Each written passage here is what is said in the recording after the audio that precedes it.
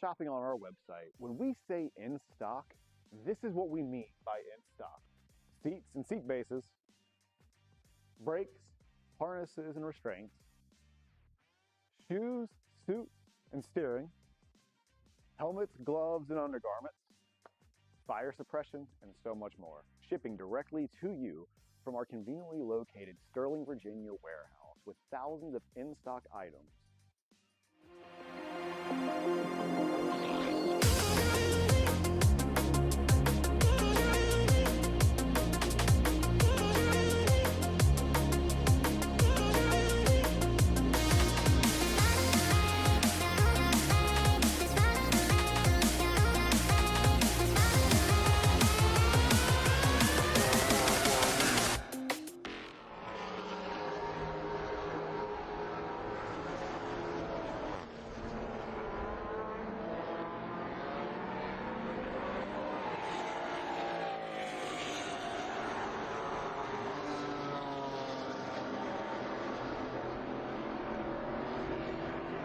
Good morning, I'm Edwin Pardue. It is absolutely a beautiful day, qualifying day here at the championships. I'm in the booth overlooking just one of the most glorious sights that you will see in motorsports. This valley surrounded by these mountains and just an incredible little over 3-mile layout of this Utah Motorsports Campus. And we've got a full day for you, time trial, qualifying, all to set up for the championship races tomorrow. We've got a great staff. We've got cameras all around the track, and we've got the voice of NASA. He has been for years. Joining me in booth, John Lindsay. John, welcome. So glad to have you on board. Thanks, Edwin. Great to be back behind the microphone with you for the Virginia gentlemen here, and we are in the beautiful valley here in Tooele, Utah. Tooele, it's Tooele. And we are watching right now our time trial competitors. This is their first actual time session that will count. So we're going to watch them go around. Yesterday they got a number of warm-up sessions, and looks like in the TT2 class, Alessandro Sansoli was the fastest driver in TT2, followed by Jack Jackson and Danny Weller there in the 201 to 202 range. In TT3, Cameron Lane was fastest with Austin Kent and Blake Pomical right behind him. In TTEV, which are both Tesla Model 3s, Jordan Priestley and then Coda Atwood were the two competitors there, both of them running in the 206 range or so. But again, this is the first session that will count for time trial. And John, one thing we've talked about is your fastest lap of the weekend may come in this very first session, because this is so based on track conditions. We won't know the winner until their last run's on Sunday, but at the same time, their fast run may happen right here this morning. And this could be the money session, because Alessandro Sansoli, that Race Italia team, he has already turned in a 1:59, which is 2 seconds faster than his best time yesterday, which was in the afternoon heat. So track is cold, nice and cool temperatures for the tires, good air, and no dust on that track. So this may be their best session of the weekend. To get you an idea, we're about 35 miles southwest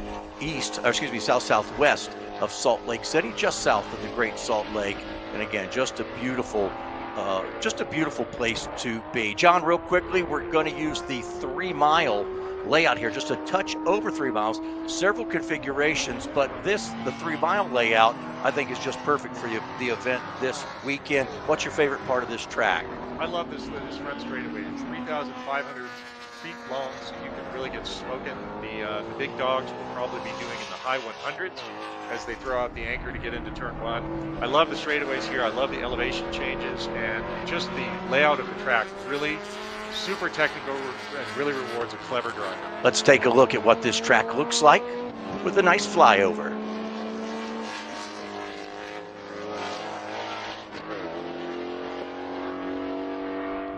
Just outside Salt Lake City, the Utah Motorsports Campus is a high desert racing playground and the host of the 2024 NASA Championships.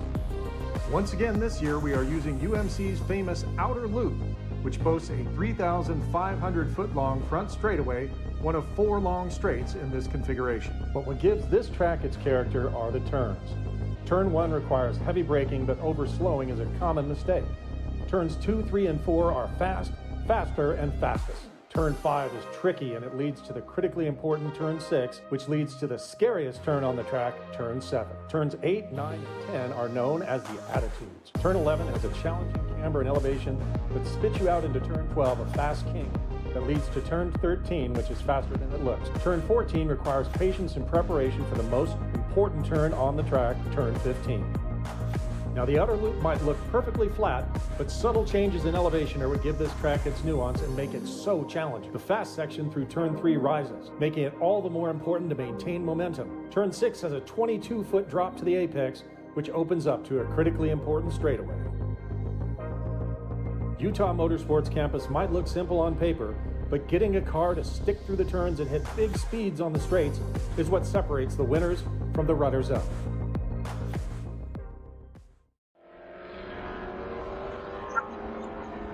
Kind of gives you a handle of this racetrack. John, I got here early on Wednesday just to be able to get out and look at the track and get a feel for it.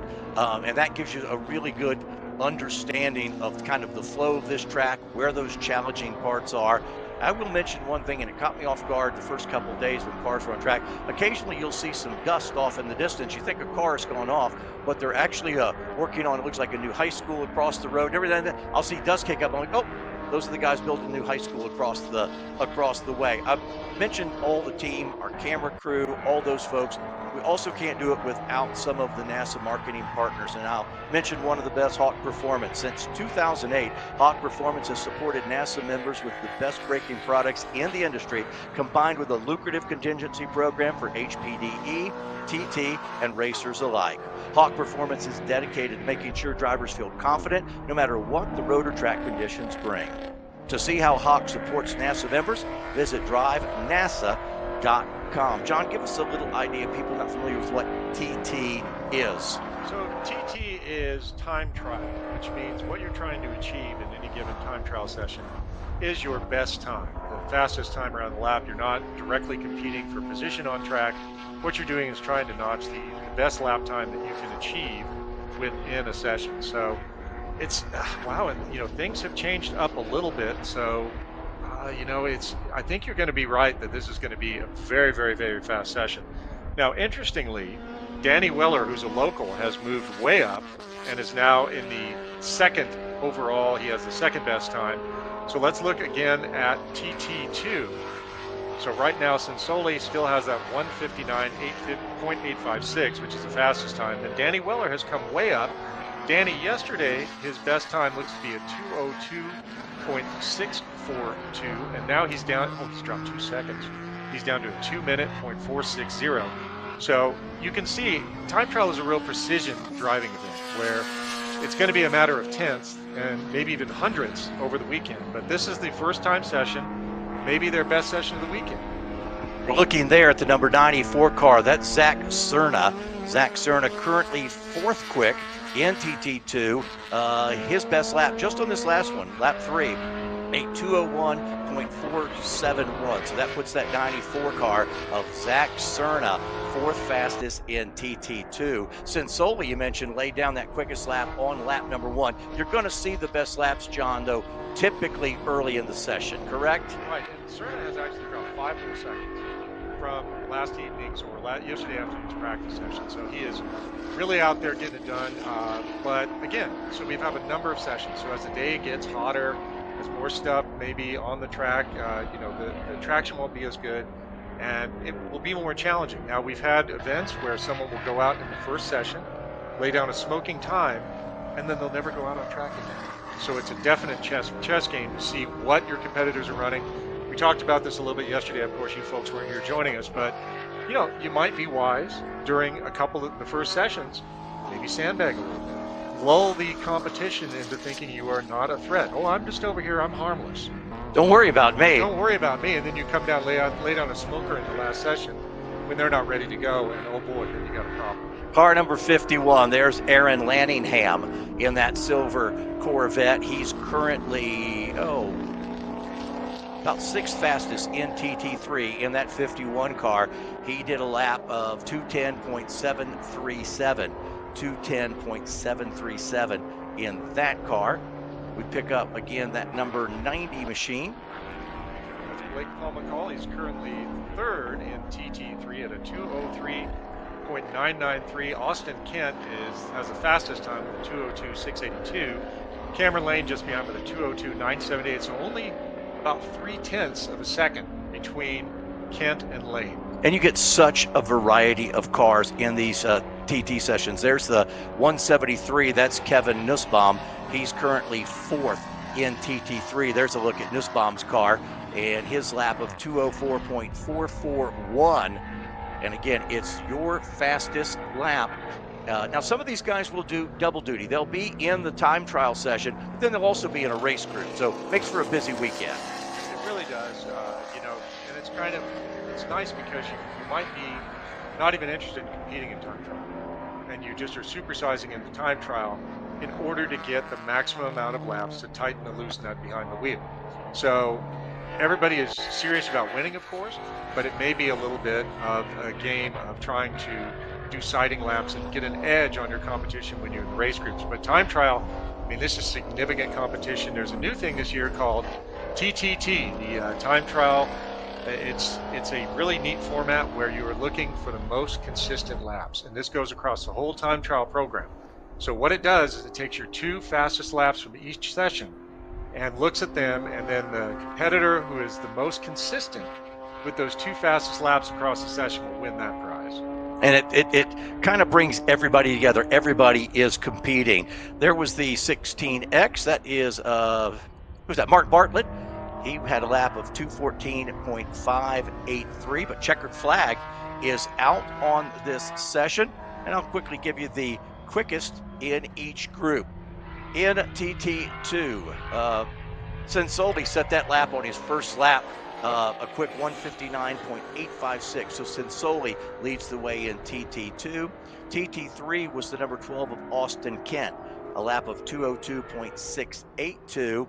And then TTEV, Jordan Priestley, number 25, a lap of 2:07.660. But I guess, John, if there's a takeaway from this session is this is a fast session because almost everybody dropped time from their warm-up from yesterday. Everybody went faster, that's for sure. So yesterday, they may have not been pushing it and just getting ready for today, but everyone went much, much faster. John, you hear me talking TT1, TT2, TT3, TTU. Explain what those different categories represent. So this is the time trial program is similar to Super Touring. They both actually, Super Touring is a racing class that evolved from time trial. And the numbers that you see indicate the fastest ones are the ones, the U is unlimited. So those are going to be the absolute fastest time trial cars. Then 1, 2, 3, 4, 5, 6 in lowering amounts of power to weight. So 6 has the least power with the most weight. 1 has the most power with the least weight. And that will usually correspond also, if they're doing double duty, with whatever group they're running in their race group as well. Correct. Excellent. So that is our first group of the day, Group F. We still have 2 more of our sessions for time trial. Then we're going to get into some warm-ups, which we're going to get busy during warm-ups. Kelsey Hill's going to be all over the paddock talking with a ton of folks. We've got some special guests joining us here in the booth. So a couple more sessions of time trial. Then we're going to go into some final warm-ups for our race groups, and then it gets very, very busy.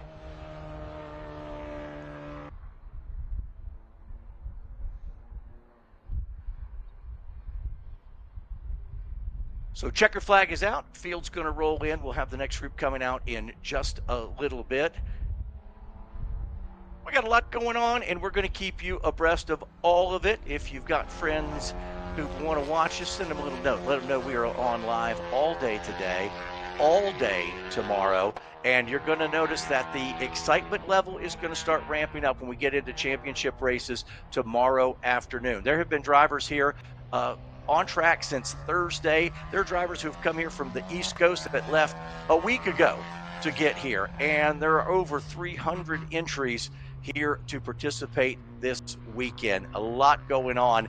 And the weather conditions, as we said this morning, are absolutely perfect. So we've got 2 more of these time trial sessions coming up this morning. Then some more warm-up sessions. And then we get into qualifying this afternoon. So you're watching us live from the Utah Motorsports Campus, the National Autosport Association Championship.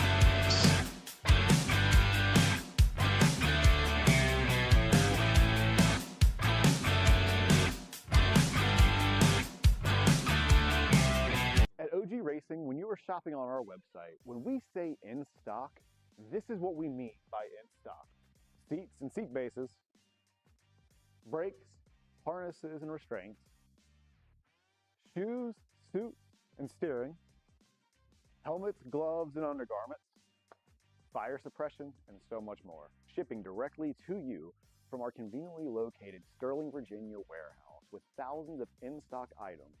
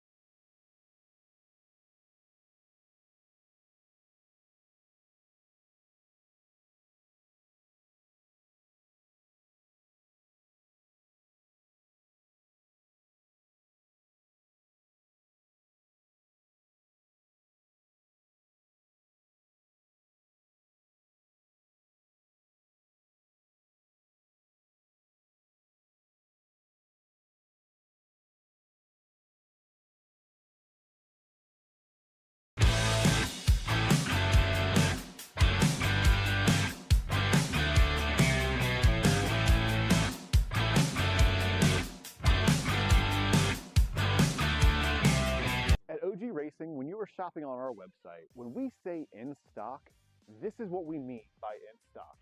Seats and seat bases, brakes, harnesses and restraints, shoes, suits and steering, helmets, gloves and undergarments, fire suppression, and so much more. Shipping directly to you from our conveniently located Sterling, Virginia warehouse with thousands of in-stock items.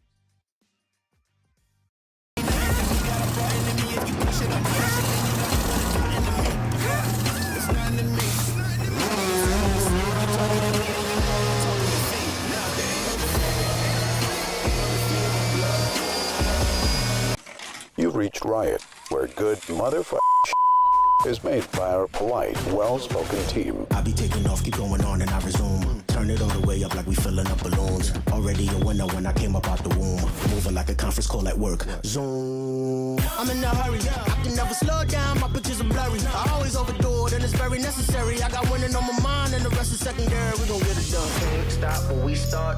We get it done. Take no days off. We number one. Lace up these kicks, and we run like this. We gon' get it done. Stop when we start. We gon' get it done. Start when we stop. We gon' get it done. When we start. We gon' get it done. Start when we stop. We gon' get it done. We gon' get it. We gon' get it. There ain't no debate.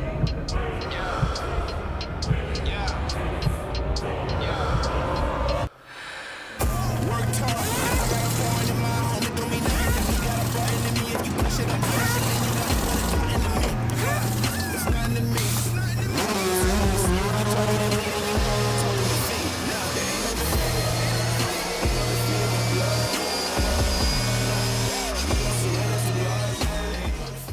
Okay, track day checklist. Let's go. You got your gloves, your helmet, water, snacks, sunscreen, your car is prepped and ready to go.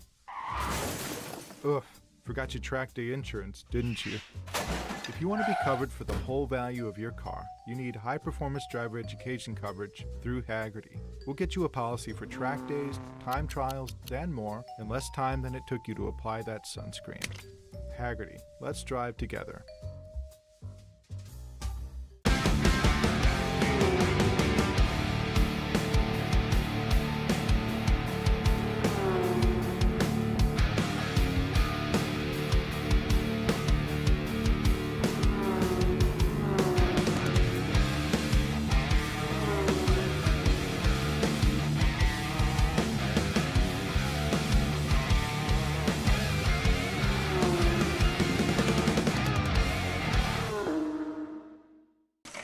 You've reached Riot, where good motherfucking is made by our polite, well-spoken team. I be taking off, keep going on, and I resume. Turn it all the way up like we filling up balloons. Already a winner when I came up out the womb. Moving like a conference call at work. You've reached Riot, where good motherfucking is made by our polite, well-spoken team. I be taking off, keep going on, and I resume. Turn it all the way up like we filling up balloons. Already a winner when I came up out the womb. Moving like a conference call at work. Zoom. I'm in a hurry. I can never slow down. My pictures are blurry. I always overdo it, and it's very necessary. I got winning on my mind, and the rest is secondary. We gon' get it done. Can't stop when we start.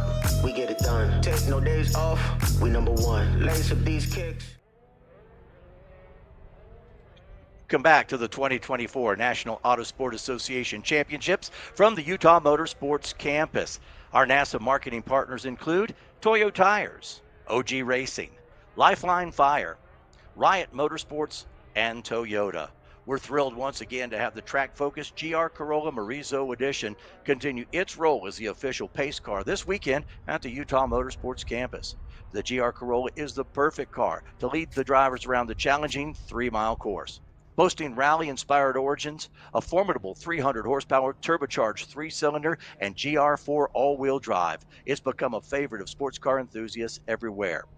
As part of a partnership between Toyota and NASA, every customer who buys a new GR sports car will automatically receive a complimentary one-year NASA membership, including 1 complimentary track day at a NASA high-performance driving event. If you need more information, visit gr.drivenasa.com. And John, some of the folks who went to that complimentary event are becoming racers themselves. Absolutely, Edwin, and that is, something that is designed to turn, someone who's a sports car enthusiast into an on-track sports car enthusiast. The NASA program from the beginning has been set up.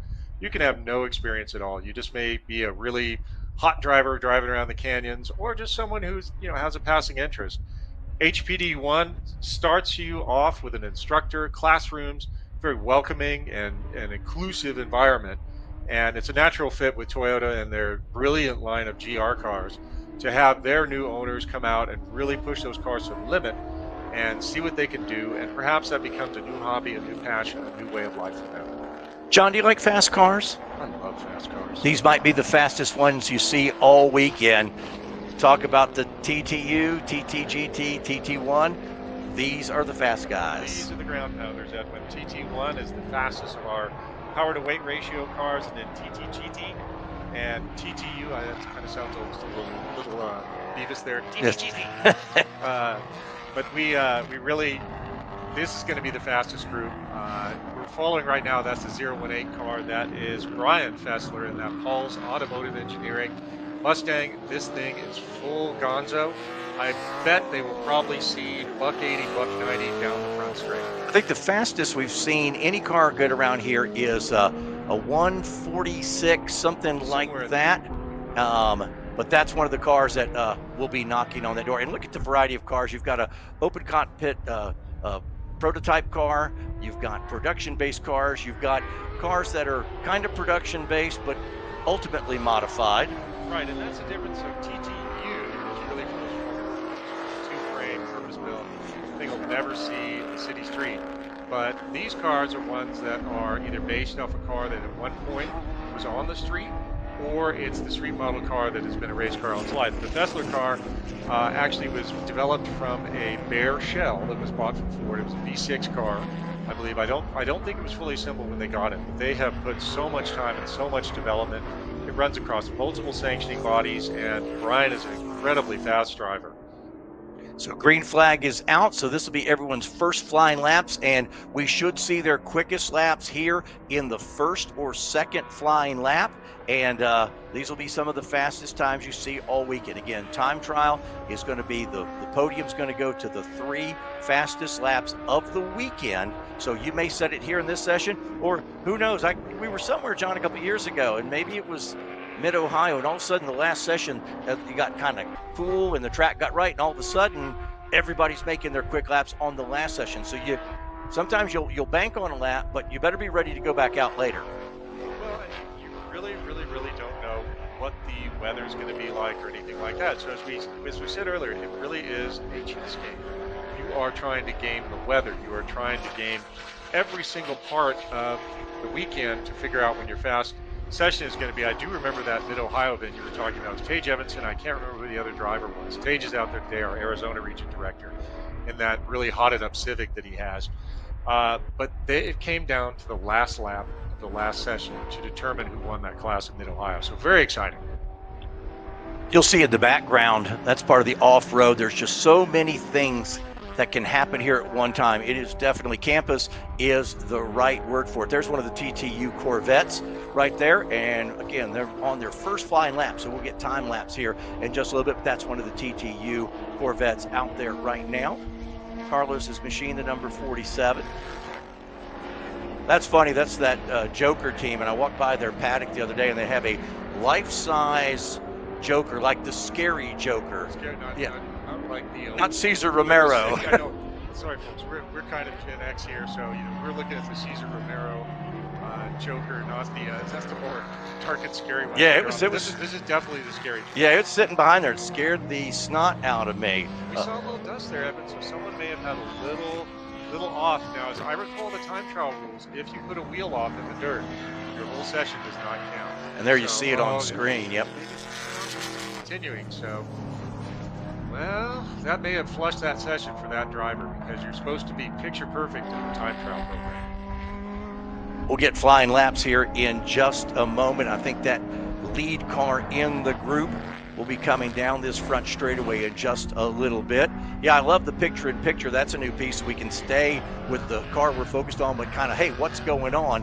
And a track that's over 3 miles, there's multiple things all going on at the same time. Well, and it's an evolution of broadcast because when the first championships we broadcasted in 2006, we had a truck show up, multiple camera people with the full professional rigs and miles of cabling. And now we're able to leverage technology through our IT director and our complete wizard of tech, Roman Weissman.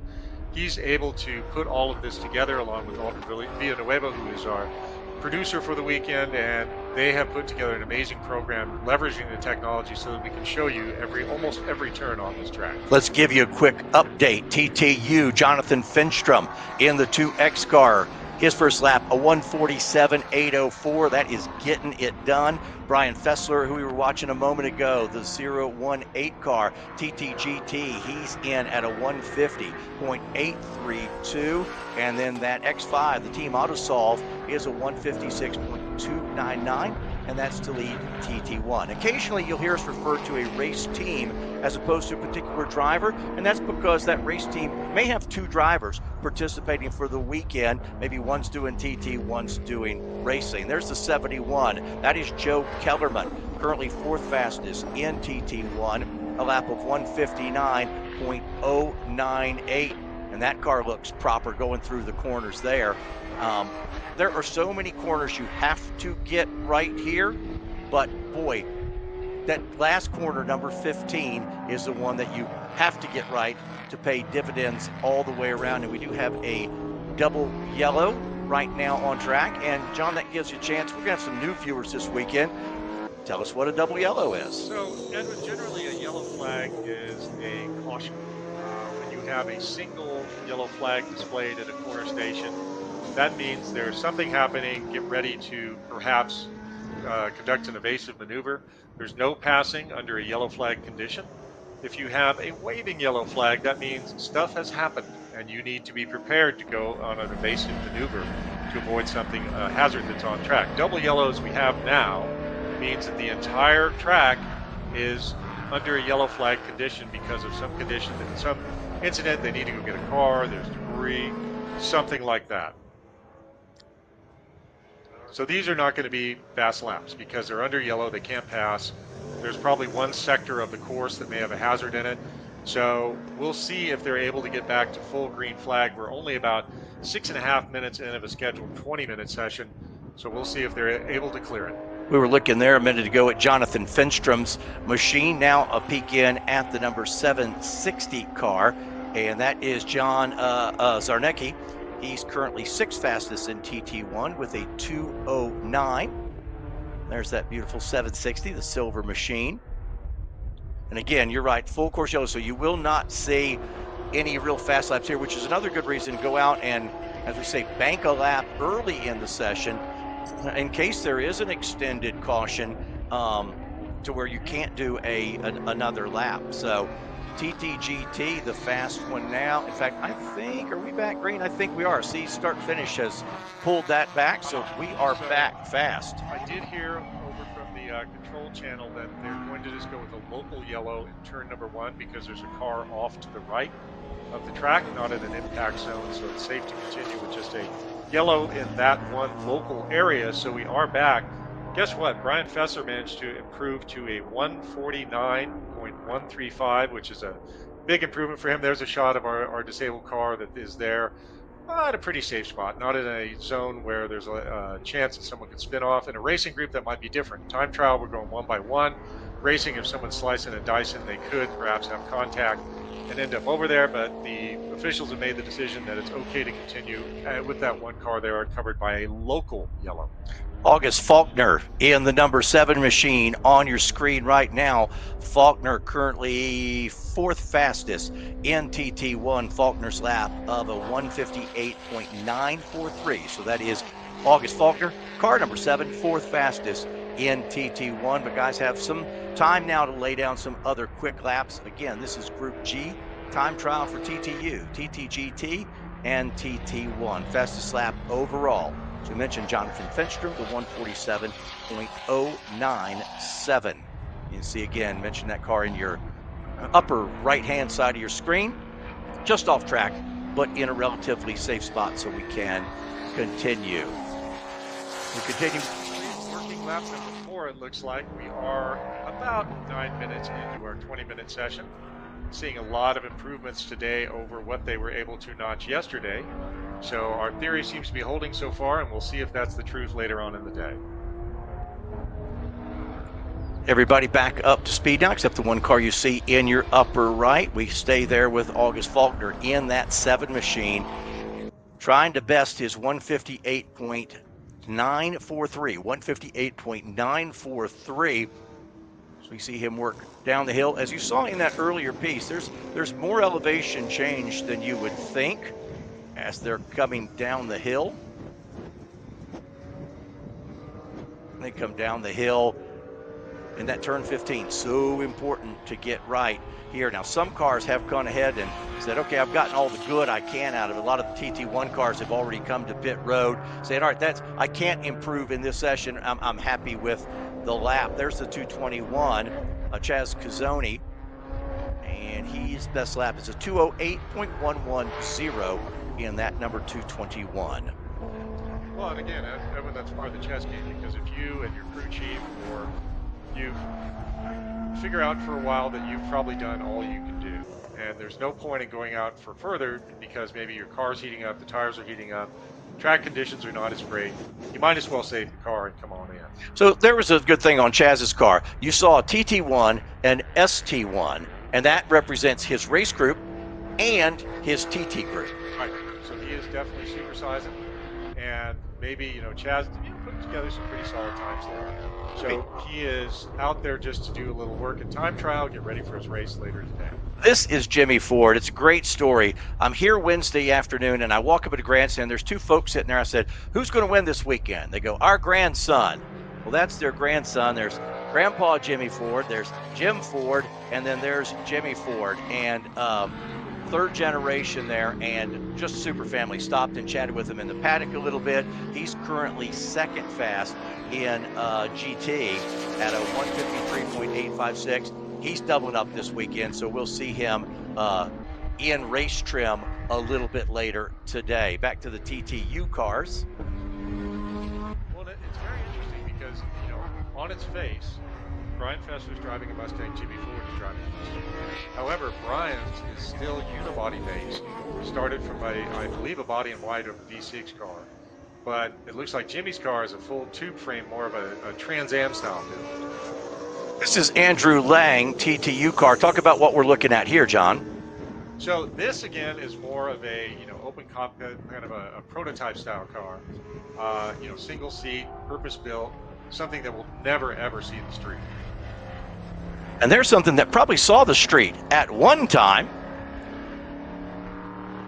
That Fox Body Mustang there, that's Darren Griffin. He's a longtime NASA driver. And I believe that's an 86 Fox Body Mustang with a lot of vintage kind of Mustang tricks that are going on with that. But Darren is out there.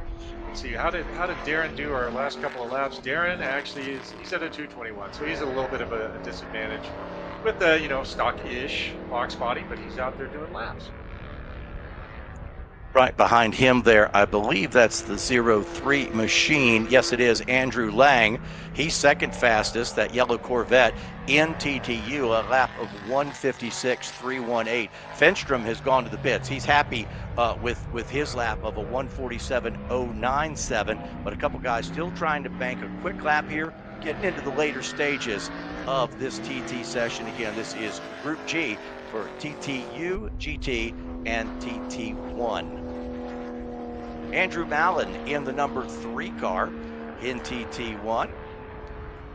And he is in 5th right now in TT1. Mallon with a lap of 159.976. And again, what a variety of vehicles you see in these different classes. And again, John explained earlier, weight to horsepower ratio. And so you can have a great difference in horsepower, and at the same time, you're going to have a great difference in the weight of those cars. So that is Andrew Mallon, car number 3, 5th fastest in TT1, 159.976. Final couple minutes here of Group G in our time trial piece. Well, we talk about power to weight. So how do you think you measure those things? Weight is pretty easy. The car gets pulled up on a set of scales, you know the weight. But the power is very interesting. There's a device called a dynamometer, and we have one here at the facility, and that's how we measure horsepower as we are going forward. So they pull the car onto a set of rollers, and the rollers are able to determine how much power that car's making. We use that power that we measure along with the weight that we measure to determine all of these things. Now, in some classes, we even have data telemetry. I believe that's in the GTS classes, where we look and we are able to use telemetry and leverage that to measure power to weight using acceleration and other metrics like that to figure out, you know, it's all a bunch of complicated math, but it's very, very cool. Checkered flag is out. Flying laps will count. There's Andrew Mallon. This will be his last flying lap. And so this will be the final. In fact, no, Andrew says, I like what I got. I'm headed for pit road. So I am headed for pit road. That'll wrap up. Let me just give you the quickest in each group. Checkered Falls. Don't expect anybody to improve here. So TT1, that Team Autosolve, the X5 machine, they did a 155.582. Doing that on lap number 2. You're going to see a theme here. Yeah.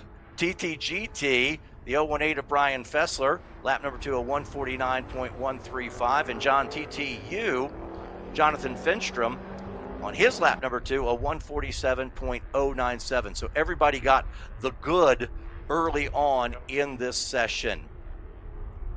So in practice, our theory is being confirmed. There we go, just the way we planned it. There's Zarnecki on his cool down lap. He might still be on a flying lap because he may not have taken the checkered. You know, you talk about the time the checkered comes out, somebody who's just going into one, it's going to be a bit before they finish their lap. So Zarnecki may still be on a flyer here, and we'll see his final lap here. He's trying to improve on a 206.642. That's the fast lap he's standing on right now. He comes there, I think, through turn, I think that was station number 6. Yep. And we'll talk more about this. There's a section of this track called the Attitudes, and we'll get a little bit more into the heart of that, but it is one of the signature pieces of this Utah Motorsports Campus. Zarnecki should be the last one to take the checker. Just interested to see late in the session if he's able to improve his time. That would be counter to what we've seen so far. So we have one more time trial session, I believe, coming up to start the morning off, as we will have a bunch of interviews and other kind of a little bit more information for you as we go on through the day. And then later on, we'll have our warm-ups for our race groups, and then we'll have another round of time trial. And then once we get to the afternoon, we will have our qualifying races that will set the championship race grids for tomorrow. Follows Zarnecki on this final lap. He's headed down the hill, headed for turn number 15. And nope, John says, you know what? I'm happy with my 206.642. He makes the little dive to the right and heads down pit lane. So that will wrap up this session of Group G. John, I'm excited. We got a ton going on this weekend. We'll introduce you in just a little bit to the third member of the broadcast team, Kelsey Hill, but she has been extremely busy in the paddock and getting a bunch of stories. We've got some special guests coming up here in the booth. And John, one of the interesting one is you're going to have a conversation and talk about where the 2025 championship will be. That's coming up a little bit later this morning. It's going to be the Ozarks Raceway, brand new track out in the middle of the country there. So that's going to be very exciting for 2025. We are going to talk to the two owners of the track who have a fascinating history with their racing careers. So we've got that coming up later. We are going to talk to Paul Fessler, the major domo of Paul's Automotive Engineering, a longtime friend of mine, Brian's dad, and has been building cars just forever in the Mustang scene. And then later on, we'll have another interview with our friends from OG Racing, a major committed NASA sponsor for so many years, so generous with what they do for NASA racers. Yeah, we're going to stay busy because we talk about how, yes, the cars are important. The cars are what we watch, but it's especially the NASA camaraderie, and it's all the people and the personalities. You see our one car getting a flat toe back in, but it's all the personalities behind the scene, whether it's drivers, crew, staff, the folks on the corners, the advertisers and sponsors. They're so important. So we want to give you those stories so you understand a little bit more about what's going on. The third member of our broadcast party is Kelsey Hill. She's the busiest lady in the paddock. Let's send you down to the latest. Kelsey, tell us what you got. We're here with Clayton Yates, this beautiful Corvette running here at NASA Championships. Talk to us, Clayton. How was your first route out there on the track? Well, I knew I had another session tomorrow, but I figured I better go out and do the best I possibly can on this first session. It's not often that you break a track record and come in second, so me in first place. The guy that's in first right now also broke his previous track record. I broke it, but he's a tenth ahead of me. Yeah. So, but it felt really good out there. The track, amazing. It feels that good tomorrow. I think we have quite a bit more in it. You know, I've been working with downforce coaching a lot, trying to get myself better.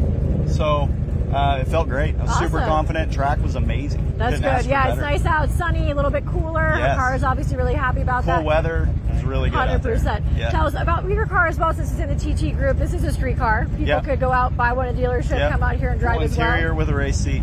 Yeah, it's great. I don't know if you guys can see on the inside here, but we've got just really great seats here. It still has AC, full dash, all the things that you would see at a Corvette that you would get from a normal dealership. You've obviously modified it as well. What kind of modifications have you done? So obviously full suspension, a little bit more power than the factory, but the factory power works pretty good. So cooling upgrades, you got to keep it cool. You don't want to be overheating out there, so focus on that. Suspension, getting the biggest wheel and tire you can get on it. Awesome. Go out there, and a little bit of aero helps too. Really cool. Yeah. Well, Clayton, thank you so much for your time. We're going to come see you guys out in the paddock and get to see this car up close and learn more about your time here at the Look forward to it. Thank you. Thanks so much. All right. Back to you guys in the booth.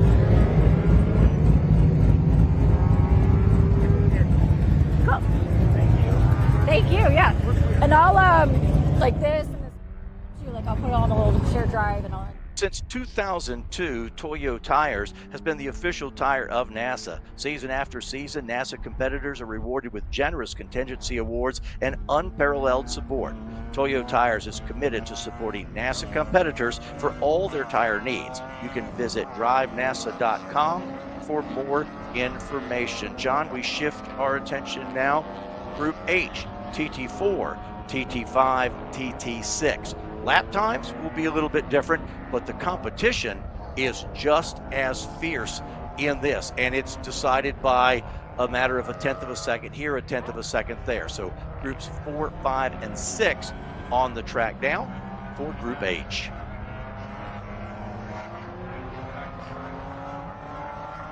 What we're going to be looking for is we have the practice times from yesterday, and the top times in TT4 were all in the 206, 208 range. TT5, 210s, 212s, and TT6, 218 was the fastest time. So I predict they'll beat that by a country mile. but we'll see. But again, that's, you can go to the main NASA Championships website, look at results, click the results button, and then we also have live timing available through Race Hero, and there's a link there as well. So you can see everything that we see in the booth. That NASA Championship page is fantastic because there's a tab there with everything that you need. And, not only can you follow that at home, but all the teams here, they're following it because they're updating the schedule live as we go. And it was good to hear Clayton kind of back up what we'd said, that we thought this morning would be a good session. He did say, the weather and track conditions are just perfect, and therefore you saw a couple track records in Class fall in that session. Group H, TT4, 5, and 6. And again, we imagine we'll see them pick up a little bit from what they did in that final warm-up session. That final warm-up session was towards the end of the day yesterday, as John was saying. The difference in conditions, because it got warm here yesterday. This morning, nice and cool. The drivers like it so much, and so they're going to get out there and, again, may set their quick lap of the weekend. Green flag is out, so the first cars across timing and scoring. Next time by, we'll have info for you as they put their fast laps in. Team Magic, car number 37, Scott Smith in the 44, Sean Webster out there in the 38, Tim Roberts in the 43. Good field of cars on track early in Group H.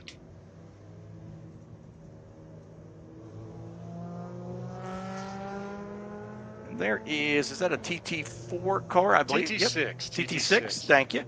And that would be, let's see.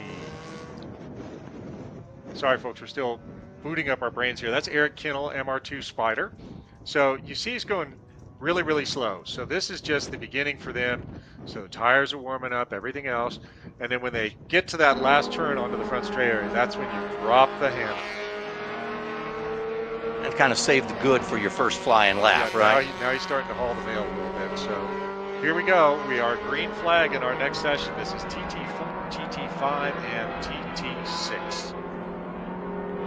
Get that final corner right and make hay down the front straightaway. Eric Kinnell in the 171 car. You see the camera sort of chasing him down, and that's a great shot because it gives you some appreciation of how long this front straightaway is. And John, you'll see it in some of these less horsepower cars. You see very few little bolt-ons and extras. The bigger horsepower cars, you're going to see some bolt-ons and extra, and that's because for everything you do to make the car better in the corner, you kill it on the long straightaway. There's a balance. Well, and also in TT, there's a point system. So the more stuff you hang on the car, the more points you accrue, which can bump you up or down a class depending on what you want to do. So you can see Eric's car, TT6, probably not a ton of power, but not a ton of weight. That's not a huge car. But you can see he doesn't have any bolt-on aero bits or anything like that. So this is very pure, very distilled, just technique. Touch real quickly because this straightaway is one of the longest. We talked about it yesterday in some of our conversations, drag versus downforce, so people understand. Why doesn't everyone have a big giant wing on the car? Drag versus downforce. Well, so so downforce is where you use the air going over the car to put the car down where it will stick better. So you are basically, it's like a huskier fellow like myself sitting on your trunk lid, and that will plant the end of the car that aerodynamic stuff is on. In the rear, it's usually something, wing, as you said, or there's something called a diffuser that can come out under the car and clean the air up that's coming out from underneath. In the front, there's two things you can have. You can have a spoiler or a splitter. A spoiler is trying to just manage the air going around the front end of the car and make it a little slicker. Spoiler should be almost down on the ground. The splitter is a horizontal tray that comes out, and again, the air gets trapped by the spoiler and presses down on the splitter. That's a good shot of a splitter right there. Now you see there's stay rods. You see the spoiler is the upright part, and the splitter is the part that is going horizontally. But you see there's two big stay rods connecting to something, because if that splitter had too much downforce, then it would start to bend. And it would not be as effective, because as it would bend, it wouldn't be able to push down on the front end of the car. And that 59 car you're looking at, that's currently fastest in TT4. That's the Vincent Miller team, and their first lap was a 205.285. Look how close. Yeah, you're a 205.2, a 205.3, a 205.4. That's your top three in TT4. But beautiful machine, the Vincent Miller team, currently fastest in TT4. TT5, your quickest is Tim Roberts that we had mentioned, and then Todd Green, the 60 car, he's fastest in TT6. But we'll stay with Vincent Miller. And now pick up some of the rest of our field here. There's Friesen in the 32 car, and where's he running right now? Friesen back, about 10th or 11th. So Friesen, 212.249. John Friesen in that BMW, the Edge machine.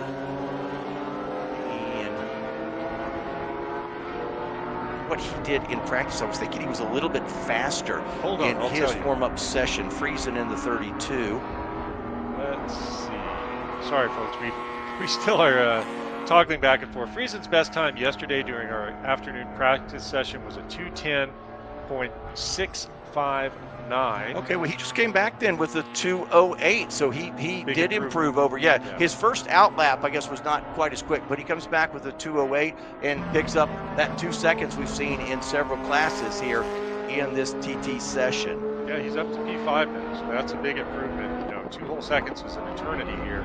But again, look at that battle at the front, TT4, all of them within literally 0.2 of a second. So that means the system is working.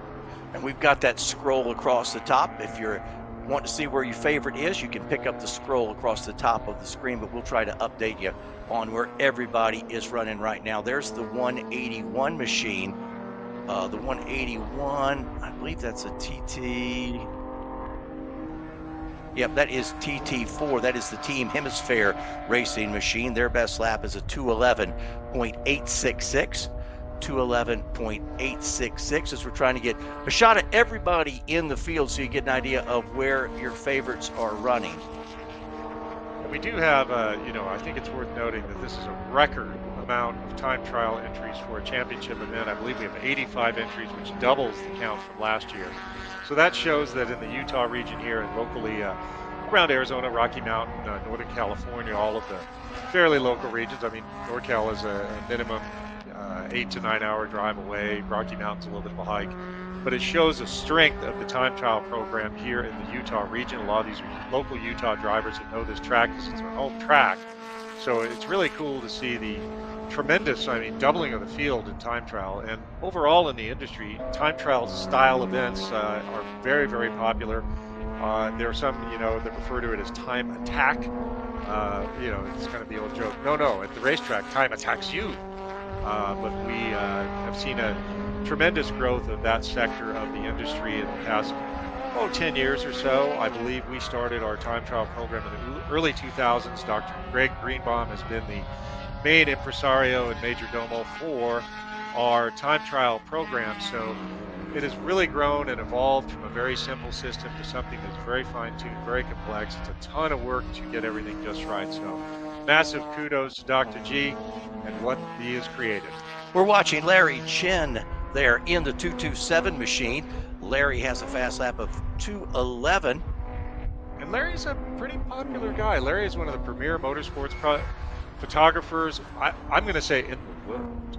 And he is just a wonderful guy. Great follow on any of his social media channels. And he is out here. Oh, we got a spinner. Off and back on, though. No harm, no foul. Well, except for his lap time. I was going to say it ruined his session, but shouldn't hurt anybody else's. You'll see he'll pop on to pit road there. Right. Got off and clean the gravel out, maybe a little ground flag violation. So we'll see how that goes. It could happen. I'll give you an update on Larry Chen's lap. We were following him right before that spin. See if that affected Larry. He had that 2:11.735. He'll try to improve on that here in just a little bit. And I believe that's a new car to Larry. It's not his usual GR race car, so he's been kind of a guest driver there. So very smart to go out and get some laps in the time trial program. But again, Larry is one of my favorite people to follow in the social media world.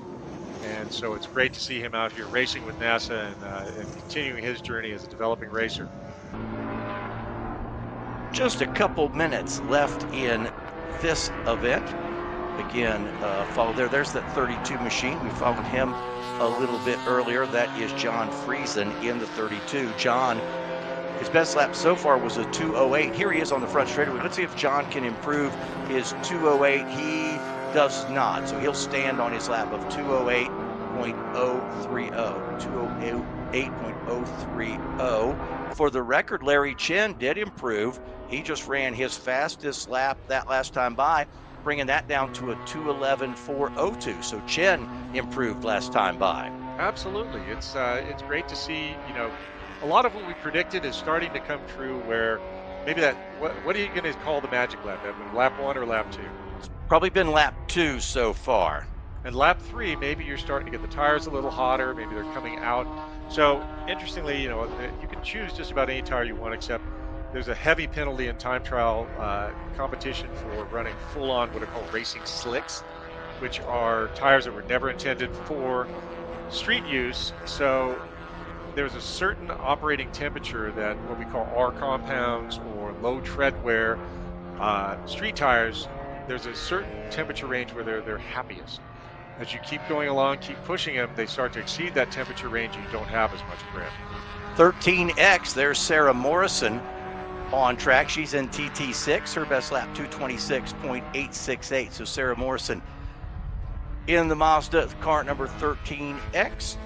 That was her third lap. So see if she can, a little improvement. She's there kind of at the top of the racetrack, and they'll start winding back down. And again, once we get into race mode here in a little bit, we'll, or qualifying mode, as we see different parts of the track, we're going to describe that, tell you what those corners are called, so you get a real handle of this Utah Motorsports Park campus.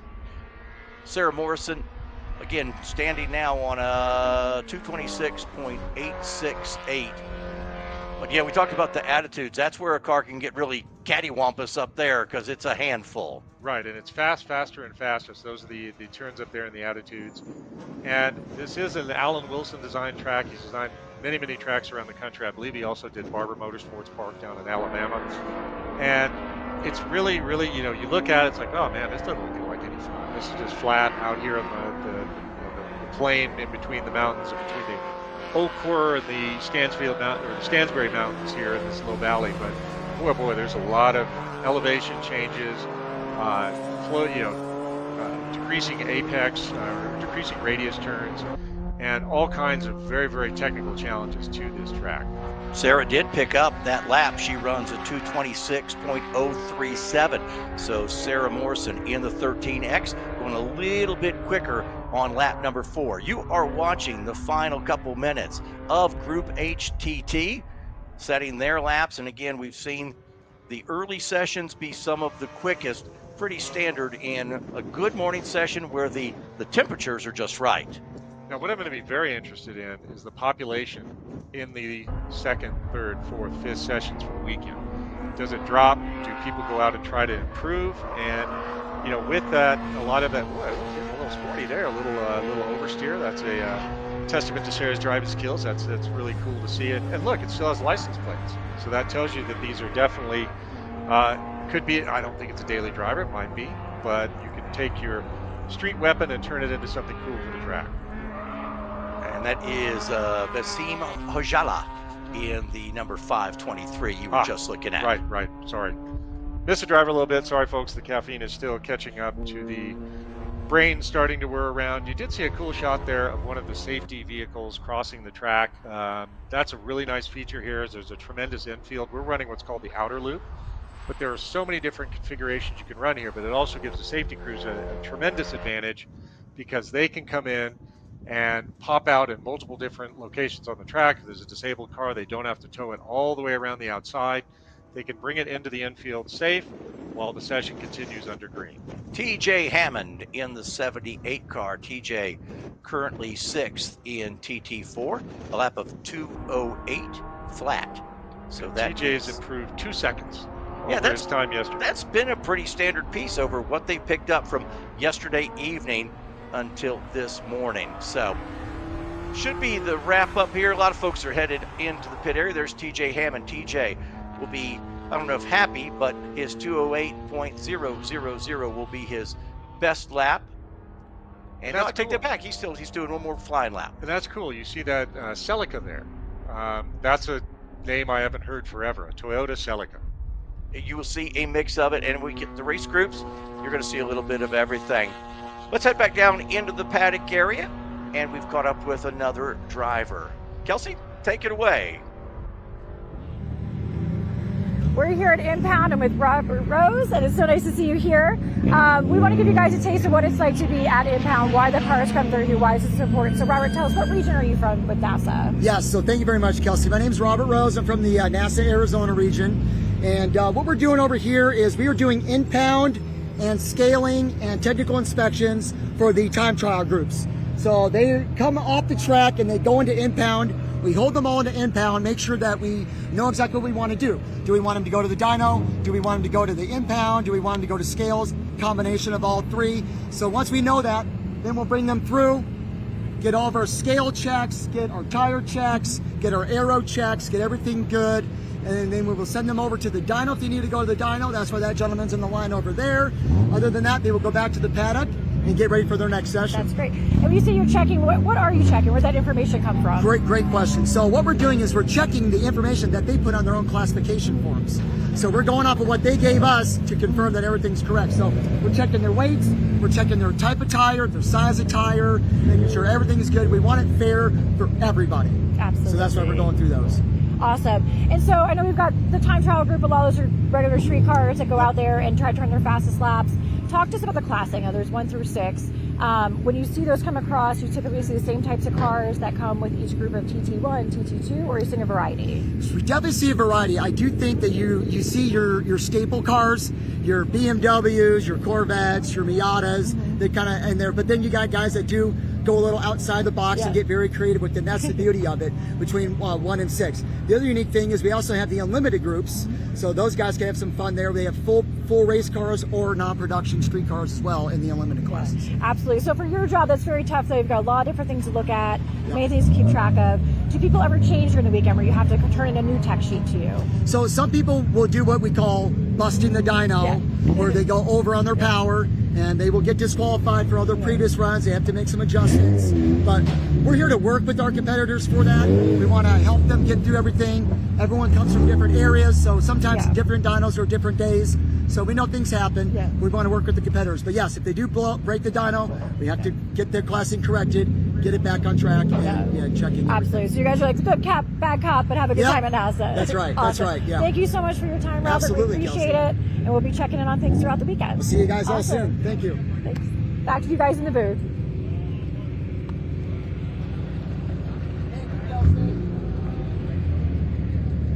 Of our time trial sessions from this morning, but first we're going to take a quick break.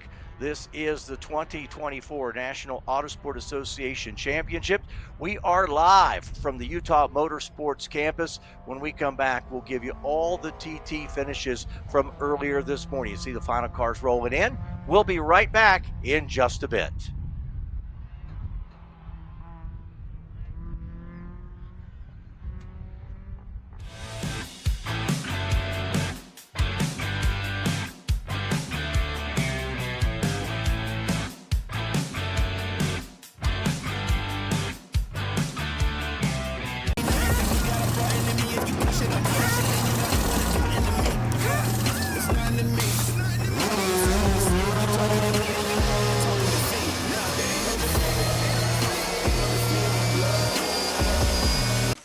You've reached Riot, where good motherfucking is made by our polite, well-spoken team. I be taking off, keep going on, and I resume. Turn it all the way up like we filling up balloons. Already a winner when I came up out the womb. Moving like a conference call at work. Zoom. I'm in a hurry. I can never slow down. My pictures are blurry. I always overdo it, and it's very necessary. I got winning on my mind, and the rest is secondary. We gon' get it done. Can't stop when we start.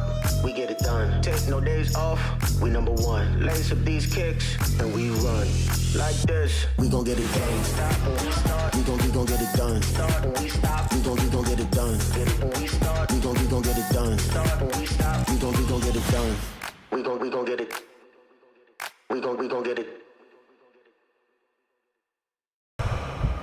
There ain't no debate.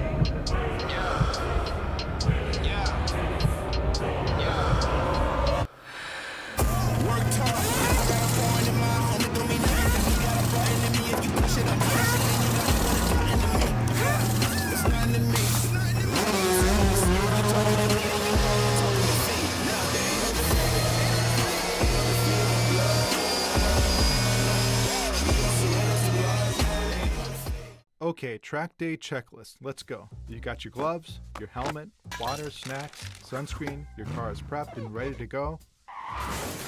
Oof, forgot your track day insurance, didn't you? If you want to be covered for the whole value of your car, you need high-performance driver education coverage through Hagerty. We'll get you a policy for track days, time trials, and more in less time than it took you to apply that sunscreen. Hagerty, let's drive together.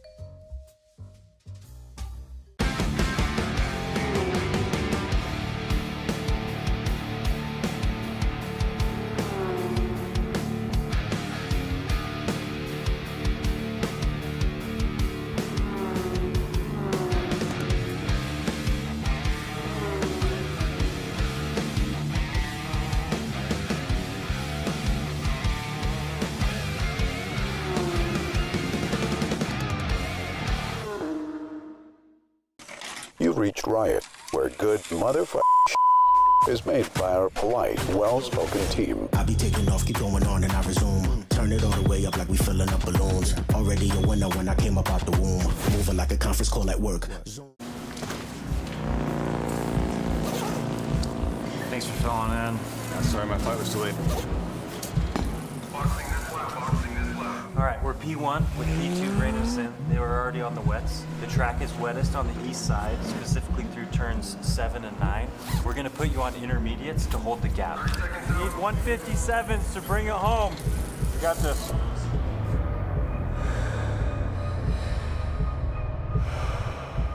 There ain't no debate.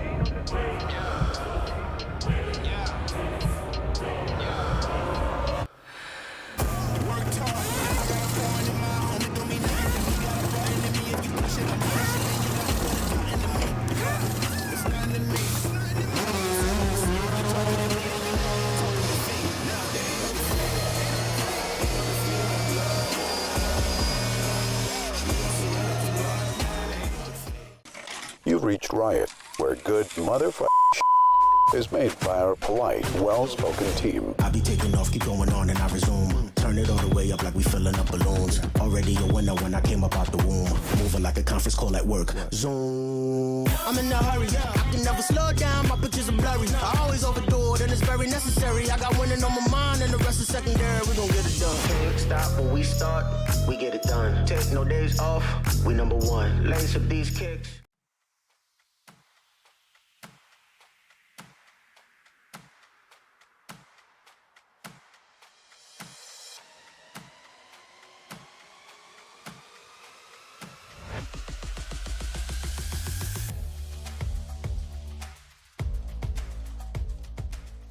Lifeline is a performance-based business and we're an engineering solutions business.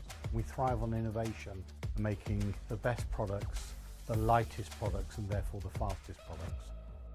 Lifeline has an ethos of being the global leader in motorsport safety. We're focused very heavily on our R&D capability. A lot of our energy is focused now towards EV, different powertrains, biofuels, synthetic fuels. And that allows us to develop exciting new products. Everything that we design, we then validate and we approve if it requires an FIA homologation. And we do all of that in-house. I'm very, very involved and hands-on in that process. And we do spend a lot of time doing conceptual thinking and trying things that do work and don't work. Since 1994, we've steadily grown the business and diversified into other sectors such as defence and aerospace. We're a global business. We export to 43 different territories throughout the world. We want to be perceived as the global leaders in motorsport safety, and we believe that being champions of safety will get us there.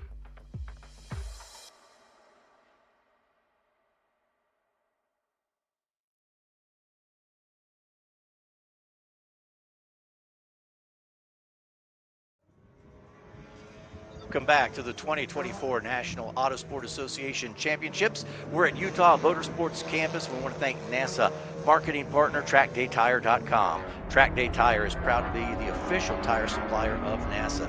NASA members are able to take advantage of TrackDayTire.com's enormous inventory and technical support team, focused solely on helping members extract the most from their competition tires on the track. If you need more information, you visit DRIVENASA.com. There's a race group warm-up going on, but before we jump into that, John kind of hit some of the high points from the TT sessions this morning.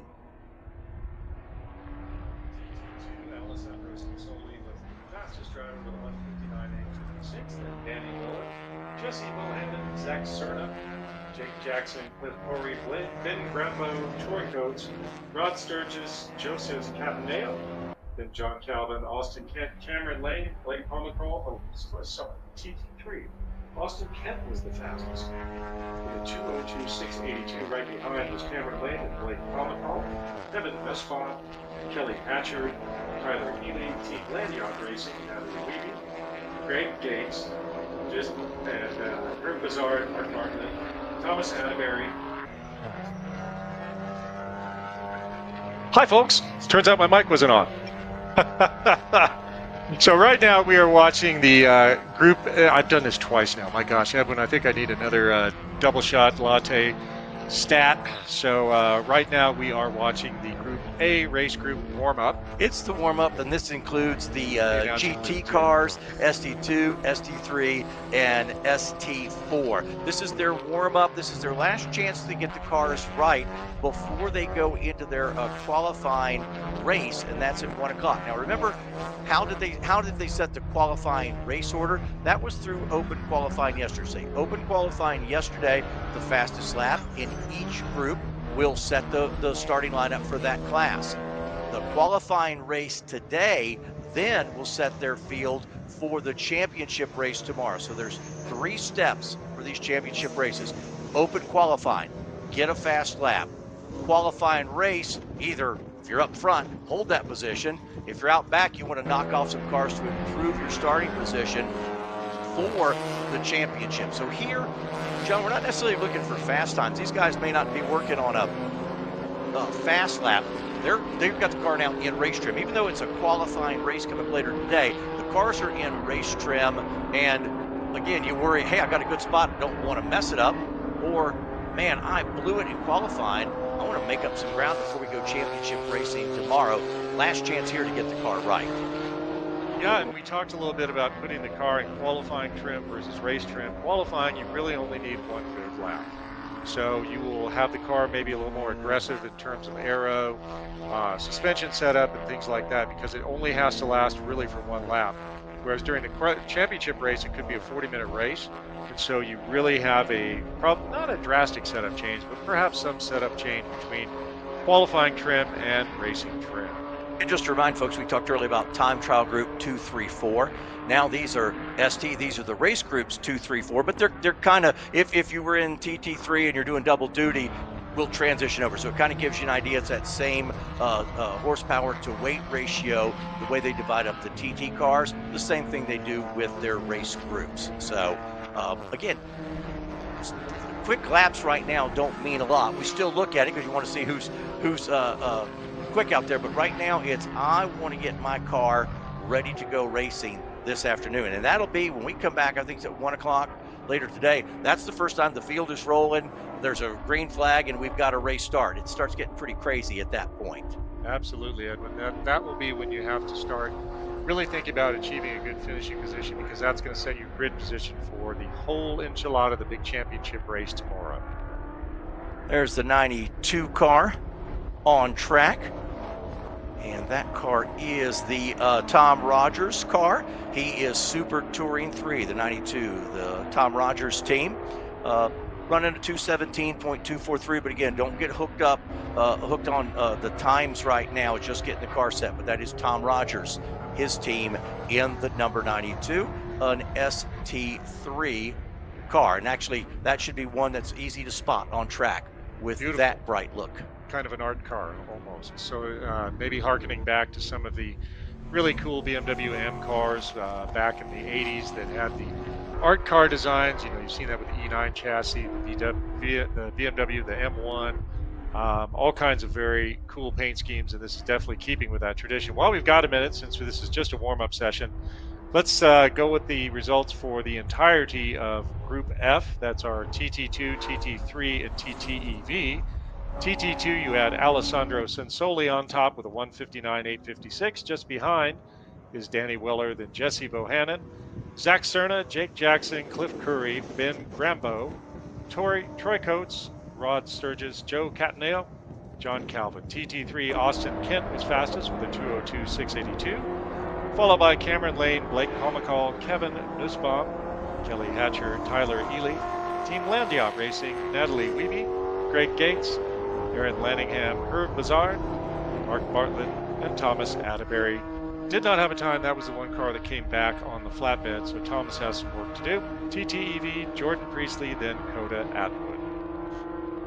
John, you've been behind the wheel, a lot of experience. If you're in this warm-up session this morning, kind of depends on where you are in the session, but is this, you run a full session here, do you just go down, is this a shakedown for you and call it a day? That's it. I would not put a lot of time on the car. I would just working on doing some sighting and just figuring out, warming the loose nut behind the wheel up a little bit, and just getting ready for the qualifying race later today. But definitely don't want to hurt the car in a warm-up session. So shake it down for the final time before you go racing. There's the LeBoeuf Racing team in car number 50. That's a ST4 machine, LeBoeuf Racing. And that BMW working through, let's see, the middle section of this track. Right now, again, a 209.667. But make sure you've got it the way you want it for race trim. Be sure that you're comfortable in the race car, and then be ready to go racing. So again, it's just a little warm-up session. There's LeBoeuf team through and down the hill, headed back towards the front straightaway. We'll take a look at this session when it's over, just see if anything stands out surprise. But right now, just shaking down the car, being sure you're ready to go qualify racing to set your field for tomorrow's championship. Well, this continues. Let's run back down into the paddock. Let's get another update. She's the busiest girl in racing, and check back in with Kelsey Hill. Kelsey? I'm here at the grid with Mark Sansabacher from Hoosier Tire. Thank you so much for joining us for a quick little interview here. You're very welcome. Awesome. So we're here at the grid. This is where all the cars come in to go out on track. One of the things that Mark is here checking is to see that they're on Hoosiers. A lot of these cars have to run on Hoosiers from other respects, so let's talk about tires. Yeah, tires. What do you want to know? Everything.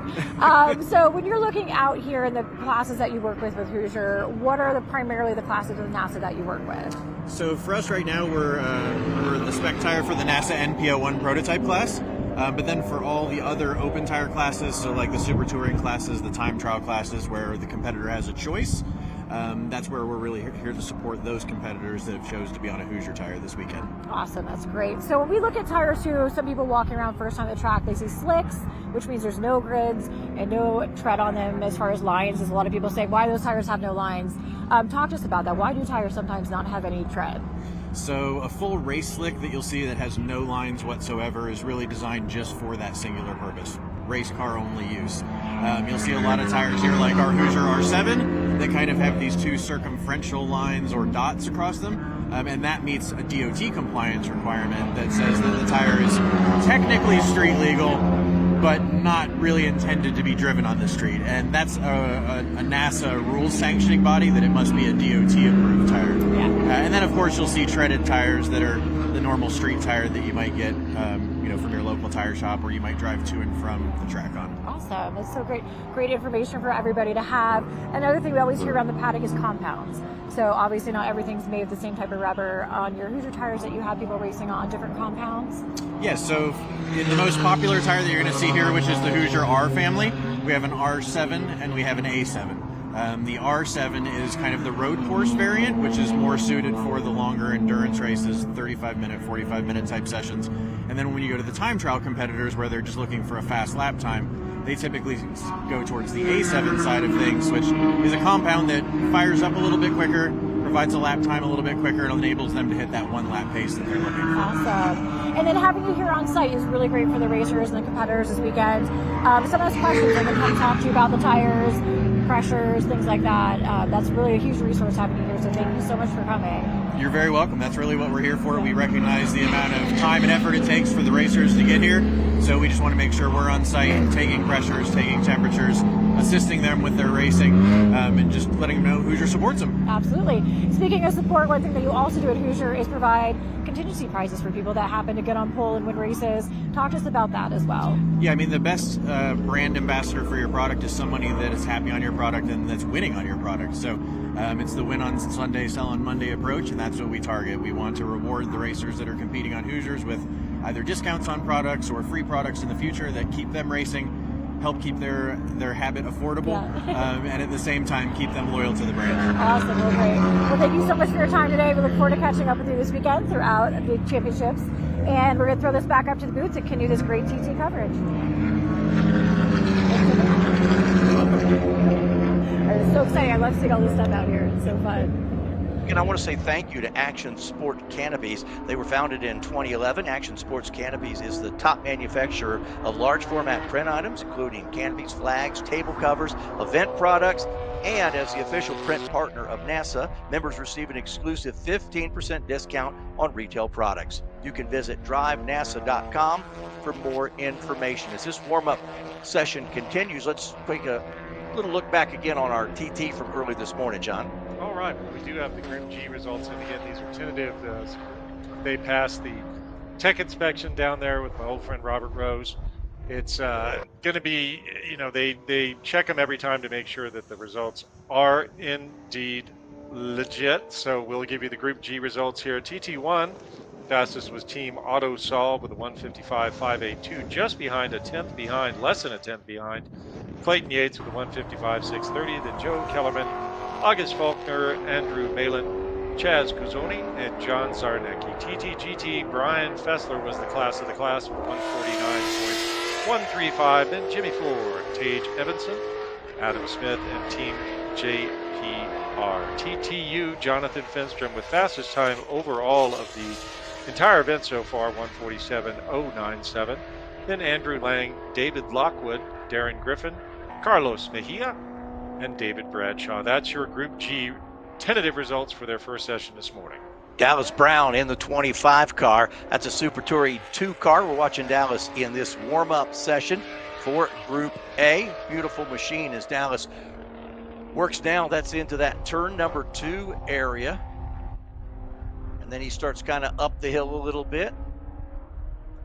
That's the left-hander into 3. They call this, I believe, turn 4 up here. Scream. There he goes. That's turn number 4. And now he's got a pretty decent straightaway run. And now here he comes into turn number 5. They call this Black Rock Hairpin. He makes that. That's turn number 5. A little bit of camber on there. Now it's a short run. He's got this right-hander, this right hook here is turn number 6. Getting a really good feel for what this track is.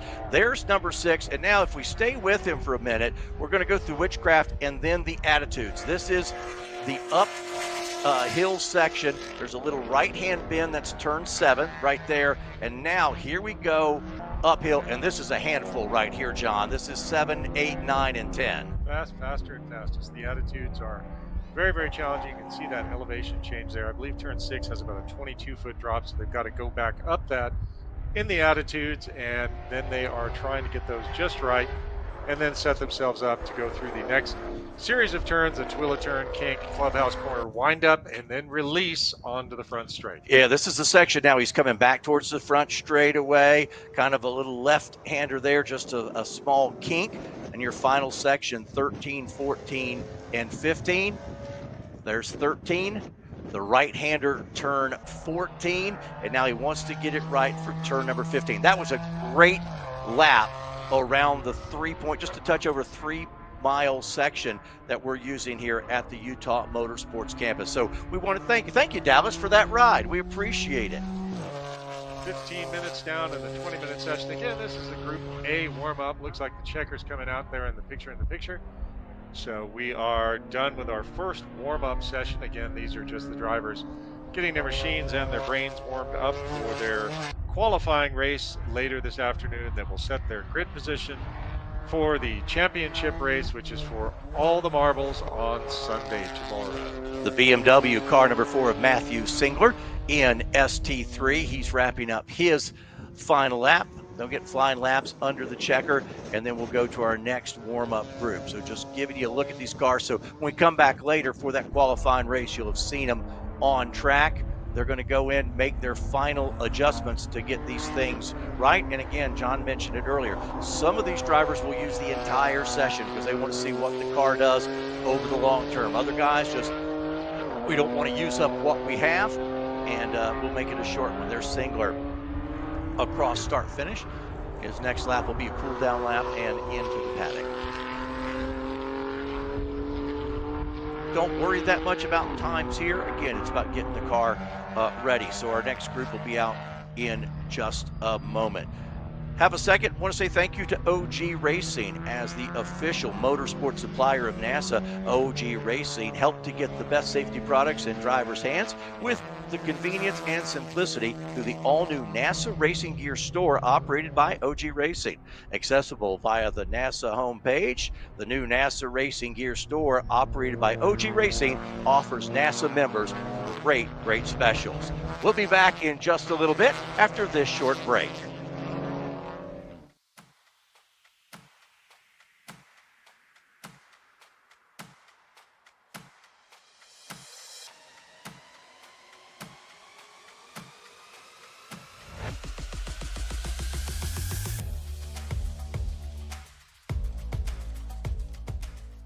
Lifeline is a performance-based business, and we're an engineering solutions business. We thrive on innovation, making the best products, the lightest products, and therefore the fastest products. Lifeline has an ethos of being the global leader in motorsport safety. We're focused very heavily on our R&D capability. A lot of our energy is focused now towards EV, different powertrains, biofuels, synthetic fuels. And that allows us to develop exciting new products. Everything that we design, we then validate and we approve if it requires an FIA homologation. And we do all of that in-house. I'm very involved and hands-on in that process. And we do spend a lot of time doing conceptual thinking and trying things that do work and don't work. Since 1994, we've steadily grown the business and diversified into other sectors such as defence and aerospace. We're a global business. We export to 43 different territories throughout the world. We want to be perceived as the global leaders in motorsport safety, and we believe that being champions of safety will get us there.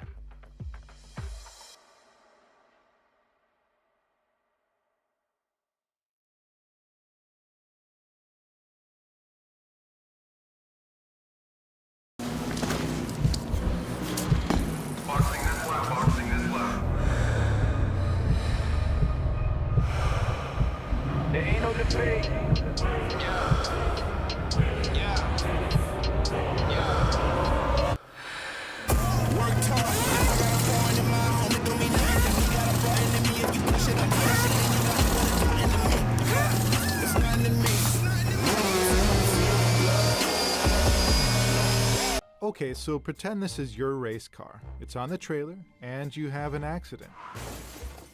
Ouch! At least your truck's insurance will pay for another one? Yeah, not so fast. Standard insurance won't replace your race car, whether it's in the trailer, in the paddock, in the garage, or the repair shop. But at Hagerty, we can protect it for what it's really worth anytime it's off the track. No matter what or where you race, offer less than a set of race tires. Hagerty, let's drive together.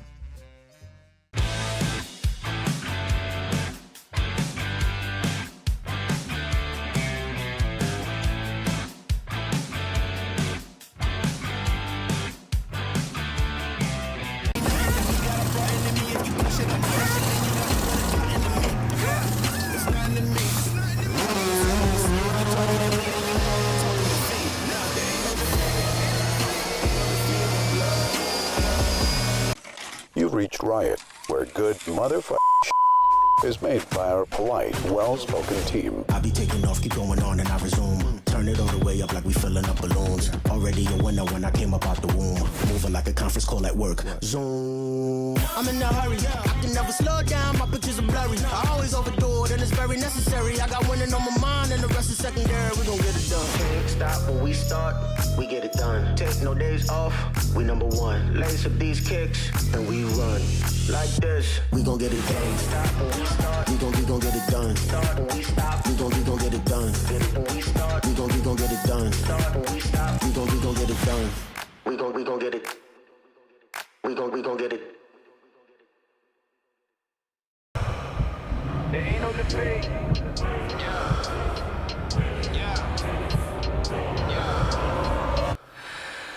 Worked hard. I got a point in my home. It don't mean nothing. You got a button in me. If you push it, I'm pushing it.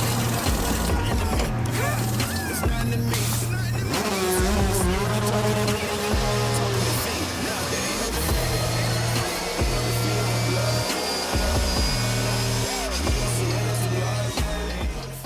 Okay, track day checklist. Let's go. You got your gloves, your helmet, water, snacks, sunscreen, your car is prepped and ready to go. Ugh, forgot your track day insurance, didn't you? If you want to be covered for the whole value of your car, you need high-performance driver education coverage through Hagerty. We'll get you a policy for track days, time trials, and more in less time than it took you to apply that sunscreen. Hagerty, let's drive together.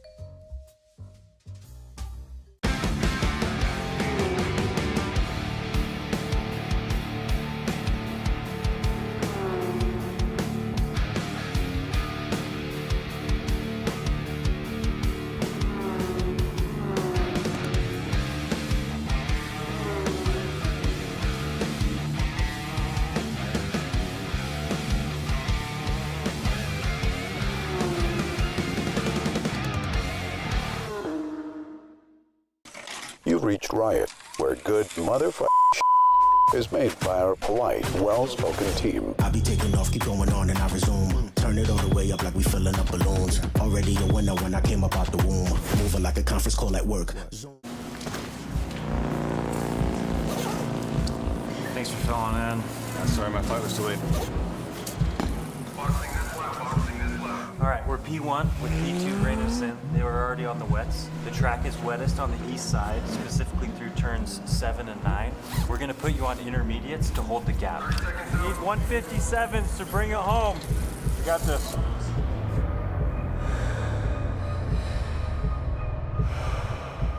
There ain't no debate.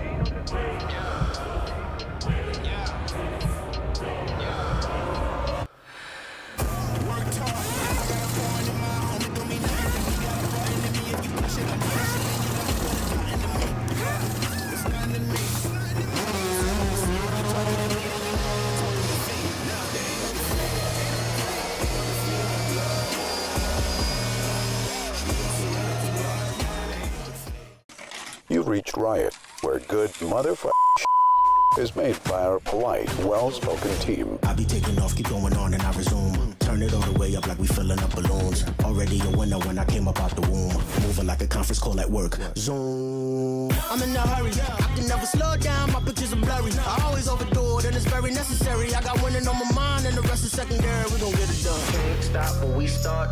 We get it done. Take no days off. We number one. Lace up these kicks.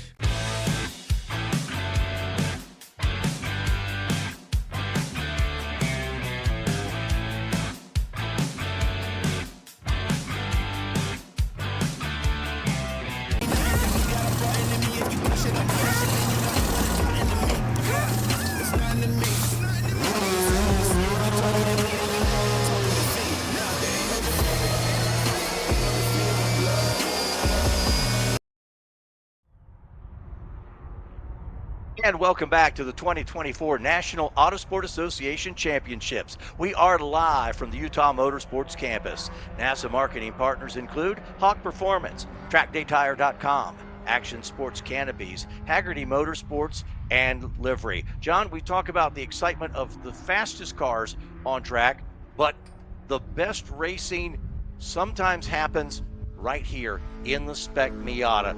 talk about these cars and then talk about who we should watch based on practice times. Well, I bet the Spec Miata is just a absolutely lightning in a bottle. When they came up with Spec Miata, it has been, I would wager, one of the most successful club racing classes ever created. These are the Mazda Miata MX-5, known as the really just an amazing revival when these cars came out in, I believe, 1990, 1989. And very successful as a sports car, and then even more successful as a race car. All of these cars are performance balanced, a few different generations of Miatas, equalized with weight as well as restrictor plates in terms of which engine they have in them and which chassis generation. But this is always such exciting races because these cars are so evenly matched, and they will have the most invasive tech inspections where the winners will get torn down basically to the frame to make sure that they're legal. And to ensure that the champions are legitimate. We've had some interesting stories over the years with small things that didn't seem like a big deal, but actually were. I remember there was a little bit of a controversy one year at the Circuit of the Americas where some folks had maybe leaned on their CV joints a little bit and polished the balls within the CV joint. So, that could be an advantage, it could not. They were supposed to be factory stock, and we had a little bit of controversy there, but hopefully everybody has, been through tech inspection enough now and teardowns to be completely legal, but this will be extremely exciting racing here with these Miatas. Big group. It looks like we have about 36 cars in one class here. So you'll have great racing throughout the field. So this is their warm-up session. They come back 1:40 local time for their qualifying race. They have had some practice on the track. Right now, just Jason Bleak, the 247. He's the quickest in this session, but I'll repeat what I did from last session. Don't worry about lap time as much as this is getting the car ready to go racing. Now, this is an interesting view down the front straight. You see they're all in a line. So what they're doing is drafting and working on selecting draft partners, because if you draft, what that means is the front car is, it sounds kind of goofy to say it, but breaking wind. And then the other cars are coming right in that that bit of clean air that the first car has broken, and then they might even give you a little bit of a push, because then they won't have that aerodynamic resistance to overcome. So in this case, the chrome horn is actually encouraged, so that you form a big train of cars just like you'd see on the NASCAR ovals. Well, and it's the one time where car-to-car contact is okay. The point is, though, knowing when to come off that contact when you go into turn number one, because the cars are incredibly fast. You see a group there of 3 cars kind of hooked up together. We'll see what they do when they get to the front straightaway. If they indeed, that's Von Weber in the 111 car. Do they then kind of hook up together and test that drafting and bump draft down the front straightaway? Again, warm-up session for Spec Miata. Their qualifying race coming up later today at 1:40 p.m. So the cars are out there again. We just mentioned some warm-ups, so this doesn't count for anything. Again, just warming up the car, warming up the driver. But yesterday we did have 2 qualifying sessions that will set the grid for their qualifying race later today. So the fastest car with the best results was Dan Williams, I believe our NASA Rocky Mountain director, then Scott Phillips, Eduardo Joaquin Vasquez, then Logan Stretch, Jason Bleak, Max Stallone, who's one of our Team Miata Challenge drivers, followed by Will D'Elia, who's also a Team Miata Challenge driver. We'll talk about that program a little bit later. Then Andrew Klaus, Lincoln Larson, and Tyler Dahl. That's your top 10 in Spec Miata based on the qualifying results for yesterday, and that is your starting grid for when we do our qualifying race later today for Spec Miata. And there is the 14, Will D'Elia, just talking about in that top 10 in qualifying right now, right there in the 219 bracket in this warm-up, about the 5th fastest in warm-up session. There's a couple cars you see bump drafting. Notice there, those 2 cars with identical paint jobs. If you're going to practice your bump draft, it's great to do it with a teammate, so you kind of know each other. But those similar paint schemes, I would say those are some team cars working together, the 03 and the 98. The 98 is Logan Stretch and Max Stallone in the 03. So those guys working together, what can they do? And not only that draft on the long front straightaway, as we mentioned, there's 2 other really decent sized straightaways where it's going to come in and help those guys out. With those two team cars, they're working together. Great time to practice this, know when to hook up and when to come back off. Absolutely, Edwin. We'd love to see that, a little bit of strategy here. Wouldn't see that in the big high horsepower thumper cars because, man, a little bit of a bump draft when you're going 150, 160 miles an hour, that could result in a disaster. But here it's part of the culture. It's acceptable. And I'm looking at the results on Race Hero right now. Again, this is just a warm-up. We have 13 cars within the same second, all of them running in the 219 range. So that's pretty cool because that means the system's working. And if you think of these guys, if they can get up front and then hook up together, try to draw away from the field, and then settle the race amongst themselves. Best laid plans never. You know, what's your plan for the race? Well, we have a plan for the race until about the second lap, and then we'll just figure out what the race gives us. And boy, they are hard through those corners. Well, I tell you what, you never know what's going to happen. As great Mike Tyson said, everybody has a plan until you get punched in the face. That's absolutely it. You see the number of cars. John had mentioned a very large field. So it's going to be exciting. We'll be showing you a ton of this. Again, their qualifying race coming up this afternoon at 1:40. Right now, this is their last warm-up, but this is Spec Miata. It's going to be fun. Let's learn a little bit more about the Spec Miata class because, as you said, it's the most race car every weekend in road racing. We want to learn a little bit more. Let's go to Kelsey Hill. She's got a little insight on this Spec Miata series and the drivers behind the wheel. We're back at the 2024 NASA Championships. I'm here with Will Delia.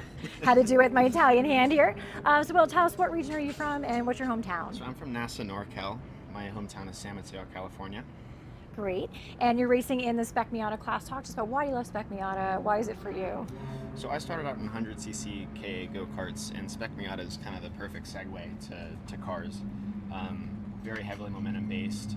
Kind of have to work together with guys around you. It's a lot of mental thinking and that goes into racing, so it's good fun.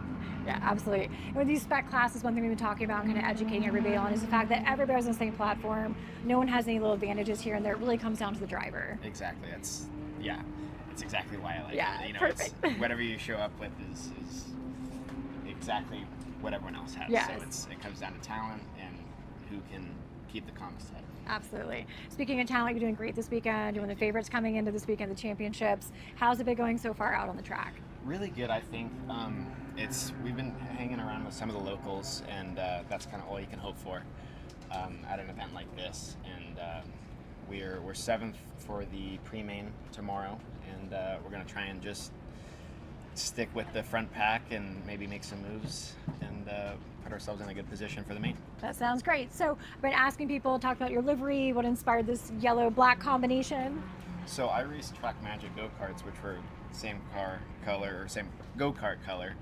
And George, my buddy over here, had this car and was like, hey, you want to hop out of a go-kart and hop into a race car? And I was like, perfect. You know, it's the same color, of course right. I do. That's right. So we've just kind of stuck with the yellow and black, and it works. It's awesome. Easy to see.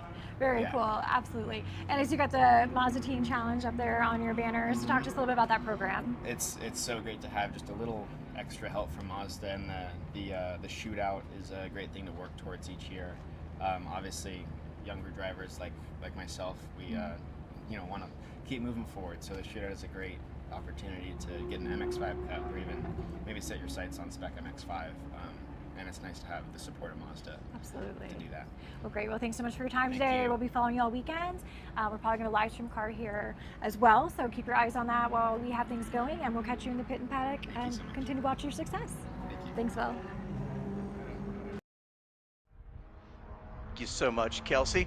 And the more we learn about the drivers, the more we've got vested when they're out there on the racetrack. So thank you for picking that up. We've got a second. Let's hit that last TT group just to let you know how those guys finished off earlier this morning. John? All right, this was our Group H results. This was TT4, TT5, and TT6. Team Magic developed the 204.425 was the class of the class in TT4, then Scott Smith. Team Vincent Miller, Team ST Edge MV, then Justin Metz, TJ Hammond, John Friesen, Steve Friedrich, then Andrew Dunn, Team Hemisphere, Dave Bischofberger, then Caitlin Singler, Larry Chen, Tim Miller, Team Furioso. Daryl DeBayan was our 16th place in TT4, then TT5. Tim Roberts with a 207.199 was the fastest in that class. In Team Morwood Creative, Tyler Mikesell, Team Girardi Sohus Racing, Nathan Ulrich, then Basim Hojali, Team Rotary Heads, and Pramesh Ruparilia.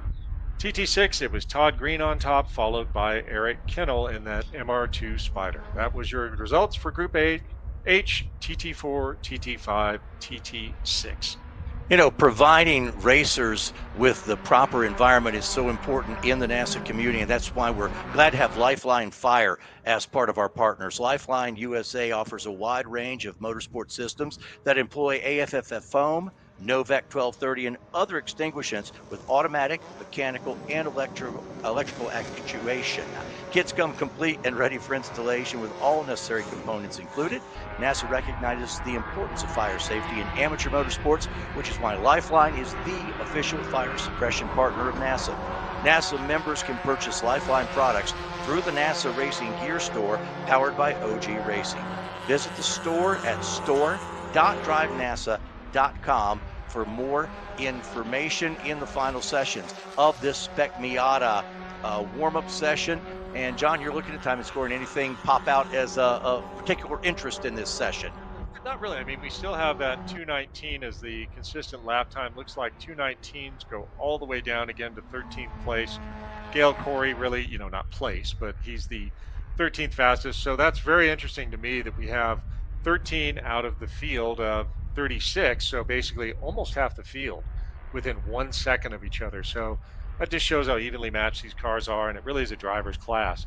So it's cool to see that. We did talk about the Teen Miata Challenge a little bit. That's an opportunity for younger drivers. You can start racing really young in NASA, provided you have some prior experience. And then the Teen Mazda Challenge is a great program where the winner can go and earn a ride in the MX-5 Pro Cup Series. So it's really cool to see that support from Mazda. Mazda's been a huge supporter of NASA for 25 years, from back in the days when we raced first-gen RX-7s. So really, really cool to see the continuing support from Mazda. I think the contention is that more Mazdas are on racetracks in the world every weekend than any other brand.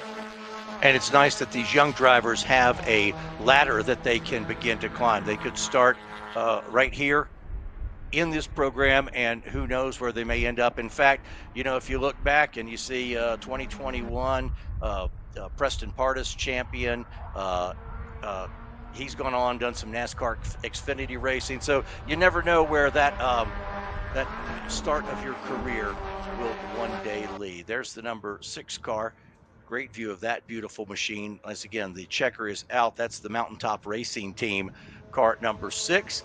Be interesting to watch these two guys, the 98 of Logan Stretch and the 03 of Max Stallone. They have done a whole lot of practice nose to tail, and I bet we'll see them do that because I think they both start towards the front end of the field for their qualifying race. I bet you'll see a whole lot of that when we get to their qualifying race. And again, that is scheduled to begin at 1:40 here at the Utah Motorsports Campus.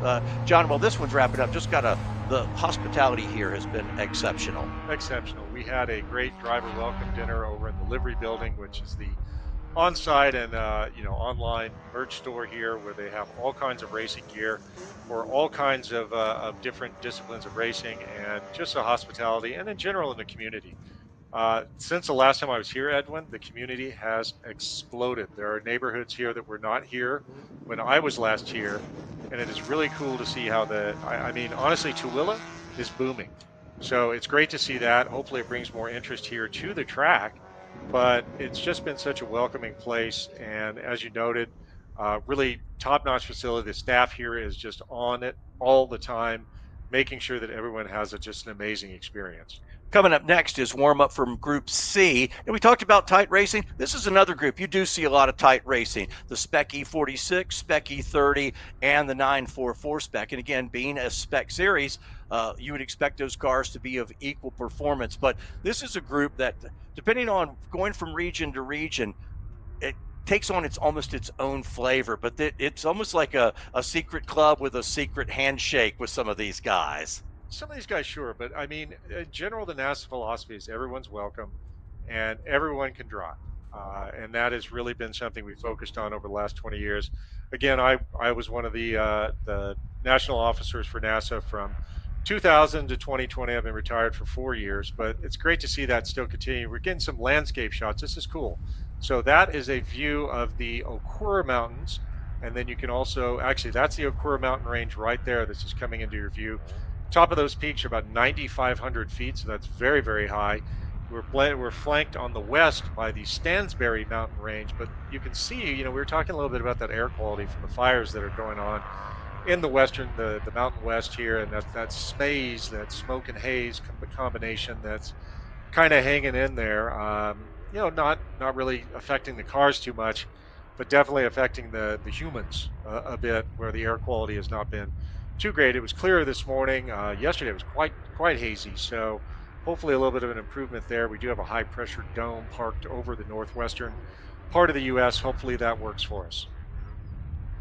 And that weather report was brought to you by Hagerty Motorsports. As a NASA official partner, Hagerty Motorsports offers time trial and HPDE participants track day insurance on their personal vehicles against damage while participating in HPDE and TT competition. NASA members also are eligible to receive a 5% discount on collector insurance through Hagerty. Visit DriveNASA.com for more information. We've got more warm-up, as we said, Group C coming up here in just a little bit. Their final chance to dial those cars in before they come back later this afternoon for their qualifying race. So Group C qualifying race, that is on track this afternoon going at 2:20 p.m. But again, these warm-up sessions, I think they're important to cover because you see the final adjustments that these guys and gals are making on their cars. We'll be back with that Group C in just a little bit, but let's go back down into the paddock and let's check in with Kelsey Hill.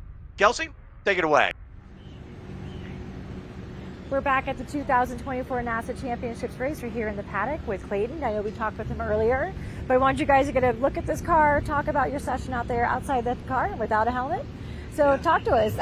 Since you got back here, what have you been up to with this car? So just trying to cool it back down. I'm not making any changes between sessions. The car felt really good. Usually, there's always something I'm trying to change, make it better, but it felt really good. So I think I'm just going to try to drive better. And that's usually what it comes down to with all these events. Driving, trying to get better and better, braver and braver. Yeah. And that's really all it's about. But Very cool. Car's doing great though. Awesome. Yeah. Well, take us through your car. Talk about some of the things you have done to this. Yeah. So the features that came with it, factory. I know people love to see it up close and personal. All right. Yeah. So it's a 2019 C7 Z06. It's mostly stock power. It's tuned by UMS out of Arizona. We actually are spinning the blower a little slower than factory, but we've done some other things to make it more efficient. It's also on ethanol fuel, so it's making a little more power than stock, but not much more, just to try to make it more efficient, run cool. It's got the LG cooling kit on it, stock brakes with G-Lock pads, the G-Lock R12s. Awesome. It's got obviously the Hoosier A7s on it. This is my first time running the A7s. Oh, cool. They worked really good. Apex, one of my sponsors, amazing wheels. I use the rails on my cars. They're the best, yes. The Apex wheels, the price and what you get, they just can't be beat. The Fords are light. Yep, great warranty. They're strong. Absolutely. It's got MCS remote reservoir coilovers on it.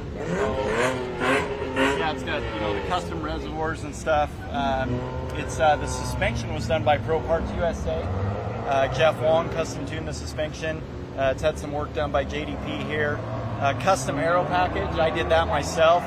Just kind of, piece it together, do what works best, or what we find to work best over the years. But it's a pretty basic setup, Cool. It's heavy. It is heavy, but hey, it's worth it. You got the muscle in there. Yeah, that's right. You talk about MCS for a good example. Something is adjustable. Talk to people. What are you kind of coming in with a certain setup, and then you dial it up, dial it down as you're out on track? Yeah, every track is different. A slow track that's maybe low grip, you're going to want to soften it up. So it's good to have the double adjustable suspension, rebound and compression.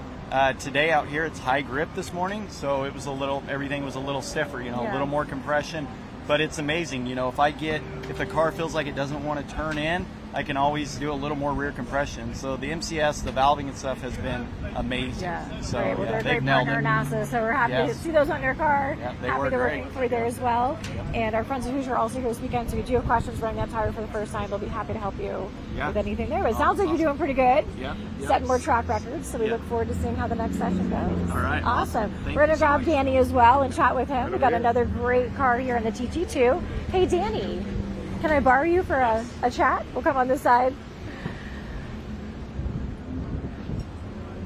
Danny Weller, what region do you represent? Utah region. Awesome. So you're local, which is really cool. Yep. How much time do you have here at this track, do you think? I think this is probably about my 5th or 6th time on the outer loop. I've ran my 4 qualifying here at the Utah region. So. Okay, very cool. Well, that time played off because you did really great today. Talk about your sessions this morning. Yeah, we're developing a new shock package. I'm now with Viking Shocks. This is the first time on track with this package.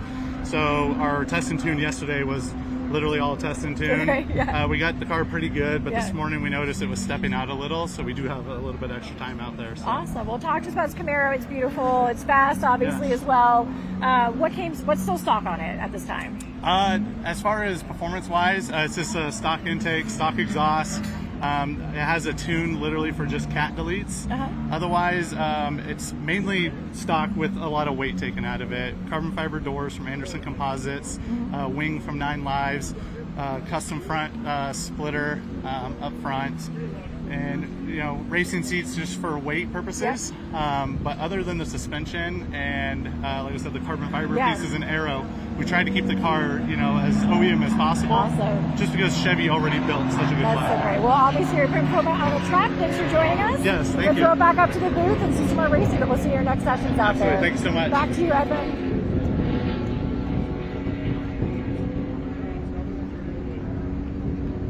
So we're going to back up. Drivers behind the wheels make a huge difference. All right, so Group C, warm-up, Spec E46, Spec E30, 944 Spec. John, you probably know more about these than just about anybody. Talk about how these classes were created. They've been one of the cores of NASA racing for a while here at Utah Motorsports Park. Well, and it follows the NASA formula where you find, a successful spec class, you're going to be able to pick up a car for not a whole lot of money, and then we'll be able to find those on Craigslist or Facebook. Now of course it's Facebook Marketplace where you find them. But the interesting thing is when these classes started, you go out and find a solid 944 for $1,500. You can find an E30 for about the same money. People were just kind of throwing them away.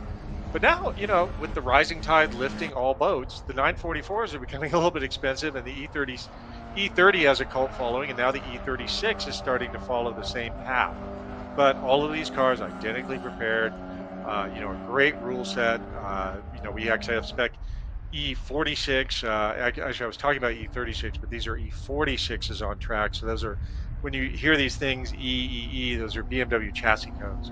And the E46 is a really, just a great package that we have going on.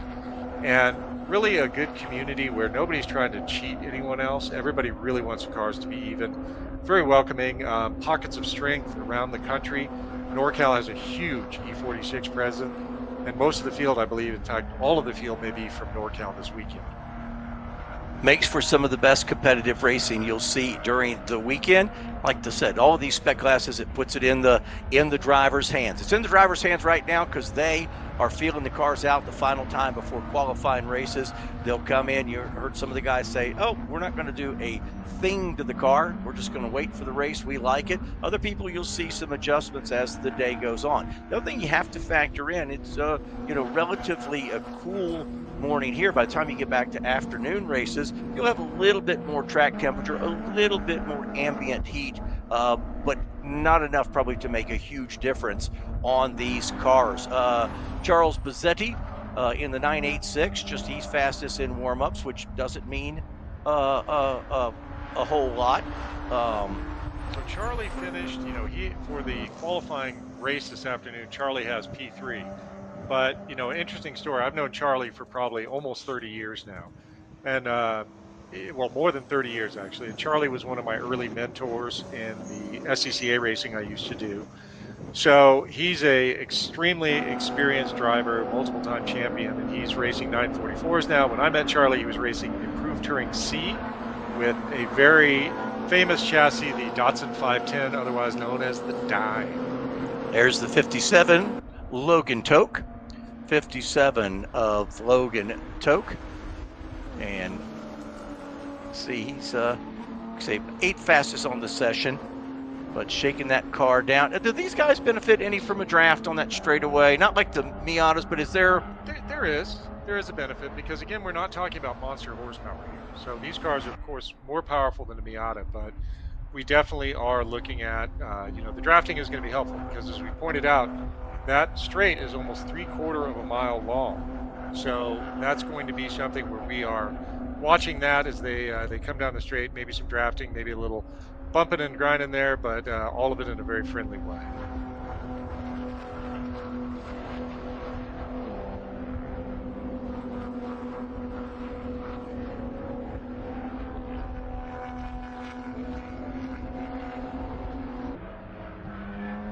So folks, once again, we are now watching our Group C warm-up session. They're not doing anything for time or position. They are simply warming up their cars, warming up their brains to see what is going to be going on with the car this morning, and then they're getting ready for their qualifying race this afternoon. Group C qualifying race will be at 2:20 Mountain Daylight Time. So the rest of the morning we have the Group D warm-up, the Group E warm-up, the Group F time trial round 2, Group G, Group H, also their second round to see if they can improve on the times this morning. Probably won't be improving too much because they are, the track's a little bit warmer. I'm not sure what the temperature is right here. Let's take a look on the old weather bug here. And right now, let's look at the current conditions. We are at 77 degrees Fahrenheit. Predicted high of about 87 today. So not too warm, a little bit warm for this time of year. Up here in the high desert in Utah. But we have a special treat for you. We have an interview with the crew from the Ozarks International Raceway, the site of the 2025 NASA National Championships. So we will be talking to them right now. Welcome to the booth, gentlemen. Thank you. Thank you for having us up here. Well, I'd like to know, so first we have a shared passion, the Ford Mustang. So I was originally, I was one of the guys that created the American Iron class, and I raced an 89 Fox body for years in the American Iron Extreme class, and I understand you have a lot of history with the Mustang. Yeah, we have a few of them laying around, all the way back from the FBs to the GT4s now, and we have a few of them. And you know, I did you a disservice. Let me introduce both of you. You are the owners, yes, and the operators of Ozarks International Raceway, and you are? J.R. Pesek. James Pesek. So J.R. and James, father and son. That is correct. Working together, which is awesome to have that legacy going on. Why did you decide to build a racetrack? I don't know. That's one of the best answers I've ever. You know, so as traveling around the country, racing with different groups and different, we raced in NASA, which is where we started. We raced in SCCA, Trans Am. We raced in World Challenge, SRO, and then James ended up racing in IMSA. So being around the country, being at different tracks, there was nothing in the Midwest. There really wasn't a track in the Midwest. Also, the character and the way that we were treated at tracks that you would go to, yes, was some of the things that we looked at and said, just, we want to change that way. Yes. And we also look, you go to a lot of racetracks and you go to a track for one thing. You have the corkscrew, you have this, or you have that, right, different pieces of racetracks. And we said, we'd like to bring something that has a little more character and all that and bring it all together. So we looked around at a couple options, and, there were some that were already built that we looked at purchasing. And we just found some land and ended up saying, this is what we want to do, and let's just do it. One big thing about a racetrack anywhere, how was the support from the community when you brought this idea to the community and then started breaking ground? So the community, we're up in Morgan County, Missouri, around Lake of the Ozark, which is a gorgeous place. There's the water, the lake, and everything. That was one of the things that was important to us when we were looking for a place, is that we wanted a place that we can have an event, not just a racetrack. So, when we found this location there, it was an old turkey and cattle farm.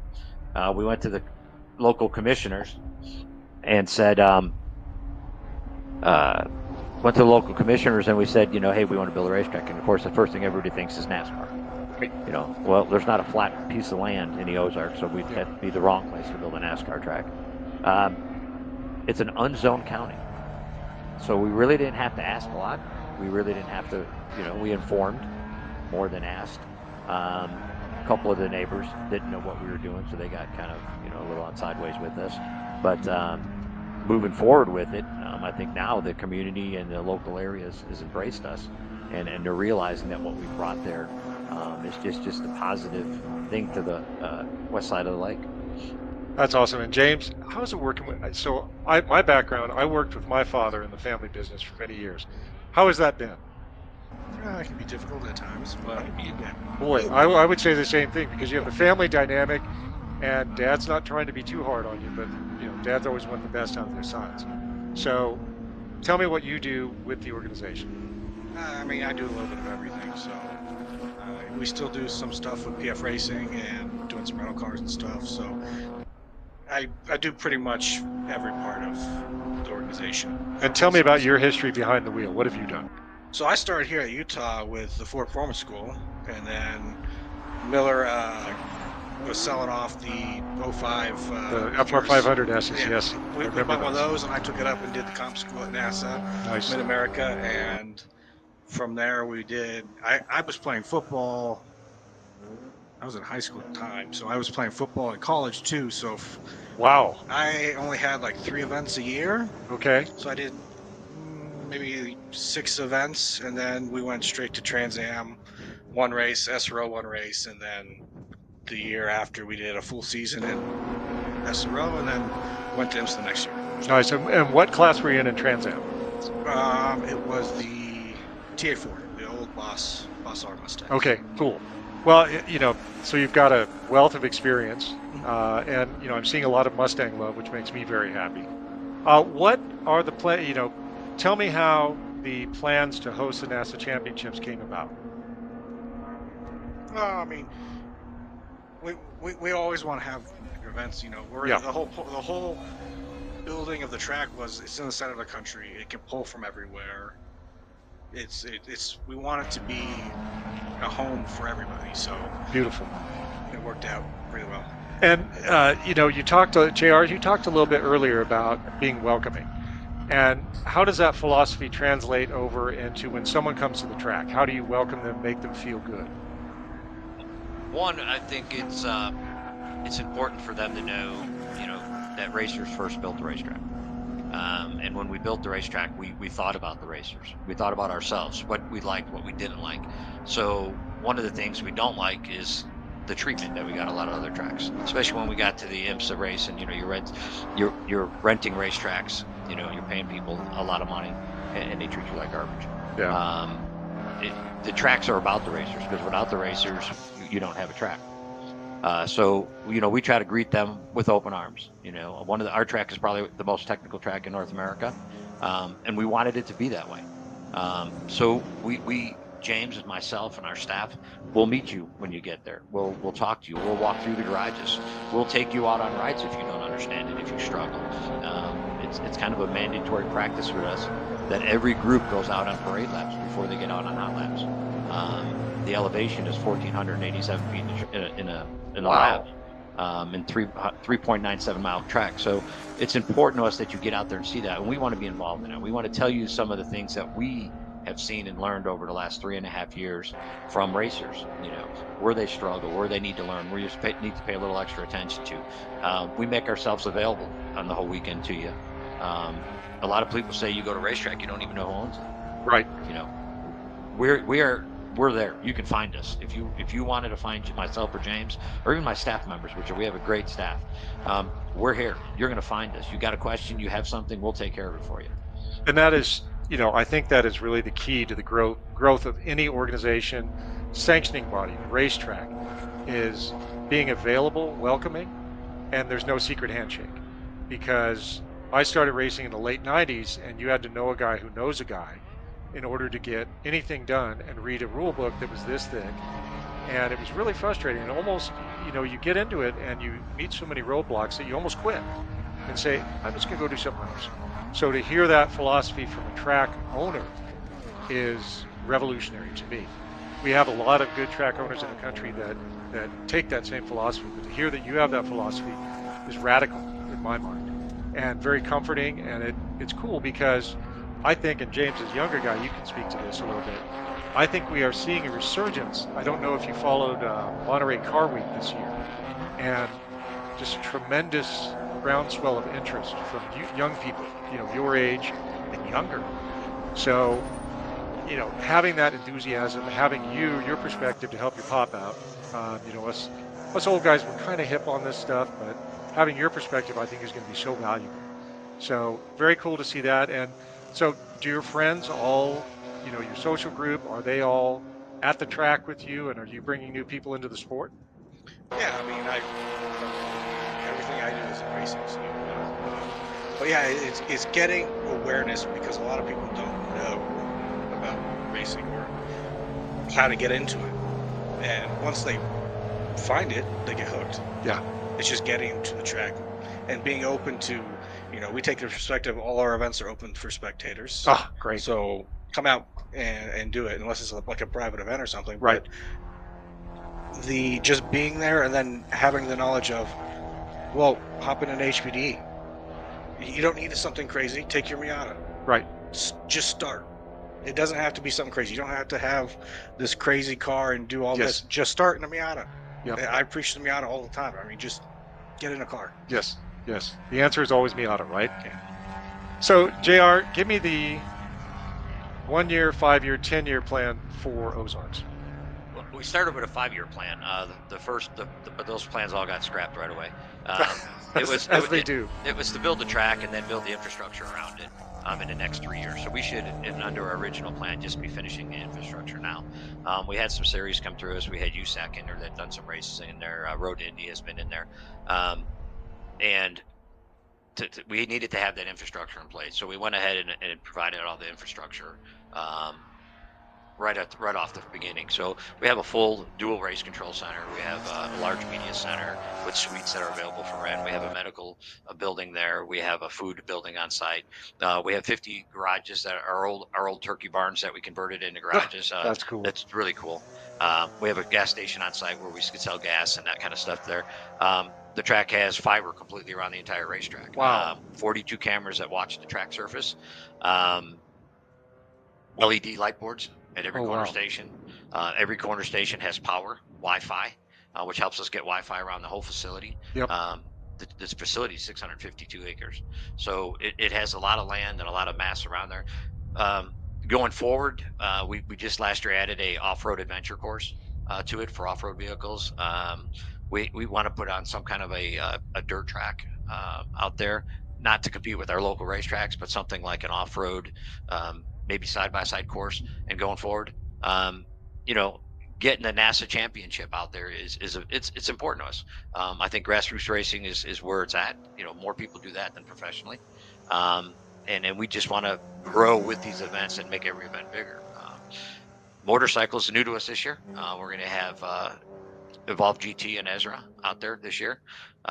We did our first drift event this year at the track last weekend, which was a huge success. So, we want to grow with those things and grow the track around those events. We hope to have the IMSAs and the SROs there, but we're happy in the direction that we're going. And that's great to have a reasonable plan where you're not trying to overshoot. And I really like the idea of multiple disciplines. It's kind of that multiple disciplinary approach. We get a little bit of everything because you never know when you're going to cross over. You never know when a drifter is going to become a racer. A racer is going to find drifting, or a road racer is going to find drifting interesting. The off-road stuff is awesome. So, I mean, everything I'm hearing is what I would do if I would build a racetrack, because it's, as you said, racer focused, welcoming, and you have a great vision leveraging technology. I can tell you from starting working in racing in the late 90s, and it was challenging just to put on an event with the advent of the AMB timing system. So everything you're doing is, I mean, I'm blown away by the plan and the vision. So I really am looking forward to seeing you next year. And we are very honored at NASA to be a guest of yours for the 2025 NASA Championships. So again, thank you to both of you for what you've done and for inviting NASA to come enjoy the track in 2025. And I'm looking forward to seeing where you go from here. Well, we thank NASA for coming. I mean, it's a huge thing that we worked on for a couple years with them and try to get them out there to come. I openly want to invite every NASA member to come out. It seems like we get divided by the mountains here. I invite all of the people on this side of the mountains to jump over the other side, and all the people from the East Coast.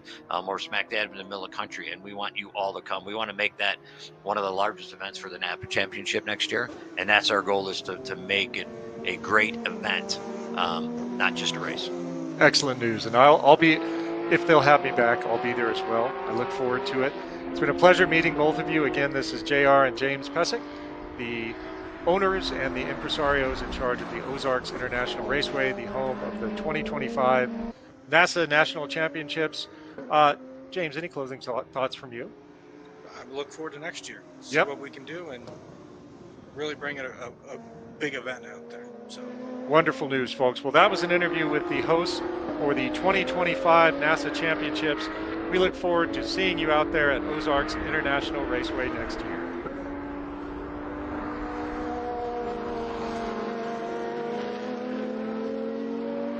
All right, folks, we are now into, I believe, the Group D warm-up. So we are on schedule here. Everything is rolling around live. Yeah, Group D, folks. Sorry, I got a little frazzled. I was focusing on, I mean, what an awesome organization. And working in this business for 25 or so years, hearing that sort of philosophy from track management and owners, really just, it makes me a little verklempt, because they get it. They definitely get it, and it's great to see the Pesic family putting on such a great event next year at such an excellent facility. So the future is so bright for the 2025 NASA National Championships and Ozarks International Raceway. Again, folks, right now we are watching Group D on track. This is American Iron Extreme, GTSU, which is our German unlimited cars, a lot of 911 Cup cars, NP01, which are our NASA prototype 01 built by Spec Motorsports, and then Super Unlimited. These are very, very fast cars. They are just getting out there for their first laps of their practice. Again, their grid for the qualifying race is already set. First time starting to come in, a 155 from Al Tilley out there in the GTSU class. So these will be some very, very fast times. Edwin, these are our big high horsepower thumpers. John, I was just sitting there listening. I'm already excited about next year. I mean, that was just fantastic. And those guys, you know, you can hear the passion, and when you hear that from a track owner, from a track operator, you're to a point where you're like, I want to be there not only so that I can be there racing, but I want to be there to support what they're doing, because everything they do is participant focused. And it was great to hear their vision, and you know, now we've got a full year to prepare for that event next year. So I look forward to it. And interesting, you know, we're here at Utah Motorsports Campus. When Utah Motorsports Campus was built, it was Miller Motorsports Park. Larry H. Miller was the owner and builder of the track. Tremendously successful businessman, just a legend. And I remember meeting Mr. Miller here at the track, you know, almost 20 years ago. And the same philosophy, where he was very focused on the participants, very focused on the racer experience. To hear that carried forward is just exciting to me. And it's nice that, you know, the racers will have a place where there's no secrets and everybody's welcome. And I think Ozarks International Raceway is going to have an incredibly bright future. We'll see everybody there. You've got 12 months. Make your plans now. This is, as he mentioned, Group D, fast car warm-up session. Let me when we have a second, kind of take you through the rest of the morning. So Group D and then a Group E warm-up. Then we're going to come back with those same TT cars you saw this morning, F, G, and H. They'll each get their second round. John, will be interesting to compare morning and now closer to mid-morning times. Then there'll be a little bit of lunch break. Be a lot of great info, though, on the screen here, some commercial info to let you know who our partners were. And then we're back with that first qualifying race. It will go green at 1 o'clock. And then it is just back to back the rest of the afternoon. We'll run 5 straight qualifying races, and then the TT cars will come out for their 3rd round. Now, I'm going to say that's probably going to be a little bit light. We're going to see, because that's going to be, of all day, that's probably going to be the worst track conditions of all day. But yeah, so we'll see. But I'm telling you what, that block from 1 to about 4:30 is jam-packed. Think about this qualifying race. Every car that you pass during the qualifying race is one car you don't have to pass tomorrow. So think of that as almost just an extension of the race itself. And that's why, again, these final warm-ups, tuning that car in and making sure it indeed is ready to go. And it's been just brilliant. We've got some other folks coming in. The guys from, Paul Fessler will be joining us here in a little bit. We'll have the guys from OG Racing all in booth with us a little bit later. So busy morning here. You see the 99 car going by there. That is the Steven Seiler car in the NPO1. Those are beautiful race cars. They look great on track. So they're powered by a Mazda MZR motor, that 2-liter, and these cars were built to be extremely reliable. Let's go back down into the paddock area. Kelsey Hill's caught up with some more folks. She's a busy girl. Kelsey, thanks so much for being. And we're back here at the 2024 NASA Championships. I'm joined by the wonderful team here at Speedway Motorsports. I've got Greg Lobb here at the front to start us off with these interviews and talk about your team. You guys are 1, 2, 3 coming out this morning. Tell us about how your morning went. Yeah, we're looking good. Cars are really fast. The guys spent a lot of time on prep, and the cars are just dialed in. So, yeah, we're looking really good here today. Awesome. And I know, being from the SoCal region, how many times have you been out here in Utah before? This is our first time here. Really? Yeah, first time in Utah. That is incredibly impressive to be that high up this time out of a very complicated track. We did some prep, some sim work, so Yeah. we're feeling pretty good. That is awesome. So talk about the camber on track. I know you guys are an all-wheel drive car. What is that like? What? I'm sorry? Because you guys are not all-wheel. Most people think Audis are. No, we're front-wheel drive. And yours front-wheel drive as well. Yeah. So yeah, that's one thing with your cars. I came by and talked to Anthony and learned that the other day. What other types of things about Audi, which they're so well known for, do you feel that you see in this car? Well, the cornering in these cars is amazing. The cornering is just, the suspension is super good for cornering, and so I think we make up time on cornering. Awesome. That is so great. As far as comfort goes, I know people see these ST cars and they think, oh, that's just what I could drive down the street. Obviously, that's not the case here. So these were all originally built by Audi. And so talk to us about what you did to make this NASA ready. So we've taken the Audi car and actually improved them. We got more aero on them, so we've actually escalated the car beyond the original package. That's amazing. And so we've got these dialed into where they're very top level ST2 cars. That is so great. Well, great. Thank you so much. Good luck. Keep going strong. We'll be checking in all weekend. Thank you. We're going to head on down to talk to Jeff. He's down here. Actually, he's in the trailer. Jeff, come on over. So we've got Jeff Gray, one of the other drivers here as well. He is driving a similar vehicle, also as part of their 1, 2, 3 this morning. So hi, Jeff. Thanks so much for joining us. Thank you. We're just catching up with you, hearing about how your track went this morning out there. Laps went, parts that you thought felt great, parts you know you can improve on. Yeah, no, and Greg and I, who kind of runs the team, we went over the data this morning. I saw where I could improve, and then I went out, took a 1.5 seconds off my lap time. So having my dad and coach helping me help me is very helpful. That's great. And that's one thing we've talked about with some other drivers, the importance of the camaraderie and having a team and working on data together. With you guys having the similar vehicles as well, how do you kind of work through that? Do you come back, pull the data over the laps? Yeah, I mean, Timmy's fast, Greg is medium, I'm slow, so we all work together. Well, hey, you guys are 1, 2, 3, so you can't be that slow to be up there as well. It's a great, it's just a great time with friends, and, these guys, we have a lot of fun, we laugh, we joke, we have just a blast together, so it's really a fun way to spend a weekend. That's awesome. And tell us, how did you get into racing with NASA? Greg and I started driving just like track days.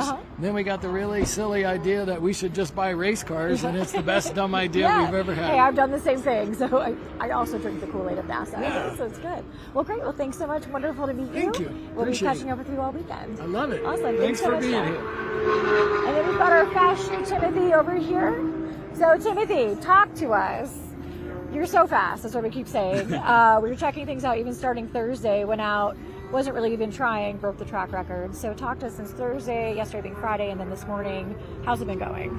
Honestly, we've kind of shocked ourselves with how fast we are. We just keep going on track and keep going faster and faster, even with not great tires. Yeah. And we put good tires on for qualifying.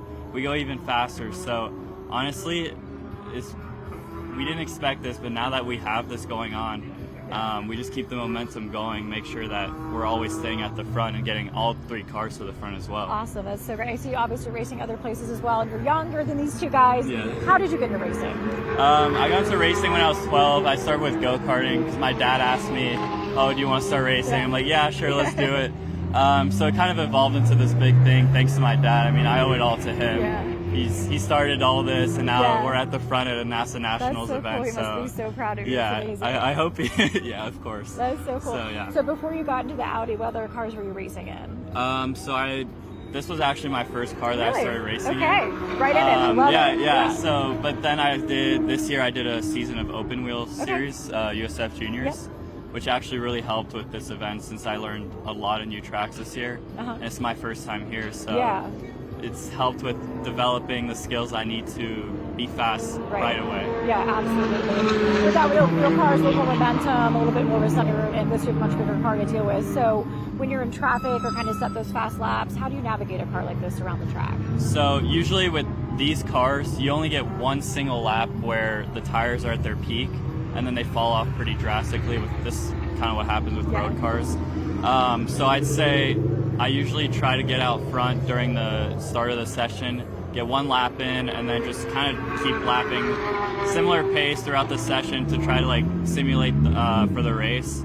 Traffic isn't really a big deal since I'm pretty decent. But I'm pretty decent at like carving through traffic and finding my lap and passing the right spot. So I think it'll translate to the race where we're just able to keep the lead because we're decent in traffic. That would be awesome. But we'll be watching all weekend, see you guys out there. Hopefully see 1, 2, 3 continue throughout it. So great. We'll be checking in all weekend. We're probably gonna have a camera in your car at some point, as well as show people what it's like to be behind the wheel of that car and out there setting those fast-paced laps. So thanks for your time. Thank you. I'm gonna grab Anthony next. I know he's running around somewhere. Oh, hey, there he is. This is Anthony Gellis, everybody. He is the head chief here with this motorsports team. How you guys doing? We're good, thank you. Talk to us about Speed One, having these 3 Audis, keeping them all on top performance. How do you do it? So Speed One Motorsports, we're based out of Corona, California. We actually have 7 of these cars. We're fielding 3 of them this weekend, as you can see. We run a really strict maintenance program, so every day during the week when they're at the shop, we're prepping, going through the cars, changing parts that have timed out, fluids, making sure the cars are always performing at the top level. With manufacturing and parts, sometimes you put in brand new injectors and fuel pumps from the factory, and they sometimes fail. That's why you always have plenty of spares. But we have a really strict maintenance program. We took these cars out of homologation so they could be compliant, so they could be competitive in ST2. So we run bigger turbos, we run a bigger aero package, and the cars are just extremely competitive. We've been doing this for 3 years with this team. Greg, Jeff, and Timmy are great drivers. They've come a long way, and it's a pretty awesome experience. We're kind of like living the dream. Yeah, it is so great. And so talk to us. I know they talked about sharing data and sharing information. What kind of stuff are you sharing back to them when they come in? Are you looking at the car for certain things? We're looking at temperatures. We're looking to see what the boost is doing. We're looking to see if there's any anomalies in the cars. We compare the data to see what the drivers are doing, see who's better in the braking zone, who isn't, and it's okay. Let's compare data, go do some overlays, and get everybody on the same page. We work together so we can all get on the podium. That's amazing. Well, it's been really nice meeting you and meeting the team and other guys that work here. So Speed One Motorsports, congratulations on a great start today. Thank I you. hope you guys keep going and strong. we couldn't do it without the crew. We've got the best crew in the country. So these guys are awesome. We all love what we do, and the results show. I was going to say, it shows 100%. So thank you guys for being here. Thank you we'll for be checking it. stopping Hey, by. we'll be here all weekend. So we'll catch you guys out on grid. Yeah, thanks for having us. We're having a blast at Nationals. Awesome. Well, great. We're, again, so happy you guys are here. Beautiful machines, great group of people. It's exactly what the NASA community is all about. So we're going to throw it back up to the booth, get some more great race coverage, and we'll check in with you guys soon. Appreciate that. Checker is out on this session. We'll be going to a commercial break here in just a moment. When we come back, we still have Group E to go and a couple other warm-ups. We've got another TT session for all three groups. Take a little lunch break, and then we come back with qualifying races. That's all coming up here in just a little bit. But first, we'll take a commercial break. This is the 2024 National Autosports Association Championships. We are live from the Utah Motorsports Campus. We'll be right back after this. Okay, track day checklist. Let's go. You got your gloves, your helmet, water, snacks, sunscreen, your car is prepped and ready to go. Ugh, forgot your track day insurance, didn't you? If you want to be covered for the whole value of your car, you need high-performance driver education coverage through Hagerty. We'll get you a policy for track days, time trials, and more in less time than it took you to apply that sunscreen. Hagerty, let's drive together. Okay, so pretend this is your race car. It's on the trailer, and you have an accident. Ouch! At least your truck's insurance will pay for another one? Yeah, not so fast. Standard insurance won't replace your race car, whether it's in the trailer, in the paddock, in the garage, or the repair shop. But at Hagerty, we can protect it for what it's really worth anytime it's off the track. No matter what or where you race, offer less than a set of race tires. Hagerty, let's drive together.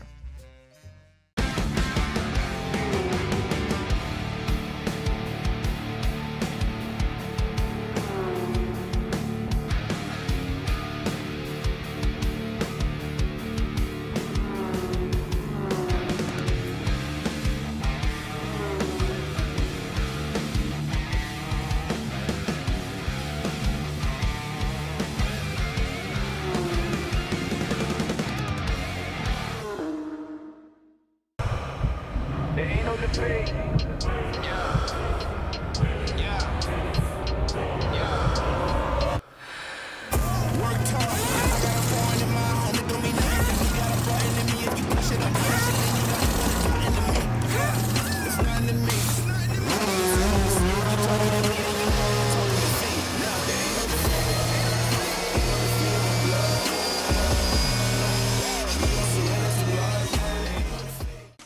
You've reached Riot, where good motherfucking is made by our polite, well-spoken team. I be taking off, keep going on, and I resume. Turn it all the way up like we filling up balloons. Already a winner when I came up out the womb. Moving like a conference call at work. Zoom. I'm in a hurry. I can never slow down, my pictures are blurry. I always overdo it, and it's very necessary. I got winning on my mind, and the rest is secondary. We gon' get it done. Can't stop when we start, we get it done. Take no days off, we number one. Lace up these kicks.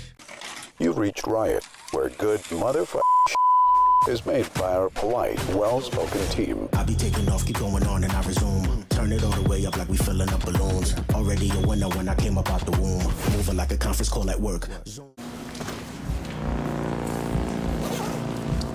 Thanks for filling in. Sorry, my flight was delayed. All right, we're P1 with P2 Grantsville. They were already on the wets. The track is wettest on the east side, specifically through turns 7 and 9. We're gonna put you on intermediates to hold the gap. We need 157s to bring it home. You got this.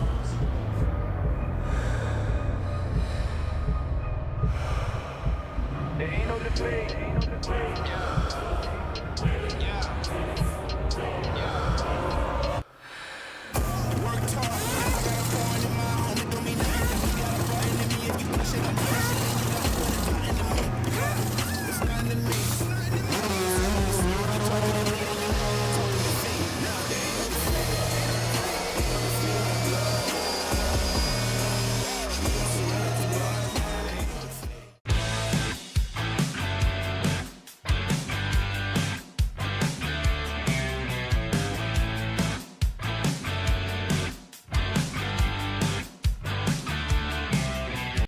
You've reached Riot, where good motherfucking is made by our polite, well-spoken team. I be taking off, keep going on, and I resume. Turn it all the way up like we filling up balloons. Already a winner when I came up out the womb.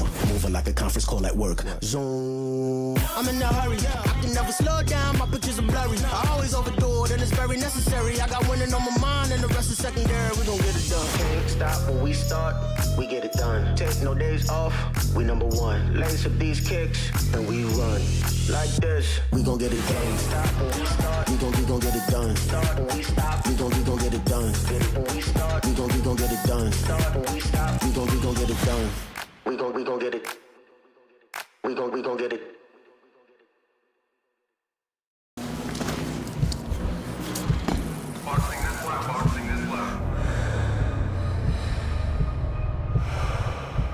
There ain't no debate.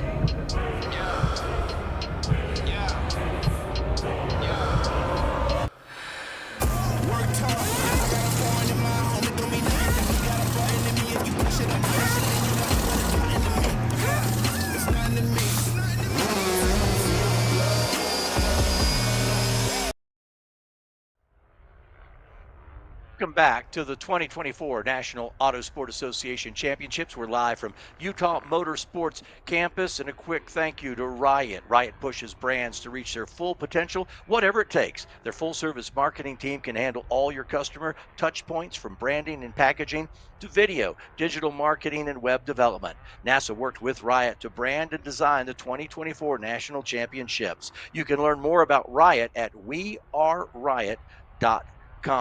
So one more warm-up session to go. That'll be rolling out in just a little bit, but we've got another time, a little chance in between the on-track action to check in with Kelsey. Again, I told you she would be the busiest person on track. Coming up next is our warm-up session for Group E.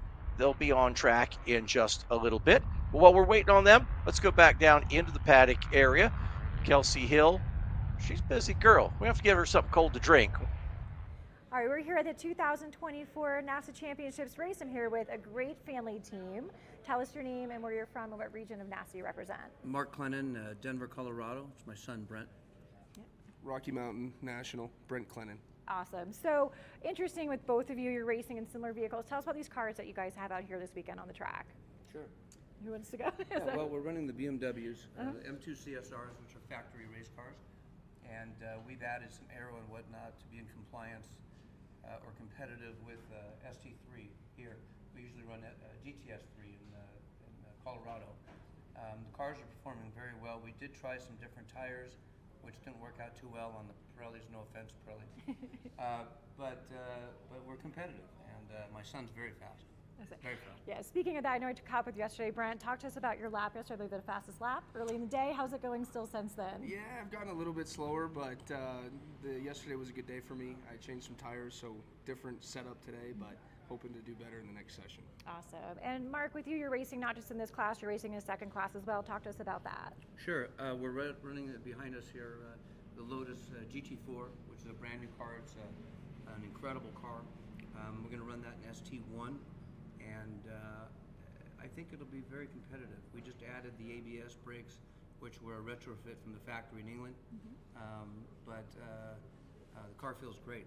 So I think we have a good shot at podium in both class, ST1 and ST3. Great. And as far as ST1 and ST3 go for both of you, do you have any big competitors that you're looking out for? Some new competitors? Yeah. Of course. I'd say mostly my dad. Yeah, awesome. Yeah. We run close. It's good. So whoever wins doesn't have to do tours the next week, those kind of things. Whoever wins doesn't talk to the other person for a week. Sounds great. No ego, you know. Family rivalry at its finest. Yeah. So well, we wish you guys all the luck. We'll be checking over the weekend. For those watching at home, we'll have a live camera here in Brent's car throughout the race on Saturday and Sunday. So be sure to tune in. And we'll also have a car with a camera in Mark's car as well. So you can see the different types of cars out on track, get different perspectives from those drivers. And the best part, may I interrupt? You're doing a great job. Thank you. The best part about Brent having the camera in his car is that you'll be able to see me in front. I love that. We actually were joking yesterday, like, I don't know if we want to put it here since you'll be at the front. So hopefully some action, those big passes coming through at the finish, so you get that checker. The key is really to make it to the end, you know, to run to the end. I ran pro for about 12 years. And in fact, my first pro race was here. And the key is to, the attrition Yes. is huge. Mhm. So you have to run clean, you have to stay on your line, and you have to be super aware. Especially here, there's no contact. Mhm. So, but to make it to the fruition, make it to the end, to do well, and to have a good, safe weekend, And Absolutely. that's the key, and to keep your mind in the game. Yeah. To do 100%. not to drive out of emotion, but to drive out of technique. Absolutely. To do all your points, hit your braking marks, stay smooth, smooth hands, eyes up, and your sense of awareness has to be extremely high. Yeah, absolutely. And speaking of that's a great point with a new track like this. Have you driven Utah before? Or is this your first time here? We've actually been here a couple times. We were here last year as well. Oh, great. Okay, great. So a little bit of knowledge base there as well. And I know you mentioned you did pro for a while there, Mark. Why NASA? Why come back to amateur racing after all that fun? We started with NASA, and it's a great sanctioning body. It's fair, it's well regulated, it's safe. We run with Dan Williams, who runs the Rocky Mountain, as you probably know. And I think NASA is just a great venue and competitive. In a lot of regards, just as competitive in the pro genre. A lot less money. Yeah, it's true too. Yeah. A lot less money. Well, when you're running machinery like this, it's still a little, Very, gets up there it's easily very expensive. for sure. Make no mistake. Absolutely. You have to love it. Absolutely. And talked about how did you get into racing? Obviously, your dad has a passion for it. Yeah, definitely was something I got into at a young age. My dad's been a big fan of race cars and cars my whole life, so something I just kind of picked up with him, and now it's competitive. Yeah. He is a natural. That's great. No, he is fast. Came through the gene pool. It's good. He is very fast. And did you jump right into driving a high power factory car? No, Where did you start in your racing? Definitely started in Spec Miata. Awesome. Did a little bit of go-karting, and now we're racing some BMWs. Yeah, so that's one thing we talk with some other drivers about is kind of Spec Miata, those momentum cars that don't have quite enough power. Do you find that you found that to really help you fine-tune your craft and be better once you get in a high horsepower car? Definitely, yeah. You learn to really utilize all parts of the car, not just the power. Going around corners, not just powering around it, really using the technique, hitting your apexes and your braking points. Awesome, great. I know you guys have family and friends here as well, so anyone to give a special shout out to in our pre-weekend? Yeah. Family and friends. Well, anyone back home, there's sponsors? not a lot of family. I think we're kind of dwindled it to us, but this is. Can you adopt me? I'll come in for this life. We've got you, and I Okay. appreciate it. Yeah. Shout out to you. Coming in. We're taking her home with us. It's good. But Can't platonic, of course. Just us. I don't think anybody. Clayton Performance Racing. That's right, Clayton Performance There you Racing. go. You heard it. Family run, family owned, family kicking butt on the track. I So like that. we'll catch up with you guys this weekend. Thank you for your time. Good luck out there. Can't wait to see you on track. Thank you. Awesome. And thank you so much, Kelsey. Appreciate that. Group E rolls on track while we say thank you to Livery. Livery designs next-gen motorsports equipment for U.S. drivers and teams. The Livery carry bags fits all your driver kit in one carry-on size duffel, and the tip of the spear driver suit is incredibly comfortable and lightweight, designed to fit U.S. drivers. Find Livery online at livery.com or at their trackside driver lounge at Utah Motorsports Campus. Group E, our final warm-up here, and this is a nice mixed group of Group A. You get a little bit of everything in this group. Yeah, we've got Super Touring 5. We've got our Legends cars with the Triple B of Bobby, and Brian. Then we've got Spec Z, CMC, which is the Camaro Mustang Challenge, and Super Touring 6, all on track now. And again, this is their warm-up. We got a little bit behind because we had some gravel to clear off the track because we wanted the racing surface to be pristine for our time trial drivers and for our warm-ups. There you see the Spec Z, or if you're in the UK or elsewhere in the world, the Spec Z cars, based off the 350Z, the OG of that generation. Really neat cars, powered by the legendary, very throaty, almost sounds like a Wookiee clearing his throat, the VQ35. Just these cars are getting affordable enough, and I hate to say it, but kind of the G35 and G37 Infinities, those are the ones you see during the sideshows doing the burnouts, but they are an amazing chassis. I remember when it first came out, we had some demo rides at California Speedway, which is now no longer in the road course configuration, but really neat chassis, and again, following that NASA philosophy of finding an affordable street car and then making it cool to go racing. And that trio of Spec Zs, you see the 12Z, that's the Town Storage Racing team, Jeffrey Crockett, in that beautiful number 13 car right there. And then the 7, that's Richard Fitzgerald. So a trio of Spec Z cars down the front straightaway, putting their first flying lap in. But Spec Z getting tuned up and ready for their qualifying race coming up in just a little bit. Also have CMC out there. That's kind of the original gangster of the NASA pony car classes. Really open to a lot of different years, but a very simple preparation where American Iron is a little more potted up, but the Camaro Mustang Challenge cars are fairly close to stock. That's been a NASA class for as long as I can remember. I can remember going to, I believe, there's a huge swap meet where I grew up in Los Angeles at the Los Angeles County Fairgrounds, the Pomona swap meet, and seeing one of those cars, and that kind of started to pique my interest because I was a Fox Body Mustang guy forever. And CMC's been around forever, you know, different pockets of strength around the country, still hanging in there. Big group in the Midwest, but again, there's 2 of our CMC cars, a 4th gen Camaro and an SN95 chassis Mustang. Matthew Kasuda in the 11 car, and I'm pretty sure that is Peter Standiford right behind him in the 67. Yes. You saw a big right front brake lockup from Kasuda, so hopefully he didn't put a flatty on the tires there. Not what you want to do in the warm-up session. It's kind of cool. I mean, you know, it was always a pony car wars. Great class. We used to have a huge group of those cars in NorCal where I was racing for a long time. And just a really neat class. You know, honestly now, same thing that happened with the E30 and same thing that happened with the 944. There's a lot of kind of nostalgic interest in those cars, and they're starting to become more expensive, at least for the nice ones. I'll tell you, the CMC guys back on the East Coast, my home, the racing is great, but I will tell you, when the race is over and you want to find people having fun in the paddock, that is the place to go. So find your CMC guys in the paddock after the track goes cold.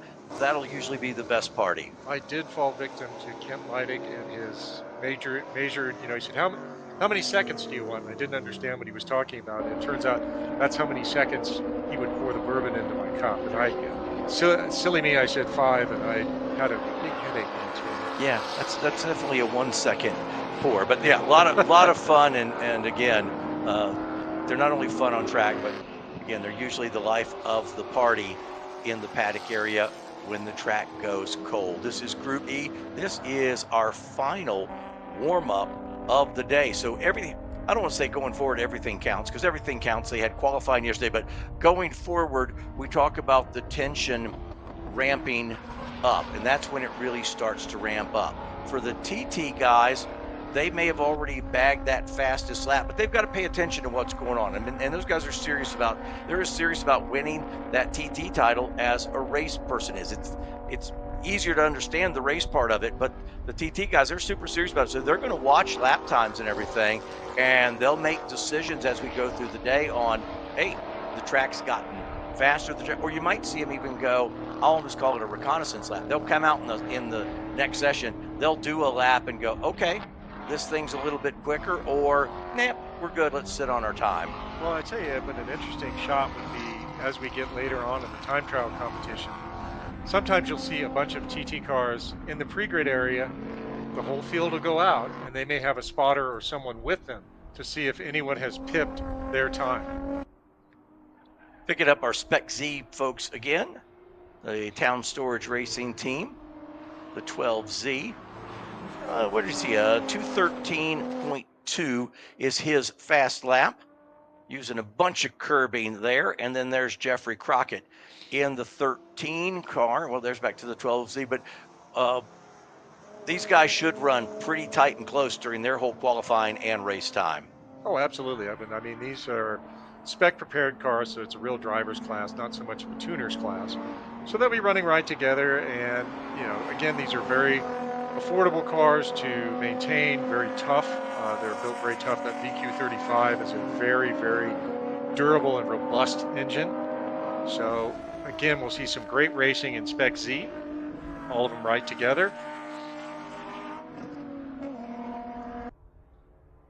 We had walked down, this was the other day, the crew was putting up scaffolding for cameras and everything, and I've gotten able to hop in the truck, ride with those guys and see. And tell you what, when you get all the way down there into turn 1 and look back up this straightaway, it really gives you an appreciation for it. And so we talk about that combination. You've got to find that balance of making the car handle, because you've got some, especially some of the infield parts of this, you've got some handling parts of these tracks, some slow corners, relatively slow corners, but then you've got to balance that with the super long straightaway, and then there's 2 to almost 3 more straightaways. There's another straightaway that's got a little kink in it, but it's still a wide open straightaway. So these guys find the balance when they get out there, the balance between top speed and making the car handle properly. This is Group E warm-up, their final chance to check the cars before they go racing later this afternoon. Matthew Kasuda in that black number 11, one of the CMC cars. An idea, he's a 217, just right at 217.8 is his lap. The CMC cars. So this is interesting. If you go on Race Hero and look, all the CMC cars are all in the 217s. All the Spec Z cars are all in the 213s. So that tells you that the formula is working and that we have a good approach there with these 2 classes. So that again is the SN95 chassis. Now look at the taillights, Edwin. The way there were 2 different engines that were used in the SN95 chassis. The first was a good old Pushrod 302, and the other one was a 4.6 liter, what's called the modular motor. Now I can tell, I'm going to guess, that car has the horizontal tail lights, which were only used on the 94, 95 Mustang, which is Pushrod. But it's got a Cobra front valence. So I can't remember from the CMC rules. I mean, a Cobra of that era was just a cam and heads over the standard GT with also improved brakes. But not sure exactly what that one's running, but it's kind of cool. And then the 4th gen Camaro out there that's right behind him, that's a later 4th gen. So it's not going to be running the LT1, it's going to be running the LS1 engine, which is a huge improvement. So there is some performance balancing that does happen. About 10 minutes to go in this session. Watching Peter Standiford there. There now is back to the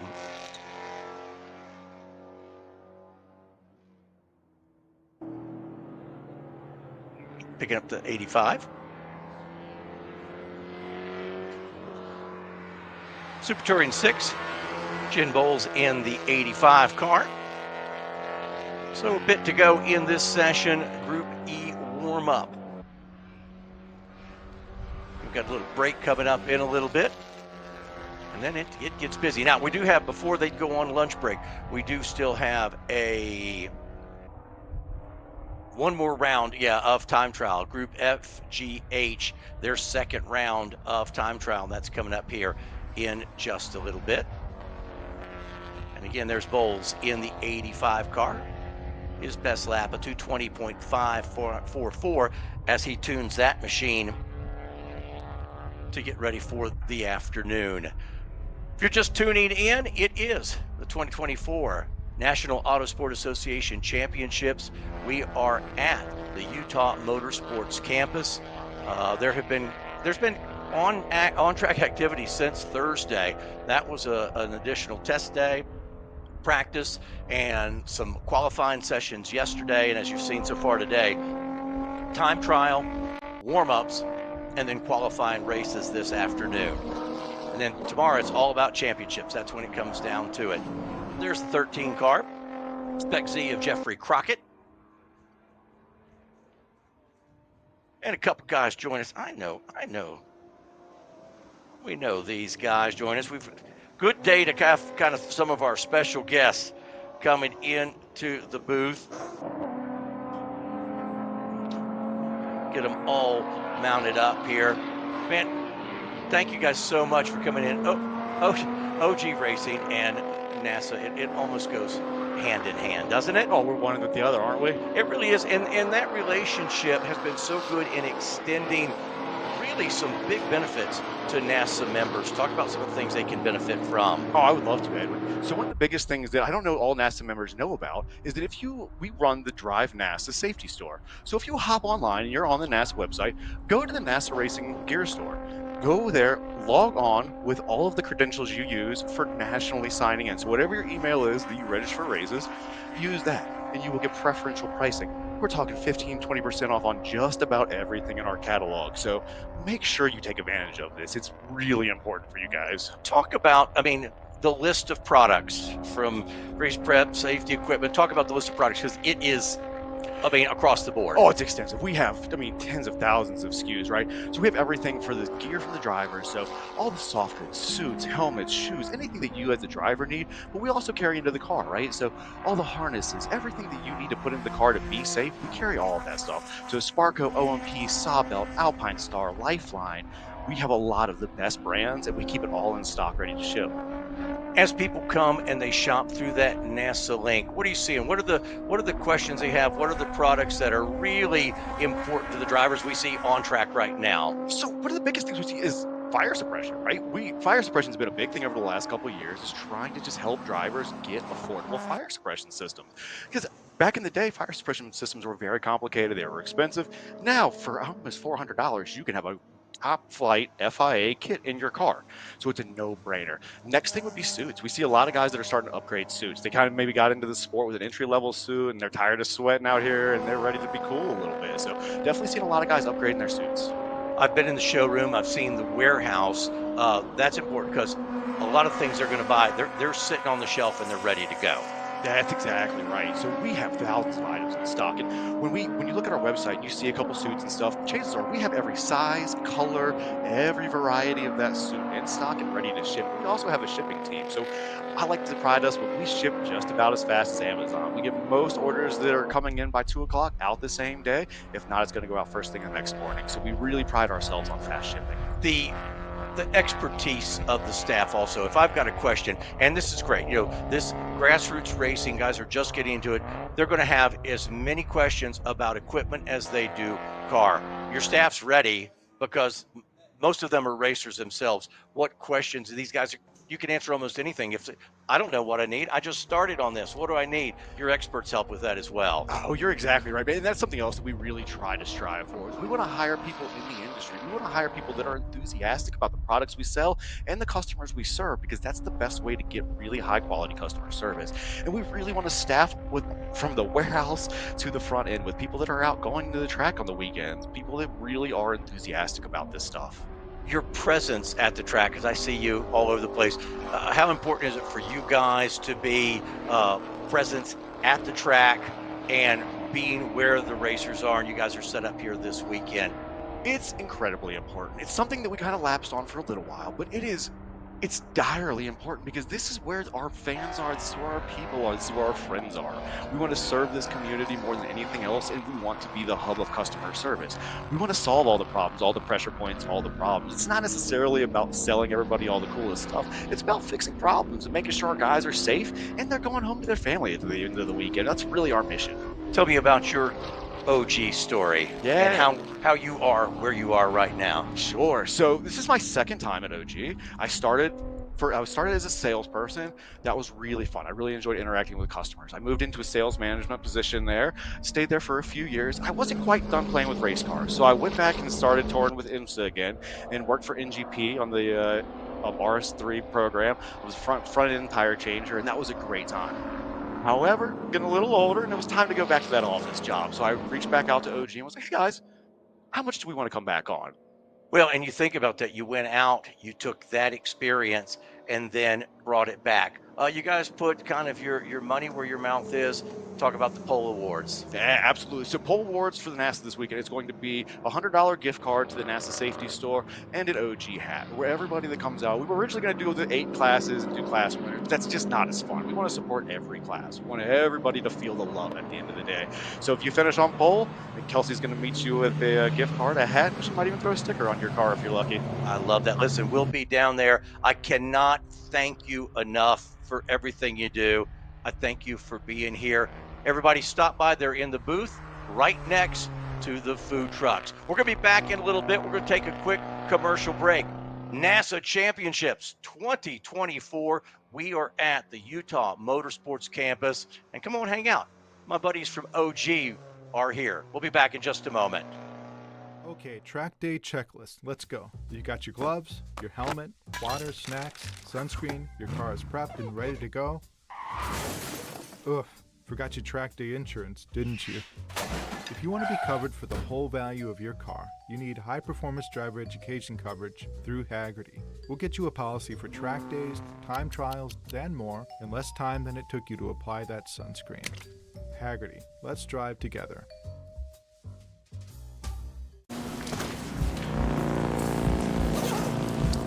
Thanks for filling in. Sorry, my flight was delayed. All right, we're P1 with P2 rein us in. They were already on the wets. The track is wettest on the east side, specifically through turns 7 and 9. We're going to put you on intermediates to hold the gap. We need 157s to bring it home. We got this.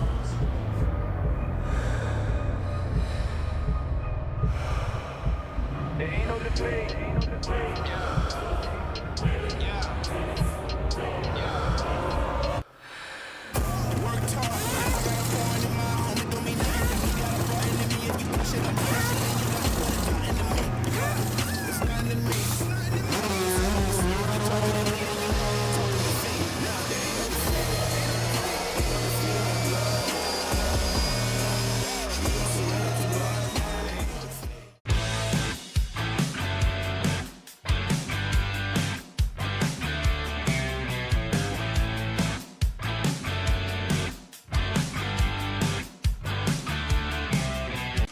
You've reached Riot, where good motherfucker is made by our polite, well-spoken team. I be taking off, keep going on, and I resume. Turn it all the way up like we filling up balloons. Already a winner when I came up out the womb.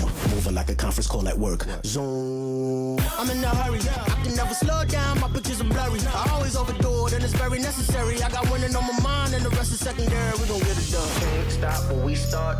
We get it done. Take no days off. We number one. Lace up these kicks, and we run. Like this, we gon' get it done. Stop when we start. We gon' get it done. Start when we stop. We gon' get it done. Get it when we start. We gon' get it done. Start when we stop. We gon' get it done. We gon' get it. We gon' get it.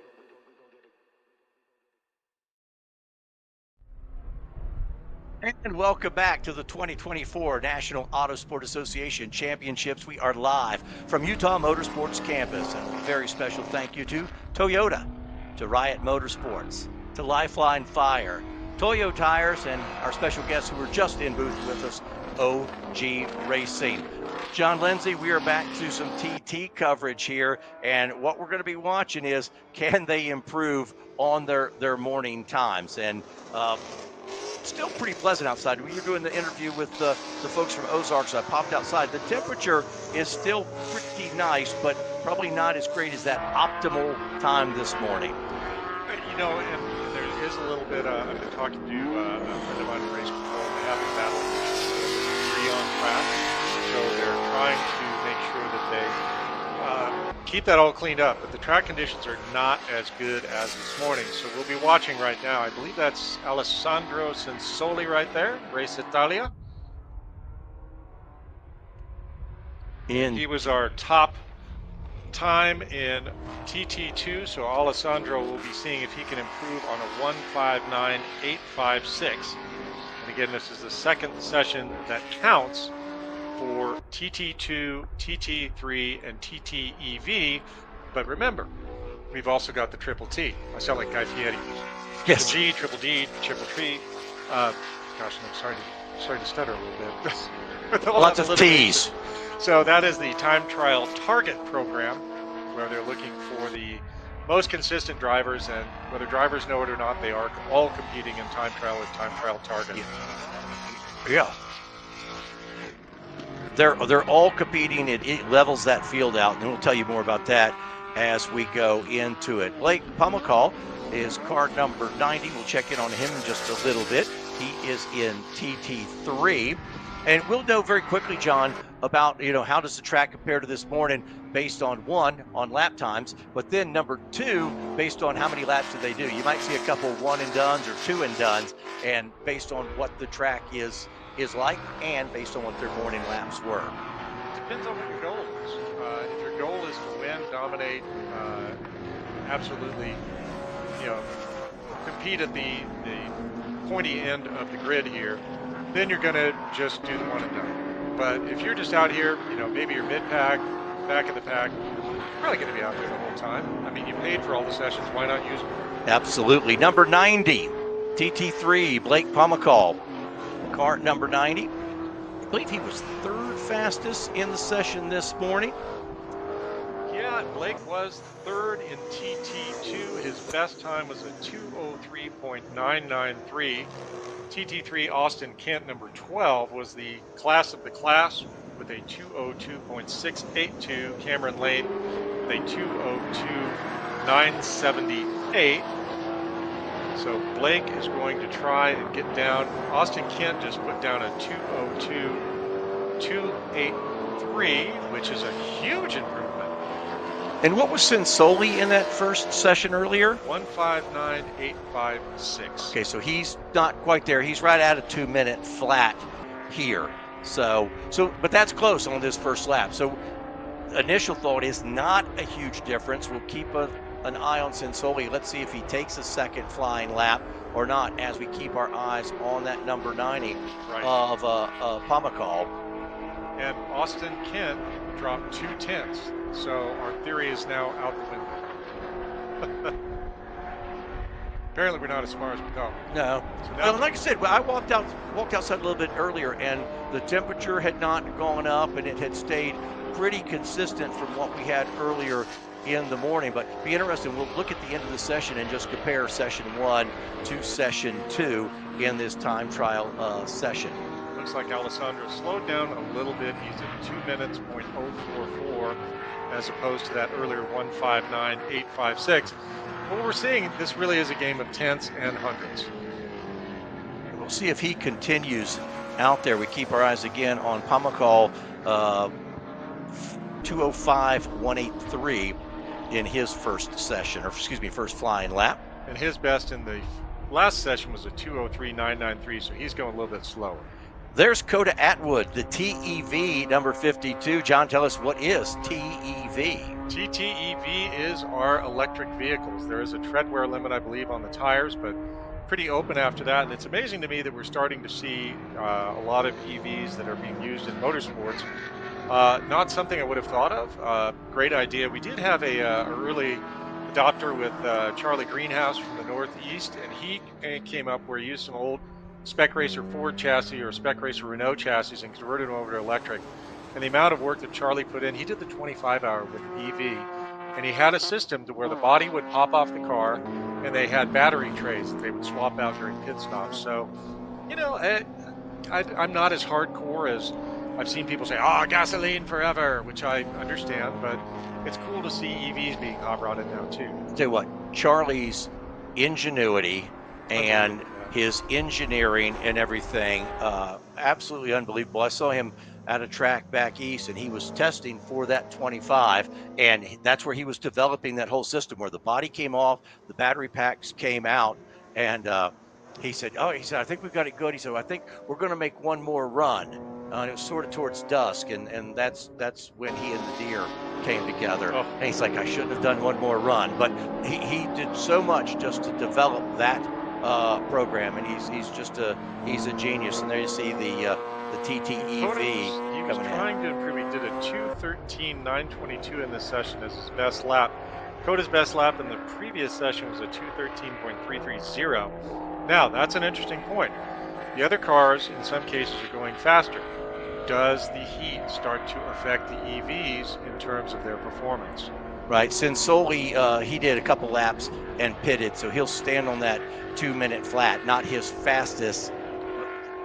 necessarily his fastest of the whole weekend, but the fastest of this session. John Calvin there in that bright green at number 15 car. Calvin with a 2:11.534. So Calvin's going to bank another lap here. And again, remember, we'll tell you more about it, but not only so, if these laps may not be faster, but every lap that's as close to your fastest lap, that's going to help you in the Triple T. So again, you're looking for consistency. So if you've got the car that it's predictable, the track is such that you can lay down a predictable lap, you kind of want to to run a couple of laps. Yeah, what was John Calvin in that last session? 2:10.189, so he's about a second and a half slower this session. Yep.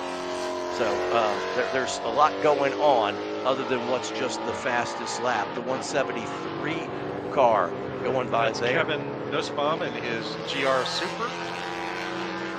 2:05.9 is his fastest in this session. You see him down that long front straightaway. And Kevin's best in the last session this morning was a 2:04.441. So he's about a second off of his fast time from this morning.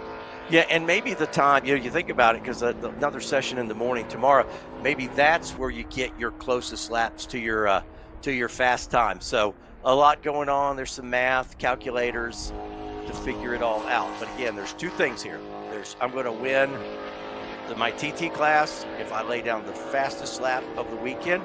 I'm going to win the overall TTT across everybody if I can put together a group of the most consistent laps. They don't have to be in the same session. They could be in multiple sessions. But if I can put together, if I run 5 laps at 2 minutes flat, 0.000, I probably end up with the Triple T trophy.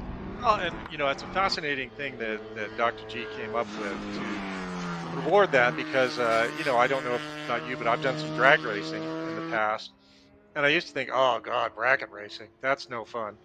But that consistency is really something to be valued, and it says something for your mindset and for how precise of a driver you are. Following around now, Zach Cerna.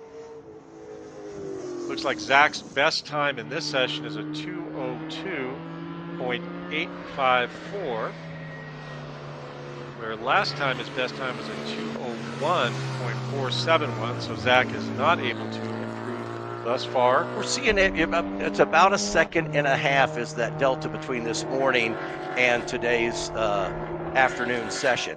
With the exception of Austin Kent, he went faster. Just a tick faster. He went 2:02.228 after going 2:02.682. And we did see that interview earlier with Cameron Lane, where he was saying that, I believe that was with Cameron, where they were saying they broke a track record, but they still didn't get it done. That may be of another class. I think that may have been, actually, it may have been one of our other classes.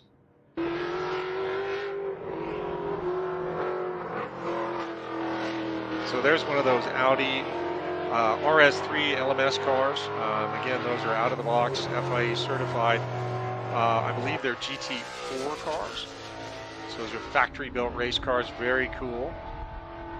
I believe that is, that may be Tyler Ely, I believe, in that machine. Got it. Yes, you're correct. Audi RS3 LMS. So LMS, I believe, Le Mans series, something of that nature. But it's cool to see these factory. So there's a certain amount of time where the factory cars are the business, and now they have a second life here in more of the club scene. A little bit earlier this afternoon, Kelsey got to catch up with a couple of the TT drivers who were on track, but she caught up with them a little bit earlier this afternoon before they went on track to give you a little idea of what they're thinking when they get on the racetrack. We'll go back down to the paddock. Kelsey Hill will update us. When we come back, we'll have this session wrapped up. We'll give you the finals and let you know where everybody is in TT-EV, TT2, and TT3. Kelsey, take. We're here in the NASA Championships garage. I'm very excited to speak with Alessandro. So nice to have you here today. So tell us your full name, what region you're from, and what your hometown is. Of course. I'm Alessandro Sensori. I'm from south of Tennessee. No, I'm joking. I'm Italian. I love it. I'm from Rome. I moved here 9 years ago in the U.S. And it's been so far a good adventure. It's wonderful. Awesome. So how did you find yourself within NASA racing and getting into racing here in America? Well, I grew up playing rugby. I had some back injuries, and so I couldn't play rugby, but I still needed the adrenaline kick, And so I was 2 hours away from Laguna Seca. We grew up with the myth of Zanardi and Valentino Rossi. I said, I need to bring my car over there. And it wasn't a Mustang. And I had a blast. And since there, it's been a few years, not that much. I started 2019. Wonderful. And what was the first cars you started out racing in? Did you do HPDE and move your way in, or did you just jump in and right away with licensing? I started HPDE with a Challenger Scat Pack. Yes, nice. Because I love American muscle cars. I was going to say. And then I moved to a Mustang. That few months of HPDE, and then I moved directly to time trials and been competing since. Awesome. Yeah. So obviously being Italian, we're very excited. Why American muscle cars? What is it about it that most people think Italian Ferraris, they want to get into that. So tell us about your story there. Well, I would love to have a Ferrari, I just want to point out. But I grew up with Italian cars and German cars. And when I moved here, again, the myth of American myth of V8 power muscle cars. So that's why the Scat Pack to start with. And then the Mustang got my heart. Got you. Yeah. So talk to us about your Mustang here that you have. I'm going to screw on this side so we can chat with everybody about it. As you see, there's, of course, the flag everywhere. Yes. This is a V8 5-liter Mustang. Has a 10-speed, so it's paddle shifting. The car is from NorCal, because we are from there. Just got a wrap.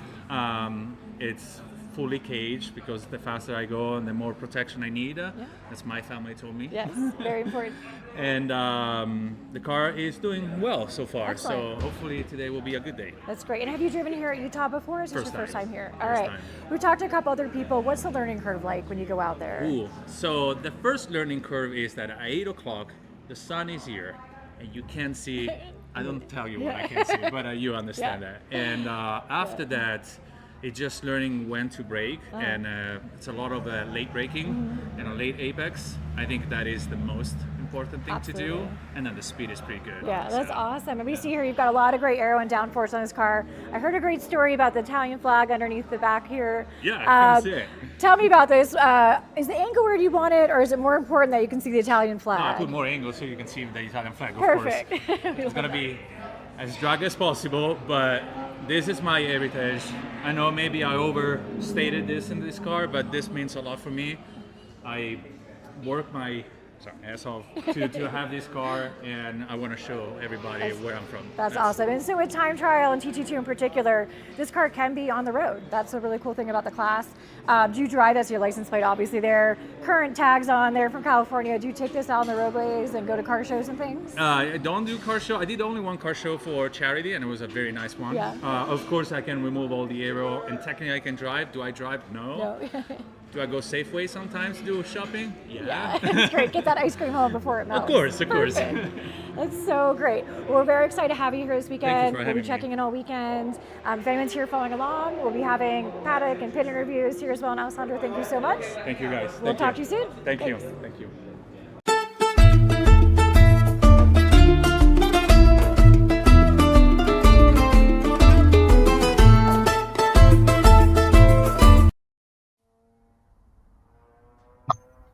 Like reflexes of a race car driver. Group F is done. John, give us a recap of their second session of the day. Well, we only had one driver that was going faster there. I didn't have a chance to look at the results before they checkered on me, but I think our theory is holding that first session of the day, the second lap of the first session, may be the money lap. So again, you see these majestic scenery shots looking there at I believe that's a Stansbury mountain range, and behind the buildings here, we have the Okura mountain range. So it's a really majestic setting down here in this beautiful verdant valley. The track is located, fittingly enough, off of Sheep Lane. So there's a lot of agriculture, and I tell you, the Tooele Valley here is growing like crazy. We saw that there was a big purple mattress factory. Have you ever heard the Purple brand? I've seen that. So again, a booming area. But we're not here to talk about mattresses. We're here to talk about time trial. You just saw that great interview with Alessandro, fascinating guy, former professional, soccer in the U.S., but football in the rest of the world, and rugby player. And he's now made the transition over into time trial very, very, very successfully. Talk about the campus here. There's more than just the racetrack, but it's an operating facility with a whole lot of tenants, including Riot Motorsport.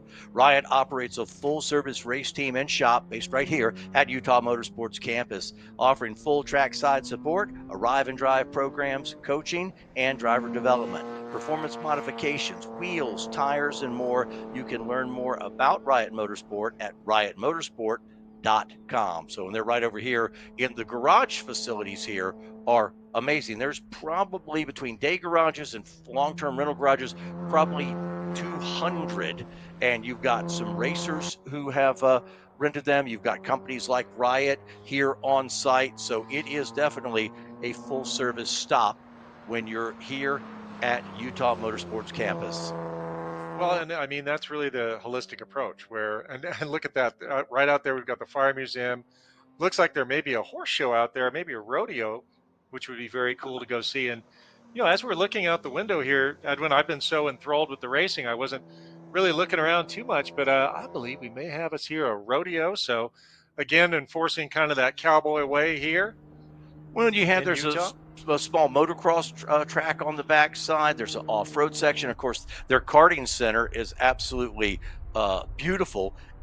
There's a lot to do. And then right next to it, to kind of keep that that recreation and outdoor theme, there's a large area with soccer fields. And there were, you know, as I was leaving here last night, there's kids playing baseball and softball. So this area is sort of like a recreation entertainment area. And those things all work together in concert together. So you've got this multi-purpose area where if you want to do something fun outside, we probably have it covered for you here. We're ready to go to our next group. They're on track now in just a moment. Sorry, I got ahead of myself. I did get word from control that we did have someone below the checkered flag, so there's still one of our previous, and when I say that, that means they were displayed the checkered and then kept on going for another lap just to get a little bonus in there. But that's where you get to that's where you get to go down pit road. You get to have a conversation with somebody, and it's really not a great, probably not a great conversation you have when you blow the checkered flag. And there's also a little tent down there that says Black Flag. They are not selling pest spray at the Black Flag tent. Nor are they punk rock enthusiasts. Nor are they punk rock enthusiasts. Henry Rollins is not here this week. He is not. What's the Black Flag tent all about, John? That's when you've been naughty. You're going to get a talking to when you get a Black Flag. There's different flavors of Black Flag. There's a displayed Black Flag with someone pointing at you, which means you've been naughty. Please go talk to us for a little bit and figure out what's going on. There's a waving Black Flag, which will say, hey, knucklehead, you need to pay attention. And then there's the Black Flag being shaken and then thrown and striking the windshield of the car, which is the race director is going to probably take you out to the woodshed. Then you are in trouble. All right, green flag is finally out on this session. Clayton Yates there on screen, so everybody will get their first fast lap. And again, we'll see if anyone can improve from the morning. Again, we did see one driver in that other session improve from the morning, and maybe that could be not a track condition as simply as, oh man, I had a bad morning. The car wasn't set up right or something like that. So we'll see how they go. TT 4, 5, and 6, and these guys were pretty tight this morning as far as times go. So we'll update you as we're into their second session of the weekend. And these are the fastest time trial cars. You got TT1, TTGT, and TTU. U stands for unlimited. Unlimited. Just like in American Iron Extreme, the X stands for extreme. What was Finstrom this morning, John? He was, I think, fastest overall in the 2X. He was a 147.097. That's in a car, I've actually never heard of that. It's a Staudacher S12, so it's one of those cool single-seat formula kind of cars. So we'll just get an eye, and I don't actually need to double-check and see if he's out there. We'll see when they come by on flying laps. So he is out there. He is getting picked up on Race Hero now. And folks, if you are following along on Race Hero, it's showing that Group H, the TT4, TT5, TT6 is out there, but it is picking up the correct classes and the correct times.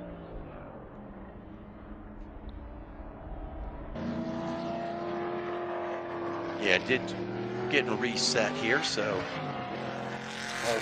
you're right, all the right cars are out there. So looky there, Finstrom just went faster than the morning session.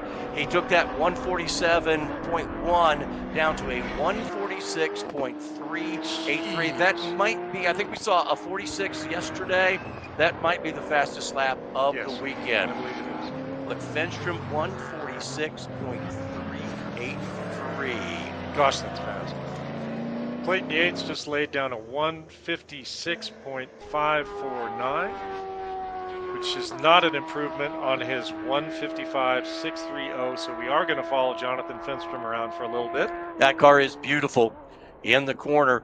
A 146.383. Can he best that as he flashes in front of the Fire Museum? A 147 this morning, a 146 on lap number 1 right now. Technical part of the racetrack right there. And coming in, yep, he'll be heading to 15 here just a little bit. Wind up, Yep. and release. He'll come smoking down the front straight. Looking to best a 146.383. Can he get it into the 145 bracket? If so, that is getting it done. Here he is coming into that corner. Get that corner just right. Launch off there and down the long straightaway. But it's a very short run from the corner to the start-finish line once you get down there. The start-finish is very early in this long straightaway.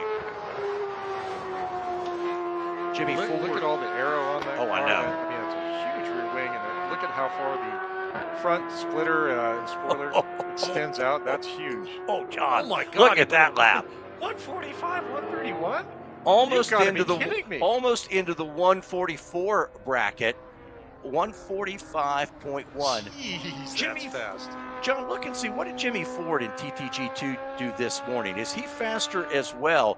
He's a 155.68. What was he earlier today? Jimmy was a 153.856. All right, so he's a little slower.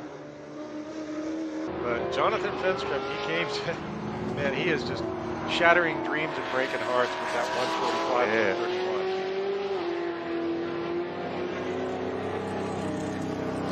Adam Smith there in the 69 car. Adam ran a 159.029 this morning, and now he's down to a 158.282. So an improvement there from Adam Smith. So we are seeing some cars, not everybody faster, but we're seeing a handful of cars pick up their times from earlier today. Let's see, we're picking up that 05 car, the Corvette. And see if I can find him on my timing and scoring. Is that Darren Griffin? No, it's not. He doesn't seem to be showing up. So this may be this may be his outlap, John. He may not have come across the timing and scoring loop yet. I think it is. And no results for the 05 car this morning. So this is the 05 car's first session on track. So this will definitely be his fastest lap of the day. No doubt. Let's see how many more laps Fenstrom will do before he heads to pit lane and call it a Hornets. I love the green on that vet. Beautiful. So here he comes. Once he comes across. Okay. So we actually had that wrong. That is Team AutoSolve, our fast car from this morning in TT1. It's X5. We were reading it as 05. Best time for them this morning was 155.582. And they've improved just a pip with a 155.528. Can't blame Fenstrom. He's going to sit on that time. He's gone to the paddock with a 145.131, which is just ridiculous. And I don't blame him. That's about as quick as you can go. Third right now in TT1 is that car. That's August Faulkner in car number 7. His best lap in this session, a 158.636. John, what's that compared to the morning? An improvement. He was 158.943 earlier this morning. So 3/10, but in this type of race, 3/10 could be the difference in it. That's the difference between winning and going, first place and first loser. That's it. Well, he likes that lap because he just went on to pit road as well. So he's happy with that one. There's Carlos Mejia in the 47 car. And then running third in TTU, that's the 42 of David Lockwood. Lockwood with just about a 2-minute flat, 2-minute.635. What was Lockwood in the morning, sir? 159.634, so just a little bit slower thus far. Consistent. That'll be 2 good laps for Triple T. Yep. So we'll keep you aware of that as well. But David Lockwood in the 42 car. Beautiful going through the corners. That's one of those cars that looks fast even when it's sitting still. Did Fenstrom's 145 surprise you? It did. I thought that 46 was going to be about it, and then digging down and finding more, because right now let's see what temperature we are at. Okay, 81 degrees. When they ran this morning, it was low 70s. So to be able to pull that off, and especially after all the sessions and maybe put a little schmutz on the track, to be able to pull that off and go that fast is pretty amazing. David Lockwood in the 42, just about 10, 15 seconds earlier. You saw him going up the hill through the attitudes. Lockwood is going a tick slower. Best time on Lockwood was a 59.634, and best time in this session so far is a 2:06:35. Hey, John, car 54, where are you? Right there. There he is. Car 54, the team JPR. They're in the TTGT class, and there he goes right past the line and puts in a 157.301. That'll be second fastest in this session behind Jimmy Ford. So team JPR, the 54 car, 157.301. How's that compare? So interestingly, in the results, they did not have a time recorded in the first session. I imagine it may have been due to it. I think that was the car that stalled at the end of the front straight. So when you have an off like that, it does invalidate your time. So looking to clip a 159.029 to move up the order there, 157.301. So that actually puts them into third place so far. Tage Evanson was there with a 157.468. Tage is not out there now. So that is a significant development for Team JPR.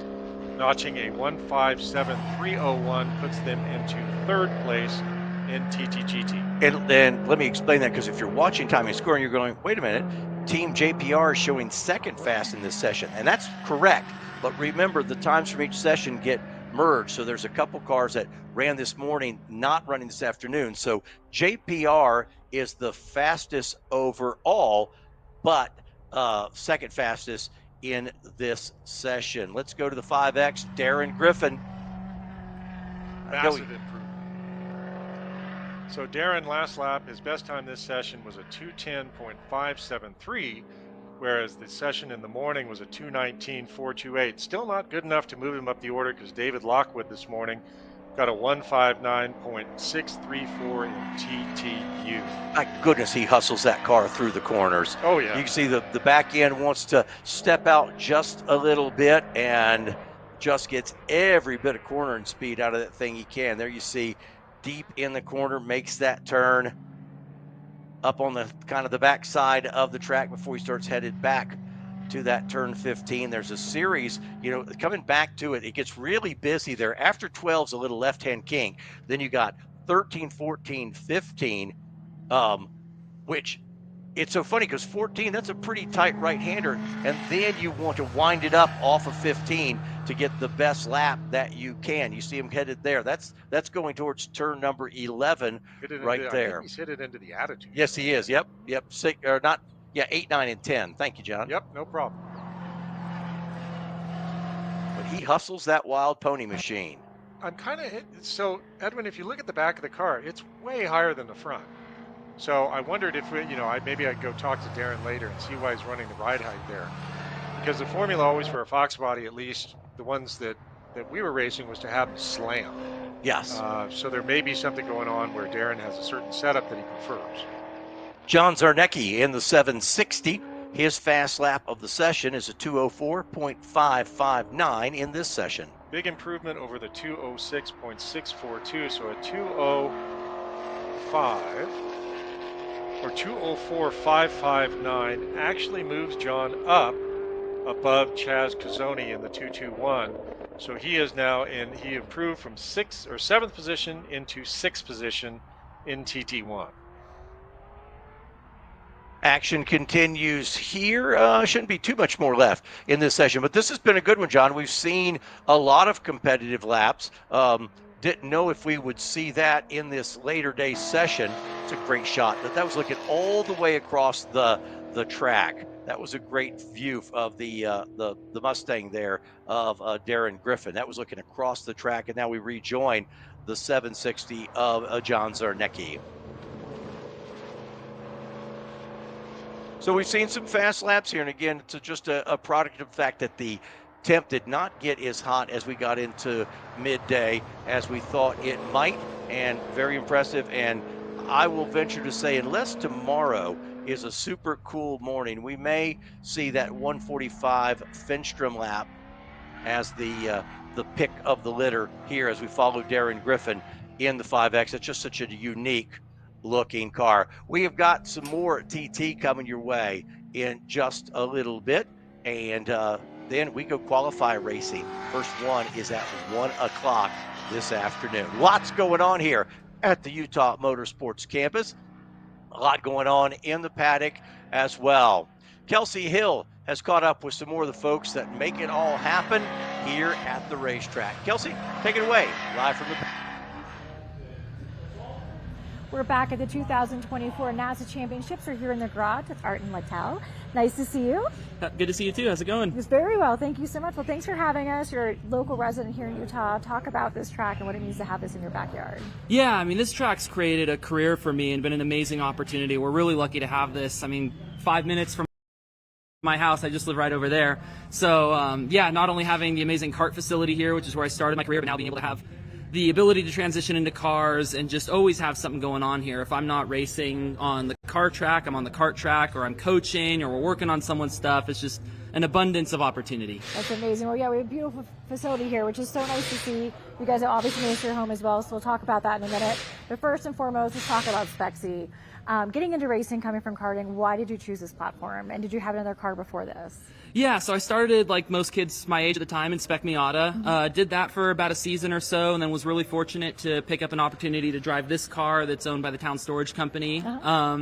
And I've been doing that for about 4 years now. Spec Z's always been not one of the most popular classes nationwide, but it's been very competitive, very popular in Utah for many years. So it was a great launching point to kind of branch from Spec Miata, go into a faster but still very competitive class. And it's been a really cool success story. This car's been really good to me. The Free family and Town Storage has been incredible to me for all these years. And so this is really, this whole event is awesome. It's kind of the end of that story, not the end of that story, but the peak of this. It's the coolest thing we can do with this car, and it's really cool to be out here doing this event representing this car. Awesome. Well, let's talk about Spexy a little bit. It is not one of the largest classes within NASA, but it's a great spec class. So this platform from Nissan is awesome. What parts about it do you find are translating on track well, as far as handling, power, those kind of things, or difference where you say to step up from Miata? Yeah, I mean, I think with this class, obviously the horsepower, the weight, you got a larger car, you got a more powerful car. It's still a very momentum-oriented class that I've found. It's very dependent on tire management. You'll see a lot of cars, you can put a really fast lap down early in a race, and you can try to run away a little bit, but if you hurt your tire, it's really going to hurt you in the end. So I find it's a really good tool and a really good platform to teach race management. That's where I've really excelled in this class over the last few years is you can put a fast lap together, and that's great, but if you don't manage your pace for 40 minutes, you're going to be hurting at the end. Absolutely. Speaking of tires, what kind of tires are you running this weekend? We're running the Toyo tire. It's a 295 new for this year, so that's been fun to figure out as well. That's great, yeah. We talked about that earlier. We talked to some of the tire partners as well. Compounds change, tires change. You kind of have to adapt that with pressures and any other setup components that you also did to accommodate that change in the tire? A little bit. I mean, we took us, when I first got used to this car, it took us about a half a year to get to the point where we were really fighting for wins consistently and super competitive in it. There was a little bit of a learning curve at the start of the year, learning the new tire size. Toyo's very consistent with their product, so not any huge issues there. I'd say, a weekend in, just making a little bit of damping changes, adjusting the balance of the car a little bit, and it's been just as good as it was all those other years on the other tire. So cool. And then we'd ask all our racers, how do you get into racing? Obviously, your name has to have something to do with the story here. So tell us, where did this all start? Yeah, so obviously my dad was a fan. Grew up into it, grew into karting. My dad was always just a casual, out of the pickup truck kind of guy. Got started with us doing the same thing. Like I mentioned earlier, having a facility like this, having a track like this that has these opportunities with an amazing go-kart track directly on site with this car track, really made it easy to pave my way and rise up through the ranks. So started karting on my own. Originally was just sweeping floors, cleaning off Porsche Cup cars for any team that would let me to just fund my karting as a teenager, growing up into it. And then as I got more competitive into karting, I also was able to get more involved as a mechanic, and then eventually getting to drive cars through that as well, through various connections out here. So it's just amazing to have these opportunities and have a place like this that can provide that for people. I've made a career out of the opportunities and out of this campus, and I don't think I it would have been a lot harder to do that anywhere Yeah, else. So. absolutely. And I think that's part of what we always talk with NASA is a community, is a family. Racing in general is the same way. I know I grew up in the industry that way too. And so having that shared passion and commitment with it is just so cool. So it's nice to meet you and talk about that as well. As far as karting goes, I know it's something people are always interested in. With the translation of karting to Miata to Nissan, what's next for you, do you think? Yeah, I mean, it's been really fun. I still do a lot of go-karting. I actually, out of this building here, we own a customer karting team, so that's my full-time occupation, is managing a racing team and working driver development with primarily younger teenage kids in karting. So it's been really fun. I mean, racing's never a super stable or predictable thing, so I'll just kind of go follow the money, be where I can, and have a good time with it. Awesome. Well, you've been very fast out on track, and I know the big afternoon coming our way as well, so we'll probably see you out there on Impound right after you get done racing today. Hopefully, I'm planning on it. Awesome. Great. Well, thanks so much for sending back up to the booth, get some more race coverage this morning.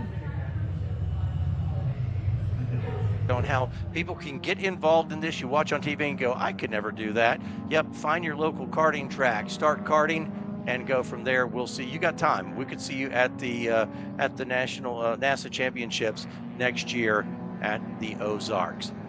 Group H time trial on track now, and then we come back a little bit later.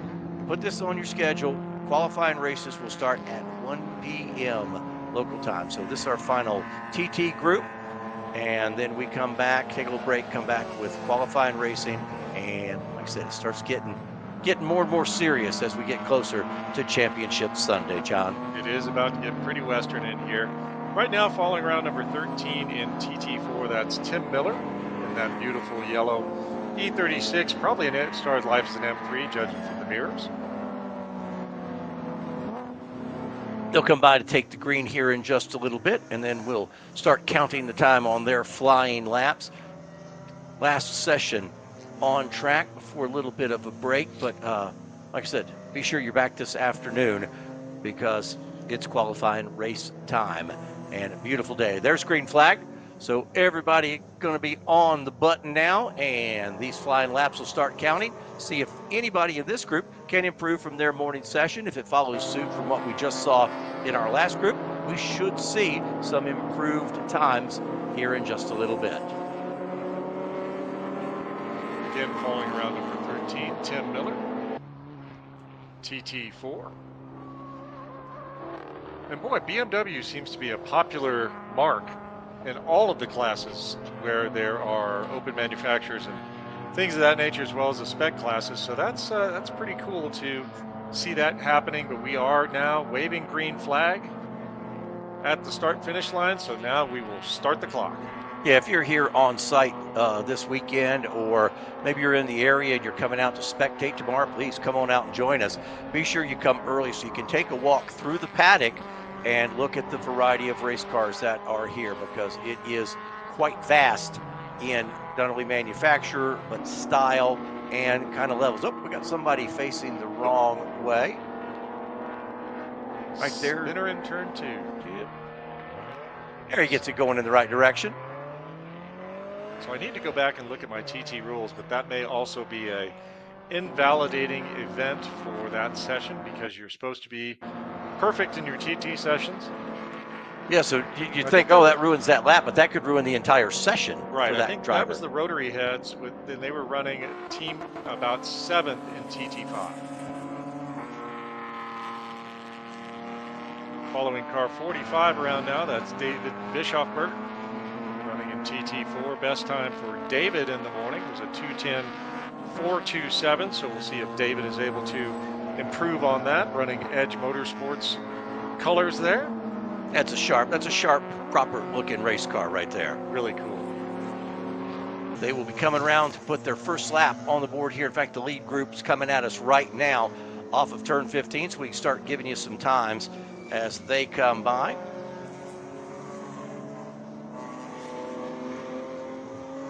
So again, this is TT4, TT5, and TT6 on track for their second session of the day. And timing and scoring updating, so give me a moment and I'll let you know.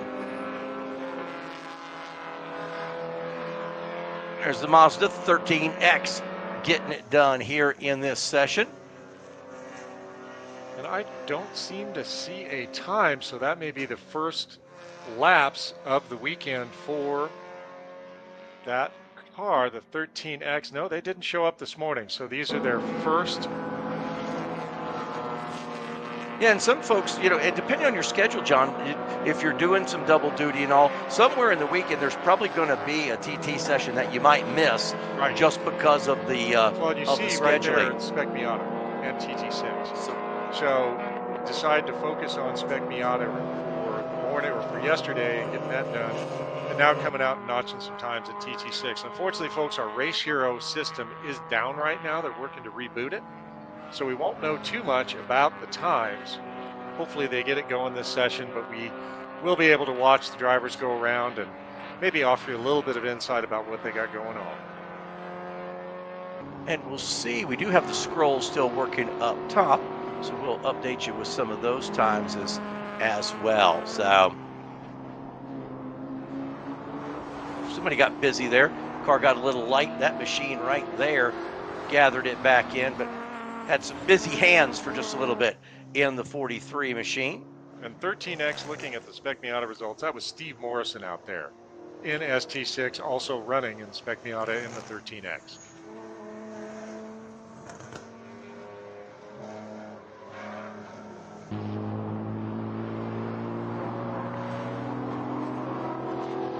Final session before the lunch break, and then qualifying races this afternoon. In fact, let me go through, well, we've got a second here. Let me go through the afternoon schedule for you. You're probably planning your day around watching the broadcast, so I'll help you out. 1 o'clock is the Group A qualifying race. Then 1:40 Group B qualifying race. 2:20 is C. 3 o'clock is D. Group E is 3:40, and then the final sessions of the day starting at 4:15, round 3 for time trial, the F, G, and H group. So that's what the afternoon will look like here for you. Following the number 76 car now around. That is our friends Mick Blue and Tom Pauly. Don't know which one of them is in the car right now. Boy, really hanging it out in that corner. That may be Tom, because that's Tom started his career in the Sentra SERs. And he is one of the most skilled drivers I've ever met. I think it could also be Mick. They make a great team together, those two guys. Looking forward to the afternoon and qualifying race, and I want you to put your driver's suit on, driver's helmet on for you. Are you at this point? You know, you're in. You've got your starting spot. How hard do you push in that qualifying race, or do you say, "Man, I'm here. I've made it all weekend. I'm just gonna wait and race hard on Sunday"? I mean, it really depends on what class I'm running in. If I'm in Spec Miata, I want to be at the pointy end of the grid. If I'm in AIX and maybe I know a little something about somebody, I might say, you know what, I'm going to let these guys go ahead. And maybe, you know, I've had races before where I knew the drivers in front of me were very aggressive and very tuned up and ready to go, and I was happy to be in the back of the field because turn 1 would often be a total GoPro deal. Well, and I just drive on by. And you're exactly right with the number of cars in your class and what it's like. Is now the time to make up some spots, or is now the time to save it and go racing on Sunday, which is, of course, Championship Sunday. Right. It depends on your strategy and tactics. Right now, falling around number 81, that is Jason Bleak. His best time before was a 2:22.604. Again, Race Hero is down right now, so we're not able to figure out what's going on. You can see on the scroll there that was a 2:23.380, and I don't know if that's from before. No, that's from this session. So the ribbon we have up top is working, but the Race Hero site that you access remotely isn't. So maybe we can drop a little knowledge based on what we are seeing on the broadcast with the ribbon. And this is showing 1, 2, 3, 4, 5, 6. Those are best times so far in the session in progression. See what I did there? It rhymed. I like that. You could be alliterative and rhyming all in the same broadcast. About to drop the sickest rhymes of 2024. So again, we're watching TT4, TT5, and TT6 for their second session. They will have one more this afternoon. 19 machine. So we are hearing over the control frequency that a lot of cars are starting to come in. We We are going to follow around car number 19 right now. That's Andrew Dunn. Andrew's best time was a 2:09.775. Let's see if we can pick him up on the scroll. Okay, he's done a 2:11.228 this time in this session, so he has not improved yet, so he may come in this time by.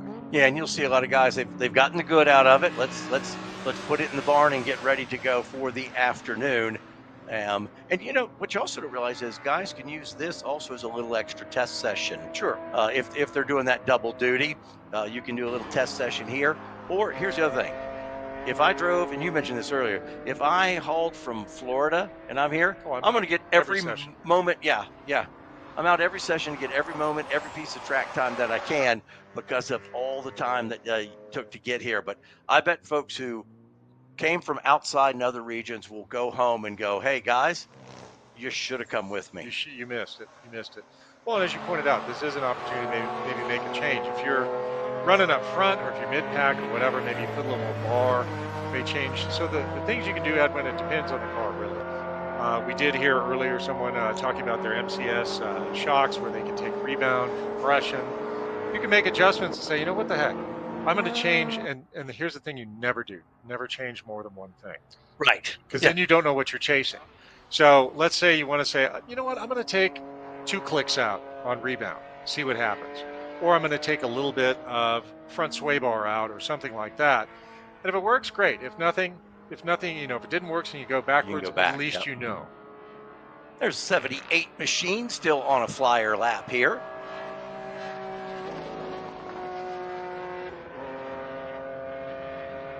Final TT session of the morning. Interestingly, TJ Hammond, that is number 78. TJ's best time was a 2:08.000.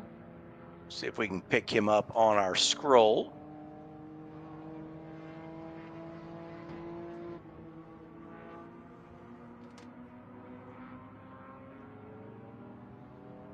And Larry Chin, we saw he's down in the low 212s, but Larry's best time this morning was a 2:11.402, so no improvement there.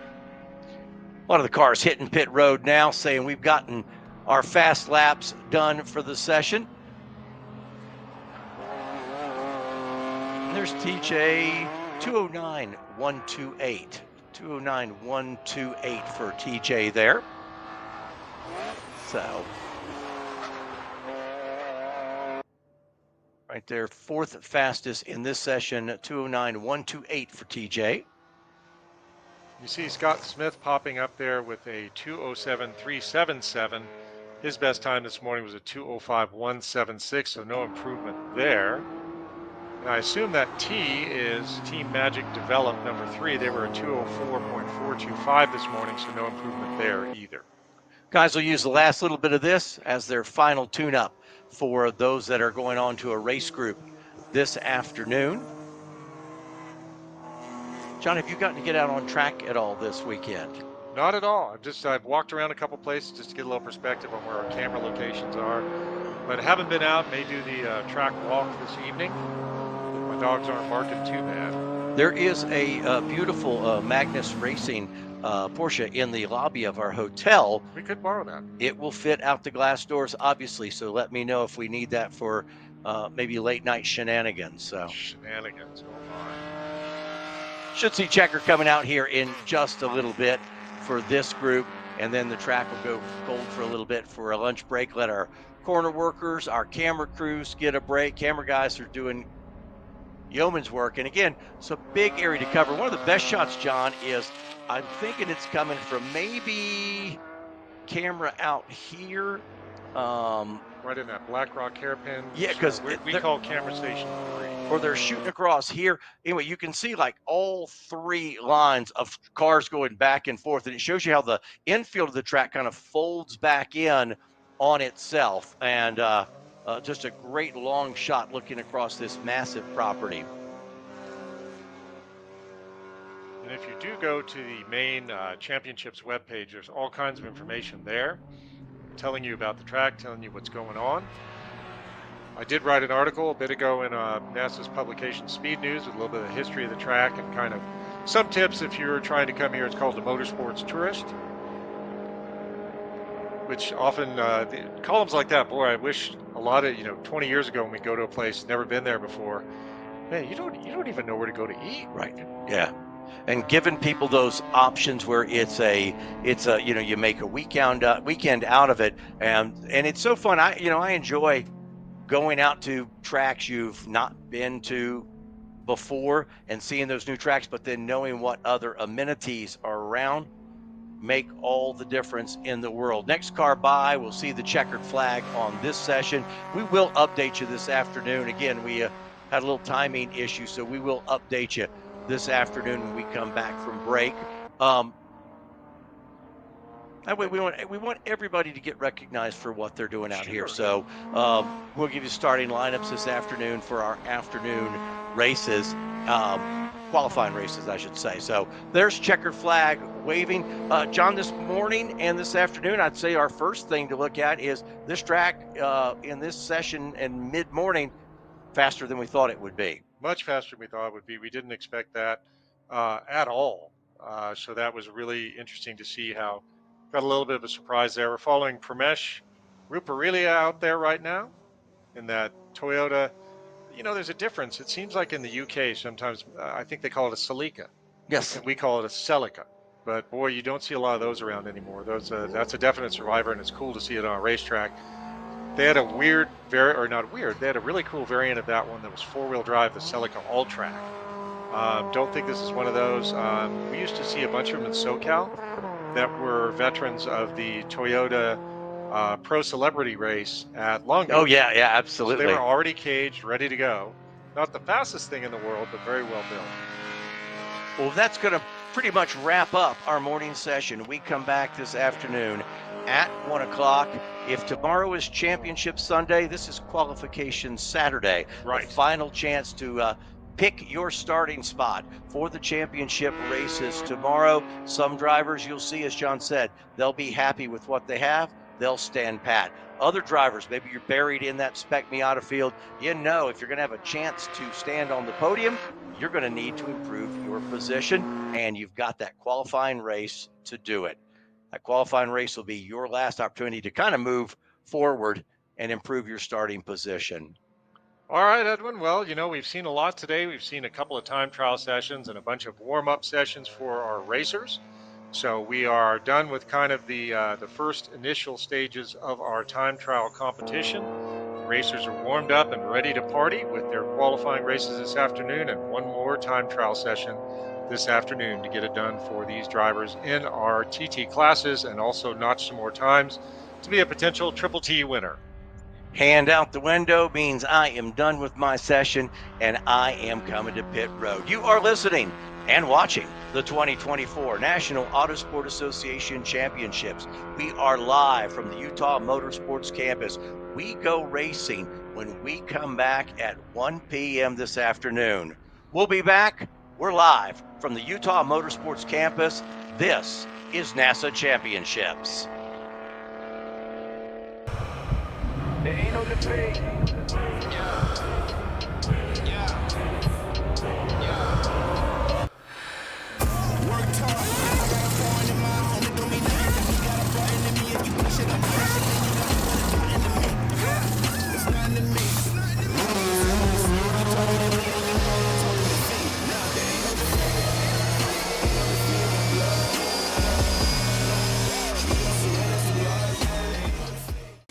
You've reached Riot, where good motherfucking is made by our polite, well-spoken team. I be taking off, keep going on, and I resume. Turn it all the way up like we filling up balloons. Already a winner when I came up out the womb. Moving like a conference call at work. Zoom. I'm in a hurry. I can never slow down. My pictures are blurry. I always overdo it, and it's very necessary. I got winning on my mind, and the rest is secondary. We gon' get it done. Can't stop when we start.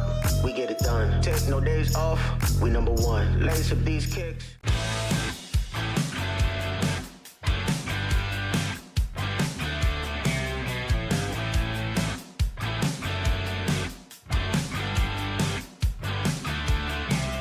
Okay, track day checklist. Let's go. You got your gloves, your helmet, water, snacks, sunscreen, your car is prepped and ready to go. Oof, forgot your track day insurance, didn't you?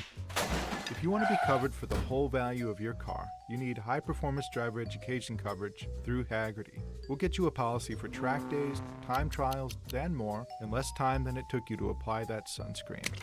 Hagerty, let's drive together.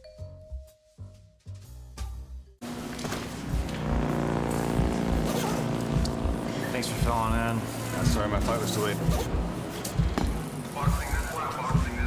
All right, we're P1 with P2 rein us in. They were already on the wets. The track is wettest on the east side, specifically through turns 7 and 9. We're gonna put you on intermediates to hold the gap. You need 157s to bring it home.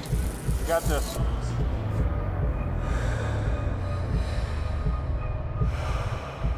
There ain't no debate. There ain't no debate.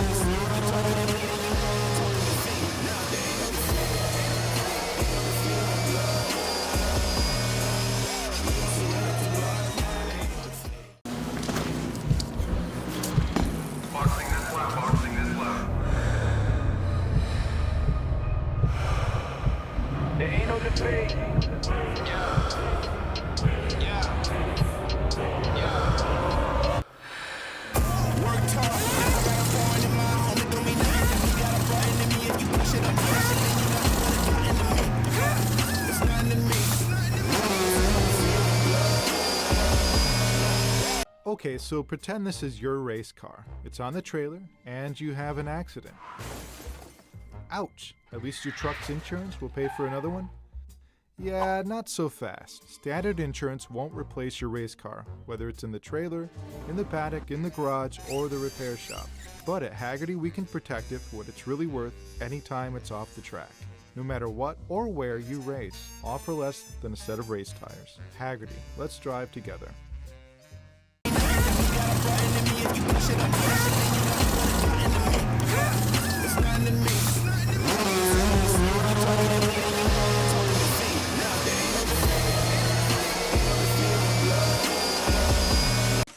You've reached Riot, where good motherfucking is made by our polite, well-spoken team. I be taking off, keep going on, and I resume. Turn it all the way up like we filling up balloons. Already a winner when I came up out the womb. Moving like a conference call at work. Zoom. I'm in a hurry. I can never slow down. My pictures are blurry. I always overdo it, and it's very necessary. I got winning on my mind, and the rest is secondary. We gon' get it done. Can't stop when we start. We get it done. Take no days off. We number one. Lace up these kicks, and we run like this. We gon' get it done. Stop when we start. We gon' get it done. Start when we stop. We gon' get it done. Get it when we start. We gon' get it done. Start when we stop. We gon' get it done. We gon' get it. We gon' get it. You've reached Riot, where good motherfucking is made by our polite, well-spoken team. I be taking off, keep going on, and I resume. Turn it all the way up like we filling up balloons. Already a winner when I came up out the womb. Moving like a conference call at work. Zoom.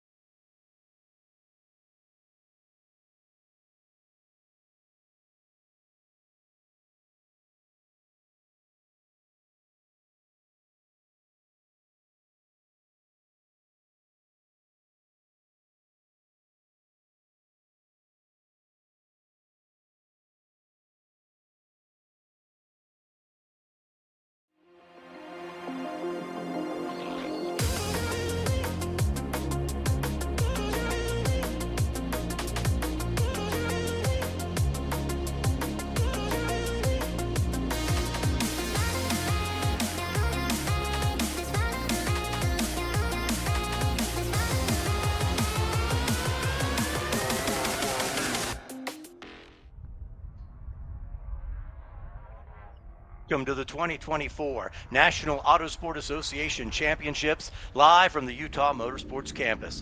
Our NASA marketing partners include Hawk Performance, TrackDayTires.com, Action Sport Canopies, Hagerty Motorsports, and Livery. We're ready for our first qualifying race of the day. John Lindsay, let's give them a lineup. All right, Edwin, our first flying start will be our GT and Super Touring 2 cars.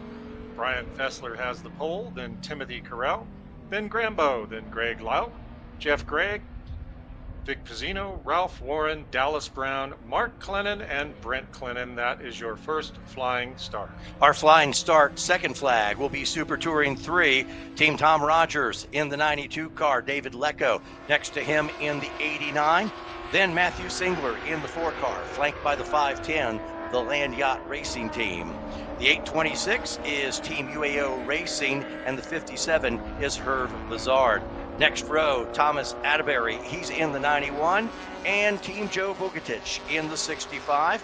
And then starting side by side, Stephen Bright in the 63, Cody Knight in the 6. Our third flying wave will be Super Touring 4, Team ST Edge MV on the pole there, then John Friesen, Chad Alders, Kevin Moore, Team Coders Racing, Team Booth Racing, Steve Friedrich, Larry Chen, Team Hemisphere Racing, and Graham Baker. That is your third flying start. We'll also have in-car alongside the 89, David Lecco, who starts from that front row in Super Touring 3. John, explain to folks, how did we get here? We're to a qualifying race. All right, so this race will set the grid positions for tomorrow's championship race. So they had to go out, qualify, and this is set by, I believe, best times. So the grid you see here will then be competition to set your grid position for tomorrow. One of the unique things about NASA is the way they start their races. If you notice in the introductions, we gave you first flying start, second flying start, third. Explain that process because it is unique to this type of racing. It is. We do multiple starts, so we have good separation on track between multiple speeds of race cars, so they will do multiple starts. Sometimes we'll mix in a flying and a standing. We never say rolling. That's a bad word to say at a racetrack. And Edwin, as I'm sitting here, I'm kind of noticing a little bit of a deviation. Looks like Tage Evanson's out there next to Brian Fessler. Pace car lights are out. Our Toyota GR Corolla Marizo edition provided to us by our friends at Toyota. Pace car lights are out, which means we will go green this time by coming into wind up and release. There's that GR Corolla, driven by my good friend Donnie Edwards, one of the NASA OGs. This is the next step to a NASA championship. This determines where you start tomorrow. Pace car is in, GT and Super Touring 2 coming at you. We look from above. We wait for the green flag, and green flag, we are racing. Group A qualifying. They're across the line. Fessler will lead them down the front straightaway. Now we'll go back up. We'll pick up the second flying start. This is group number 3, and you see Super Touring 3 coming by, and you see that separation between them, and then we'll have our third flying start with Super Touring 4. And John, guess what? We're racing on a Saturday afternoon. We are racing. They are westbound and down the front straight. These are some of our faster cars for the weekend. Of course, GT are basically the unlimited cars with sedan form. We have the Mustang of Paul's Automotive Engineering, driven by Brian Fessler, alongside Tage Evanson. Now all 3 waves are green. We are gone, and we are green for our first qualifying race of the 2024 NASA Championships. We'll see Brian Fessler kind of get away from the field as you see that third wave going into turn number 1. And just from that drone shot, it gives you an idea of how long that run is into turn number 1. And there they are. They are still going to be side by side on the outside. Somebody got caught out a little bit on the outside there and gathered it back in. I'll see who that was. They may have lost a spot or two in Super Touring 4. Was it the 32 of John Friesen? Because Friesen now, he started second. Friesen's back to 5th place in class, and I think it got 3 wide into 1. Friesen got squeezed out. It's the team ST Edge in the 38 leading back, I believe, actually, Kevin Moore. You know what? I think it's 256 in the lead right now. That shuffled them, yeah. That's a big shuffle. Team Coders Racing came up from 5th starting position. So Dynamite, look at it, they're just walking away. So they may have been doing a little bit of a chest game not revealing their speed until when it really counts. Yeah, they were 3 wide into the corner. So we're going to have the 18 car, David Lecco, or excuse me, the 89 car, David Lecco. There is that machine. Nope, they'll pick it up in a second because we do have in-car coverage for you. That's the 311 of Timothy Carell you're looking at there, completing his first lap. And he's moved up to the second starting position into first now. So a very good start for Timothy Carell in that Audi RS3LN.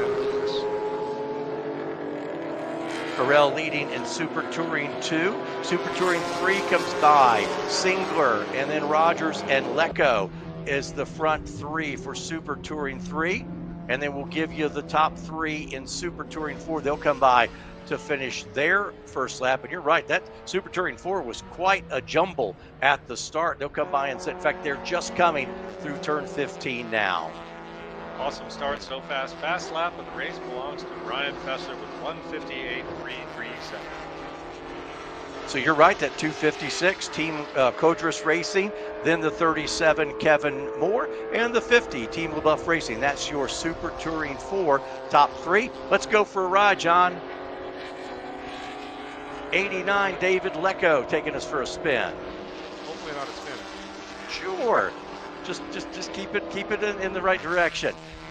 That is our Super Touring 3. We have that in-car there in the picture-in-picture, so you're seeing it live as it is happening while we're able to look out the windows here and find the number. That's the number 89 car. That is one of our... Let's see, that is David Lecco. So this is a kind of a cool perspective where you've got watching what's happening from the outside and from the inside, closing up on that art car BMW. I love to watch. Look at that. Oh, yeah, that's a great shot. Yeah, That I love is watching so how busy his hands get in there. He's really busy, and you know, at first that almost looks like a 3/4 scale Viper. A little Yes. bit, like an old ACR. But what a cool perspective! You can see he is really busy, trying to get around that BMW that's just in front of him. And that's all for position. That's 1, Yes. 2, and 3. 1, 2, and 3 in ST3. Well So, done, gentlemen. Here they come down the hill. They're making that right-hander at 14, set up for 15. And, oh, just a little peek. That was Rogers, I believe, trying to take a peek to the inside. Let go, Lecco's yes. getting a little racy Stacy there. I love it. 3 cars. Those are our leaders right now in ST3. And I think Lecco's going to try to do a drag race down here. Now, you're allowed 1 defensive move on the straight. If our leader right there comes over and blocks him, if that's Matthew Singler, if he comes over and blocks a little bit, that could be a visit with the stewards later. But now we got this drag race going on. Look at this. Lecco is going to try for the inside line. We'll be able to see out his window. Look, he's going to get it. Oh, close. Lecco had the preferred line into that gosh. corner, but now on the outside. And so Rogers will hang on to the spot. Lecco not going to give up, though. He's got a couple places still to go. He was on the inside and let Rogers run a little bit deeper, break a little bit later into turn number 1. So Lecco now will settle back into 3rd spot. That is your 1st, 2nd, and 3rd place for Super Touring 3. That's a good one right there, John. And Lecco is definitely sniffing out Tom Rogers there, looking at the inside, outside, upside down, trying to get by him in that Jetta, trying to get by that BMW. So Brian Fessler is on your screen now, our leader in GT and leader overall.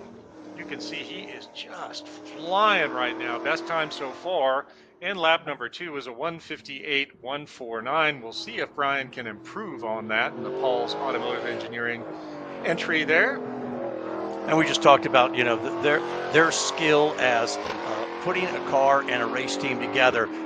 It's just perfect. He comes down and still in that 1:58 bracket. That's an impressive race pace for Brian Fessler. Very, very fast. There we have our ST3 battle again, and looks like Lecco did get by Tom Rogers. So he was able to make it stick. Now he's trying to hunt down Matthew Singler. Yeah, your timing and scoring should reset when they come back by. Here they are, a couple more corners than the left-hander. And when we get back to time and scoring, we go back on board with Lecco. You'll see they've reset him. He will be in second spot. So let's pick up ST3 down the front straightaway. Past time and scoring. Matthew Singler in the 4. David Lecco in the 89. Tom Rogers in the 92. Does Lecco have enough now to put a run on Singler? We're staying with this one because this is a good race, and always nice when your camera car is right there in a battle for the lead. They're into turn number 1. Nothing to do right now. That's a great passing opportunity, but he's going to stay single file with the leader. And you can see in that upper right-hand corner, that's the battle. He's right tucked up behind Singler. John, qualifying race, how hard are you pushing it? Well, it really depends. I mean, you want to get a good result to set for tomorrow, but you also don't want to lock the car up. Right now, we're looking at number 808, Steve Friedrich. I believe Steve has moved way up the order from where he started. Let's take a quick look. That's ST4. It looks like he wasn't as far up as I thought. So that is our ST4 battle right there. That's kind of the end of ST4 with Team Hemisphere and Steve Friedrich, but he has not given up by any chance. You got great racing all through the field. Those are the 2 final cars in ST4, but you can see they're still going at it. Well, and like I said, if you want to make your way onto the podium tomorrow, if you pass him today in this qualifying race, you may not have to pass him tomorrow. So back there 7th and 8th, that is super important. Again, this is your qualifying race to see where you will start. Just let you know, Fessler's still there in the 2-minute range while we watch Hemisphere Racing, Steve Friedrich. That is 7th and 8th in Super Touring 4. And Tage Evanson, unfortunately, has dropped out of GT, so it's all the Brian Fessler show. 7th and 8th place, the 181 Team Hemisphere. Going to leave them here. There's 7th and 8th place. We've not talked a lot about Super Touring 2, John. Timothy Carell leads over Greg Love. That's the 311 car over the 135 car. And there's the 22. Ben Grambo started up in like second spot. He's back to 5th, so he might not have had the start he wanted. He's going to try to dig his way back into it. That's true, and he's got Mark Clennon right in front of him. Well, is that Mark Clennon right in front of him? Let's see, which car is that? Trying to work on a number here, folks. That's the 62 car, so I think that's out of class. And not one he's having to, oh, no, it is Mark Clennon, I was right. So Mark Clennon is right there, and Grambo is trying to put the move on him. Yeah, they're 4, 5, actually inside 3. Move. That is 4, 5, and 6 altogether. Now they're 3 wide off the corner. Clennon had a little bit of a bobble. He is trying to get it done, but that's number 49. I think that's Brent Clennon right there, who just freight trained by Ben Grambo. So Ben took a little bit of a risk, and it didn't pay off. Yeah, Mark checked up a little bit. Ben checked up, and then Brent saw the hole. He almost went 3 wide there to get it done. And now here comes Grambo back. He wants that position back. Yep, he's using that V8 power. So put Grambo now back to 5th place. You're watching 4th, 5th, and 6th in Super Touring 2. And now he'll go to the horsepower, see what he can do down the front straightaway. But it'd be interesting to go back and see what the start was for Ben in the 22 car, because he lost a couple spots. Now he's got to work. We talked about that in a qualifying race. If you're up front, sometimes you just want to hold what you got.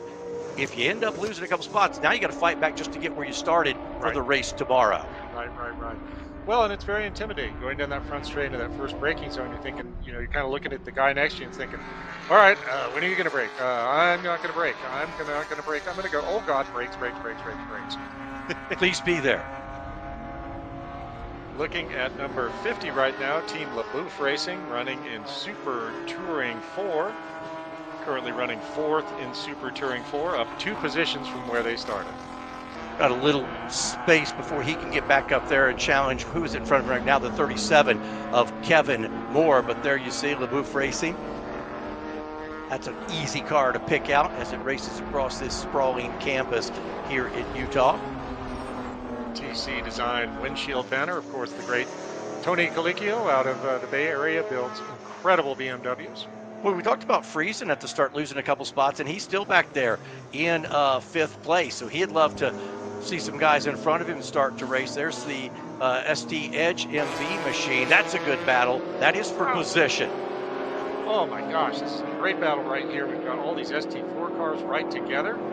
you can see, boy, that is close, man. I don't know if I'd be doing that in a quali race, but then again, as you pointed out, that could have a huge effect later on. They do have an ST3 car mixed in there with that white 37, Kevin Moore, he goes by start finish. So you've got the top 3 in ST4 together, the 256 of Codris, the ST Edge Machine 38, Kevin Moore in the 37. That is the battle for your class lead in ST4.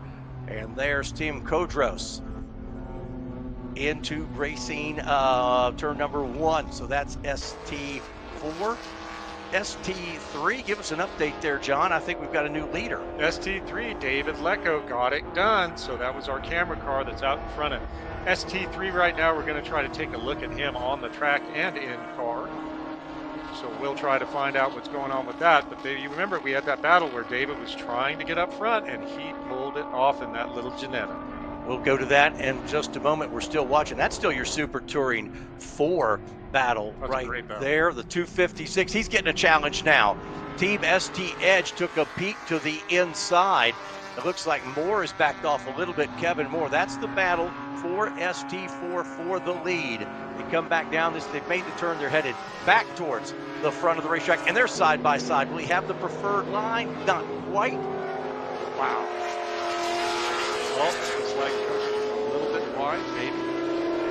Wonderful race in there. That was ST4 racing. And now we've picked back up with the Super Touring 3 leaders. They just crossed start finish. Let Go in the 89, the 4 Matthew Singler, the Tom Rogers 92 car. So Let Go with the camera car has made some move. He leads them down into turn number 1. There's your leader.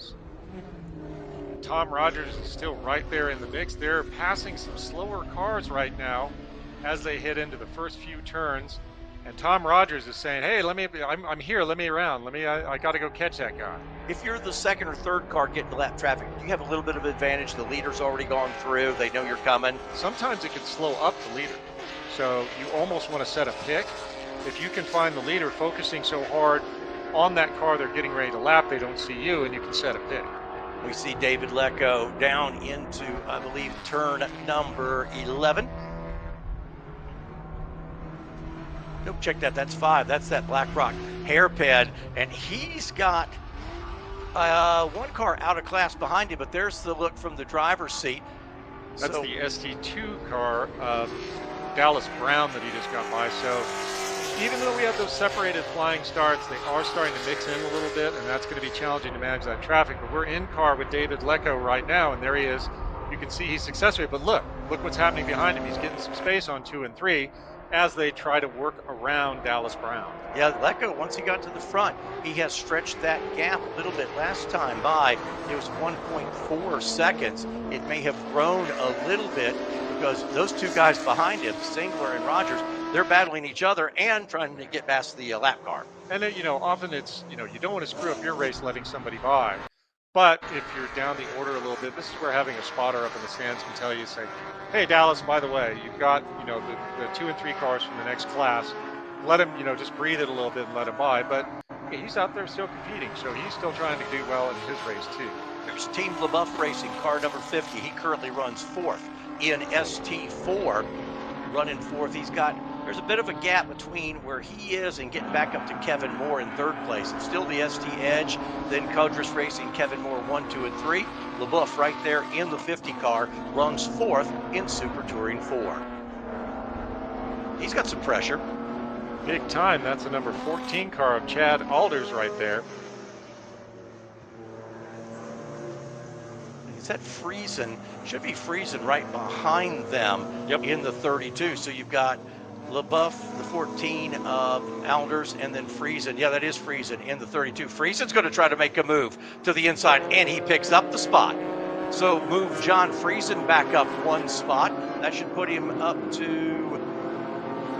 back to 5th spot. He had lost a spot to Alders, and now let's go. They're going to reset time and scoring. There's the start-finish line. So let's give you that top 5. And yeah, Team ST Edge, then Kevin Moore, Codris Racing, LaBeouf, and Friesen. So that's your top 5. And you can see 4, 5, 6. There's only a second covering those racers. They are about 4.5 seconds back from the leaders. But Friesen is 3.332 behind LaBeouf. and 4.421, Chad Alders is right there. So they're all running right tight group for 4, 5, and 6 in Super Touring 4. And, you know, every driver here has a different goal for the weekend. Some is to win the championship, some want a podium, some want just a great race weekend. And there he is. If it wasn't contact, it was close. Friesen right up the tailpipe there of the LeBoeuf Racing machine. They go into, that is going to be, I believe, the hairpin up there. Yes, it is. Wow. That's great turn racing. number 5. Now that's getting full contact there. I don't know if he got it, but it's closer side by side. Yeah, they're side by side, can't get a playing card in between them, and the little confidence bump there. Hey, here I am. Oh, you may have him on this run. Setting up for the next corner. Yeah, right there, but you definitely don't want to stack the car up, or there's something called a punt, where you hit somebody and send them off track, and then you lose your result usually for that race. Let's get a little attitude as we come up the hill here, as he's trying to get that spot back. Friesen lost a couple at the start of the race. It happened, I believe, in turn 1. Now he's trying to claw back a couple of spots. He's got a good beat there by LeBoeuf trying to get that spot. Can't do it there. A couple more corners before they're back on the front straightaway. And he's getting battle behind him right now as well. So, you know, he can't just do anything he wants. I guess that's Chad Alders. Chad Alders is right there. So, a little bit off track excursion, but did it hurt him? No! Oh my gosh, we might have contact here. Ah, good racing here. This is the battle in ST4. That is 4th, 5th, and 6th spot racing. Here they are off turn number 15. Can somebody get a little bit of a tow? Now they've got Fessler coming by to put them a lap down. He's your overall leader, but those guys are absolutely going at it in 5th, 6th, and 7th place. Excuse me, 4th, 5th, and 6th. As we move forward into one of our other classes here. See the pick up that car. We'll get a number as he's coming through the corner, and that is 65. The 6.5 machine. That is Joe Bogatich. So Joe is up. He's fighting for 5th place right now. He is up 2 positions from where he started in that Camaro. Got a little ground to make up before he reels that in for 5th place. That's a pretty race car. See what the gap is between he and the Lanyard crew. He's behind him quite a bit. He's still got some gap to make up. In fact, he's falling about 20 seconds behind that. But from where he started, he's going to be happy because look at the spots he's up to. He's picked up that he doesn't have to pass tomorrow. Now just settle in and have a good race there. He does have Hervé Bazard behind him.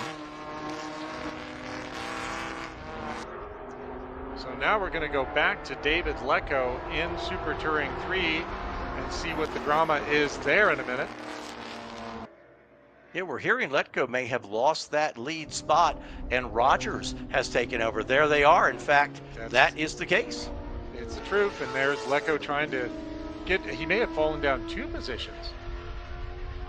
It's the number 4 car there. Yes, he did fall down 2 positions from the lead, so he must have had a little bobble or an off, but now he's trying to get that back, trying to get by Matthew Singler and get back into contact with Tom Rogers. Well, I wonder what happened there. He must have had a off or just a bad lap and lost both look at this, spots. Edwin. He's trying to outside. I don't think the outside line's going to work there. Yeah, that all happened on the last lap. But then you do a bunch of crazy stuff, and the guy in front of you has no idea what you're going to do next. Be unpredictable. Getting busy looking in his mirror instead of looking forward. So that is Singler in the 4 car. He's 2nd in class, and Letco is 3rd in class in the 89, and that's the driver we ride with right now with the in car. A little bit past halfway here in this one. 2 very different cars there running for position in ST3. Very, very different cars, but you can see the power to weight formula is working because they are closely matched and having some great racing here up at the front of Super Touring 3, all 3 cars right there. And now we're looking at Super Touring 2. I believe that's probably our Super Touring 2 lead pack, not quite sure there. And yeah, and NST too. Ben Grambo has gotten himself back up into 4th place. So he lost a couple spots early, and he is back up to 4th. Now we're going to move on to show you some of the happenings in Super Touring 3, kind of in the middle of the field there. It's a number 49 car right there in ST3.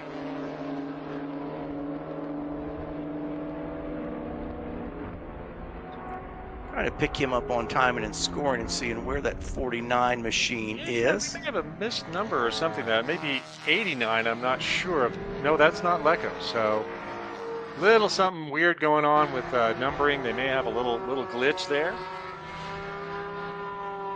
I'll run through. We'll pick up where that 49 car runs. That's Brent Glennon in ST2. Yes, he's running in 6th spot. So. And remember, Grambo was the sandwich in between those two guys. So Grambo got by those guys to get back to 4th. Remember, he was right in between that father and son team for a bit. Right, and here they are right now. This is the Glennon. This is Brent Glennon and Mark Glennon right now. Following them around right now, they are in 5th and 6th position in Super Touring 2, trying to hunt down Ben Grambo. Last time by, they were quite a bit behind Ben Grambo. They were about 14 seconds behind Ben, so they are, we're getting a little bit of separation here. But again, there's good racing all through the field. 1 to go. 1 to go. The white flag is flying. White flag. And everybody's got one more chance to make it happen here on this final lap. Although at this point, I might be happy with where I am at this point with 1 lap to go.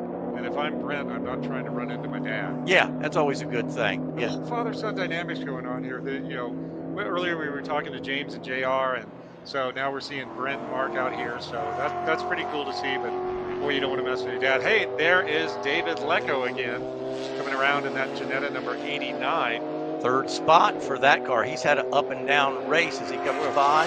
Yep, still in 3rd. In fact, you see 2nd. There's 1st and 2nd. They're in the picture with him, but with 1 lap to go, he's going to need some help to catch those guys. Honestly, Edwin, do you really want to be in 2nd position or you want to be in 3rd? I want to be in 3rd. I kind of want that inside line in 3rd so I can put the move on 2nd when it goes green.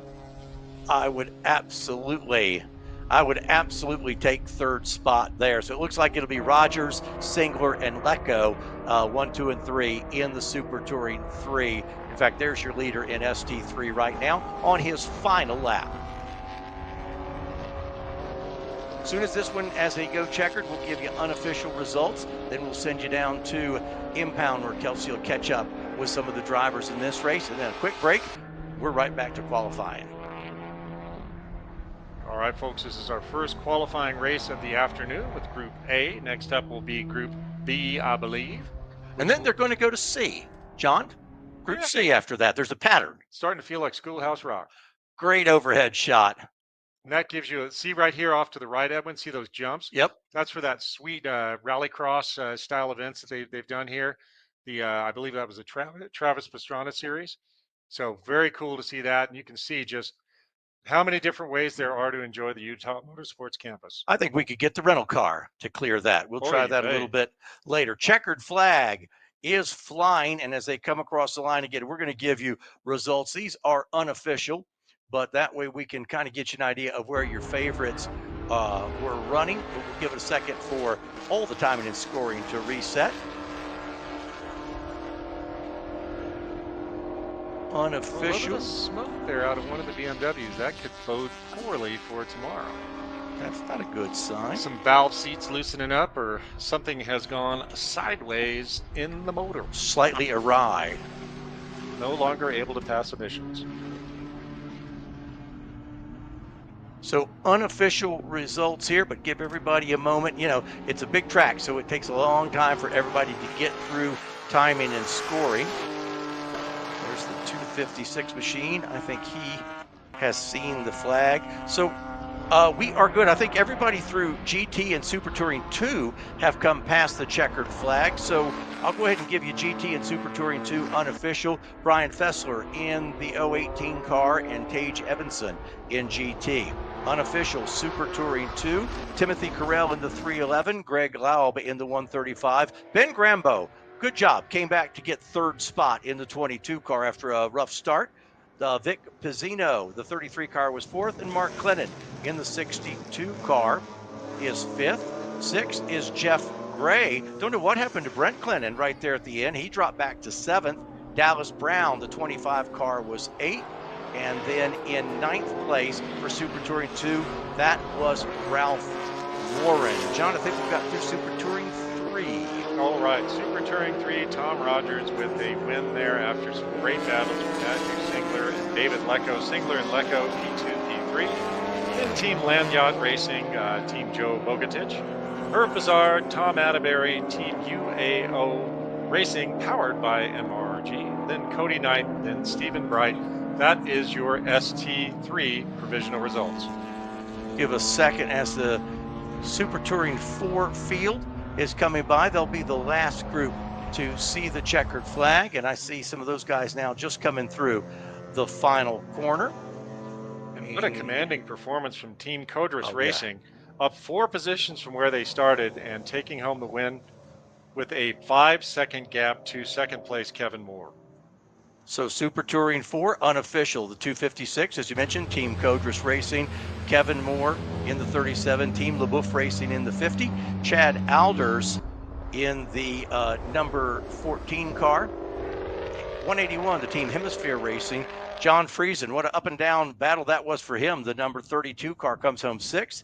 38 is Team ST Edge, they were 7th, and Steve Friedrich, the 808 car, was 8th. Again, keep in mind, these results are unofficial, but if they hold, now you have your starting field for Group A championship race tomorrow. Right on, and I got some information over the control channel 11 that Brent Clennon ran out of gas.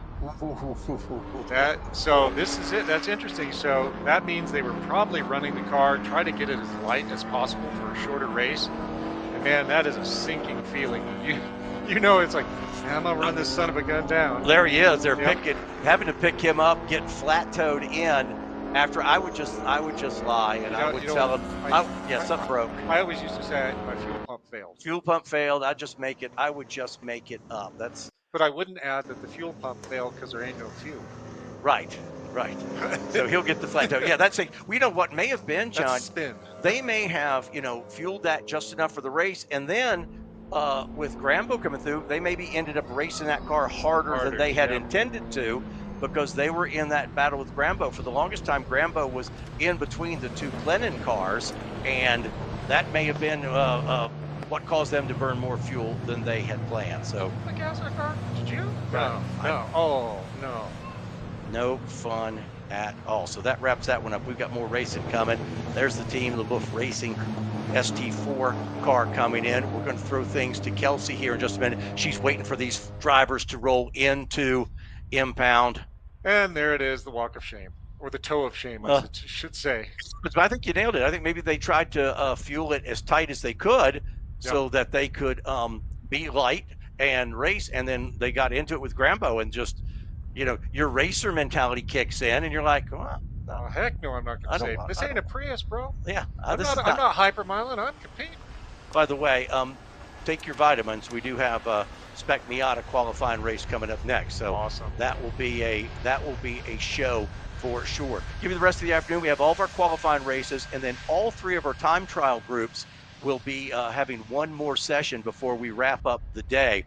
And then in the morning, we'll have the update from all 3 of the TT sessions today to merge those so we know who's at the top of that. But we got a surprise during the second session today, a lap of 145.1 that just surprised everybody, and that'll end up being your weekend, probably fast lap of the weekend. Yeah, you don't want your most time being towed in. That's no fun. But those guys are good. They'll bounce back tomorrow. They'll be in good shape. He's going to have more work to do tomorrow than I think he had maybe planned, but that's okay, because they started the 49 car. Just to be fair, he started.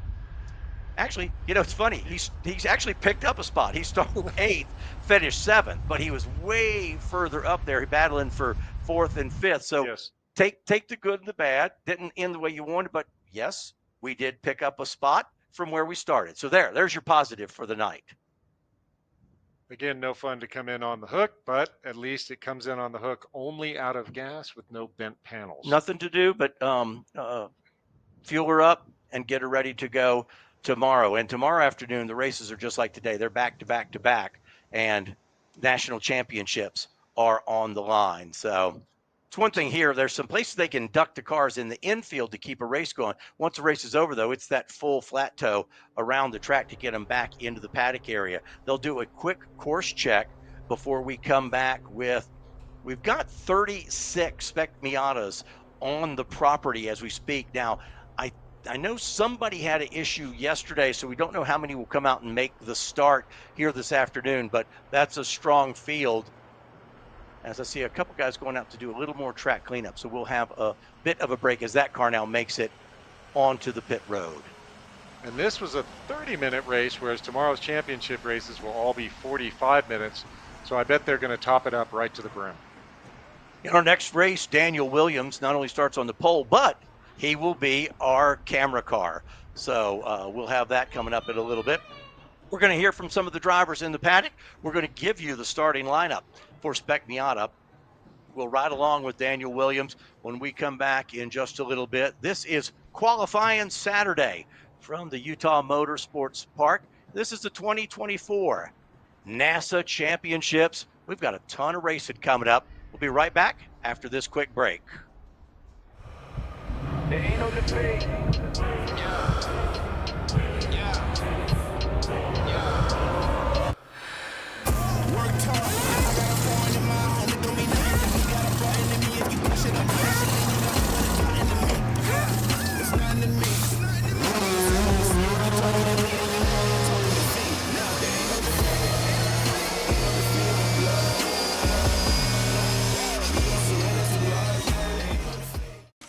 You've reached Riot, where good motherfucking is made by our polite, well-spoken team. I be taking off, keep going on, and I resume. Turn it all the way up like we filling up balloons. Already a winner when I came up out the womb. Moving like a conference call at work. Zoom. I'm in a hurry. I can never slow down. My pictures are blurry. I always overdo it, and it's very necessary. I got winning on my mind, and the rest is secondary. We gon' get it done. Can't stop when we start. We get it done. Take no days off. We number one. Lace up these kicks.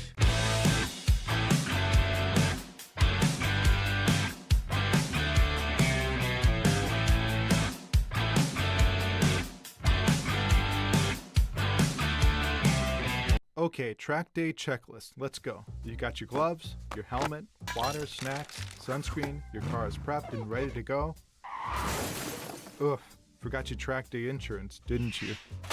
If you want to be covered for the whole value of your car, you need high-performance driver education coverage through Hagerty. We'll get you a policy for track days, time trials, and more in less time than it took you to apply that sunscreen. Hagerty, let's drive together.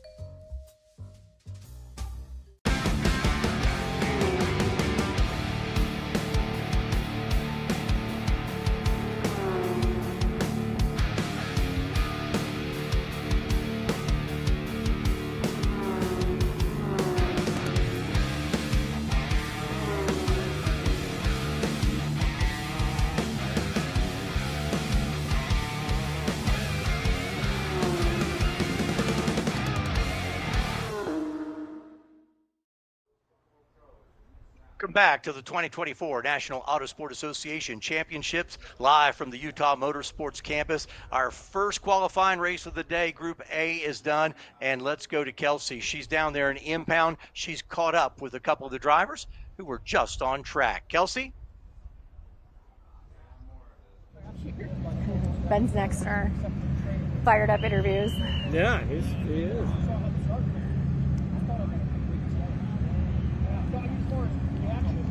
Race day. Oh, I'm live. Welcome to the paddock. Welcome to the pits.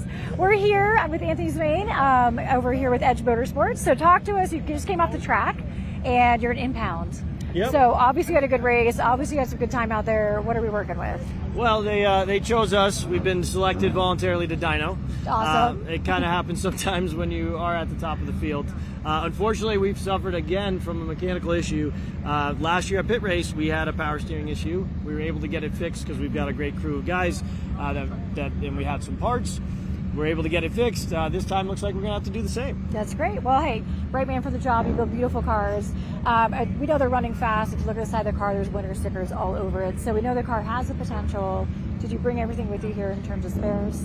We tried to do our best. We have a bunch of spares. I'm confident we can get it fixed and back out there. The Hoosier Racing tire is working really well for us, but the Maxxis power that they have, they're able to pull on us and kind of get ahead, but we were able to fight back with our consistent fast tire, and we think we have a shot for the win tomorrow, or at least a podium. That's awesome. That's one thing we did talk with people about, was an open tire. It's great that you get to choose what you want and make it work for your car. So thanks so much. Good luck to you. We wish you all the best at dyno. Hopefully it'll go well, and we'll see you back out there tomorrow. Thank you very much. We're going to send much. it back up to the guys in the booth. Please enjoy the rest of the race coverage that we have coming your way. So much, Kelsey. Here we go. Spec Miata qualifying race. John, let's give them the lineup as we look from overhead. Daniel Williams in the 38 car is our pole sitter. Alongside him will be Scott Phillips. Eduardo Joaquin Vasquez in third, then Logan Stretch in the fourth position. Jason Bleak goes fifth in the 247, flanked by Max Stallone in car number 3, and then row 4 as Will D'Elia in the 14, and Andrew Kloss. He's in car number 8. Row 5, Lincoln Larson alongside Tyler Dahl, then Ryan Busk and Team Mountaintop Racing.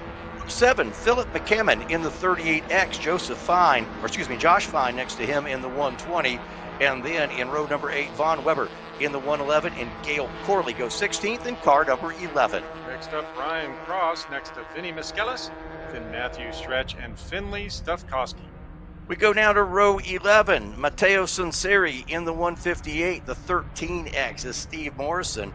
Austin Varco, that's car number 2. And then rounding out row 12, that's Neil Marvin in the 0. Row 13, 32A, Mike Travers alongside David Muskovitz, then Branley Ropesdorf and Christopher LaBouffe. The 44, that's John Kiblinger in the 44. Mark Lesnar, the 20 car, is 30th. And then row number 16, David Varco at 96.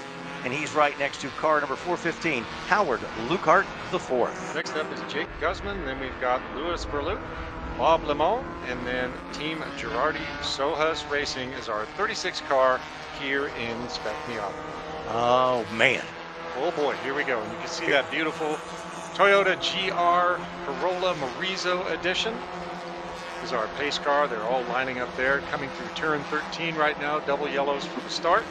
We'll watch for those pace car lights to go out, and we'll have drone coverage to show you all the action here. Picture in picture right there. You're on board with number 38, Daniel Williams. So you'll have in-car, drone, and we will have the start coming up here. Lights are out. Pace car is in. Donnie is home safe. So here we go with our second qualifying race of the weekend. That's turn at number 14. Good tight field. They're stacked up side by side.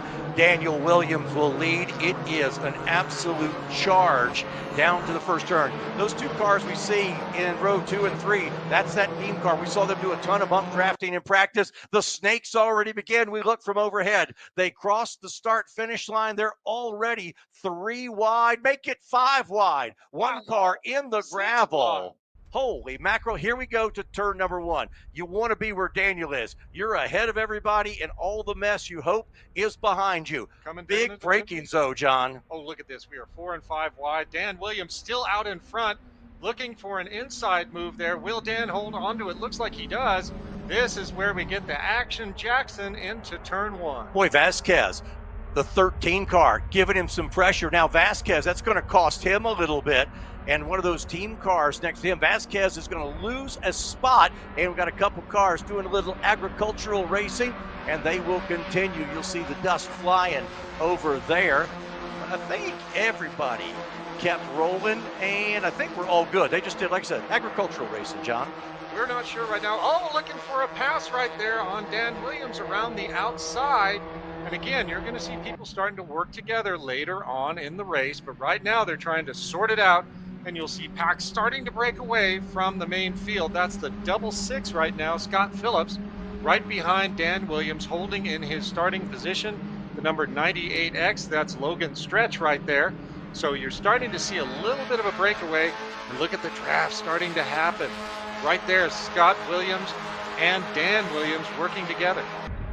Logan Stretch, and I think, is it Vasquez, who maybe is his teammate there? I want to see those two if we get back on the front straightaway. Look at him snake through the corner. They drive those cars, man, using every bit of curb that you can. And let's look for that bump draft when they come down the front straightaway. That is the 66, and then the 98X of Logan Stretch. So Phillips in second, and it's Vasquez now is back to fourth spot. So he got pretty racy on the start. He is in fourth place, and they are headed now into that final kind of that 13, 14, 15. That'll set them up for the first straightaway battle for second spot. That is Logan Stretch trying to. What do you do here? You got to find a spot. It's busy. It's busy. Very, very busy. And look at that in-car from Dan Williams. He is hitting his mark very precisely. Here we got the drone shot of the breakaway. It looks like about a 6-car breakaway right now with Williams in the lead, Phillips just behind, and Stretch. And they are starting to break away from the pack a little bit, but we got some action coming up. Looks like some inside passes breaking out of the draft to try and get it done into the first corner right now. Lots of racing throughout the pack here in Spec Miata. I'll tell you what, Williams is getting some pressure now. Stretch in the 98X. He looks. Then Phillips is right there in third place. So that's your front three. Williams, Phillips, and Stretch run 1, 2, and 3. I do think from that earlier incident, everyone continued. So I don't believe there's any local yellows anywhere, and everybody did continue. So, oh my gosh, look at those three nose to tail. And fourth place is Vasquez still. So the 13th, Vasquez is in fourth. And now we ride along with Williams. That's what you want to see in Spec Miata racing if you're the guy in that car. I don't have anything to worry about but look out my front mirror. I'm not going to worry about what's behind me because that's what's going to get me in trouble. Exactly. You miss your mark and drive right off looking in your mirror. But look, this is very interesting, Edwin. The Spec Miatas are not upset at all. And Dan is using the curbing to kind of hop the car a little bit and rotate it. A lot of cars, if you got on that paint and that curbing, it will bite you. But the forgiving setup of that Spec Miata package is allowing Dan to use every single millimeter of this track. That's that little section known as witchcraft. And now through the attitudes, you're moving up, down, left, right, challenging piece of racetrack. And look at that top two battling right there. I believe that is Williams and Phillips. Williams, Stretch. Yeah, it is Stretch. Yep. Logan Stretch got right by Scott Phillips then. So a little bit of a shakeup. Dan's a little bit wide there, but man, he gathered it right back in, and Logan Stretch is all over him like a cheap suit. Interesting to see those two break away. And again, they broke away in the kind of technical part of the thing. Now we'll see a couple of these guys start to draft together. Can they draft back up to those front two? Or if those front two end up going side by side into one, that'll pull the whole field back together.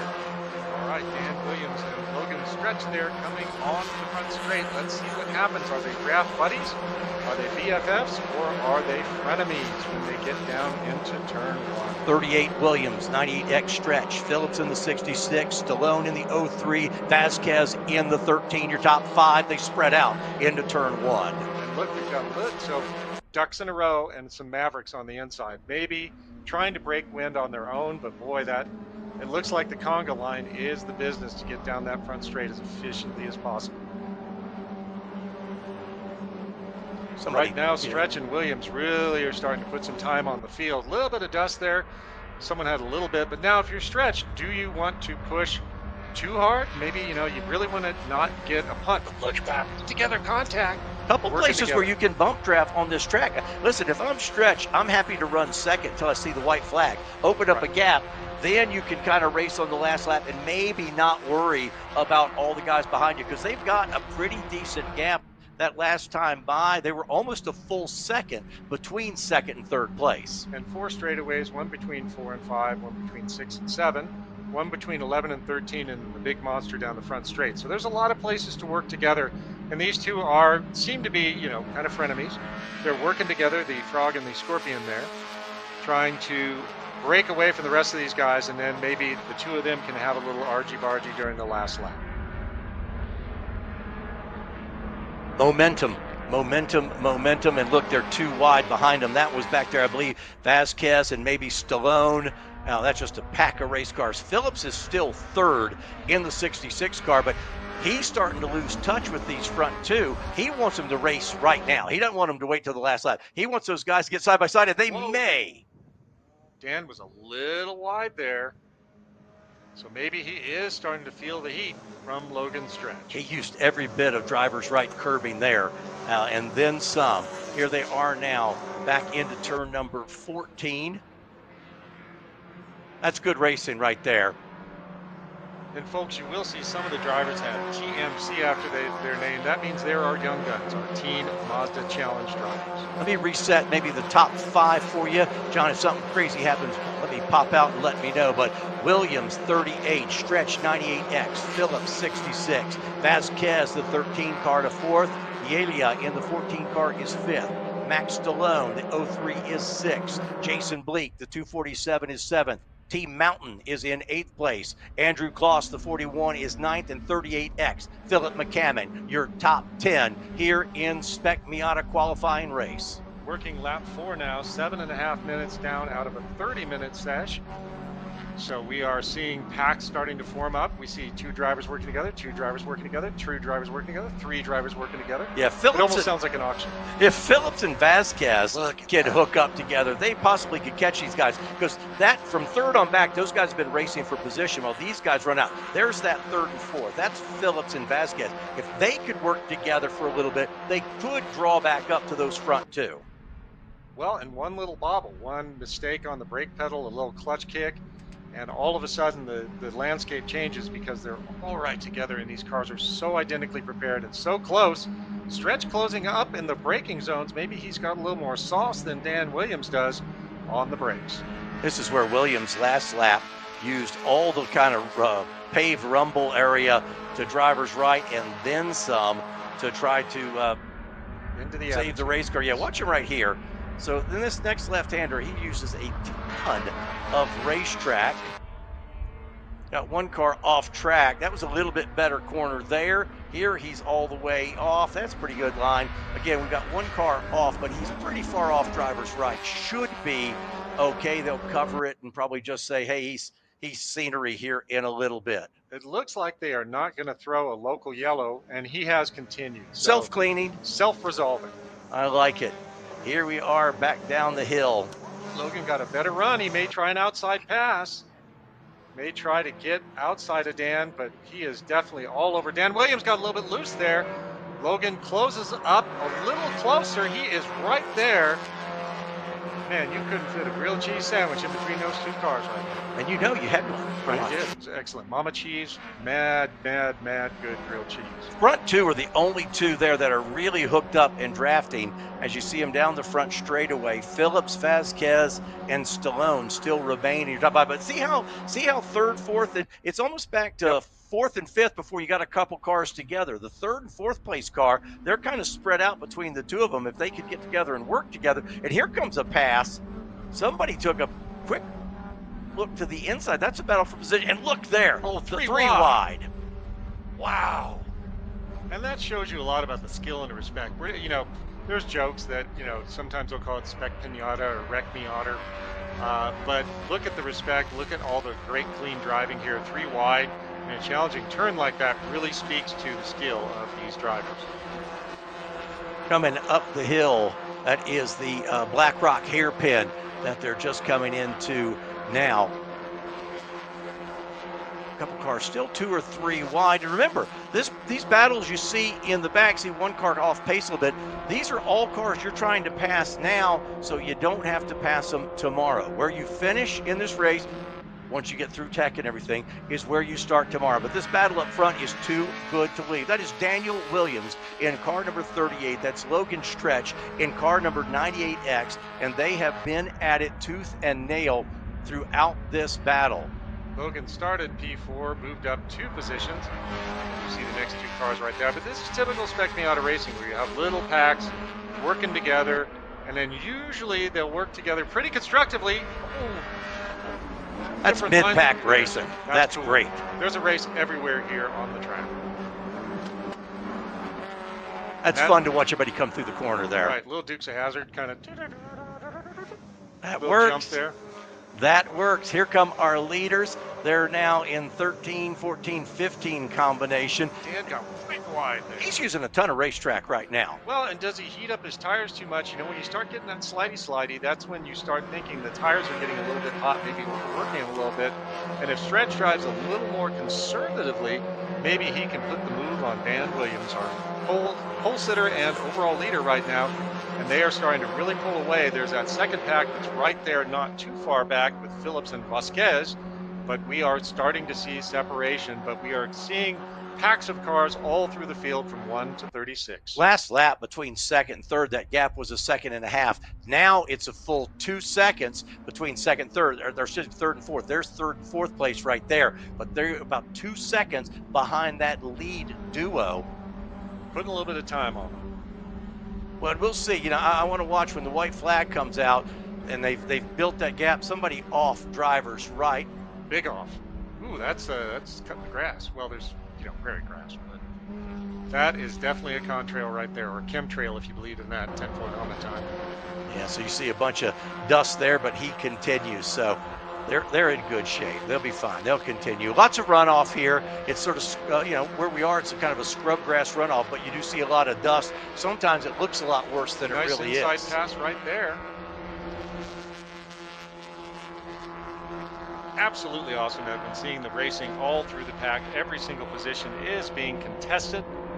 And again, Dan Williams and Logan Stretch putting on a great show. Here they are again. Stretch is consistently, what would you call that, 3 feet, 4 feet? Inches. Inches.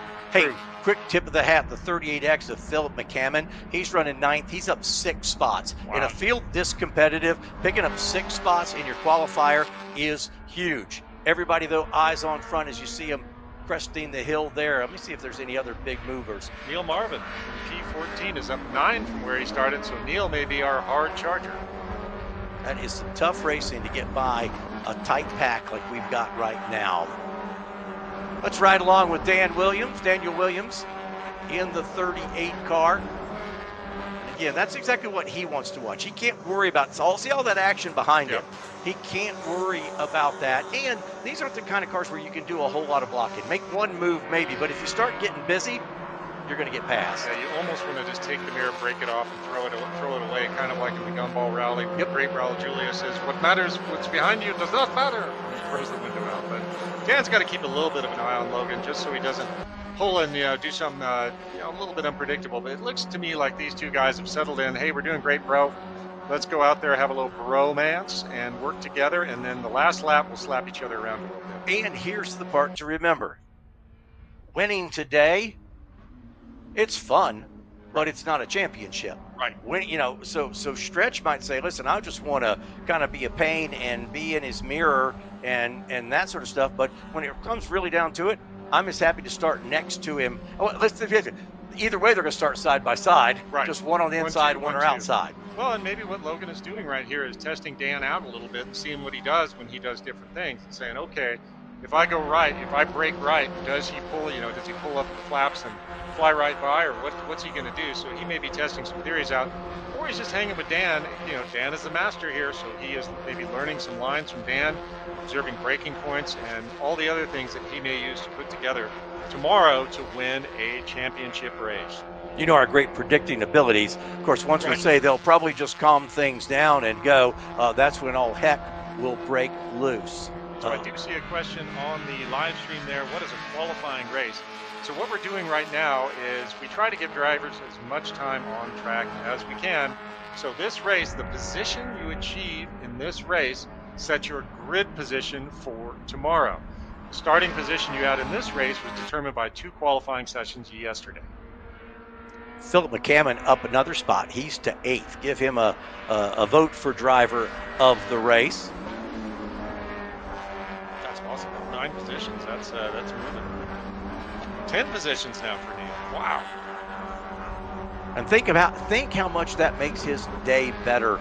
You know, if you're starting there in, you know, top 10 or 15, you're like, oh, I still have a shot at this. Right. Well, in this field, 28th may have a shot at it as well. That's how fun it is. And especially if, you know, let's say somebody lunches an oil line or a motor and everybody goes kaboom, and you're just kind of hanging out mid-pack or in the back and you navigate safely through it. You know, the fog clears and you're the only cowboy in town. You know, it's very unpredictable and really rewards the patient and careful driver.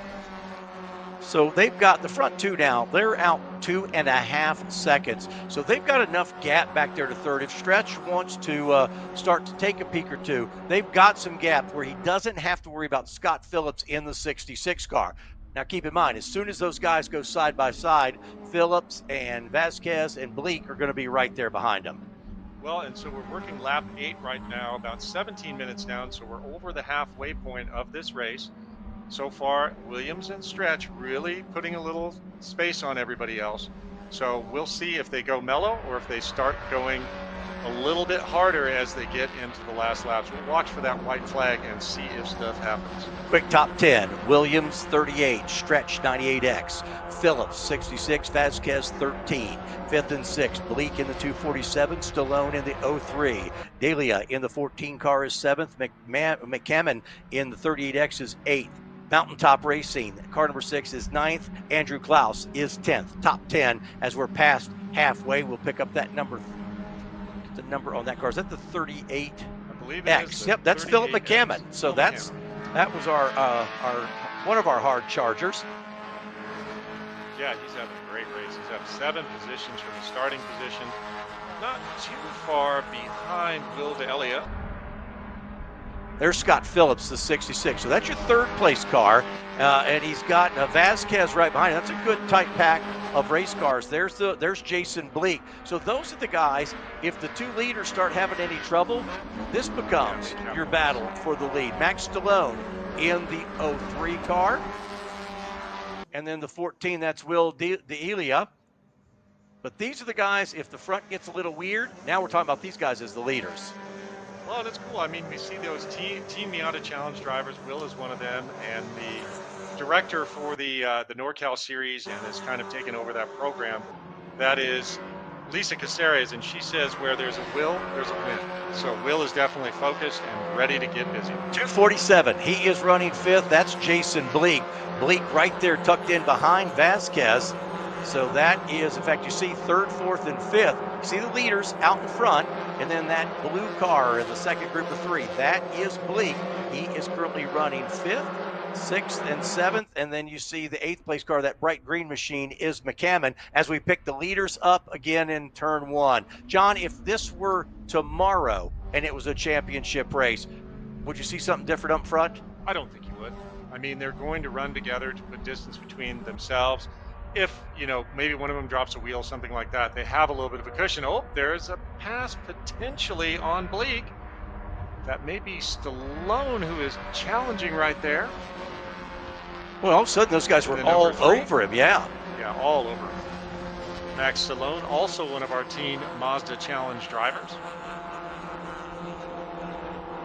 Well, and D'Elia, one of the Team Mazda Challenge cars, is right behind him in the 14 car. And Will is the leader right now in TMC and NorCal and the regular regional series. This has been entertaining for sure. I see off in the distance, see some dust, somebody off track, but they're in a spot where I'm sure they can rejoin. So we'll keep on racing here. Not too far from a white flag. We pick up Bleak again in the 247. And that's Max Stallone behind him. Stallone would like that spot, get him to top 5. You know, now you start the race top 5, you go, hey, I only passed 2 cars. I'm on the podium, and I'm up there racing with these guys. That's first place and second place. Yep, and they are just consistent as all get out. Not a wheel wrong so far for these 2. Stretch took a look to the inside there of Dan Williams. So Stretch is starting to get a little bit sporty. Dan went way off. Logan almost tried to make a move there. Look how close he is. They may be in contact a little bit, maybe a grilled cheese sandwich in between the 2 of them.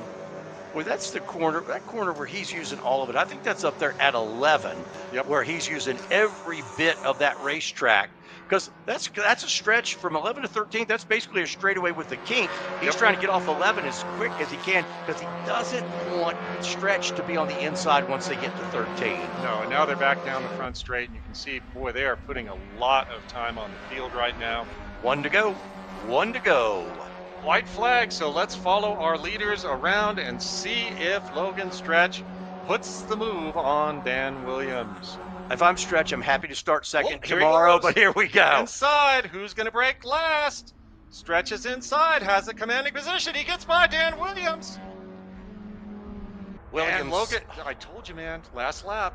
Let's see how much fight. Yeah, how much fight does Williams have? How important is, like I say, they're going to start on the front row.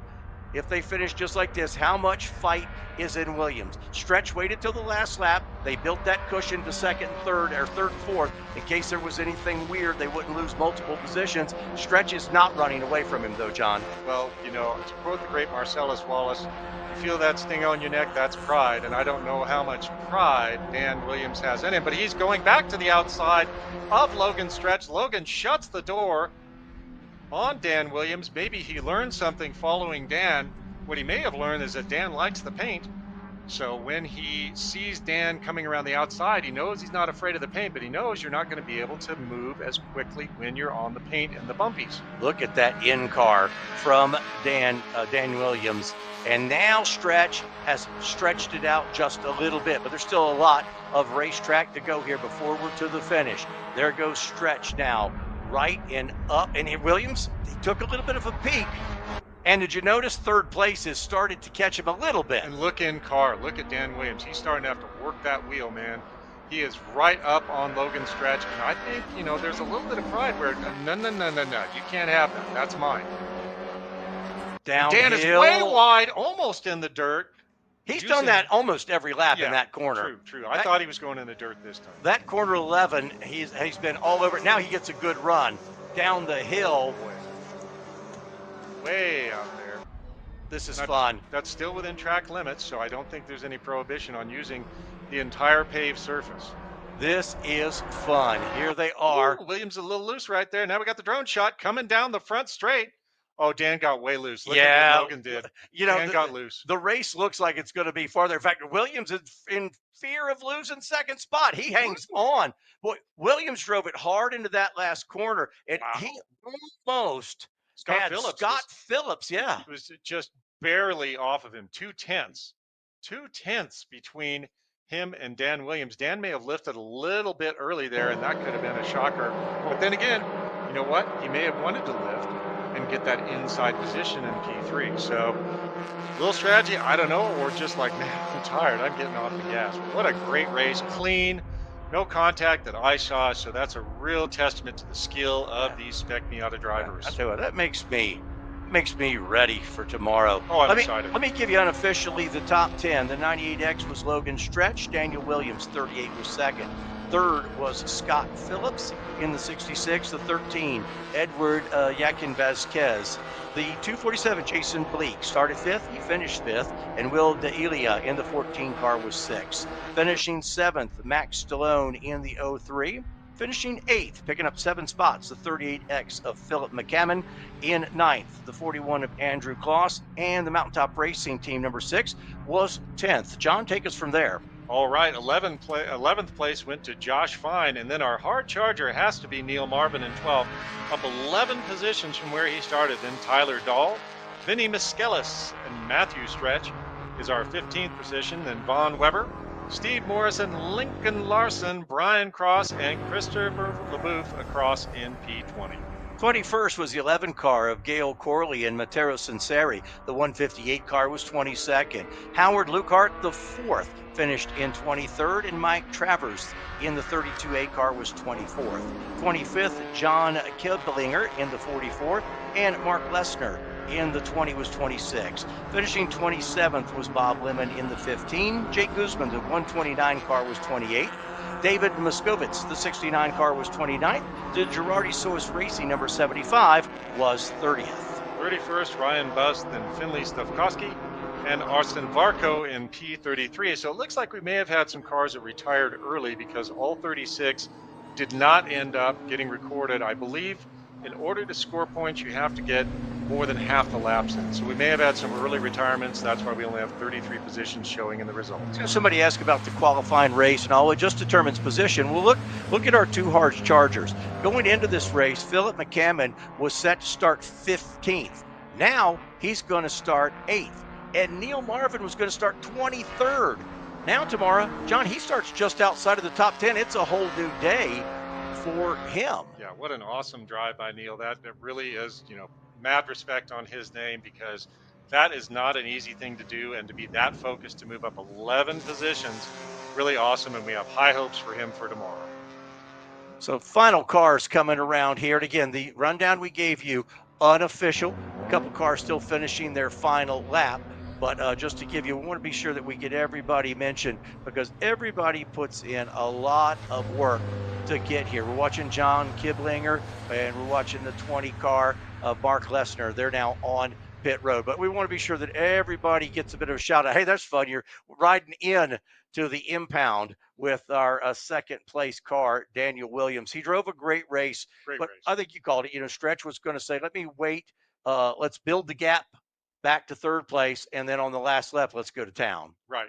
And that's very clever. That's, not pushing it early, not letting the red mist come in. You see Dan's there, and boy, he's got to be wore out after such an athletic, such a tough battle with Logan Stretch.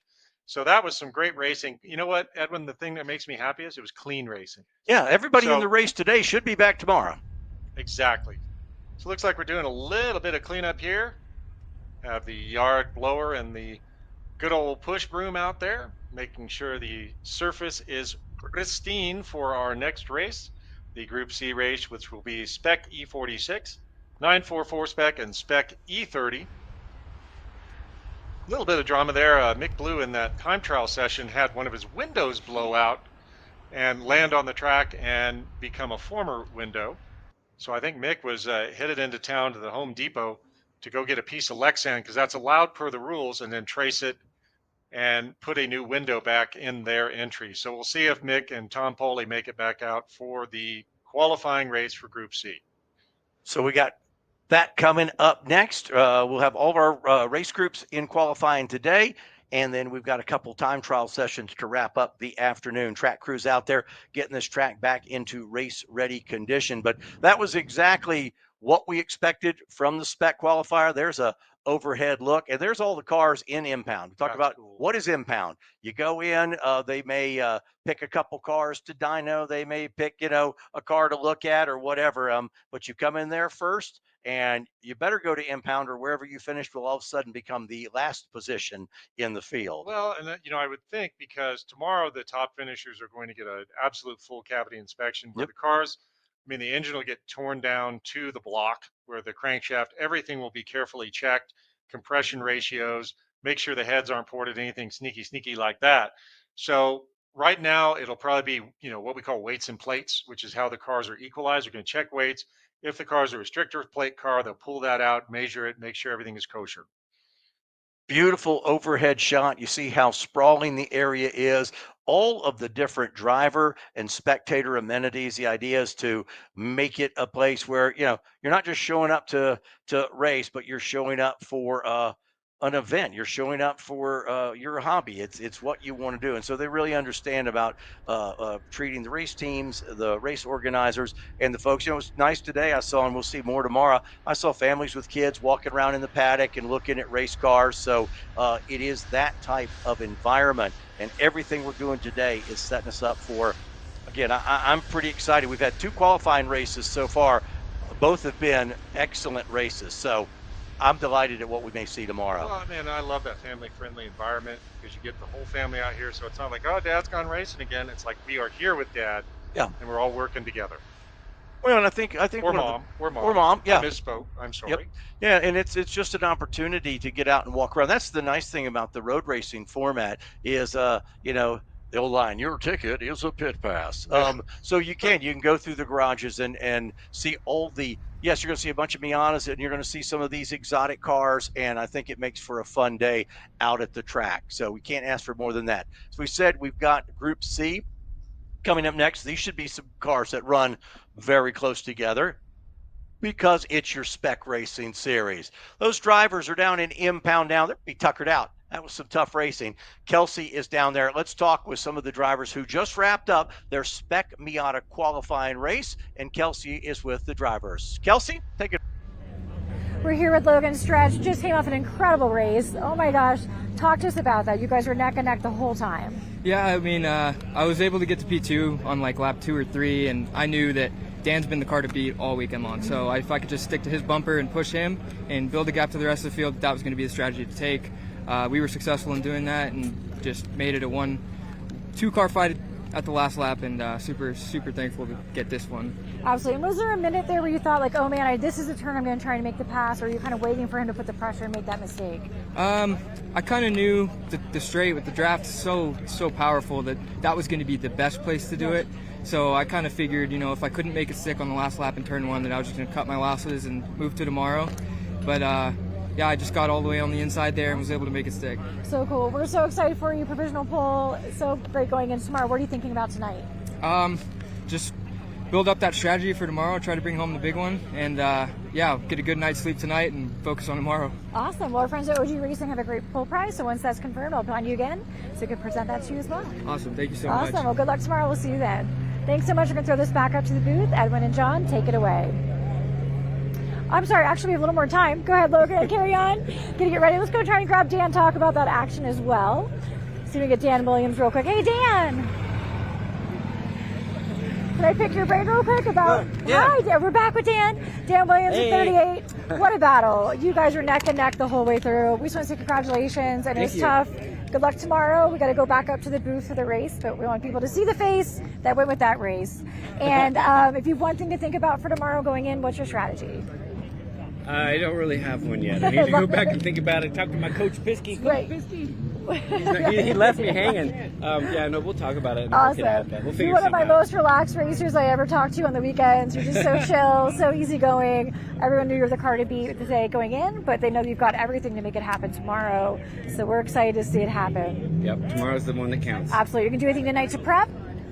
I'm gonna dream about kids that are fast and try to sleep with all the stress. Talk about the age gap, right? I know. It's good though. You say you got all the knowledge. They come out with the gusto, but you got the knowledge and experience. Yeah, but really hats off to Logan. He is an amazing racer. Awesome. He basically just schooled me with skill on the last lap. That's so cool. We saw a skill in you too. We'll see you tomorrow. All right, awesome. thanks, Back to you guys Bye, in the booth. everybody.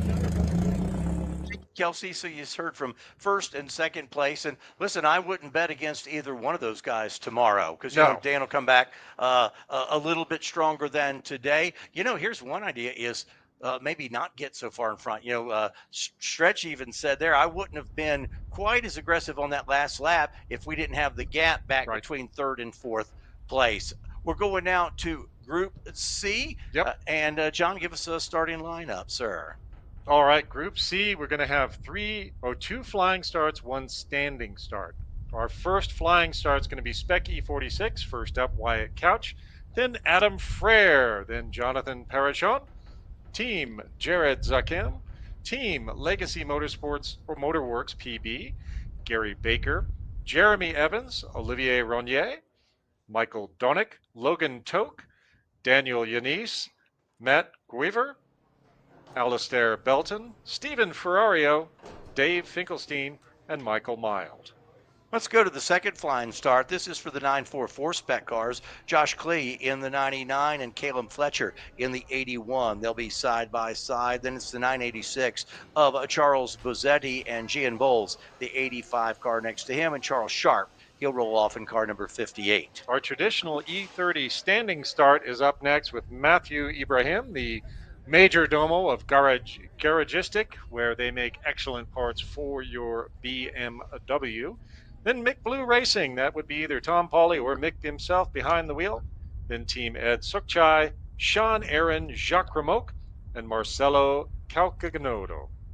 Let's recognize Hawk Performance. Since 2008, Hawk Performance has supported NASA members with the best braking products in the industry, combined with a lucrative contingency program for HPDE, TT, and racers alike. Hawk Performance is dedicated to making sure drivers feel confident no matter what the road or track conditions bring. To see how Hawk supports NASA, you can go to visitdrivenasa.com.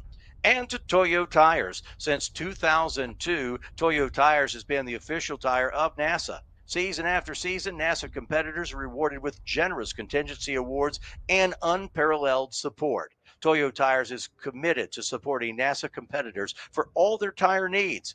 Visit DRIVENASA.com for more information. And of course, the car that's been leading everybody to the line is that beautiful Toyota. We're thrilled once again to have that track-focused GR Corolla Morizo Edition continue its role as the official pace car this weekend at Utah Motorsports Campus. The GR Corolla is the perfect car to lead the drivers around the challenging 3-mile course, boasting rally-inspired origins, a formidable 300-horsepower turbocharged 3-cylinder, and GR4 all-wheel drive. It's become a favorite of sports car enthusiasts everywhere. As part of NASA's partnership between Toyota, every customer who buys a new GR sports car will automatically receive a complimentary 1-year NASA membership, including 1 complimentary track day at a NASA high-performance driving event. For more information, visit gr.drivenasa.com. All right, Edwin, we have our pace car leading our cars out on the track. Our first wave will be the Spec E46 Racers. We'll have 3 waves again, 2 flyers and 1 stander. And there's that beautiful Toyota GR Corolla Morizo Edition. Really amazing little cars, 3 cylinders, but man, they are a whole pile of fun. We'll ride along with Wyatt here in this event. And boy, I love the drone shots. We got the start and then we got the finish from overhead, which really showed the second place Williams kind of get out of line there in that final thing. He was just giving it all he had. He had nothing to lose. He didn't have anything in the tank. He almost lost second spot. He almost lost second spot, but again, that could have been tactical. There's strategy and tactics. I never get them. I never figure out which one I'm talking about. Or strategically tactful. Oh my. Absolutely awesome. Boy, it's turned out it's been the prettiest day since we got into town back on Wednesday. It's really cleared up. We went out during that lunch break, and again, John, not as much heat has built up today. Yesterday afternoon, it was officially warm. Very warm. Today's temperature has been much more mild. So we are looking forward, and tomorrow I think it's supposed to be about the same, a little bit cooler, 86 Fahrenheit here at the Tooele Valley Airport, not too far from us. You can see my good friend Herb Lopez right there leaning out and taking some shots from that pace car piloted by the great, the legend, Donnie Edwards. I love Herb. Saw Herb the other day, gave a big old hug. Hadn't seen him since the championships last year, and awesome photog. Oh yeah, does just amazing work. All right, you're riding there with Wyatt Couch in the upper right-hand corner, tucked right in behind that Toyota pace car you see from above. That's down into turn number 11. And that's way up in the far left-hand corner of the facility, and that just gives you a great perspective. Yeah. Now let's watch them here. This next corner is going to be corner number 13, and this is where they're going to start getting side by side because the pace car is going to dive off to the right. And remember, flying start, and then a standing start for the Spec E30. It's a signature of NASA racing. So here's what you're hoping: the flyers go fine, and then there's not a stall on that stander. That can be difficult, but given the track is so huge, you put the 2 flyers right together. You don't care if the second wave catches the first wave. What you do care about is if the first wave catches a botched stander. And we are away, green flag racing. Wyatt Couch on the hammer, taking the inside line. First green wave is by. Here come the 944 specs for the second wave. Second wave is now away. Right together. Now watch what happens here. They're going to stop. How the procedure works is the flag person will put the flag up in the air, roll. They will unroll it like a bad burrito, and then they will wave it, and then they're away. Waiting for the starter to give the signal. Great overhead view to see. There's the flag out, and we are away. Very nice start. No stalls, no problems. Spec E30 is away on their traditional standing start. Here we go with our Spec E30 qualifying race. What a beautiful shot. They're three That's so wide, using every bit. And boy, that's a tough corner. One's hard enough. One's even harder though when you're already all the way on the left-hand side of the racetrack. You see them down there. They're all the way over. They're going to look a little bit wider as they go into turn number 1. That is the excitement of a standing start. Well There's done, your guys. 944s moving right along. I think Charlie Bazzetti has moved up a little. Charlie in the 986 car. There's your Spec E30s. Looks like Team McBlue is out in front still. Actually moved up from P2. So there's the Garagistic car. That is Matthew Ibrahim in there. So good start for the 7.6 car of Team McBlue. Might be Tom, might be Mick, but great start for that car. They got out in front of Matthew. We'll see that group stay tight throughout the race, or traditionally you would see them stay pretty tight throughout the race. Yeah, these cars are awesome. But the thing is, now there's, I hate to say it, but a lot of E30s are becoming very popular. I mean, and it's kind of the Swiss Army knife, where you can do anything with that car. You can go drifting, autocrossing, just slam it. You do a static slam and make it look cool. So I believe that's our leader. That is number 66, I believe, that's our camera car, and our leader, Wyatt Couch. Look at that. Wyatt's already opening up a pretty serious gap. So Wyatt has got it going on. Clear windshield and smooth sailing for him. First lap for the Spec E46. Somebody may have gone off, got a little dust in the camera lens. But anyway, Wyatt, the camera car you see up right, he leads in the 66. Adam Ferree, second in the 26. Jonathan Pershon in the 90 car. Then it's Jared Zakim in the 16. The 58 is Matt Guevere. That's your top 5 in the Spec E46. And again, we ride with Wyatt Couch in that number 66 car. All right, Charlie Bazzetti up 1 position in 944 specs. Charlie's a multiple-time 944 spec world champion. Why not? Sure. So Charlie is moving up there. Looks like we have our Spec E30 crew just came through the lights. Mick Blue still out in front with Matthew Ibrahim from Garagistic. Then Sean Aaron, Ed Sokchai, Marcelo Calcaganoto, and Jacques Ramok. That is your Spec E30 field here. 1 lap complete, working lap 2, 3.5 minutes out of a 30-minute race, now down. There's 4th and 5th in Spec E46, Jared Zakim, Matt Guvier in the 58 car. So that's the battle right there for 4th and 5th place in Spec E46. The 16 car is Zakim. And none of those, the car that is right in front there of the 90 car, that may be Adam Frere. It's a little bit dirty, so that he may have had an off-course excursion, got a little bit muddy there. So Adam is using all of the track, but Jonathan right there is all over him. Again, there may be a lot of schmutz on the track. Yeah, we saw in the camera, we couldn't see where it came from, but you could see a lot of dust flying around, and maybe it is that 90 car, but a lap or 2, it'll kind of self-clean itself if it's just dust. But, and off here, a lot of times they'll bring some gravel back on, but the crew's been great. All the cleanups have been super fast today. Well, and this is just a well-oiled machine here at UMC. Everybody working together and really, a great experience. We did see that drone shot coming down earlier, and all the Grand Prix garages, they all have individual bathrooms, a little bit of climate control going on, so just what a beautiful facility it is up here. Hopefully we get a bunch of people coming to Utah region after this, come racing and enjoy UMC. Josh Klee, the 99, is the leader in the 944 Spec. Bozzetti, he is up a spot. He runs 2nd in the 986. And then Callum Fletcher is 3rd in the 81 as they just come past start-finish line now. Pick up that 93 machine. Let's see where he is running. In Spec E46. That is a Stephen Ferraro. That's the 98 of Stephen Ferraro. He currently runs in 11th spot in the 98. The 369 behind him is Olivier Ronier. And Stephen had a lot of success with the E30 program, but now the region he is out of in Northern California, a lot of them have transitioned over to the Spec E46 chassis. So let's get a Spec E30 update as they've put another lap on the field. Team Mick Blue in the 76 still leading the way. Matthew Ibrahim is second. And there's that 90 car we mentioned off track. And he's got some kind of damage. And he looks like he may have some damage. Did you see that right rear suspension is collapsed? So something may have gone pop. And he is stranded. He's right in an impact zone, so I predict this will go to locals and maybe full course yellow here.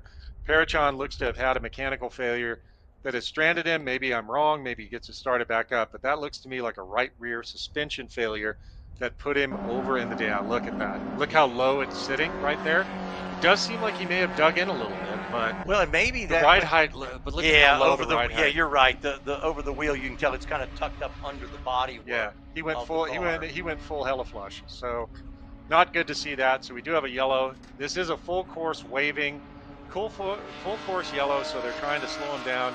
We actually have two waving yellow flags here at turn number 1 at the start finish sign. So we are trying to go grab Jonathan Parachon out of that impact zone and then get back to green flag racing. Yeah, and that left front tire is probably still on surface, and therefore he's right in a bad zone. Yeah, you're going waving on that one. So we're going to send the crew out there to pick that machine up. And meanwhile, we're going to tell you about Riot. Riot pushes brands to reach their full potential, whatever it takes. Their full-service marketing team can handle all your customer touch points, from branding and packaging to video, digital marketing, and web development. NASA worked with Riot to brand and design the 2024 National Championships. And if you need to learn more about Riot, you go to weareriot.com. So this is going to bunch everybody back up. If you had a little bit of a lead, that little bit of a lead has now gone away. So right. So that that makes it interesting. And sometimes we joke about it, but we contemplated a few times when a race gets really, really boring because everybody's one person is 2 states away from the next. So we would throw what's called a competition yellow. Yes. Where something must be wrong, and just to bunch everybody up and have a little more fun. But normally that's not the case. But we do sometimes, with certain groups, you want all the racers, all the guys and gals out there, maybe want a little bit of a more interesting experience. So you can do, NASA, we really tried to listen to the racers and do what they wanted. So we have inverted grids. We have sometimes, all kinds of crazy stuff like that. So good fun. They'll send the crew out there to pick him up. Now, remember, all of these are timed events. So you're also, while they're slowed down and you see the pace car has picked him up, they're a timed event. And so they'll have to, they're going to lose some of their track time out there, and which makes everybody a little bit crazier when he goes back to green because they know they don't have a lot of time. And speaking of going back to green, John, how do we saw how we started. We had flying, standing. How do we restart these things? Well, a lot of it depends on the decision the race director has made about how you want to restart. Now, you have to know flags. And this was always one of those flag conditions where we could get people on their rookie test. If you see a white or a yellow and a red displayed together, that means restart. So I don't know if we'll see that at start finish. We still have the doubles out. But again, so what will happen is a pace car will pull off, and whoever's in the lead they will control the speed of the restart. And usually it's a single file restart. Now, this can get interesting if, let's say, something real bad has happened and you have to put the pace car out in the middle of the field. Well, then you're going to have the pace car slowing people down, and you'll either have everyone pass the pace car until the leader is right behind the pace car, or you'll figure out some way to stick another pace car out there to catch the leader and then pull that original pace car off. But this was very controlled. Yeah, they've got it under control. They're getting that car hooked up. You see on the end screen. As we mentioned, nice day today. It's going to warm up a little bit tomorrow. And when you walk through the paddock tomorrow, you're going to see a whole lot of Action Sports canopies in use to shade some of these crews. They were founded in 2011, and they're a top manufacturer of large format print items, including canopies, flags, table covers, event products, and the official print partner of NASA. Members receive an exclusive 15% discount on retail products. Go to visitdrivenasa.com if you need some more information. It takes a huge team of business partners, employees to get us there. And there's all sorts of things pointing along. If you're looking there, I hope that it looks like he's trying to steer it off the track, and they're trying to pull the car a little bit into the infield, but it looks like something may be very broken. It almost looks like there may be something broken in the front end. So it looks like they were going to try to get things started this lap, but we may have to go one more under yellow. But it looks like that car is not happy at all. Well, and you mentioned before, there's a lot of places around this track where you can tuck away and hide a car, go get it after the race. That's what they're doing. Yeah, that's what they're looking for right now. So let's just find a place we can get him safely behind a barrier somewhere and go back racing. As soon as the race is over, then we'll go back and get him back into the paddock. Yeah. Now, man, it kind of looks to me maybe a broken differential too, because that rear wheel doesn't seem to be moving kind of linearly. Right. Maybe the rim design, but it looks like it goes fast and slow and fast and slow.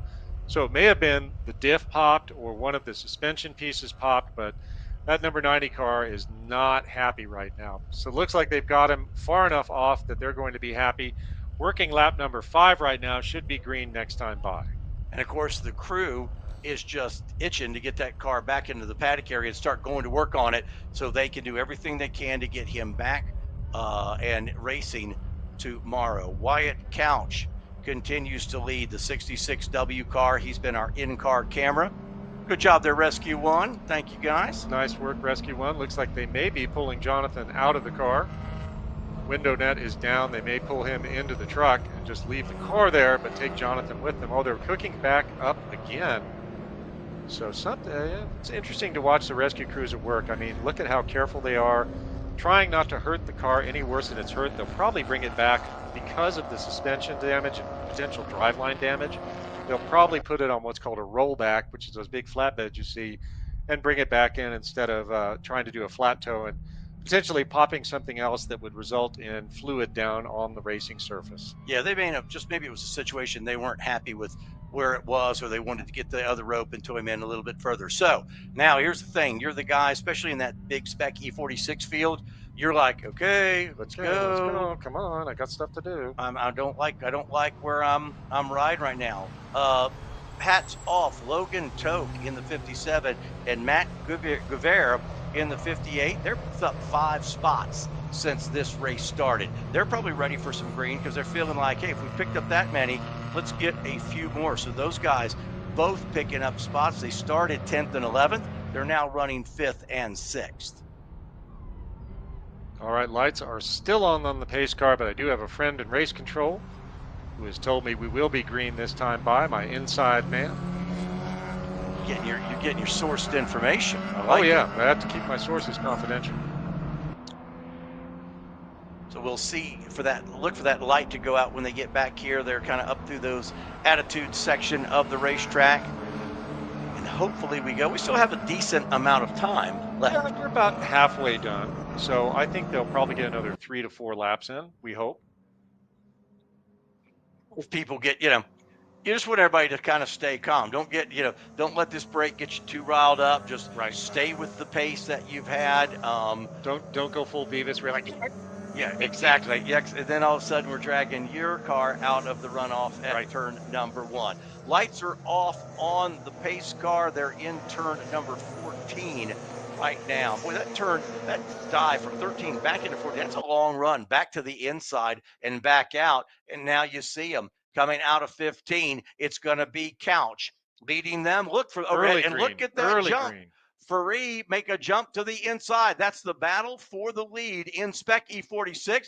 They're 2x2, 3x3. Oh, that's what a good great race. Shot. Yeah. Frere made a move. I think he got on the pedal a little bit quicker than Wyatt Couch. So let's see if Frere can pull it off going down into that first corner. Here we are into turn number 1. There's Couch, the black machine, on the outside, not necessarily the preferred line, maybe faster line. Can he make it stick? He does. That's a nice job by Wyatt Couch. Very nice job to hold on to that. I thought Adam had him. Yeah, Free got a great start, and Adam just did. Wyatt did a great job, and now Free's got a little bit of pressure behind him in the 3rd place. Is that Jared Zakim? I think in 3rd spot. Yep. And look at this. There's a lot happening. Now they're all back and bunched up, which is, I hate to see a yellow and then see a car disabled, but boy, this makes it much more exciting than it would have been. They're through that Black Rock hairpin. There's that 16 machine. That is the Jared Zakim car, and he sits there now in second spot, I believe so, up to second place. Wow. So really kind of big shift right now in E46. Wyatt Couch still out front, but we're starting to see a lot happening in the middle of the field. Yeah, what car was it? Ferree that got kind of shaken back a little bit, or is Ferree still there in second spot? No, I think Ferree lost a couple spots there. I think Adam Frere did get moved back a little bit. So something must have happened. He may have gotten pushed off, but we'll have to see. Right now, the third position belongs to number 426, Gary Baker. A little bit of an off there, and you saw a couple cars go evasive, thinking that he might end up coming back in front of him. And I gotta tell you, Edwin, if you see a car spinning in front of you, never look at the car. Because if you look at the car, you're going to target fixate right into their bumper. I wonder if that was Frere again. I want to kind of, when they come down, we're coming into the front straightaway again. Let me reset Spec E46 so we can pick up where Frere is. But he went last lap from battling to the lead. So it's now Couch, Zakim, Baker, Legacy, Frere back to fifth. Right. So when battling for the lead on the last lap, now back to fifth. Something happened. Definitely something happened. But it looks like our hard chargers so far, looks like Matt Guyver came up, Stephen Ferrario up three spots. So they are definitely, they're running pretty fast. Actually in 944 spec, Charlie Bazzetti, he's out front of Josh Clay, then Caleb Fletcher, John Bowles, and Charles Sharp. So Charlie has gotten back in the lead to try and get that starting position that he wanted for the championship race. He started third. He's to first in that gap between Bazzetti and Clay, 0.2 of a second. Last time they went past start finish, and there you see them. I think we're picking them up. No, not quite. We'll get to that battle in just a second, but it is Bazzetti that leads the way in 944 spec. Right, there they are. Looks like Clay may try a move down the inside. He gave Charlie a sniff there, but Charlie is one cool customer. So this is going to be a great race to follow. Our 944 spec. Clay is all over Charlie's back bumper right there, but also the 81 car of Caleb Fletcher is right in the mix too. 3 cars right together in 944 spec. Well, in Bowles then, maybe there's Bowles fourth. He's 4 car lengths behind. So your top 4 in 944 spec all running together here. And it's, like I say, Bazzetti started third. He scratched his way now into the lead. We'll stay with this race. Clay wants the spot back. Definitely. So it looks like it switched up a bit with Charlie, then Josh, then Caleb. John Bowles is not too far off. Charles Sharp is also right there. Oh, we got some Dusties. Doesn't look like there's a car there, but someone went a little bit wide. Uh-oh, look at Charlie. He's starting to put the putting the herd on the field there. Maybe Charlie has a little bit more in the shopping bag than we were thinking he did. Well, and Fletcher is right there, and Bowles, I think, is caught up. So that's a great battle. There's your top 4 all in class together. Beautiful. Here kind of the later stages of the Group C qualifying race.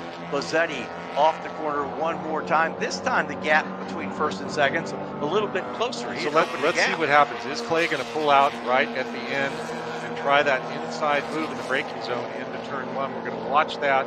There's your 944 spec. There's your E30s. Looks like Mick Blue is still out in front. All right, here we go into the braking zone. Josh Clay trying an inside move on Charlie Bazzetti. Did he get it done? And almost, but no, but clean. Did not punt Charlie off the track. Lots of mad respect right there. Good racing. And you can't get that move done late. You got to get it done early, because you immediately switch back and you go from the offensive to a defensive position there. So you got to make that pass early so that you can move back into the race line, block that car from coming right back and taking the spot from you. Now here's an interesting thing. I think Charlie's car is actually a 924S. So you see that the 3 cars behind him have the wider fenders. Yep, Charlie's is definitely a 924S, which is something Porsche did only in 87 and 88. where they took the old narrow body of the 924 and dropped the 944 motor into it. Oh, looks like we got a car off there. But again, the cars with the wider fenders, those are traditional 944s. And then there's early and late 944s. It goes up to 85.5, and then it switches over into a little bit of a difference. So Porsche was doing all kinds of nutty stuff. Back in the 80s, really the company was just fighting to survive. But the original 924 was kind of a slug. It had the engine out of an Audi van, and so it was pretty anemic. That was actually my wife's first car, and she said she had to shift into second going up the grapevine. But what Porsche did is they took the 928's V8, cleaved it in half, and that is what the 944's engine is. Oh, looks like Caleb got a little bit loose, and John is trying to capitalize on that. Next time by, those Spec 944s, they'll see the white flag as our leader has already seen it. Wyatt Couch there he is. There's your overall leader and your Spec E46 leader, Wyatt Couch. Jared Zakim, Jared is still there in second place. And then that Legacy Motorworks car is third. Wyatt had a little pressure in this one, but I felt like never was super challenged. They took a peek on him a time or two, but pretty comfortable qualifying race. Dominant performance by Wyatt Couch. Really great to see that. We'll see if he's able to maintain tomorrow. Now, at start-finish, it's very interesting. I wanted to do a little more flagification. We've got the white flag waving, which means last lap, and then there's a red and yellow striped flag, which means there's debris somewhere, either on the front straight or down into turn number 1. So you got to be a little bit careful. It could be oil, it could be some dirt, it could be a bumper or something like that. But Wyatt Couch dominating performance, about a second over Jared Zakim last time by. And that's nice. You've got you get the position you want. You had a fairly uneventful race, which means, take it back to the garage. Clean it up. Yeah, I was going to say, wipe it down a little bit, give it a little smooch. hit it with the diaper and the spray wax. Although we probably don't do that. Maybe not. Maybe not. We're not waxers here. Tell you what, though, Zakim is, he's still right there. It was a second gap last time by, but they'll come to the checkered flag here. Look at these lines. Yeah. Some people are staying off the paint, but these cars are so forgiving. They are just sending it right through the painted curbs, and it doesn't upset the car in the slightest. Very great package. Lots of a really bright future for Spec E46. Here is Wyatt Couch. He was your camera car in this one, and he's going to take you to the finish. Zakim will continue to run hard. Here's the finish from overhead. You see the gap between first and second, and Wyatt Couch with, it's going to be about a 5-car length advantage over Zakim. Good race. Again, had a little bit of break in the middle there, but they pretty quick to get that cleaned up, and that bodes well. Couch has got to feel good about that. But again, he had Zakim right there. They had a little bit of a gap back to the 47, the Team Legacy car. But those two guys ran real hard here in this one. Let's go. There's your leaders in Spec E30 coming around into their final corners.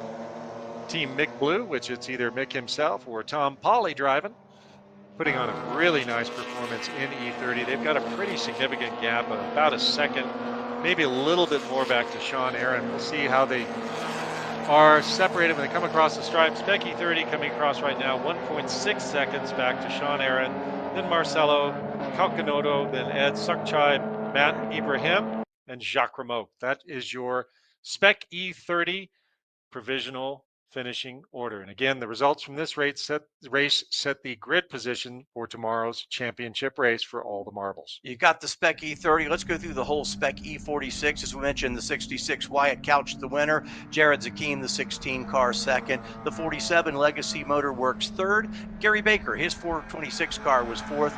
Logan Toke up 5 spots in the 57 car. He finishes fifth.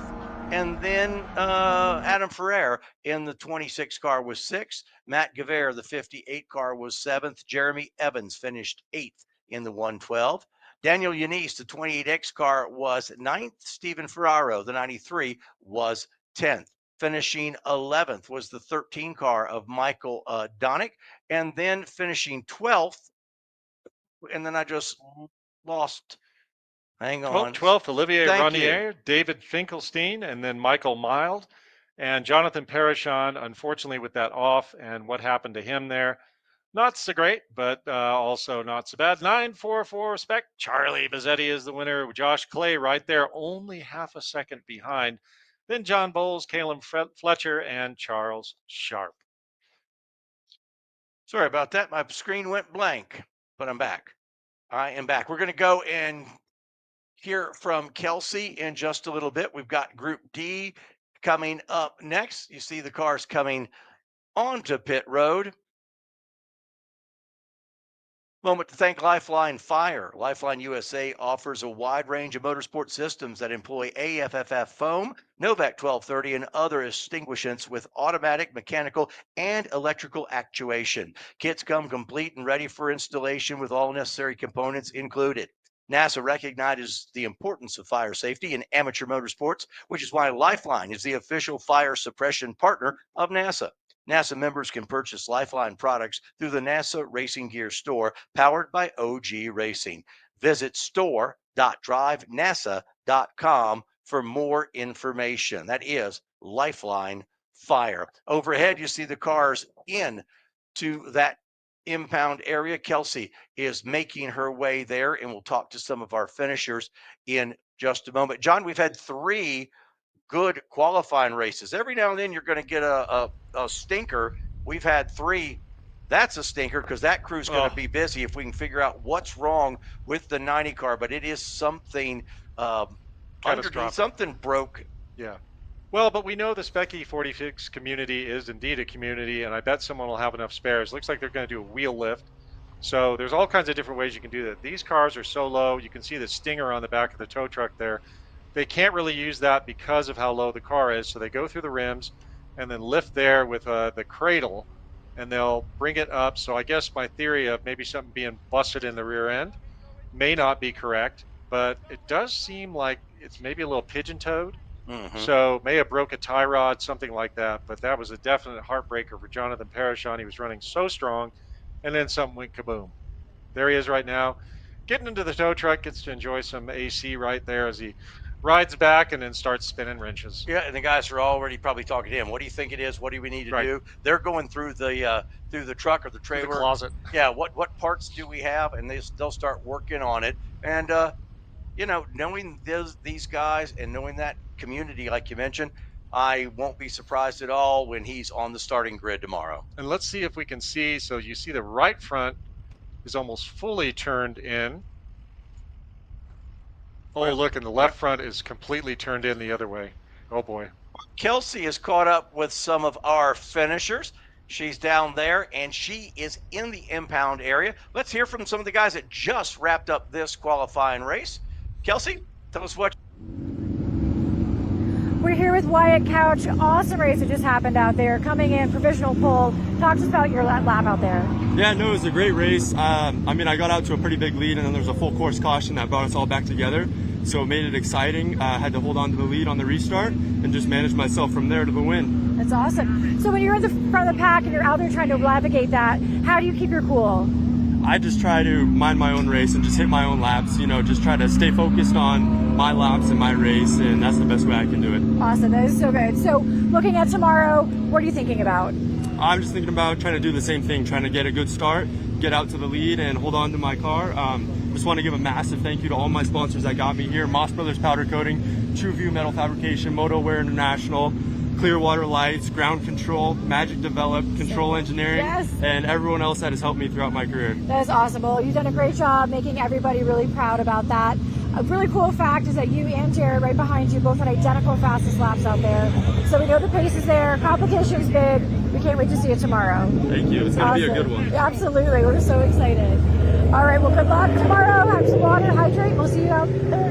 Thank you. Awesome. Cool. We're going to check in with our second place guy, if I can find him. Really interesting fact that we were just talking about is that Wyatt and Jared, so it's our number one car here provisionally is number 66, and Jared here in the 16 came in, and they both had identical laps. Those laps are 2 minutes, 12 seconds, .636. It is incredible. Hi, Jared. How are you? Good. I was just talking about your fastest lap, actually. One of the coolest facts that we just found out is you and Wyatt both had identical to the hundredth of a second fastest lap, which is really cool. Yeah. That never really happens, so we're excited about it. It'll be a good close race. So yeah, Jared, tell us, what region do you come from out to this race? I'm from NorCal, so down Sonoma, Thunderhill are my home tracks. Awesome. So. Well, congratulations on an incredible race out there. We heard about the yellow flag. How was that for you, kind of getting bunched back up again and have to navigate that? It wasn't too bad. I ended up dropping to 5th on the first lap. Made the spots back pretty quick to 3rd, and then was able to, pick the last person off and then start closing the distance. So it should be a good race tomorrow. That's great. Like I was I think a little bit at the end. I think it's going to be awesome. And as far as Spec E46, why do you love this class and why are you running in it? I'm a big BMW fan. Always have been, and then it's just a fun car to drive. It's a little bit different than the Spec Miata, but definitely a little faster. Yeah. A little more nimble in some ways. Yeah. And then when you're out on the track and you're in these tight pressure situations, like you said, coming back up after you drop down to 5th, how do you go about that as a driver?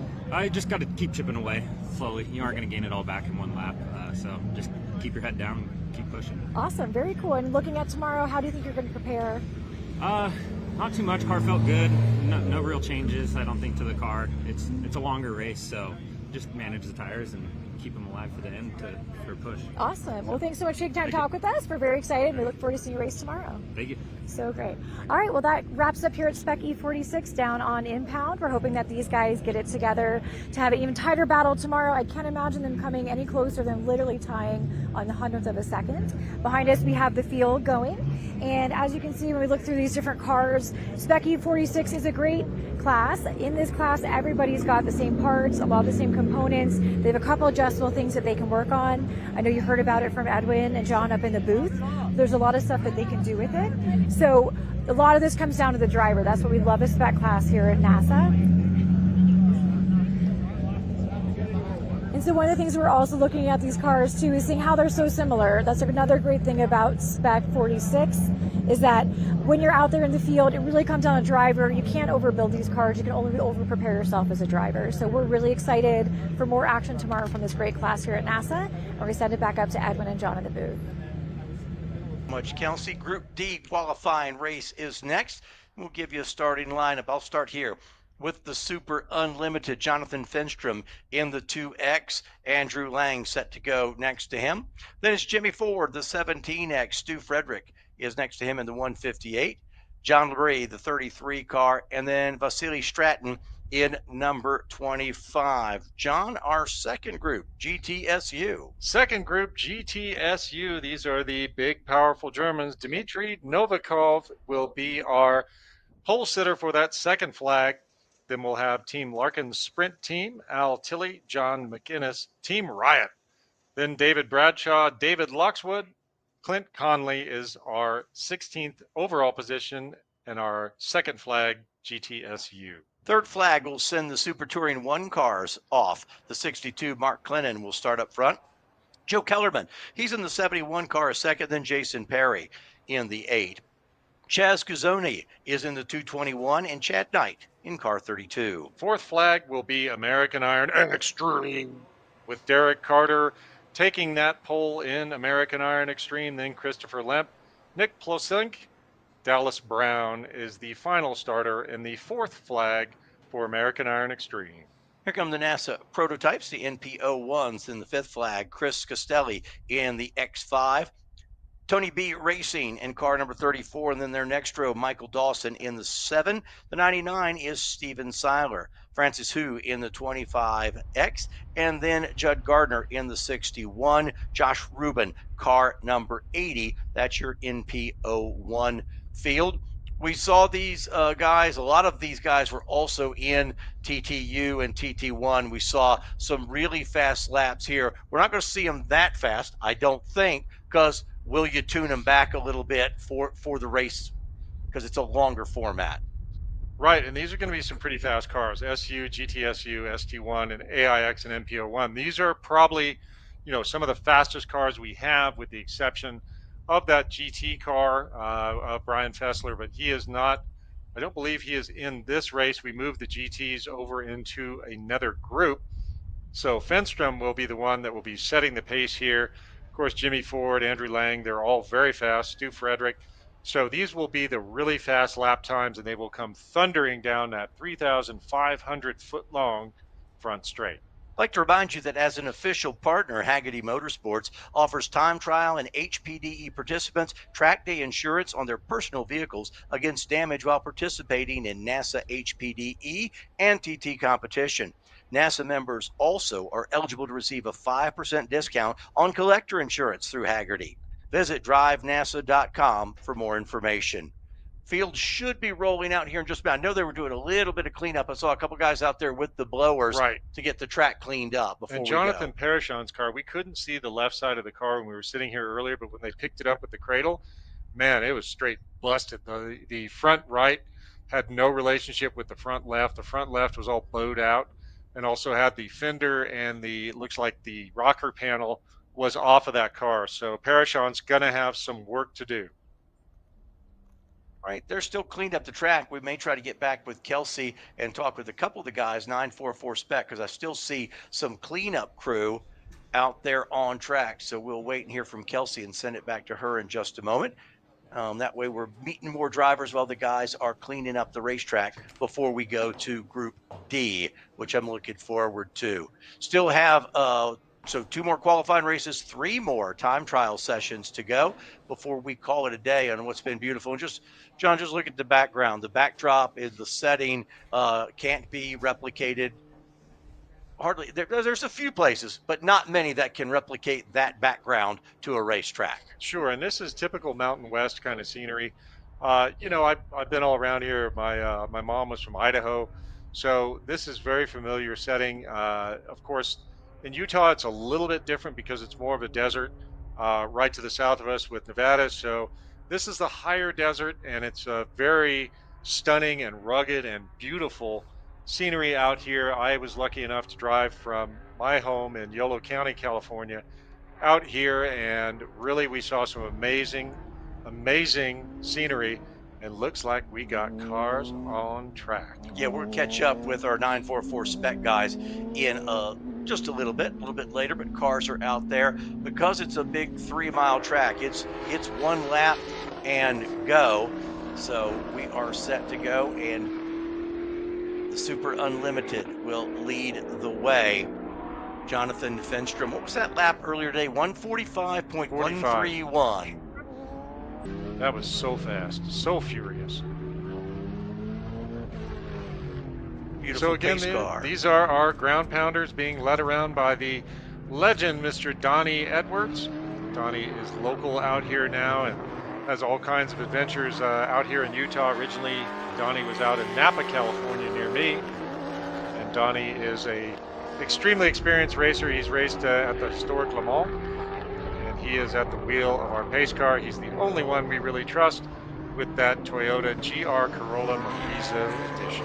I need to be sure I go online and catch all of Herb's photos from the weekend. They look pretty awesome. Yeah, he does a fantastic job. Good guy, too. Herb doesn't mess around, so he is a really excellent shutterbug. He's got his wife, Emily, here with him. They work as a team, and we have depended on Herb to get us the shots every single national championship race for quite a while now. So Herb is out there with Donnie taking pictures, and you'll be able to see him later. Make sure to check in at the Champs website. Our media director, Brett Becker, will be posting content. All right, should see pace car go in this time by. A couple more corners to navigate before we go to green flag racing. We'll see if he kind of makes that move to, oh, they are going to do 1 more lap, and that may be a chance to clean up a little bit more. Yep, might be. Typically we've done 1 and go, but again, there were several offs. Yep. And so they want to be sure they're cleaned up before we do indeed turn these guys loose. So it looks like it's something maybe in turn 1, because station 1 or the start finish line has a waving yellow. So I guess they're going 1 more around just to be able to make sure that everything is pristine when we start. GTSU cars coming across the line now. They're all right together. It pretty much is a gaggle of Porsche GT3 Cup cars, which are absolutely amazing cars. The GT3 Cup, these are the 992 chassis GT3 Cup cars. And they are really the state of the art in GT3, which is an FIA homologation class. They start their lives as 911 shells and they go to Manthe Racing, and then they become GT3 Cup cars, a really great weapon for any track around the country. Back in the early days, when they first started doing GT3 Cup cars, I remember a friend of mine bought a 996 GT3 Cup, and it came with a setup book that looked like a phone book. And it had setup notes for pretty much any track in the world. Here's where you set the tire pressures, here's the alignment, here's the ride height, here's everything. It looks like Clinton is coming back in. They may have had a problem with that Lotus, which is a GT4 Cup car. Stays so to the right, yeah. Super Touring 1, he's back in the pit, so something has gone wrong for Mark Clinton. Well, we have a second. Talk a little bit about these NP01 cars. We see the group of them. They're going to be in that fifth flag wave. But those are just beautiful race cars, and they've been making some good lap times around here. But talk a little bit about the cars themselves. Well, the cars themselves, it was kind of the brainchild of the Panos Corporation initially. And Jeremy Crozet, one of our national directors, really came up with the idea to make an affordable prototype style car. So all of the NP01s, I believe it's a carbon fiber monocoque, and then it's powered by the Mazda MZR engine, the 2-liter Mazda. So designed to be very reliable. All 4 uprights, all 4 corners are the same. So you don't have to stock different uprights for each corner of the car. So it's designed to be affordable. They start just under 100 grand, which doesn't sound affordable. We were talking about the speed they deliver for a prototype car. That is a pretty good deal. And you see the field of them right there coming down the front straightaway. So we should hopefully see green next time by. Again, I believe it's just a situation, get a little more track cleanup, because we did have a few offs during that last race. So give them one more chance to get things cleaned up. And my confidential source is telling me probably green this time by, telling me that the starter has that yellow pulled. So hopefully we'll see the pace car lights go out in front of our SU field. And then we will go green this time by. Want to start on the pole tomorrow? Win your class today, and that's where you will start. That's how it works. All right, well, we are hearing that the pace car lights are no longer illuminated, so we will be green this time by.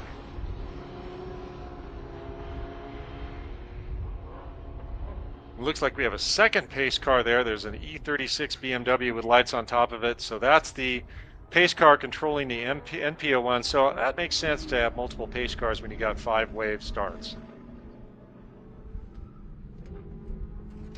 All right, here we go. We should be rolling this time by. Thank you for your patience. We wanted to be sure we had a nice clean racetrack for you, especially John Fenstrom wanted to be sure it was a nice and clean entrance into turn number 1, because by the time he gets there, he is hauling the mail as the green flag is out. Green, green, green, here we go. Our first wave is away. Looking for that second wave. That will be our GTSU Porsche Cup cars. First wave is away clean. Jimmy Ford with a very nice start. Porsche Cup cars are now away, thundering down the front straight, howling from those opposed Boxer engines. Third wave is green now. Super Touring 1 is away. I don't think Mark Clinton came back. He didn't make it. The Lotus Emira was not there. Next flag will be our American Iron Extreme cars, and then our NP01. So all waves so far away clean. And we are now waiting for our ST1. ST1 was away clean, actually. So AIX and NP01 are the 2 we are waiting on. Clock has started, 30-minute race. See how many laps we can get in.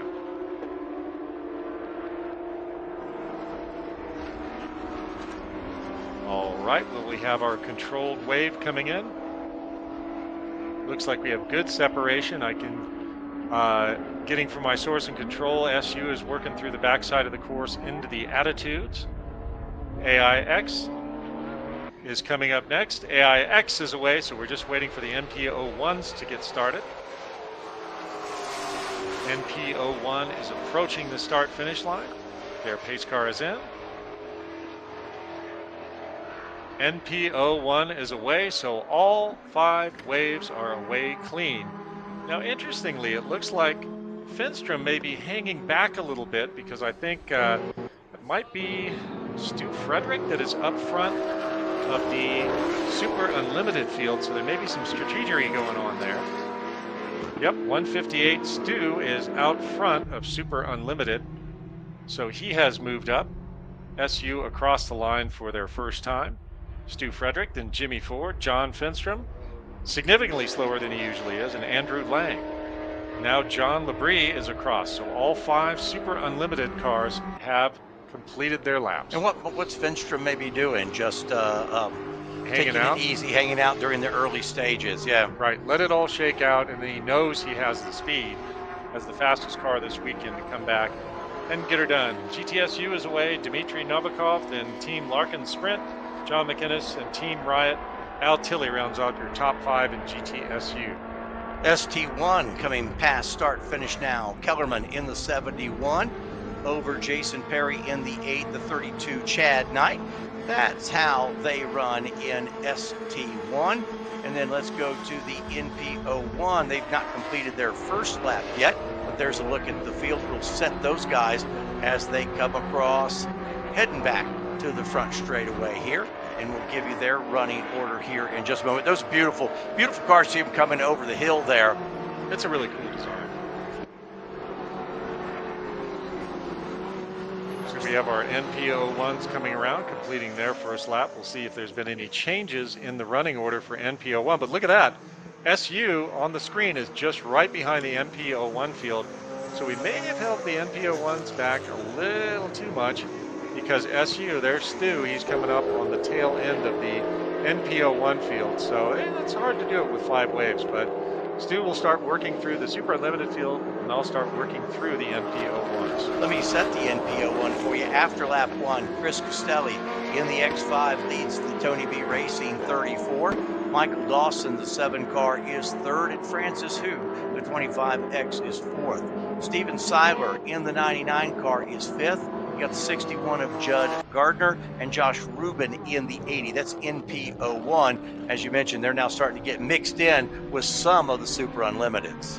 Yeah, and it's a little hairy when you're in one of the smaller formula cars and there's the big sedans there, because they may not be able to see you. So often with the smaller, kind of almost formula cars, they will run a blinking light on top to let everybody know that they're there. Because if you see that flash in your rearview mirror, you know that car is there, so you're not going to move over unintentionally and give them a punt, because there's this pretty significant weight difference between those 2 cars. Looks like that may have been Lindstrom taking a look on the inside of Stu. So we are going to see how that shakes out. Again, we're not sure exactly what the strategy is there. There is Jonathan Finstrom coming up on Stu Frederick. And look at the mix there. You got the NPO1s, you got Finstrom's prototype machine, you've got Stu in that, a big old tall sedan, which is so funny because it looks gigantic when it's out there with those other cars, and a real mix here, as again, the Super Unlimiteds are already in the mix with the NPO1s. Well, perspective is a heck of a thing, because we always used to joke around IMSA racing with BMW M8, we call it the Big Mate, because it looked huge compared to the other cars. There's Jimmy Ford right behind Stu Frederick. So Jimmy is still in the mix. Once these guys get sorted through the NPO1, then they can kind of go back racing. Boy, it's a gaggle. All right, we're going to take a look at GTSU here in a minute, those Porsche Cup cars. 992 generation, brandy new. See that 42 David Loxwood in the 42. He currently runs in 6th place in GTSU. Beautiful paint scheme with those scallops. Yeah, so that one earlier I mentioned, I said that looks fast even when it's sitting in the paddock. Yep. It's a traditional kind of hot rod paint job with the scallops. And I see some kind of heritage Porsche schemes, a little bit of the old funky hippie that they ran on the 91730s for a while. So, it's really neat to see how people chose to decorate these cars. I think they all come just white. And then it's up to the owner to personalize them with a wrap or a paint job. GTSU update, Dmitry Novikov, the leader in the 29. The Larkin Sprint team is second in the 711. John McInnes in the 56 is third, and Al Tilley, 923 car, he runs fourth. Team Riot, the 13 is in fifth. David Loxwood, who we were just looking at, the 42 car, is sixth. David Bradshaw, the 264, is seventh. And then the 45 of Clint Conley, that's GTSU, just 3 laps into this qualifying race. Taking a look at our leader now, number 29, Dmitry Novikov there at the front of the GTSU field. Running away a little bit.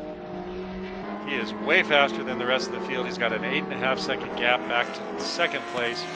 Currently, Dmitry is running 1:53, whereas the next fastest time is the 1:56. So he definitely put in the race tune and turned on the NOS to get away from everybody.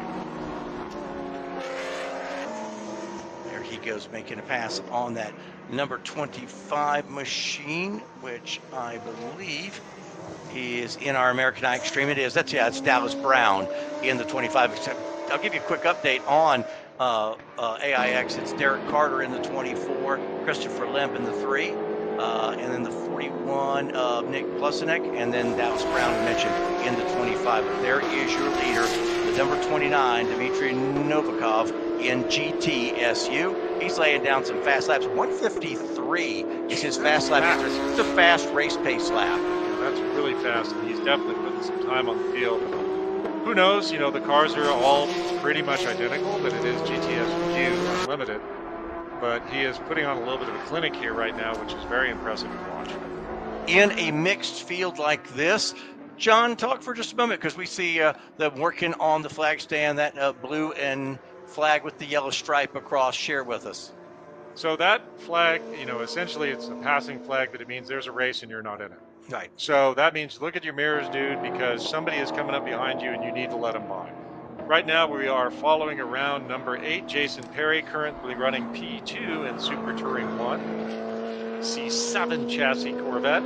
We've seen all kinds of, so I haven't seen a C4, but I've seen C5, C6, C7, and no C8s yet. And Perry's trying to track down Kellerman in the 71, but Kellerman has checked out on that field. He's got a big hit. I mean, he's 13 seconds ahead, so Joe Kellerman turning on the secret sauce as well.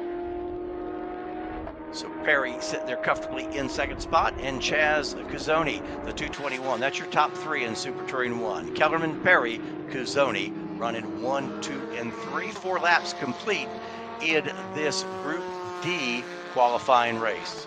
10 minutes down now out of our 30-minute race, so we still have quite a lot of time left, about 1/3 of the way through the race.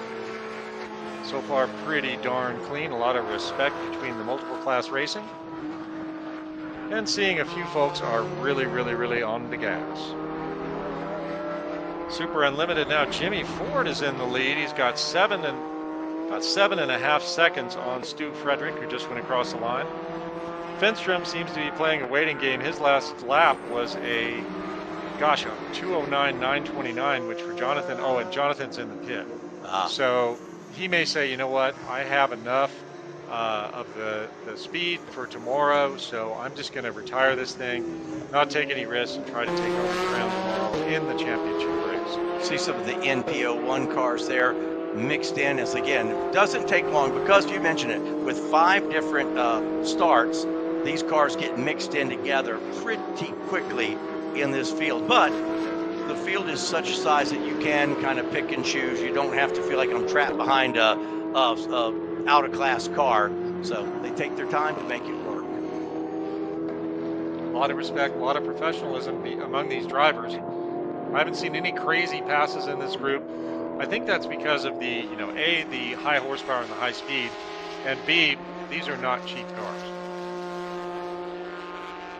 Yeah, not in a situation where you want to be doing something dumb. The 99 car there, that's 4th place. Steven Seiler, 4th place in NPO1. And give you an idea, these NPO1 cars are all running just a 2:03, 2:04. They're all pretty close together. The fastest lap in this group was a 2:02, but everybody in the 2:0 somethings right now in the NPO1 class. Yep, they're all running pretty steady. There's a little bit of a gap from the first cars to the cars a little further back in the field. But again, all identically prepared, so it's all on the driver. 5 classes. I'm going to give you the leader in each. American Iron Extreme, the 24 Derek Carter leads the way. In GTSU, Dmitry Novikov in the 29 car is your leader. Chris Castelli, the X5, he's your NPO1 leader.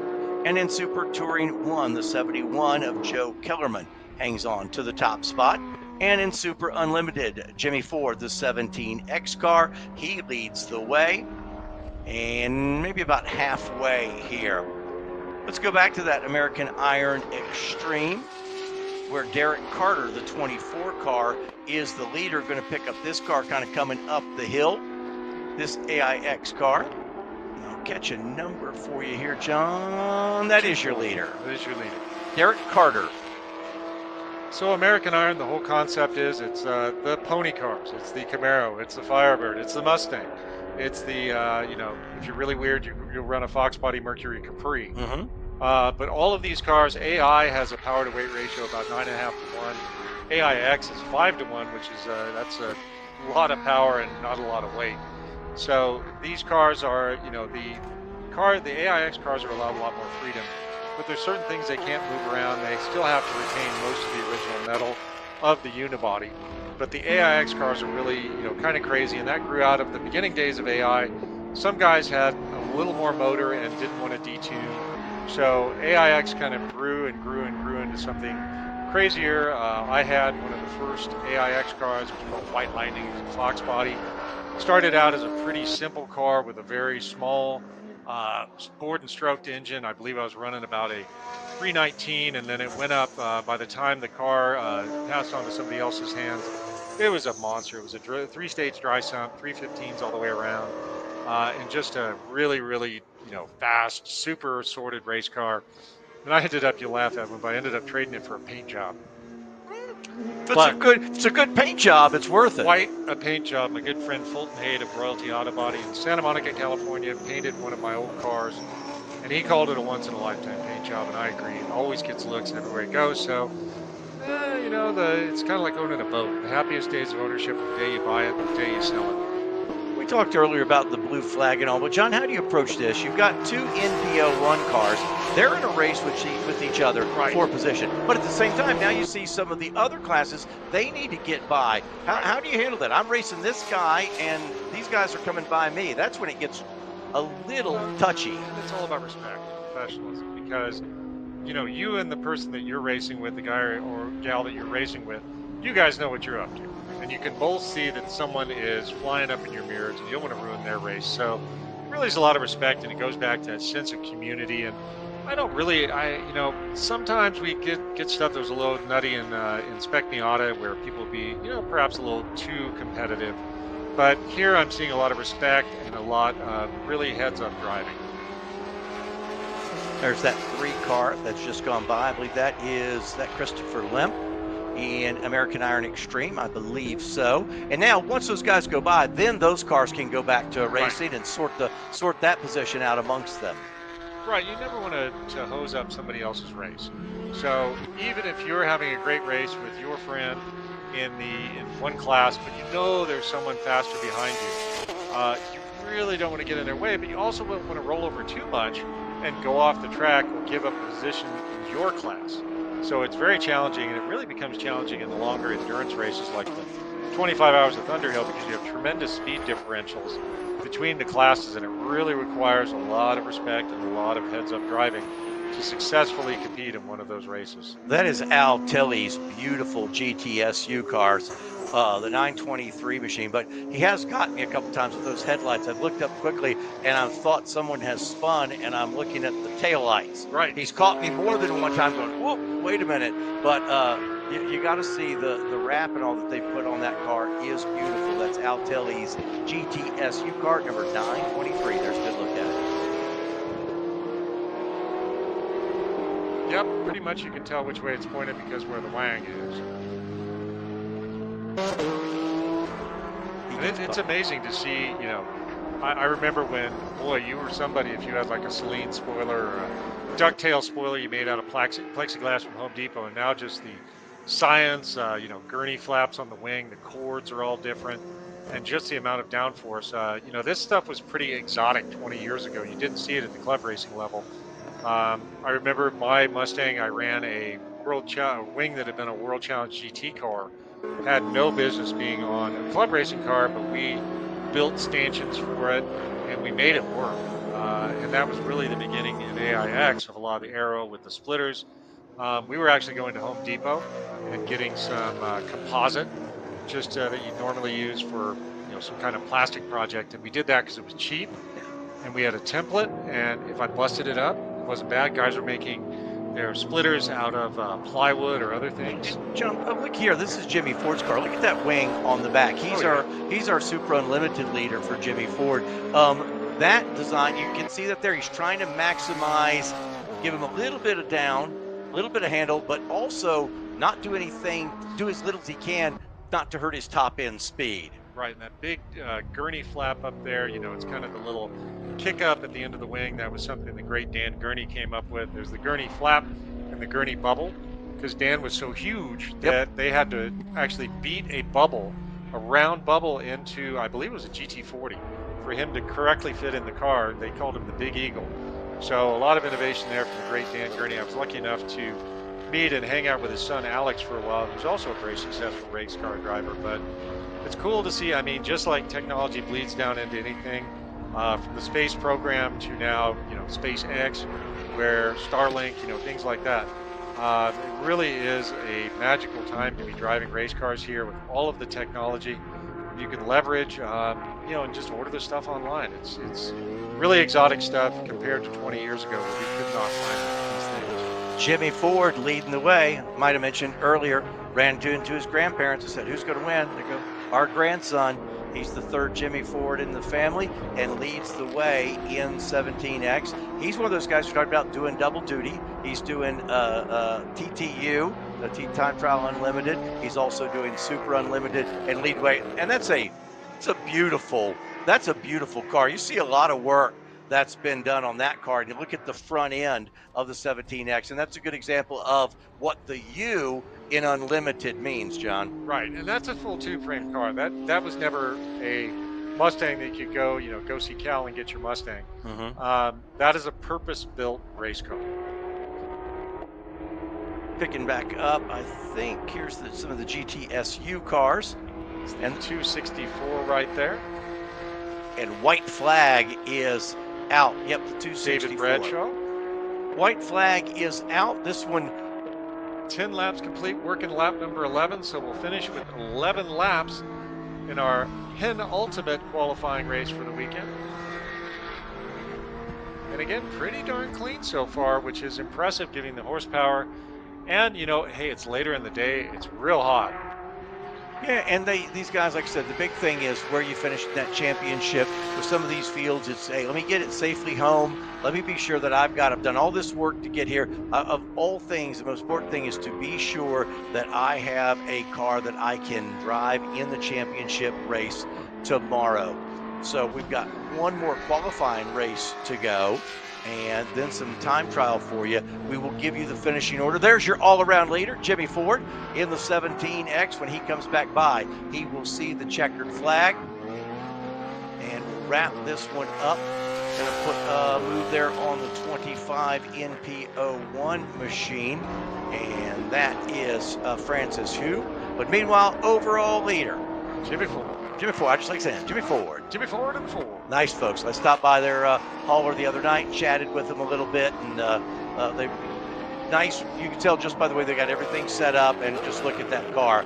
Nice program for those guys. Making that left-hander up at 17. There's that little, excuse me, at 11. That's the little kink that they call turn number 12. The left-hander at 13. The right-hander at 14, and now you're coming down to bring it home and look for the checkered flag. His fast lap was down to a 154.122. That is some great race pace, and there's Jimmy Ford. Way to go, Jimmy. that's a fast lap in race. So congratulations to Ford in the 17X. We will give you unofficial results, but we're going to wait till everybody goes through and let timing and scoring recycle. But that's impressive in this afternoon. It is a little bit warmer in race trim, a 154.1. 86 degrees right now, 21% humidity. Interestingly, Edwin, I have seen it as low here as 9% relative humidity, and that's when you start having people getting nosebleeds, and it makes it really challenging for the cars to run because at that low humidity, the air density is terrible. Right. So the car will have to dump a ton of fuel in just to keep it from what's called knock, right, which is where there's incomplete compression because there's not enough air in the car, is what's called too lean. Yeah. And it's oxygen is one of those components of fire. So yeah. Let's go through these again, our unofficial results. I'll start up here with American Iron Extreme. Crossing the line first, the number 3 of Christopher Lemp. Derek Carter in the 24 car. We'll come. Let me hang on one second. Let me let him come through because timing and score needs to reset one more time before we get too far ahead of ourselves. Now, but we do have GTSU has come through, I believe. There you go. Go ahead and hit that one. Dmitry Novikov, dominating performance right there. A 24-second gap back to second place. Team Larkin Sprint Team. Then John McInnes, Al Tilley, Team Riot. David Loxwood, David Bradshaw, and Clint Conley. That's your GTSU finish. American Iron Extreme now updated. Christopher Lemp in the 3, Derek Carter the 24, Nick Paulsenek in the 41, and Dallas Brown in the 25. NPO1, Chris Castelli, then Michael Dawson. Team Tony B Racing, Steven Seiler, Judd Gardner, Francis Hugh, then Josh Rubin. That's your NPO1 finishing order. Super Touring 1, the 71 of Joe Kellerman comes first. The 8 of Jason Perry. Chaz Cazzoni, the 221. Chad Knight in the 32. And Mark Clennon, remember, he went in before they took the green. He'll get credited with 5th place. Super Unlimited, again, with a legendary performance from Jimmy Ford, then Andrew Lang, John Labrie, Stu Frederick, and Jonathan Finstrom. That's your Super Unlimited finish. Unofficial, we'll wait for official results, and once those are posted, that's how those drivers will start tomorrow's championship race. Got one more coming up for you. That's Group E. But for now, let's go down into the paddock area. Kelsey Hill has caught up with some of the drivers that just came off the racetrack. Kelsey, what's the story down in the paddock area?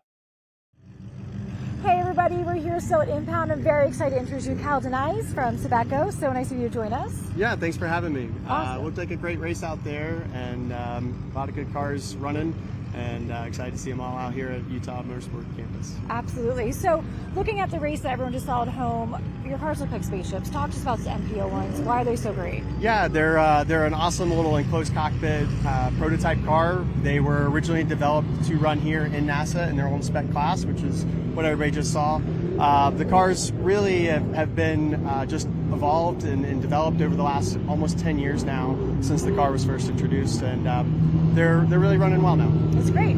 So people see them, they think it looks very futuristic, has to be super expensive. It's not. I know I was surprised personally to find out it's very affordable in terms of pricing. Yes, it's definitely still cheaper than a lot of those Porsches that we saw. That they look amazing as well. But they're about 100 is starting, and then they go up a little bit from there. That's awesome. And so with it being a spec class and also something that you guys do yourselves and build completely from the get-go, how do you feel about that when getting people into it? Should they be afraid of going into something that's a single manufacturer, or it seems pretty safe? Yeah, the cars are really safe, and all around the factory we show up, we provide support, technical support, spare support, and that's been a big help for these guys out here. Yeah, that's so great. I know you've got racers from all over here represented. What other regions do you have that are here in their MPO1s? Yeah, we've got a few guys out of the Colorado region. Obviously, the guys here with Riot, they are running out of the Utah region. And then we've got some guys who even came in from the California region. So Awesome. A few regions represented. Yeah, and I know there's also the MPO ones all over the country, so that's something people can look at for the local NASA regions. You guys go, you provide support, you can be at different races, parts, everything they can get from you all. Yeah, all of our NASA Southeast events, we're at all of those because we're obviously based right next to Road Atlanta, but we try to support everybody as much as we can. That's so great. Awesome. We're going to send it back up to the booth. We got more racing for action for everyone at home. I'm so excited. They're like, inside look on the NPO1. We've got one more qualifying race coming up in just a moment. Starting lineups just around the corner, but right now, a salute to OG Racing, the official motorsport supplier of NASA. OG Racing helped get the best safety products in drivers' hands with the convenience and simplicity through the all-new NASA Racing Gear store operated by OG Racing. It's accessible via the NASA homepage. The new NASA Racing Gear store operated by OG Racing will offer NASA members special member rates and one-click convenience to purchase all the necessary gear for HPDE, time trial, racing, and more. Where do you go? You go to DRIVENASA.com for more information. John, we got our final qualifier of the day, and we'll start with Super Touring 5. This will be ST5, so that will be in the, looks like we have 2 flying starts.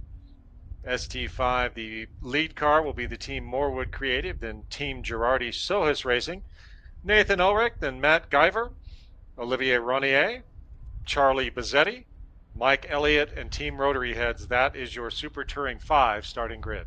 Bobby Pugh in the 3 will lead the Legends, the 5C of Bobby Christensen and Brian Pogue in the 91. Second start will be Spec Z, Chad Alders, Team Town Storage Racing, Jeffrey Crockett, Rich Fitzgerald, and Samara Katan. Matthew Kasuda in CMC and Peter Standiford in the 67, and then Todd Green in the 60, Super Touring 6, followed by the 27, Chris Miller, Team Mick Blue in the 76, Bill Agga in the 18, Matthew Ibrahim in the 6, John Bowles in the 85, and Eric Talistu in the 93. That race is coming up next. They're doing a little bit of track cleaning, a little track prep, so we'll be right back. You're watching the 2024 NASA Championships. We're bringing it to you live from the Utah Motorsports Campus. We'll be right back after this.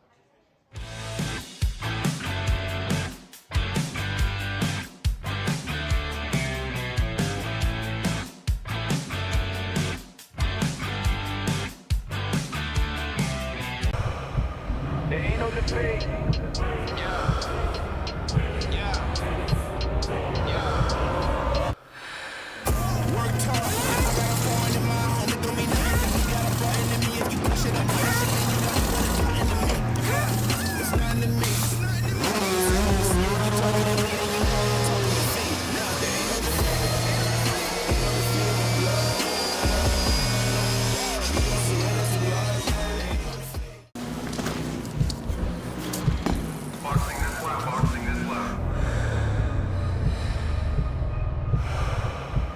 There ain't no debate.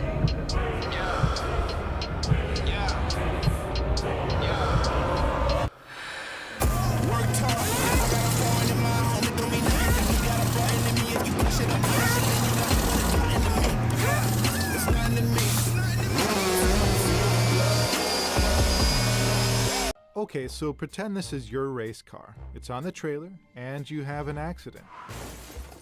Ouch! At least your truck's insurance will pay for another one? Yeah, not so fast. Standard insurance won't replace your race car, whether it's in the trailer, in the paddock, in the garage, or the repair shop. But at Hagerty, we can protect it for what it's really worth anytime it's off the track. No matter what or where you race, offer less than a set of race tires. Hagerty, let's drive together. You've reached Riot, where good is made by our polite, well-spoken team. I be taking off, keep going on, and I resume. Turn it all the way up like we filling up balloons. Already a winner when I came up out the womb. Moving like a conference call at work. Zoom. I'm in a hurry. I can never slow down. My pictures are blurry. I always overdo it, and it's very necessary. I got winning on my mind, and the rest is secondary. We gon' get it done. Can't stop when we start. We get it done. Take no days off.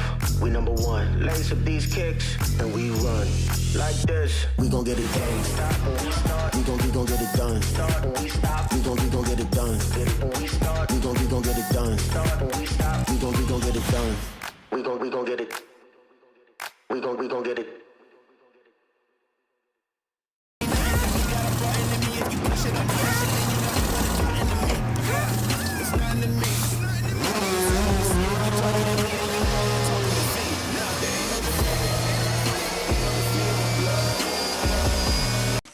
You've reached Riot, where good motherfucker is made by our polite, well-spoken team. I be taking off, keep going on, and I resume. Turn it all the way up like we filling up balloons. Already a winner when I came up out the womb.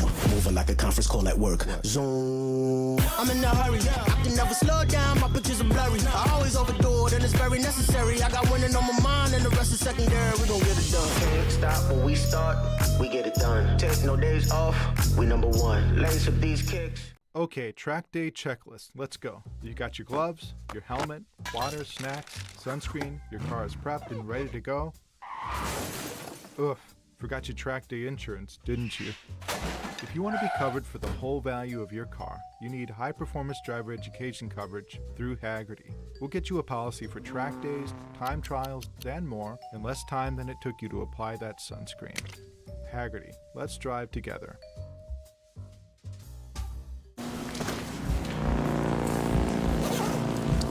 Thanks for filling in. Sorry, my flight was delayed. All right, we're P1 with P2 Grantsville. They were already on the wets. The track is wettest on the east side, specifically through turns 7 and 9. We're gonna put you on intermediates to hold the gap. We need 157s to bring it home. We got this.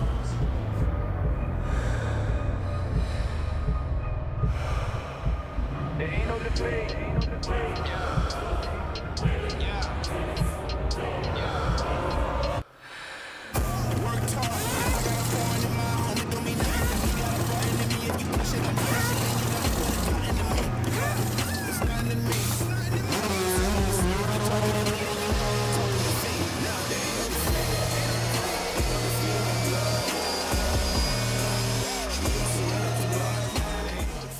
At OG Racing, when you are shopping on our website, when we say in stock, this is what we mean by in stock.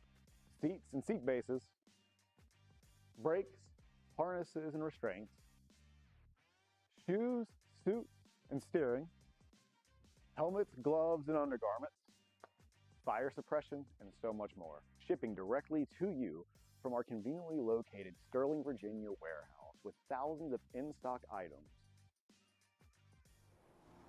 Well, good afternoon and welcome back to the 2024 National Autosport Association Championships. We're live from Utah Motorsports Campus. NASA marketing partners include Toyo Tires, OG Racing, Lifeline Fire, Riot Motorsports, and Toyota. John, we right before the break gave our starting lineup here for Group E. What are you looking for in this particular qualifying race? Well, it's interesting because you see a lot of cars that are running in multiple classes, a lot of very familiar names. We see Charlie Bazzetti there, Mick Blue Racing, Bill Aga, also, the ST6 field, Matthew Ibrahim, John Bowles, Eric Telescu. I don't think Eric is running anywhere else, but we do see a lot of people who are taking advantage of the supersizing there to be able to run in multiple classes and qualify for some of those generous contingencies that we see from all of our NASA sponsors. Pace car is out. They did a little bit of a break. We took the commercial break because they did another little track sweep and make sure we're good to go. So this one should be a one and go. Remember, we did 2 laps before our last race just to make sure and give the track crew a moment or two later to get everything cleaned up before we go. You're going to have you got 3 run groups or 3 classes here split into 2 flying starts. So, and interestingly, my inside man over in the control room said that they're going to be 3 waves. So we'll just have to wing it a little bit because the data that we have says 2, but my inside source over there, my Watergate, my Deep Throat over there, is definitely telling me that we have 3 waves. So it is what it is. As long as we're not making some waivers and standards and we don't know about it, going, oh, stop at the front straight, Edwin, oh, the humanity. We talked about the CMC guys and how that's usually one of the best places to go the paddock. The guys who run this Legends group, Bobby Pugh, Bobby Christensen, Brian Pogue, Kelsey chatted with them earlier. They have just a ball. Those guys travel all over the country Yeah, they're to awesome. race together. They're all together. They have a big hauler. They come to the races together. They race together. There they are on screen now. Here's the point. They're fast. Yeah, and then those cars are a little, usually they come with just a regular Kawasaki bike engine, but those do have what we call the boosted motor, the Hayabusa motor, so they got a little bit more sauce. Then the Legends, you'll see at your local dirt track or local small paved oval on a given Saturday night. But the basic car is the same. That's the amazing thing. It's one of the most versatile race car platforms. Total Swiss Army knife. Oh, it's absolutely. You can run road racing. You can do hill climb. You can do asphalt oval, dirt oval. And I've seen them in all of those things. I saw a whole group of them do a East Coast hill climb years ago. Pace car. Here we go. It's in. We're going to go racing. It's going to be Super Touring 5 leading us down. And, John, we are green and immediately 3 wide. That's what we like. 5 wide, almost. I'm thinking about it. Great start for the ST5 field. Let's see if they make it clean down into turn number 1. The GR Corolla moving down just in case. Second pace car is now in. Should be the Legends here coming up next. No, little different. So, okay, maybe that is the CMC mixed in, I believe, with ST6. Legends took off with the first wave. We kind of missed out a little bit. So there's 2 waves away, and that. So I think we may just be waiting on Spec Z, if I'm not wrong. They had changed up a little bit that starting procedure, and there we are. All right, there go the Z's. And now no, we're that's all. God. I'm wrong again. I'm slipping, man. That was ST6. So good drone shot of the ST6 field following them down. It's a little later in the day, Edwin, and I'm getting slightly incompetent, so we'll have to roll in some more caffeine. That's all right. They had changed up actually from the original. They had changed up a little bit the starting procedure, and they'll do that sometimes based on number of cars and that. So they might look at it a little bit later and go, hey, you know what? Let's change it up this way for the start. So that's what they did. But everyone is now away. See those 2 E30s there, the Team Mick Blue entry, and Matthew Ibrahim from Garagistic. Mick had a little bit of drama. They had one of the side windows, the rear side windows blow out, and they had to go to Home Depot and fab one up out of a sheet of Lexan. So Mick and Tom got that sorted out. So it's cool to see they made it back out. Just to cut you a window, pop rivet it into the side, and go to town. Pop rivet? Duct tape. Sure. Duct tape. Let's not get too fancy. Come on, man. This is our final qualifying race of the afternoon. This will set our final championship race for tomorrow. And we'll give you class leaders as everybody comes by on their first flying lap. And there's a third focus.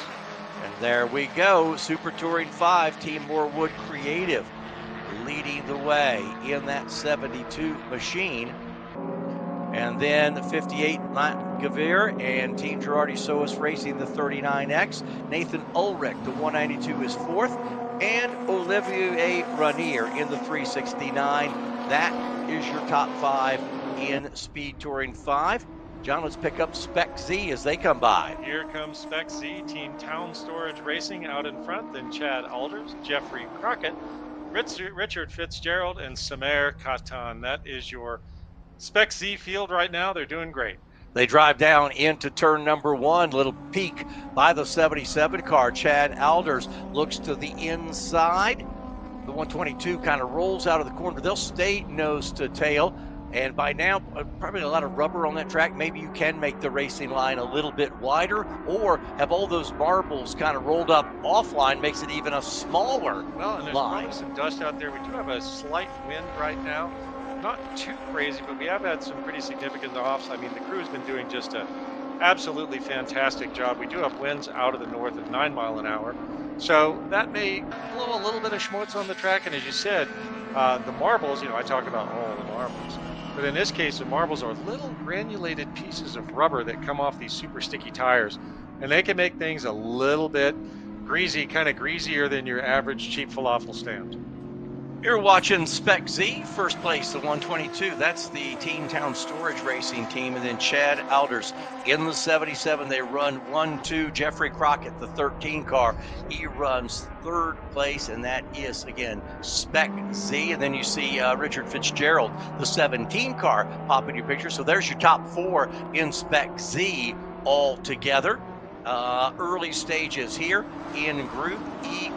Qualifying race, and it's the final one of the day. You saw 2 of the CMC cars come in there. Standard Ford got super duper loose coming through the paint there with a little bit of opposite lock, having to keep it in check. They're your Legends cars. You see them, but easy to spot them. They're just so visually different than anything else you see in the weekend. Bobby Pugh in the 3 car leads the way. Bobby Christensen is second in the 5C. Brian Pogue is in third. We talked about the Legends being fast. John, right now, Bobby Pugh with a 2:09.9. That's the fastest lap in the entire field. Not the fastest Legends lap. Everybody. You Spec Z, Super Touring 5. Everybody, the fastest lap is Bobby Pugh with a 2:09.945. And those little cars are getting it done. There he is, that black number 3. He's heading now for turn number 5. That hairpin to the left, which takes them into the infield portion of the racetrack, and all 3 of the Legends are together there.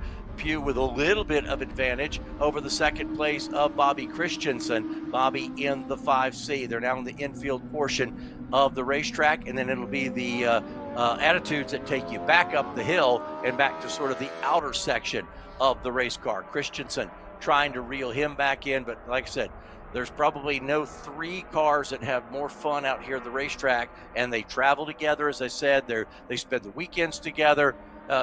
Couldn't have more fun at the racetrack, and they look beautiful coming up the hill there. 1, 2, 3. They're not just friends. The great Vin Diesel, they're family. That's exactly it.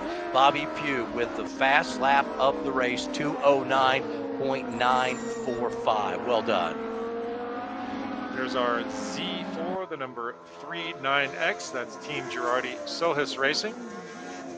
That's ST5. Here's our ST5 first and second place, I believe.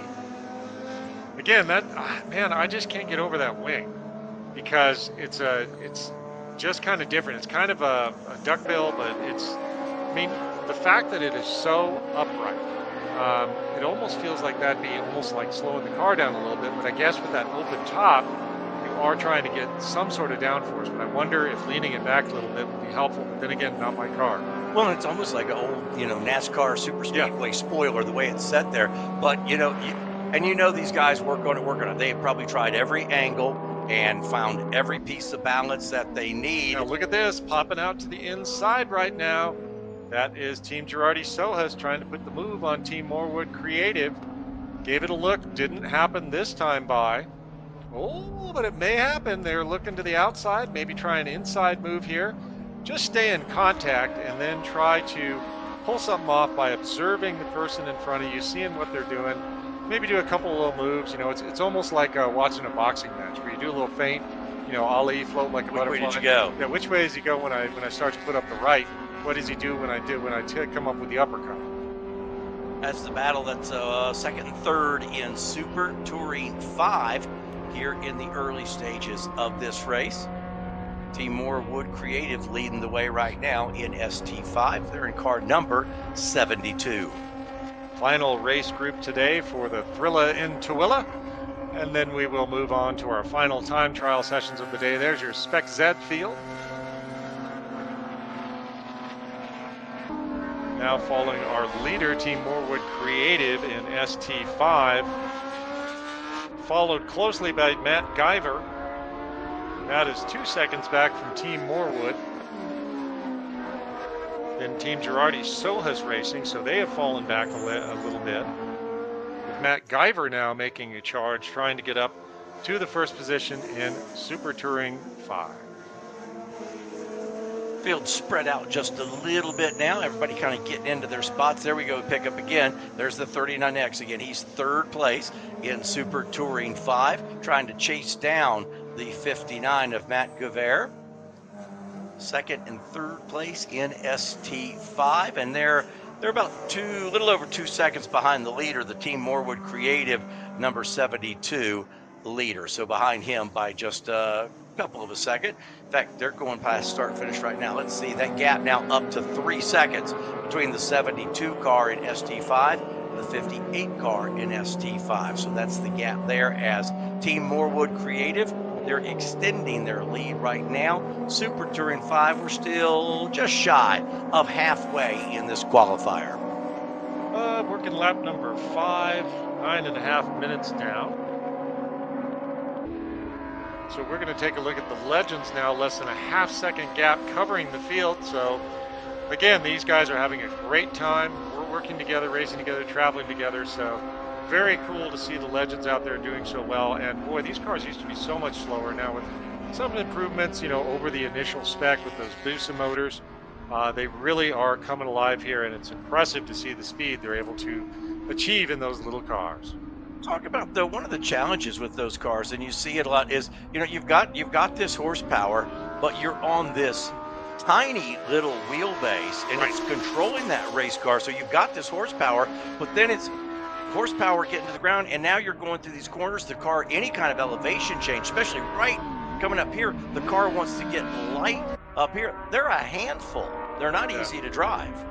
Well, in the last race I believe I worked was at Daytona, and the Legends don't, there's a lot of challenges there, and they have a very small fuel tank. So with the 40-minute race tomorrow, we might see the Legends get their own checker because they just don't have enough gas on board to go for a long session. So the fact that these three guys have been able to really, made it so much different, and they've been able to, overcome some of the initial design specifications to make them so successful. And also, if you're a big fan of iRacing, the Legends cars are available for you to try out. Maybe invite all your friends, everybody get a Legends car going in iRacing. And again, another thing that's just so amazing how far things have come. If you told me I could join with a bunch of my friends online and go racing, I'd say you were nuts. I grew up with the, maybe, you'd have player 1 and player 2 on the pole position out at Straw Hat Pizza. But today, I mean, the things you can do are just amazing. That battle for the Legends lead is good. Christensen had backed off a little bit. Now he's in Bobby Pugh's tire tracks as they go down into turn number 1. He takes a little peek to the left, now falls back in line. They've opened up a bit of a gap back to Brian Pogue, but those two cars are leading the way. Two different lines off of that corner. And Pugh coming up the hill, stretches out a little bit, but these guys can, because it's that narrow wheelbase, where for a lot of cars, the groove is 1 car wide, it's 1.6 wide for the Legends car. Oh yeah, and it's interesting to see them hustling around and using different lines, but they're only a quarter second apart, right stuck together. It seems that Brian has fallen off a little bit, but the two Bobbies here are putting on quite a show. And still fast. That last lap for Christensen was a 2:10.982. So here we are 5 laps into this race, and they're still running quick laps. Yeah. And it's kind of cool that Bobby Pugh has run that number 3 on a black car. Who just did that? Number 3 black car, guy with a mustache maybe? Looks good, like a good moonshine car should be. Absolutely. Raise hell, praise Dale. That's my philosophy. That gap now just a couple car lengths. Christensen trying to reel him in. Last lap, Christensen was the faster of the two. That's what's got him drawn right up behind Pugh now. And these guys will go to town. 1 car length between them. I want to see who does click in the faster track lap this time by. They're into turn number 13 now. But let's see, again, last lap, Christensen was a 2:10.9. Bobby Pugh was a 2:11.2. And there you see Christensen going to take a peek. Can't do it right there as they come through that final corner. Down the front straightaway, gets a little bit of a draft. Will he pop out? Let's see. And that time again, Christensen just a tiny bit. These guys will bump draft as well. And just a tiny bit quicker for Christensen there on that lap. Here he comes. Inside move right now. Let's see if the Bobby C can pull it off on Bobby P. And he did. What a great move, but Bobby Pugh is going to take it back, I think. So this is a drag race down to the next corner. Oh, didn't get it done, but he's coming back around the inside a little bit on the paint there. Next turn, let's see who comes out in front. Bobby Christensen holding off Bobby Pugh. This is exciting, seeing these two buddies going at it. Christensen on the outside, that right-hand car, driver's right. Pugh will have the preferred line going into turn number 5. Can Pugh make it stick? On the inside, he will. He'll regain the lead, and Christensen now back to second. They've traded the lead twice already on this lap. Now Pugh begins to open it up a little bit, but that is good racing, and you can tell, John, it's two racers who race together a lot. There's a lot of trust there, and that is fantastic, as they are just nose to tail on this racetrack. It was where Pugh ended up on that inside when the track came back around to his favor, but now Christensen's going to gather it back in and see what he can do. Well, there is nothing more fun when you're out there with a buddy that you trust. You know, we talked about my friend Tom Pauly a lot. We used to race in what's called the Sentra SER Cup, and some of the finest racing I ever did, because it was a group of friends. We all even built our cars together at Tom's house, and then we'd all go out together, and you knew that the guy next to you was not going to do anything silly and put you in danger. Although I have to admit, one time I did hit my friend Lord Phil right in the door, and I felt so bad. Okay, I did not mean to do that. Well, I came over and fixed the door later. Brought him a fresh door from the boneyard. Again, these two buddies out here running together. It's a great show that they're putting on. Radically different lines. Now, I think that was dust. That wasn't any kind of smoke. He was so offline to the inside. I think you're exactly right, blowing some dust off. And now where they look on the line, they go to the inside. But that was a heck of a move by Christensen, because he was way offline from where everybody else had been. Now, is Pugh going to sneak out to the inside and take back that first position? Nope, he's letting it ride. Yeah, Christensen had just enough gap there. He couldn't quite get to him. But these guys putting on a show right now here at Utah Motorsports Park. Our final qualifying race of the day. At the end of this, we'll have all of our fields locked in for Championship Sunday. Here comes Pugh back to the inside, preferred line on this corner, but Christensen can hold him off. He does, and then shuts the door on that little left-hand kink as they head for 5. This is where Christensen went way off on, whoa, little break up. So right now we have about 16 and a half minutes, 7 laps complete, working on lap number 8, scheduled for a 30-minute session. So we are probably getting into the final stages of this race. Well, we do it. Let me give you just the leaders in each class. We're staying with this because this is so good, but Matt Kasuda in the 11 leads CMC, Christensen 5C leads Legends, the Town Storage Racing 12Z leads Spec Z, Super Touring 16 Morewood Creative leads, and then ST6 Todd Green in the 60 leads. John, go back to the Legends for me. Bobby Pugh just took the lead back, so now we're going to go to CMC, and we're going to look at the 2nd and 3rd place battle in our Camaro Mustang Challenge. We should have a white flag here in just a little bit. There is your Legends cars.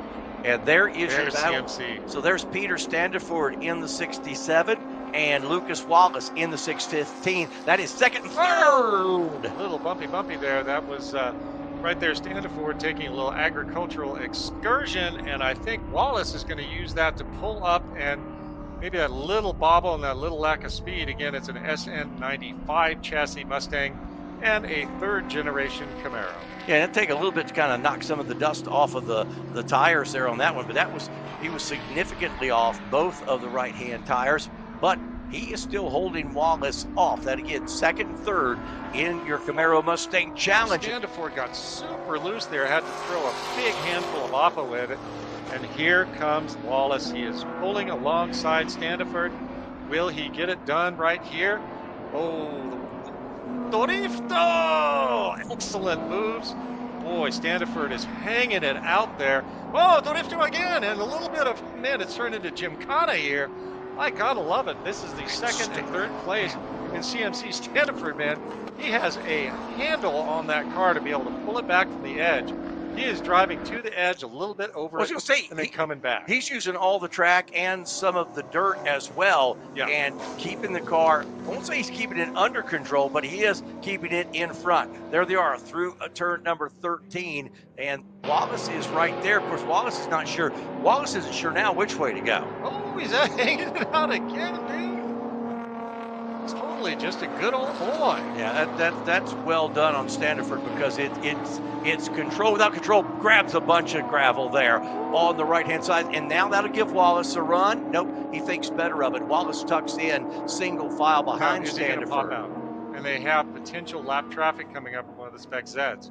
So we will see what happens here with Wallace and Standiford.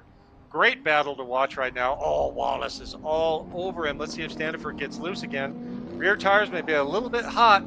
Is he going to hang it out? No, stuck it right in. So he's in good shape. And Standiford right now sliding around is just, he's just, using up the tires right now on that 67 machine. Boy. He's also probably having a freaking ball behind the wheel of the car God. right now. I mean, it's super greasy, but boy, is that sometimes greasy's real fun. So now this is the first time they got a little bit of a gap, and we are coming up to the white flag. And Legends cars getting that white flag. Oh, Wallace got loose a little bit there, so I think they found where the tires are saying, no, sorry, try back again. We've done all we can do. Let's go back to the Legends. They're on their final lap. Pugh is in the black car. Christensen is in that red 5C. Pugh leads the way. Now, last time, by start finish, when they took the white, Christensen was in the lead. Pugh got him in turn number 1. Now they're battling with each other, and they've got some out-of-class traffic. Yep, oh, leave the door open. Oh, no, got him between the bobbies there. That was the number 18 car, Bill Aga, in a different class. Bill's a gentleman, and he is trying to make room for, oh, look at that. See that point Gets him right a point. there? Dang, Bill, good citizenship. Thank you so much, Bill, for respecting what the bobbies got going on. Pugh just got lucky in that he passed at the perfect moment, and that may give him enough gap to win the race because it wasn't anything. The out-of-class car was just kind of in the wrong place, or not the wrong place. That car was just where it was when it was there, and it gave Pugh just a little bit of a gap over Christensen. Well, I mean, it's just like playing street ball where you set a pick and you set it well. All of a sudden, you got a clear lane right to the bucket. Pugh pedaling that number 3 car comes up the hill through the attitudes. He's dialed. Yeah. Using every bit of that curb. In fact, Christensen got a little airborne over that. Kind of a little young, because they put it in. There's your third place. There's Brian Pogue. He's fallen back just a little bit. But here we are. We'll take these Legends cars to the finish. It's Pugh leading them down in the 3 car. He started on the pole. He lost that spot, made it back up through turn number 14. Think he's got enough breathing room now, John, to do it. Yeah, I think Bobby Pugh has definitely got it going on here. So he went full Ricky Bobby there and managed to get past. And boy, what a thrilling race for the 2 Bobbies. Extremely well done. Extremely well done. Let's give you unofficial. The Legends car, Bobby Pugh in the number 3, Christensen in the 5C, and rounding out top 3, 91 of Brian Pogue. Little applause there for the Legends job. guys. Good show. That was fantastic for the Legends cars. Looks like the rest of the field is starting to clear. We'll give them a couple minutes there because we did have a little bit of good battles, quite a bit of separation. So we'll see how that CMC battle ended up shaking out. There they are right there. There's Standiford and Wallace. Standiford, whoa, a little bit loose again. He almost lost it. Coming up, they still haven't got by that Spec Z traffic. But boy, oh man, dude. And just the abuse. How tough is that car? And he's trying to get around that Spec Z. Wait a minute, don't throw it away. Just trying to get around a out-of-class car. But boy, what a drive from Standiford. I mean, just a car control clinic, I would say. So he's going to try to hang on. It's going to be Matt Kasuda in the number 11 car at the front of this CMC. Tracking? Oh, yeah. No, he's driving out the side windows now. So I wonder if he drives to go in the last, Wallace is a bit back. Whoa, more style points. Holy smokes. Standiford is hanging it out, man. Formula Drift was here this last weekend. I think he probably would have done okay there. He may have just stayed over from last week. Exactly. So your top 3 in CMC will be Matt Kasuda in the 11, Peter Standiford in the 67, the 615 of Lucas Wallace. That was a great battle, second and third in CMC. So we've given you your CMC and Legends finish. And John, if you want to take us through the rest of that field. All right, Spec Z, Team Town Storage Racing with the win. Then Chad Alders, Richard Fitzgerald, Jeffrey Crockett, Samer Katan, then Super Touring 5. Team Morewood Creative with the win with Matt Guyver. Then Team Girardi Sohus Racing, Nathan Ulrich, Olivier Ronier, John Brandau, Team Rotary Heads, and Charlie Bizzetti. Super Touring 6, Todd Green with the W, then Chris Miller, Team Mick Blue Racing, Bill Aga, John Bowles, and Matthew Ibrahim from Garagistic. We're going to send it to Kelsey in just a little bit and hear from those Legends drivers. Bobby Pugh ended up with the win and fastest lap of the race, but we saw two great races there, the CMC battle for second, third, and the Legends battle for first. We're going to hear from those Legends drivers in just a minute. Livery designs next-gen motorsports equipment for U.S. drivers and teams. The Livery carry bag fits all of your driver kit in one carry-on size duffel, and the tip of the spear driver suit is incredibly comfortable and lightweight, designed to fit U.S. drivers. Find Livery online at livery.com or at their trackside driver lounge at the Utah Motorsports Campus. And John, have you been over to the Livery Lounge yet? I was over there, and it is an awesome setup. I mean, I don't know, Edwin, if on the East Coast you had a lot of Nordstroms, but it felt like a Nordstrom for motorsports. Yeah. And everybody, the staff was so professional. I actually saw people buying a lot of gear. So really, really awesome idea there. I love the thing about fitting American drivers. Maybe that saying might be a little husky. So, but a really great brand, a great store. I definitely am going to stop by before I leave and pick up some swag because, swag. Well, you got to take it home. It shows you've been there. You got the T-shirt. And there's so much on campus. As you can see, all the garages there. One of the folks that are here on site is Riot Motorsports. And Riot operates a full-service race team and shop. Again, they're based right here at Utah Motorsports Campus. They're offering full trackside support. So you can do arrive and drive programs, coaching, driver development, performance modifications, wheels, tires, more. Listen, you can learn more about Riot Motorsport at riotmotorsport.com. And just like I said, it's a all-in-one full-service opportunity when you get here to Utah Motorsports Campus. We got a couple of TT classes coming up. Again, we saw some very fast laps this morning. It's warmed up a little bit, and don't be surprised. So in a little bit, just to give you a heads up, and John, I think you talked about this offline, we may see one of these sessions where one or two cars may come out. They might do a couple and say, yep, we're good. Tumbleweeds and crickets. Yeah. Kind of. Let me throw out something a little bit different and just tell me if this has any bearing. We talked about how it was cooler in the morning, making horsepower, the track was right. Would there be any advantage in there have been cars on track all day, they've laid a lot of rubber down, and maybe the track is quicker? Is that something that's a possibility if somebody lays down a good lap? I mean, it could be, but we're literally almost, we've almost seen a 15 to 20 degree temperature rise from the first session this morning. So that will be very interesting to see whether we are, whether it's even worth it to go out. Yep.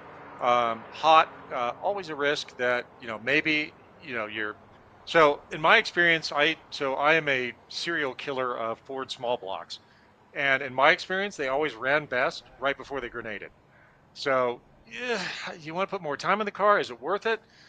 Are you a tourist or are you here to win? And, it's really tough to figure it out. It's very puzzling. There are two more rounds tomorrow, so and they roll off at 8 a.m. early. We're on the air early tomorrow morning because opening ceremonies start at 7:40 a.m. and then at 8 o'clock we're right into Group F, G, and H for what's that going to be? That'll be round 4 for time trial. So there could be some quick laps still to be made tomorrow morning because it's an early morning for our TT cars. Watching a little track clean up, and they want to get everything all spruced up and clean before we go to these final sessions of the afternoon. If you're in the area, like I said, there was a lot of families here today. Yes. Come on out tomorrow and just hang out, watch the event. There are great places, grandstands all around. Most of them covered and in the shade. Yes. And so it's a great, bring the family. There are food trucks out here, and make it a day and watch some great racing. I'm not sure if the food trucks are here tomorrow, but I did manage to hit a number of them today. Ah. Snow cones. They had someone doing hot glazed, I believe, cinnamon peanuts.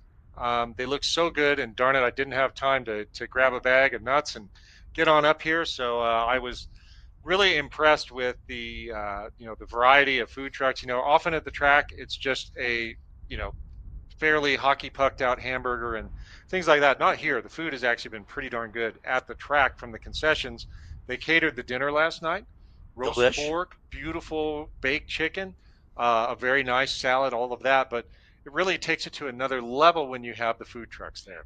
John, we may have to jump to Kelsey real quick, but you talked to the guys from Ozarks. What are you most excited about for the championship next year? Because those guys are all over it. Yeah. I'm excited for everything. I haven't been to the track yet, but just hearing the vision of the family and seeing father and son and just hearing what they have going on, how they designed the track, how they brought the vision to reality. I mean, that is just exciting stuff. So I love that area too. My dad is from Arkansas, and I grew up all over Arkansas, which is just south of there. Pretty cool. Let's go to Kelsey. She's with the Legends drivers. They put on one whale of a show. I can't wait to hear from them. Kelsey, give us a story down in the paddock. We are here with the Legends drivers. This was such a close race, you guys. So fun to watch. So great to cover. Talk to us about what was out there. You guys were within 1/10 of a second of each other for lap after lap after lap after lap. So how did that go down? Talk to us about that, Bobby. Oh, it's great.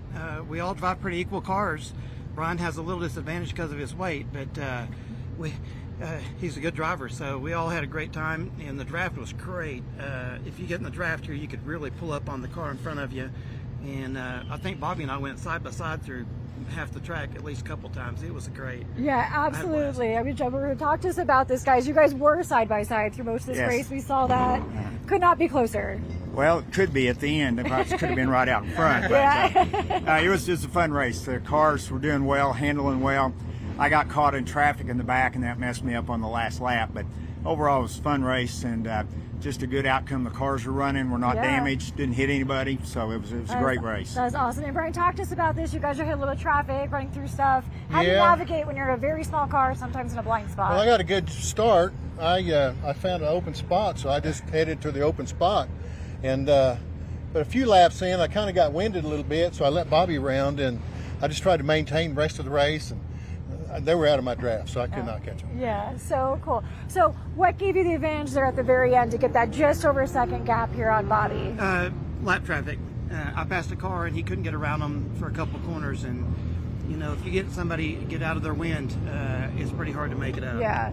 And for you, Bobby, on this side, when that happened and you saw the traffic, were you like, oh, no? Yeah, I would have kind of liked to just pushed him out of the way, but I couldn't. So it was just, he was in a spot himself. He was trying to motion me around, but he was right in the middle of our line, so we couldn't do anything about it. Great. Well, thank you guys so much. So much action watching. We cannot wait to see it tomorrow.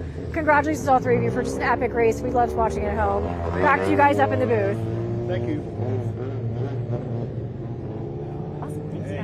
Need a reason to get involved in motorsports? You just saw three of them right there. Those guys having just a absolute ball with each other. That's the story. That's what motorsports of many different varieties is really about. It is the camaraderie amongst the drivers out there. You see our next TT group coming out, but just those guys will. I'm probably have to go down to the paddock and just hang out with them later and listen to stories. That's the ultimate expression of what we call the brotherhood of speed, where we're all in the same big family here. Sometimes it's a little bit of a dysfunctional family, but we're all here together. And those, the Legends, the show they put on, what they showed us with three friends, basically, it's like a road trip movie. Yeah. And that'd be kind of a fun documentary if they wanted to put something together, because what an awesome story. Which one was Bob Hope and which was Bing Crosby? I don't know. We got to mix Dean Martin in there somewhere, maybe Sinatra. That just showed age right there, my friend. Geez, Edwin. All Ouch. right. So we do have a couple cars coming out here for Group F: TT2, TT3, and TTEV. And I think you'll see these guys. They'll go out for a couple laps if they can feel like the track's got some speed in it. They'll give it a couple laps, and if not, they might go, okay, let's shake this thing down and put her in the garage for the night. And if you're doing double duty, holy mackerel, have you been on track a bunch? And you're tired, you're exhausted. I mean, this is no small thing. I mean, for some of us just getting here, you have Ben Grambo who drove all the way from Virginia. That ain't no small thing. Yeah, had I known, I'd have hopped a ride with him. Yeah, no kidding. You guys could have hit every Buc-ee's and every Flying J from here to the border. We'd have purchased all the beef jerky that we can. Green is out. We're going to watch timing and scoring. Danny Weller's out there. Cliff Curry, Blake Pomacall, Kevin Nussbaum is out there. Troy Coates, Joseph Cantanio, and Tyler Ely. So we'll ride with, not ride with, but we'll keep an eye on Troy Coates here as he's out. So you've got Greg Gates. Several cars have gone out to take advantage of this final session for F. So best time so far, Alessandro Sansoli isn't out there. He had a 59, 8:56. Then Danny Weller, he's trying to beat a 2-minute .460. Looks like Cliff is trying to beat a 2:02.827 was Cliff's best. Troy's best was a 2:04.748. And Joe Cataneo, his best so far was a 2:04.893. Those are the times they are trying to beat. In TT3, Blake Pomacall is out there. Blake had a 2:03.993 as his best time earlier. Then Kevin Nussbaum is trying to beat a 2:04.441. Tyler Ely is trying to beat a 2:05.548. Greg Gates is trying to beat a 2:09.159 was his previous best time. Aaron Lanningham was a 2:10.737 before. Then Tom Atterbury was a 2:12.942. Mark Bartlett, he was a 2:14.583. So those are the times that those drivers are trying to beat. And you mentioned Mark Bartlett. There he is on your screen right now in the 16X. Mark Bartlett out there in the TT3. And we'll see as these first flying laps come in, we'll get a good idea, first off, how much speed is still in this racetrack under a pretty warm sun. And let's say about 20 degrees warmer than it was. So we ride with Mark Bartlett there. There's Troy Coates, I believe, in that beautiful blue Mustang. Taking a look as Troy goes around. Again, Troy is trying to beat right now. His earlier time, Troy's best time earlier was a 2:04.748 in round 2. So Troy is trying to beat that. So John, hang on to that. I'm going to give you times as they come by, and you tell me how we compare. We'll start with Danny Weller. He just does a 2:01.976. Not faster. All right, let's go to Troy Coates. He did a 2:06.709. Not faster. All right. Catena, 2:07.345. Not faster. Cliff Curry, 2:07.417. Let's see. Cliff was a 2:02, so no, not right. faster. All right, Blake Pomacall, he went a 2:07.2. Nope. Let's see, Nussbaum, 2:07.5. No. I kind of feel like we're almost playing Battleship or something. Absolutely. G7. Tyler Ely, that first lap, a 2:10.148. Let's see, hers was a 2:11.290 last time by. Close. So close. Herb might get it done Let's there. see, about Atterbury was a 2:13. Nope. Best was a 2:11 or 2:12 for Thomas, but that was in a warm-up session, so he may have a better time lurking out there somewhere. We just did a kind of last-minute merge with the timing system, but at least we have a good idea of whether this session is worth it or bogus. Yep. And again, that's based mainly on the heat. There's Troy Coates. All right, we're going to take a look at Thomas Atterbury here. I believe he's driving a Porsche 944 with a lot of modifications. I believe he's racing out of the Sevens only stable. Tom and Betty Dragoon, old friends, down at Buttonwillow Raceway. They have a significant presence here, I believe, with the 944s that came up from the Southern California region. Slow mover there, may just be waiting to let everybody by and get some clean air and clean asphalt. There is Nussbaum. as well as Troy Coates right together. Beautiful GR Supra. I mean, how cool it is it that Toyota brought the Supra? Yeah, and Atterbury's is just such a proper looking race car, or the Supra is a proper looking race car. Right, as we go to Atterbury's in the 91. We just saw a brief shot of Thomas Atterbury there in that 944, kind of purple and black. There it is. Big wang, a little bit of front end arrow on there. Very different approach in Spec 940. When you talked about that one, slightly different than some of the other cars out here, and big tall wing popping up over the roof. Atterbury right now, a 213.280 is his best lap in car number 91. He runs in TT3. So I think you're going to see guys do a handful of laps here and probably sit on their times from earlier in the day or from that one late session that we did have yesterday. Yeah, we'll see where they end up, but man, I just don't get the feeling that this is going to be the fastest session of the weekend for him. Danny Weller going much slower now, so he probably went out and just gave it a shot. Troy Coates, 206. Let's see, Troy's fastest before was a 204, so not happening there. It looks like Cliff and Joe both are in the same boat in TT2. Blake Pomacall was trying to improve on a 203, and he's running 207s. So it doesn't look like this is a speedy session, but again, once again, you're making memory groups. You're saying, okay, and I think that's actually pretty darn smart, because come out your last session of the day and you are turning on the cerebral recorder where you are putting that away. And when you go to bed at night, the last thought should be, all right, I'm going to run a lap in my mind, and then I'm going off to Dreamyland. And then back at it tomorrow morning. There's Joseph Catania in the 72 machine. So Catania is, what's his fast lap? 207.243. Joe's best before was a 204.893, Joe out of the Arizona region. And that is a Civic TCR. So that is a kind of a GT4 SRO kind of car that could race with our friends at World Challenge. Of course, the helm there with the great Greg Gill, good friend of mine. So Joe and his daughter Sarah used to race together quite a bit. I haven't been keeping up with what they've been up to, but Joe is a longtime NASA racer. And that is a Civic TCR, very cool car.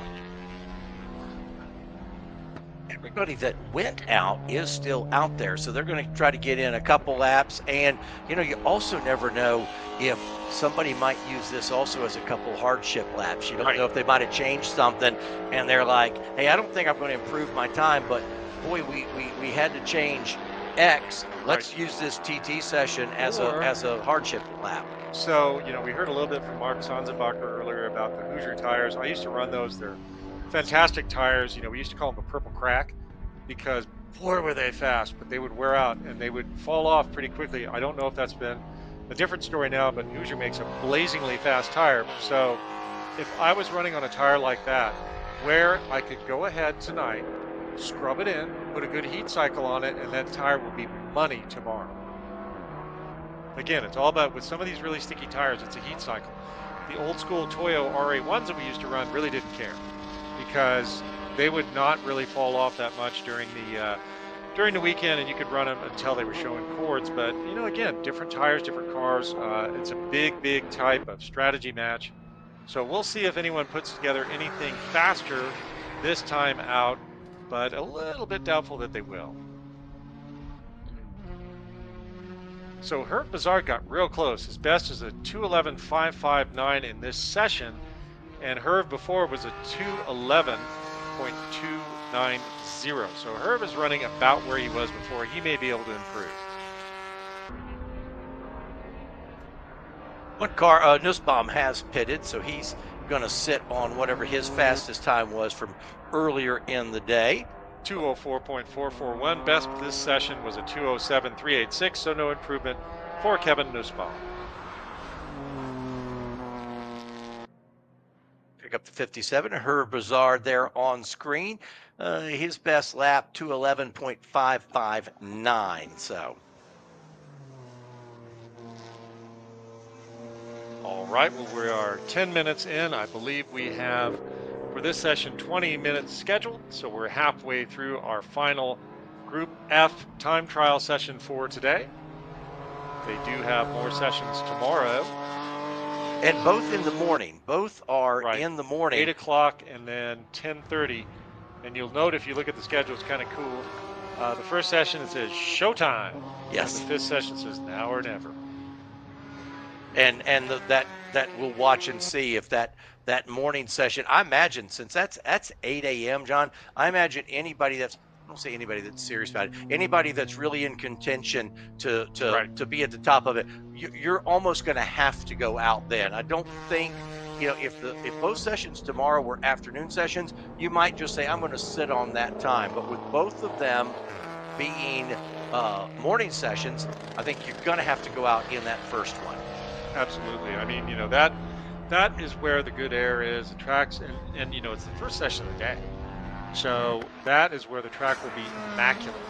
So if you think you got a shot and you haven't wrung everything out of the car yet, that's the time to go out.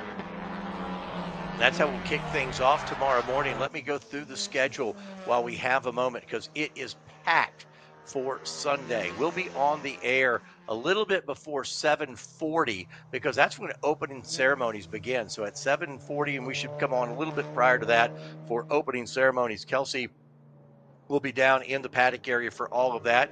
We mentioned Group F on Group FTT on track at 8 a.m.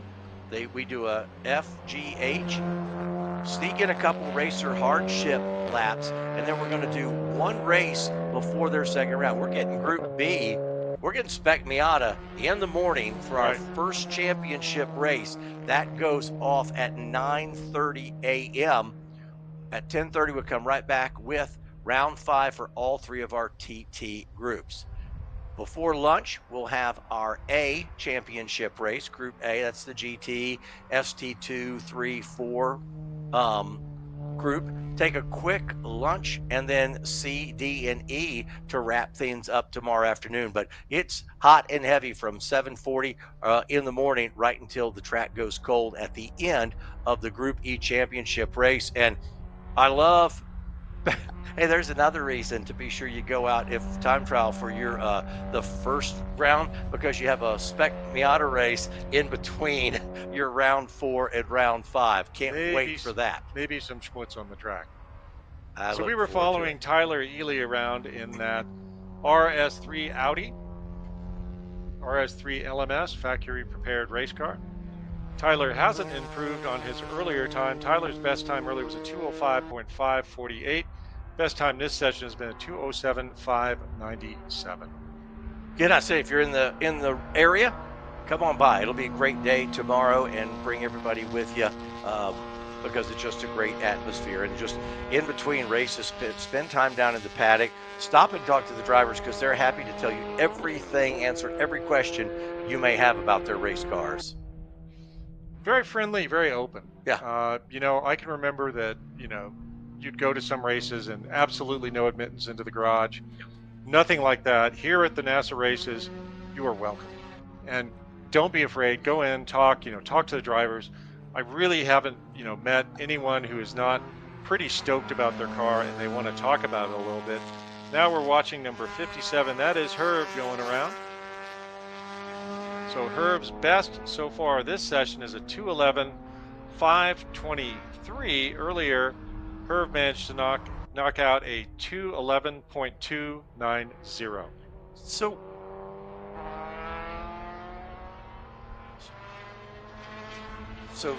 Herb, though, those laps may be pretty good for his TTT time. Those are pretty close. Very consistent. Yeah, remind everybody, we talked about it earlier when the guys from OG Racing were up here, but OG Racing presenting pole awards for all of the pole winners, and that's much appreciated on behalf of those guys, because they can get about anything they want from that OG Racing store. So we really appreciate that. Those pole awards will be handed out a little bit later. Checkered flag is out. A lot of guys have already made the dive onto pit road. A couple guys will actually go under the checker, and that'll wrap up Group F TT. About what we expected there. Come out, run a couple laps. Again, maybe some guys using it as a hardship lap just to see any changes they may have made. So next up, we will have Group G and then Group H for their final sessions, and then we'll close out our first day of proper competition. Has been good. There has not been anything disappointing about the day. All the races have given us something to really, really look at, enjoy, and ability to tell some stories. I want to thank the folks from Hagerty Motorsports. They're an official NASA partner, and they offer time trial and HPDE participants track day insurance on their personal vehicles against damage while participating in NASA, HPDE, and TT competition. NASA members also are eligible to receive a 5% discount on collector insurance through Hagerty. Visit DRIVENASA.com for more information. John, what's in the group we have next for TT? Next up is Group G. These will be our competitors in TTU, TTGT, TT1, and TT1, TTU, and TTGT. A lot of T's. And this is when we thought maybe we wouldn't see a lot of takers. Had a fair amount of takers in that last group. I'm surprised.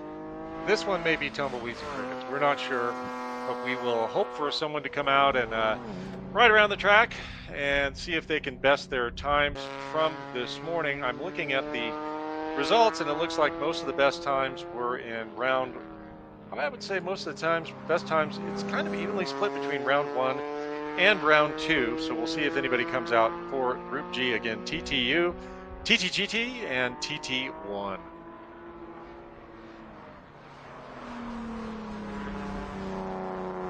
Last couple cars, I think there were 1 or 2 still out there finishing a lap, and everybody should be, I believe, on pit road now. So, oh, no, 1 more car, 16X coming in to finish his last lap. He'll come on to pit road this time. Oh, so this session has finished, the last session of the day for Group F.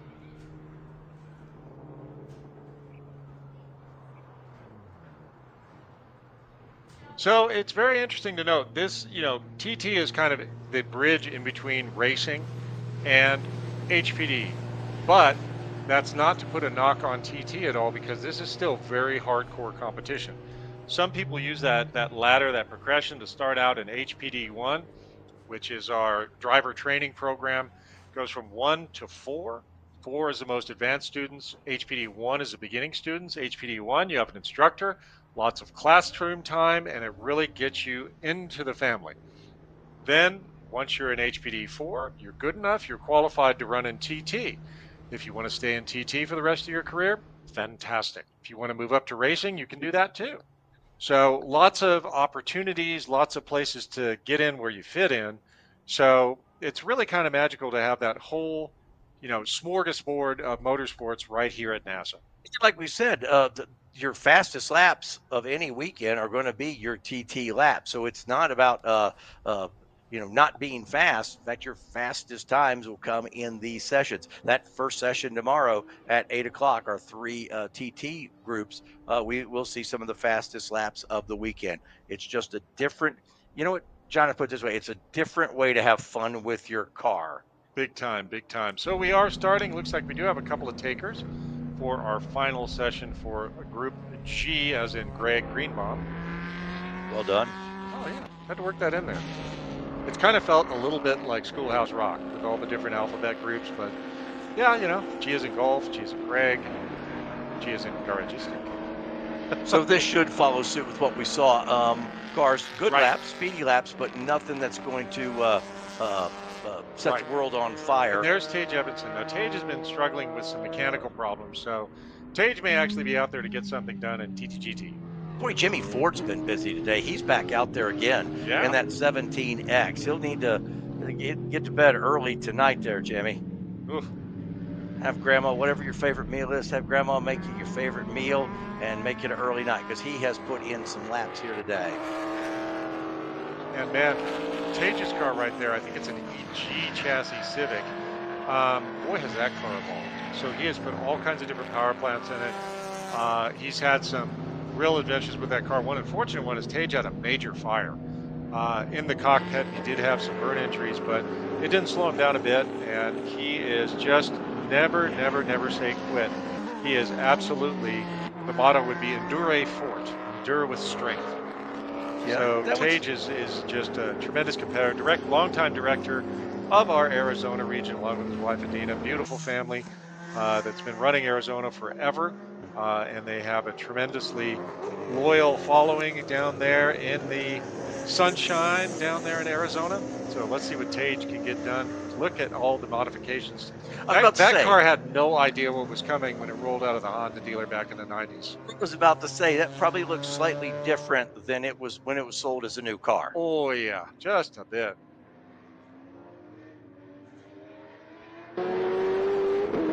As they would say in the Midwest, whoop, that's not a Civic so much anymore. She has changed. Evolved, not changed. Evolved. Always evolving. Andrew Lang there. That bright orange machine. Let's see, what kind of lap is Andrew chasing, John? So Andrew right now is looking to beat a 153.800 that he achieved in TT round 2, competing in TTU. Did you say, I think we said overall that second round this morning was probably the faster? Well, you know, actually looking at the details now, it's an even split. Okay. Even split. So there were a lot of folks, you know, maybe they weren't ready. Maybe they didn't get enough time yesterday. And the second session was the money session. There's another good shot of Tage. That car's just fun to look at. It's cool. Big old flared fenders, front wheel drive. And Tage is able to hustle that car. Let's see, Tage's best time he's looking to beat is at 1:57.468. And pretty much, if you're under 2 minutes here, you are definitely hauling the mail. So Tage is setting up right now for a flyer lap. He's going to kind of hang back a little bit, and then he's going to absolutely lay the wood to his Civic and see if he can beat that time that he had in, looks like Tage's best session was in round 1. And again, that was 1:57.468. You said he's been chasing a few things throughout the weekend. Yeah, I mean, you know, I'm not trying to throw shade, but it seems like that car breaks a lot. But he's always there. He never gives up. Never, ever, ever gives up. You never can. No. Whoa, Drifto with Darren Griffin there. Again, Fox Body, you know, Mustangs seem to like to do that. So Tage, this will be a fine lap. So, hey, Lang went 1:53.898. Oh, wow. His best time from before was a 1:53.800. So that's close. He could be our buster here, where he breaks the theory that we have had that this is not going to be the fastest. Jimmy Ford went a 1:56.1. Jimmy was 1:53.856 in round 1 is his best. Here comes Tage Evanson. Let's see what Tage can do. He's past start finish. 2:12. So, but Tage was hanging back on that last lap, so he was getting some space. So this next one, when Tage comes around, that'll be the flyer. Andrew Lang out there in TTU, 1:53.898. Just a touch, a touch slower. Than what he was. So we'll follow him around. If he's gonna best it, it'll be here on this lap, because you'll get in that car. You're going to get about 2 real flyers in that one. Right. Yeah. Right. Before the tires, maybe even if the driver goes off. So let's but see. He's hitting the marks. I mean, look at that. Just absolutely picture perfect. Can he be the prediction breaker here? He was close. Close. Needs to take what, about 5/10 off of that thing to So he was 53.800. Oh, and he was 53.898. So 9 100ths, so right. A tenth, and he'll be there. Well, let's keep an eye on him. Andrew Lang, the 03 car. There he is. This will be his second flying lap. Can he make any of the other TTU guys go, oh, I should have gone out? We're going to find out right now. 1:53.881. So still not better, but he is shaving it away just a little bit slowly. Let's see what Tage does on this next one. That's going to be some good Triple T laps right there, though. No doubt. That may be an absolute Triple T winner. Time, mile, and target. Similar to diners, drive-ins, and dimes. I like it. Guy's Grocery Games. Sorry, late in the day, getting a little bit weird. I'm hungry, so I'm thinking about Food Network. Curse of the Husky Boy. Oh, Darren hanging it out a little bit. There's always the old joke about oh, wow, he's got that. So it's lifting so much. The inside wheel is actually locked up. And look, it's doing it on that side, too. Almost not touching. Yeah, almost pulled it up off the ground here. We should be close to Tage coming back around. There's the 69 machine. That's Adam Smith. He's trying to beat a 158.282. He's close. The best time this session, 158.360. So very, very close to his best time.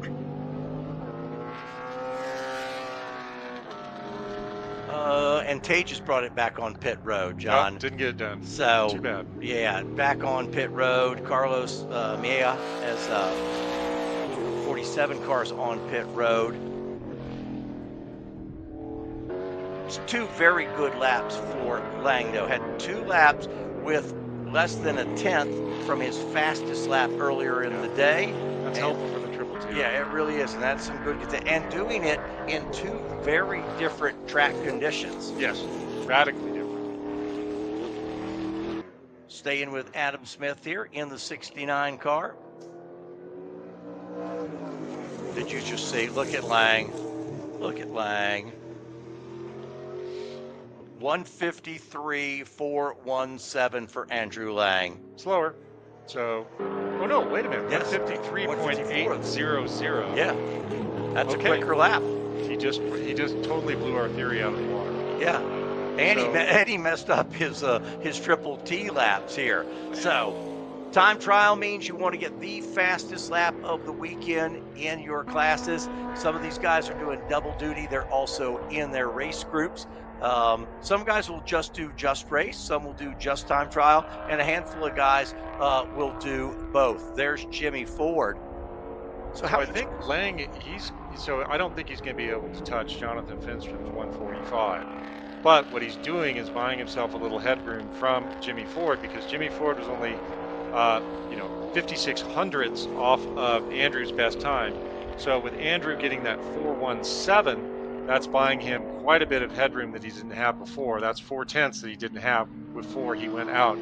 A little bit of room between him and Jimmy Ford. Now, of course, TT, GT, those are the basically unlimited, but more of a sedan-based, not necessarily production, but a sedan silhouette, kind of a bigger car. TTU is the smaller kind of formula-style car. So that's the difference between TTU and TTGT. See if Ford can improve. He's chasing a 155 in this, but that's still off from where he was earlier today. Right, his best time was a 53.856.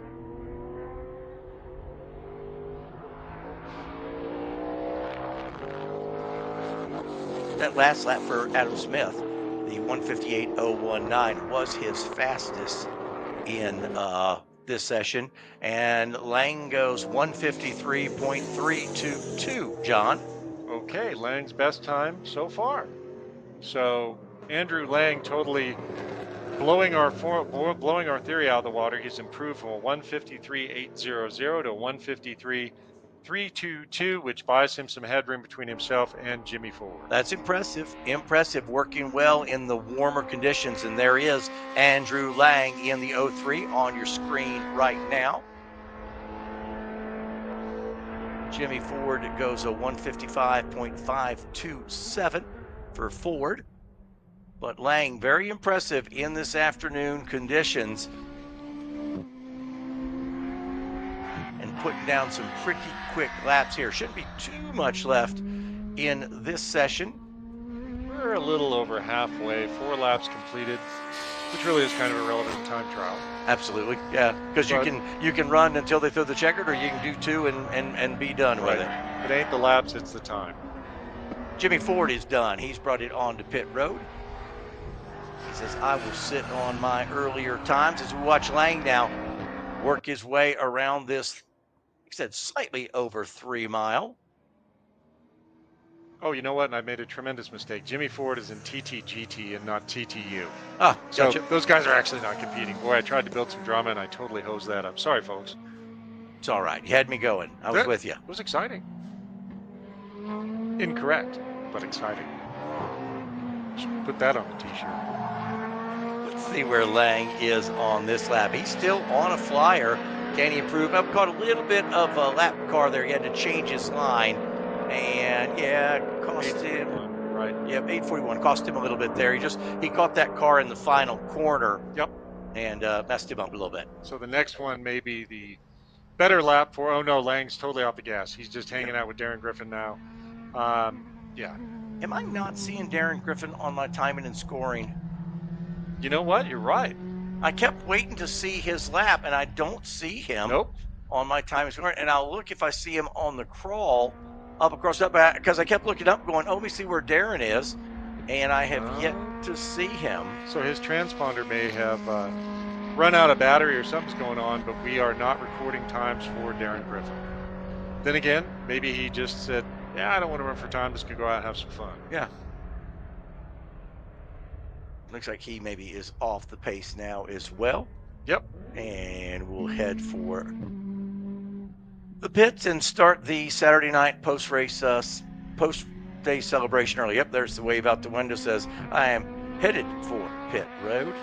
It's always nice to wave to the corner marshals. We used to have a t-shirt that we came up with back 20-something years ago, and it said, we say, or you wave, we say. And really a lot of respect for the corner marshals. Very brave, very tough job, because it is hot out there and you are out there all day. You have to be watching the track. You really can't lose focus. Well, and we've had the same thing with our camera folks who are out there all day long. So we want to give them a big thank you as well. There's Zarnecki in the 760 car. John's best was round 2 this morning, a 2:04.559. Best this session is a 2:06.195. I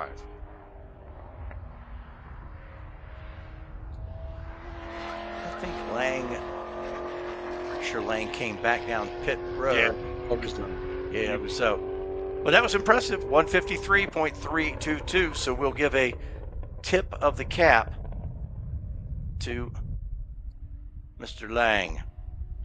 Well, we're wrapping up there. Final car on the track. We've talked about it during our races, but thrilled once again to have the track-focused GR Corolla Marizo Edition continuing its role as the official pace car this weekend at Utah Motorsports Campus.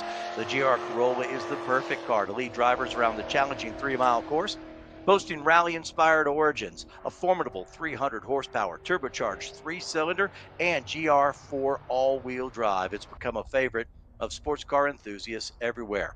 As part of a partnership between Toyota and NASA, every customer who buys a new GR sports car will automatically receive a complimentary 1-year NASA membership, including 1 complimentary track day at a NASA high-performance driving event. For more information, visit gr.drivenasa.com.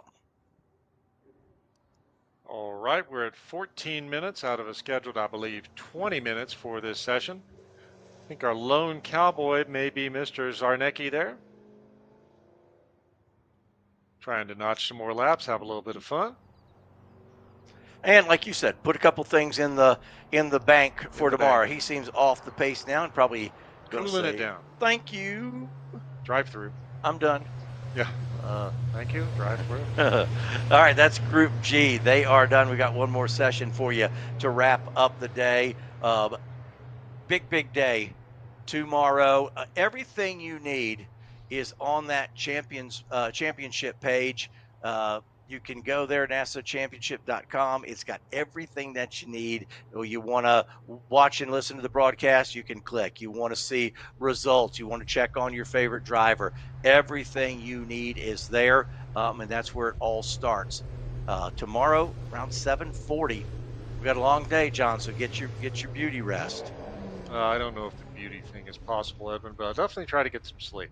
There you go. As I've always said, I've got a face for radio. Beautiful view looking at the mountains. They're sort of southeast of the racetrack. See a few clouds in the sky over there. Yeah, so next week I think we kind of scored on the weather, because next week there is some possible precipitation, and it's really, I don't know if you've noticed it where you live, but I've noticed the light has changed. It's starting to feel like fall instead of that high summer. So maybe we're getting into Indian summer out here in the plains in between the Stansbury and Eau Claire ranges. But yeah, those are some big thunder boomers, Edwin. So I wonder if that may roll through tonight. I did not see it in the forecast, but that is not too big of a front. But those are definitely probably, let's say 20 to 25,000 maybe in terms of the cloud tops. As you can tell, I'm kind of a weather dork. I can tell. But those are definitely something that could bring a little rain. But again, there's not much moisture here to gather up. Very low relative humidity. We're in the 20s all day today. But definitely something going on. Oh, cool. Look at that. Yeah, I was watching the motocross guys as well as Super we look at the motocross. mountains. Beautiful. I want to thank the folks at Toyo Tires. Since 2002, Toyo Tires has been the official tire of NASA. Season after season, NASA competitors are rewarded with generous contingency awards and unparalleled support. Toyo Tires is committed to supporting NASA competitors for all their tire needs. Visit DRIVENASA.com for more information. Very interesting. Now that I think that's in Mitsubishi Evo 4, and it's right-hand drive. So that is like a legendary. So I'm also a rally geek. So that is an absolutely legendary rally car if it's what I'm thinking it is.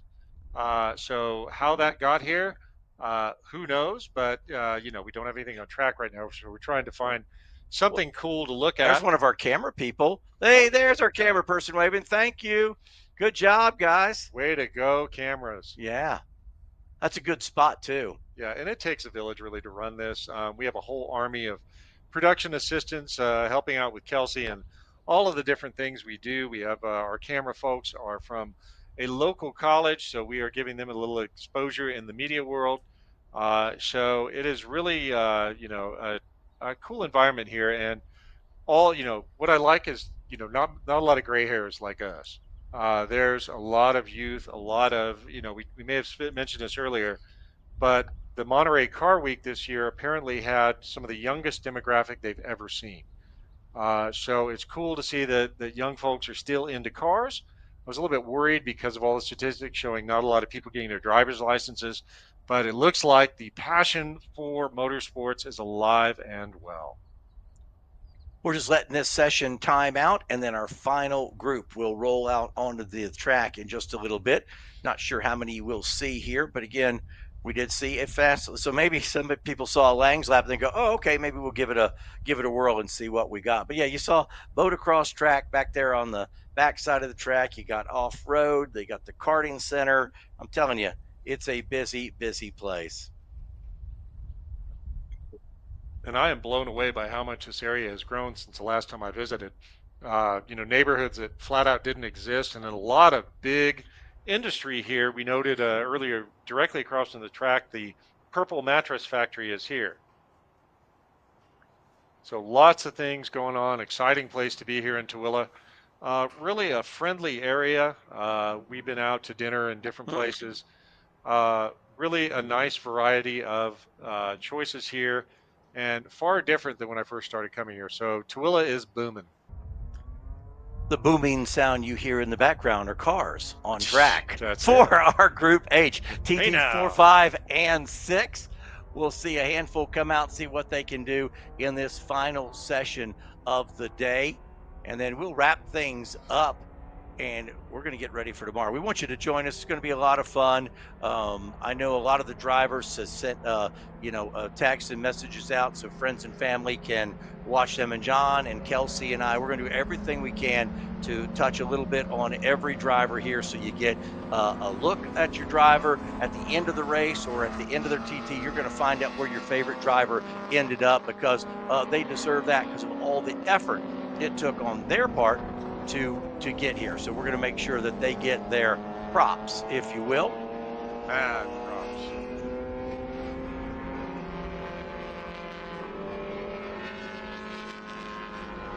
Again, Group H, TT4, TT5, and TT6. They're on track. A fair number have taken advantage of this final session of the day. When they come by this time, they will be getting the green. Right now they're down in turn number 6. and they'll be heading this way in a little bit. There's the 44 machine. Well, potentially it's a huge group, 31 entries between these three classes. We did see that beautiful Toyota Celica there with Pramesh Ruparelio. So Pramesh is out there trying to improve on a 241.708 in TT5. And again, the overall numbers for TT, absolutely huge this year for the championships. Huge, double the field from last year. So I believe there were 84 entries in TT, which, I mean, that is absolutely bumping for time trial. And we have a lot of crossover. Racing cars and time trial, you know, people going kind of, you know, taking the wheel. It's like if you play poker, it's like the high-low hand. Well, and again, if you made, you know, the effort to come here, and why not? Let me maximize my track time. Now, there's a tipping point there where you're asking too much of yourself and the car, but take advantage of it. Who knows when you'll be back? So we are green good right deal. now. Scott Smith out there in the double four, TT4. Scott's best time so far in round one was a 205.176. That's what Scott Smith is trying to beat. Another group that we haven't talked a lot about, you know, we've seen some of the tech people down there, but you've got everybody up here in the control tower, the watchful eye up here. You've got everybody in timing and scoring, just some more of those folks who are on hand to make an event like this happen. Well, I mean, boy, it's a big production. So you have the whole tech inspection crew, you have, you know, as you mentioned, and then there's registration with, you know, Marie Adams is kind of our director for the, well, she is the director for the whole event, but lots of people have to show up here to make it happen. And it's just really gratifying to see the staff coming together and just so thorough and so professional throughout. It's really cool to see from when we first got started on this whole adventure.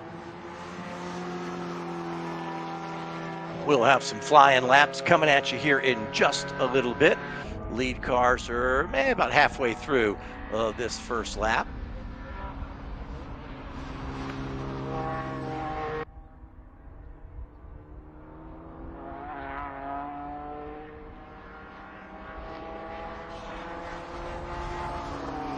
So next up, we're going to take a look at that Toyota MR2 Spider that we were looking at earlier. That's Eric Kennel. And Eric's best time was a 2:18.006. But again, we kind of did a little bit of a hasty merge. So that was on the Friday warm-up. So we'll see, you know, later on, we don't have the luxury, unfortunately, of being able to hack into the database there. But we will see if Eric is able to run quicker than that best time he had in warm-up. Of course, if that's recorded as a best time, that means, you know, probably when he ran in the first two sessions this morning was not as good as that one. So we'll see if Eric's able to beat that. All right, first flyers are by. Scott Smith, the 44, he goes 2:07.525. Best before was a 2:05.176. So off just a little bit. Team ST Edge MV goes 2:07.733. Best before was a 2:06.198. So these times about where we thought they would be. Right. And then there's that 171 car we're watching on screen, Eric Kennel. He's going to come down and put a lap. Let's see what Eric does in 171. He goes 2:21.047. Definitely not better. Well, I don't know. Because that. Oh, that's right. Because we're not sure where that. We're not sure what his previous competition sessions were, so that could be better than the two sessions from this morning. Yep. But not faster than his Friday practice time. There's Eric into turn number one. And kind of a rare car. You don't see a lot of those around. Yep. Looks proper going through the corner right there. Yeah, buckle down.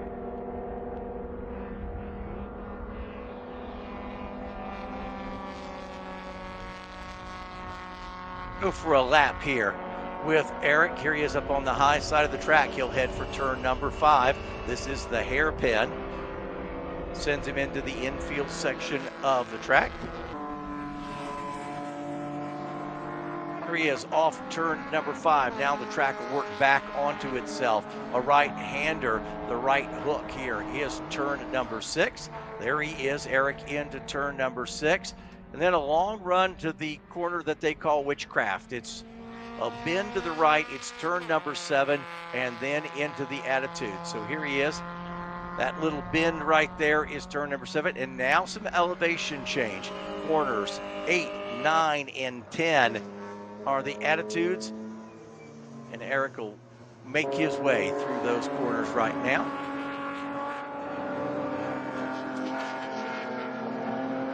Most drivers a couple seconds off of where they were in their morning session, which is, again, right about what we expected here. We had the one outlier of Lang earlier on, but other than that, everybody about what we thought.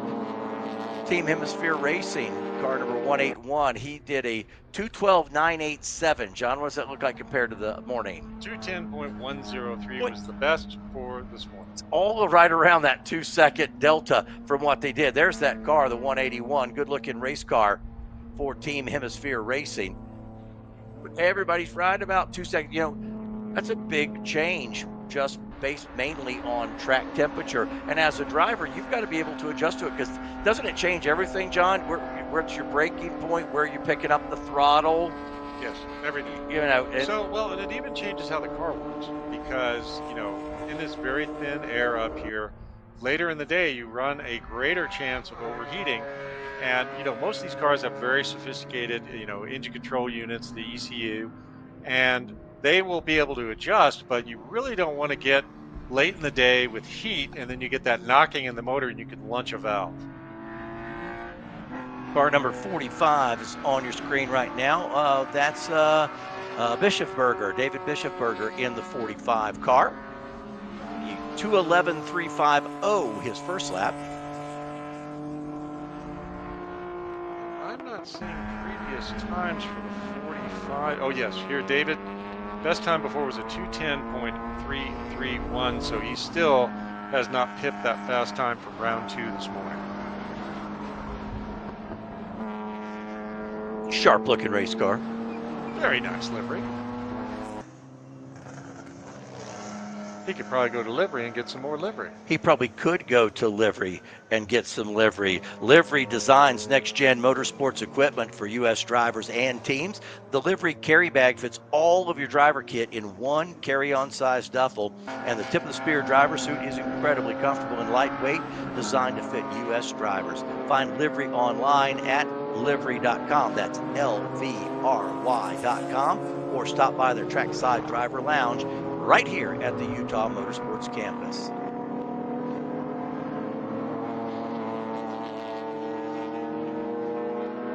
So we're not seeing anything too shocking happening here. Watching time starting to come in. Larry Chin just went across the line. Larry's best, 2:14.475 in this session. Larry's best time this morning in round 1 was a 2:11.402, so Larry has not improved on the morning yet.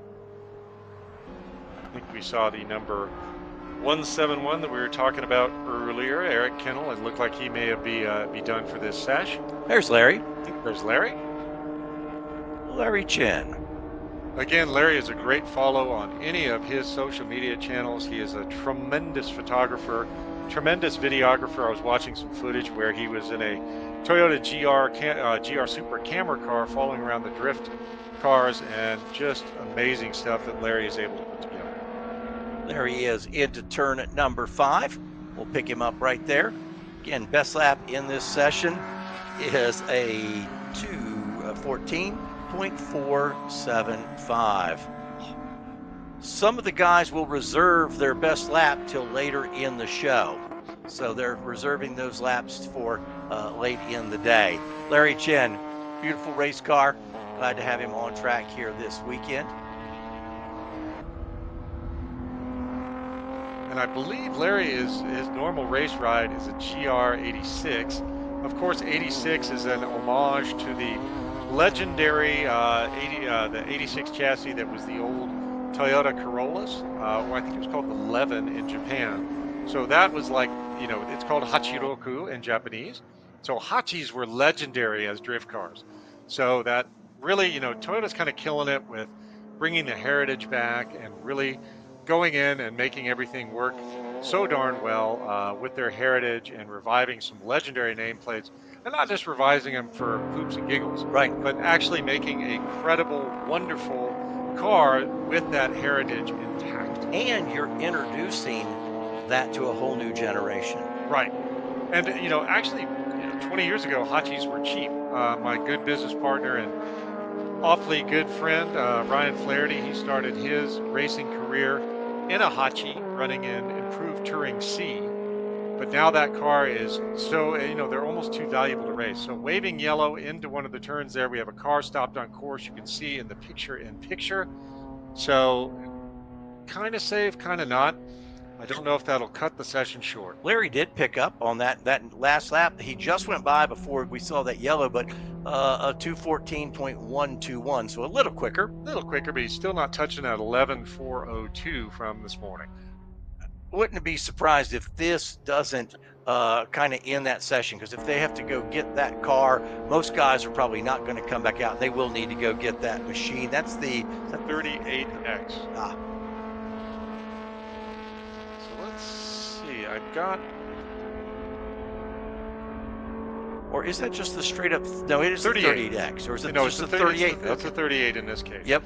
Team ST Edge MV, their best time before was a 2:06.198, and actually they got close. Yeah, 2:06.769, but now they done blowed up. Following around right now, the 13 car, that is Tim Miller in that beautiful yellow E36 chassis M3. Tim Miller's, Tim? Yeah, 2:16.317. Oh no, sorry, 2:14.580 is Tim's best lap Not in far this off. session. He was a best time so far was in round one of 2:13.480. I imagine you're going to see a lot of cars probably dive on pit road as they come by this time, because they know they're not going to improve any with those folks having to go pick up that car, and that happens. That's not. It's not where I'd want to be sitting right now. No, it's probably not exactly cool inside. Whoever the driver is probably starting to feel a little bit like a microwave burrito or a Hot Pocket. Wrapped in tin foil. Oh boy. Burrito. So we'll see if some folks dive in. In fact, yeah, Metz has just come on pit road. Tim Roberts on pit road. Who else? Kennel's there, Team Rotary Head. So those folks are all headed for pit road. And I think as they cycle through, you'll see some more. Because unless you're shaking the cart now you're not going to set your fastest lap, because you've got a section that's under yellow. We can see Pramesh right out there, and Pramesh's best time this session was a 2:43.431. Best from this morning, round two, was a 41.708. John, are you ready for tomorrow? Edwin, this has been a great day. Strangely enough, I don't feel as beat up as I usually do at the end of day one. Well, actually, it's day two for us. We were talking a bit yesterday, but not broadcasting. But I'm ready. This is exciting, and we've seen great racing in so many different groups. I can't think of a stinker so far. No, so tomorrow's going to be pretty darn great. Really haven't, and everybody will try to tighten things up for tomorrow. And in anything you do, you want to be recognized for it, and to go home with a trophy and say, hey, you know what? I was the 2024 NASA National Champion in whatever class it is. That's pretty cool. That looks pretty good hanging on the garage wall. The funny thing is, Edwin, I've got piles of what I call, maybe $70,000 pieces of lucite. Where that's what I spent for the season. But you know what? It looks cool, and the best thing about all of those plaques is not so much the achievement, but the memories that went along with them. Well, there's so much to get to the track and what happens at the track, and you make certain memories there that you can't beat. I want to say thank you again to Hawk Performance. Since 2008, Hawk Performance has supported NASA members with the best braking products in the industry, combined with a lucrative contingency program for HPDE, TT, and racers alike. Hawk Performance is dedicated to making sure drivers feel confident no matter what the road or track conditions bring. To see how Hawk supports NASA members, visit DRIVENASA.com. And then also TrackDayTire.com. Track Day Tire is proud to be the official tire supplier of NASA. NASA members are able to take advantage of TrackDayTire.com's enormous inventory and technical support team focused solely on helping members extract the most from their competition tires on the track. For more information, visit DRIVENASA.com. Look at that Celica. Beautiful. There's Mr. Pramesh out there having a good time. Looks like he is coming in right now. So, Edwin, what a first day of competition here at the 2024 NASA Championships at the Utah Motorsports Campus. What are your thoughts? What did you enjoy most today? Well, I found out last night during the banquet, there was some trivia. I think this is the fourth time that the national championship has been held here. And so first off, I'm just mad because I somehow missed the first three here. So that was one takeaway from it. Number two is seeing the commitment and what people have put into to get here.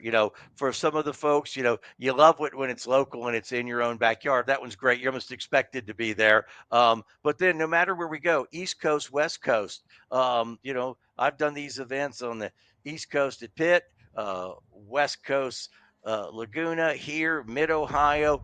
No matter where you go, there are people who have to have that commitment to pull a long way to get there. So that commitment to their task and wanting to be part of a championship team, I just give so much credit to the hard work. And then it's the camaraderie. I don't think it's hard to beat the three guys running the Legends cars together. They load up the truck.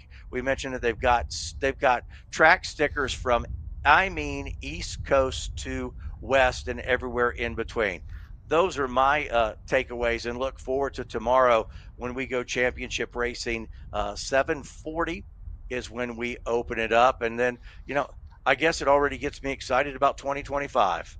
I mean, big time. And we spoke with James and J.R. Pesic this morning about Ozarks International Raceway. It's very exciting, and that's going to be a great event next year. But this year, we did note that the car counts were a little bit down, but it was double in TT. But we are really, really happy to see the resurgence of the TT program, and I'm super excited for seeing what we can do next year at Ozarks. And just, the excitement is building, and just today went pretty darn flawlessly. And I'm hoping tomorrow that we have, the same great racing. Man, I got to tell you, I enjoyed that battle between Dan Williams and Logan Stretch. Yeah, it was good. That was amazing, and it was clean, man.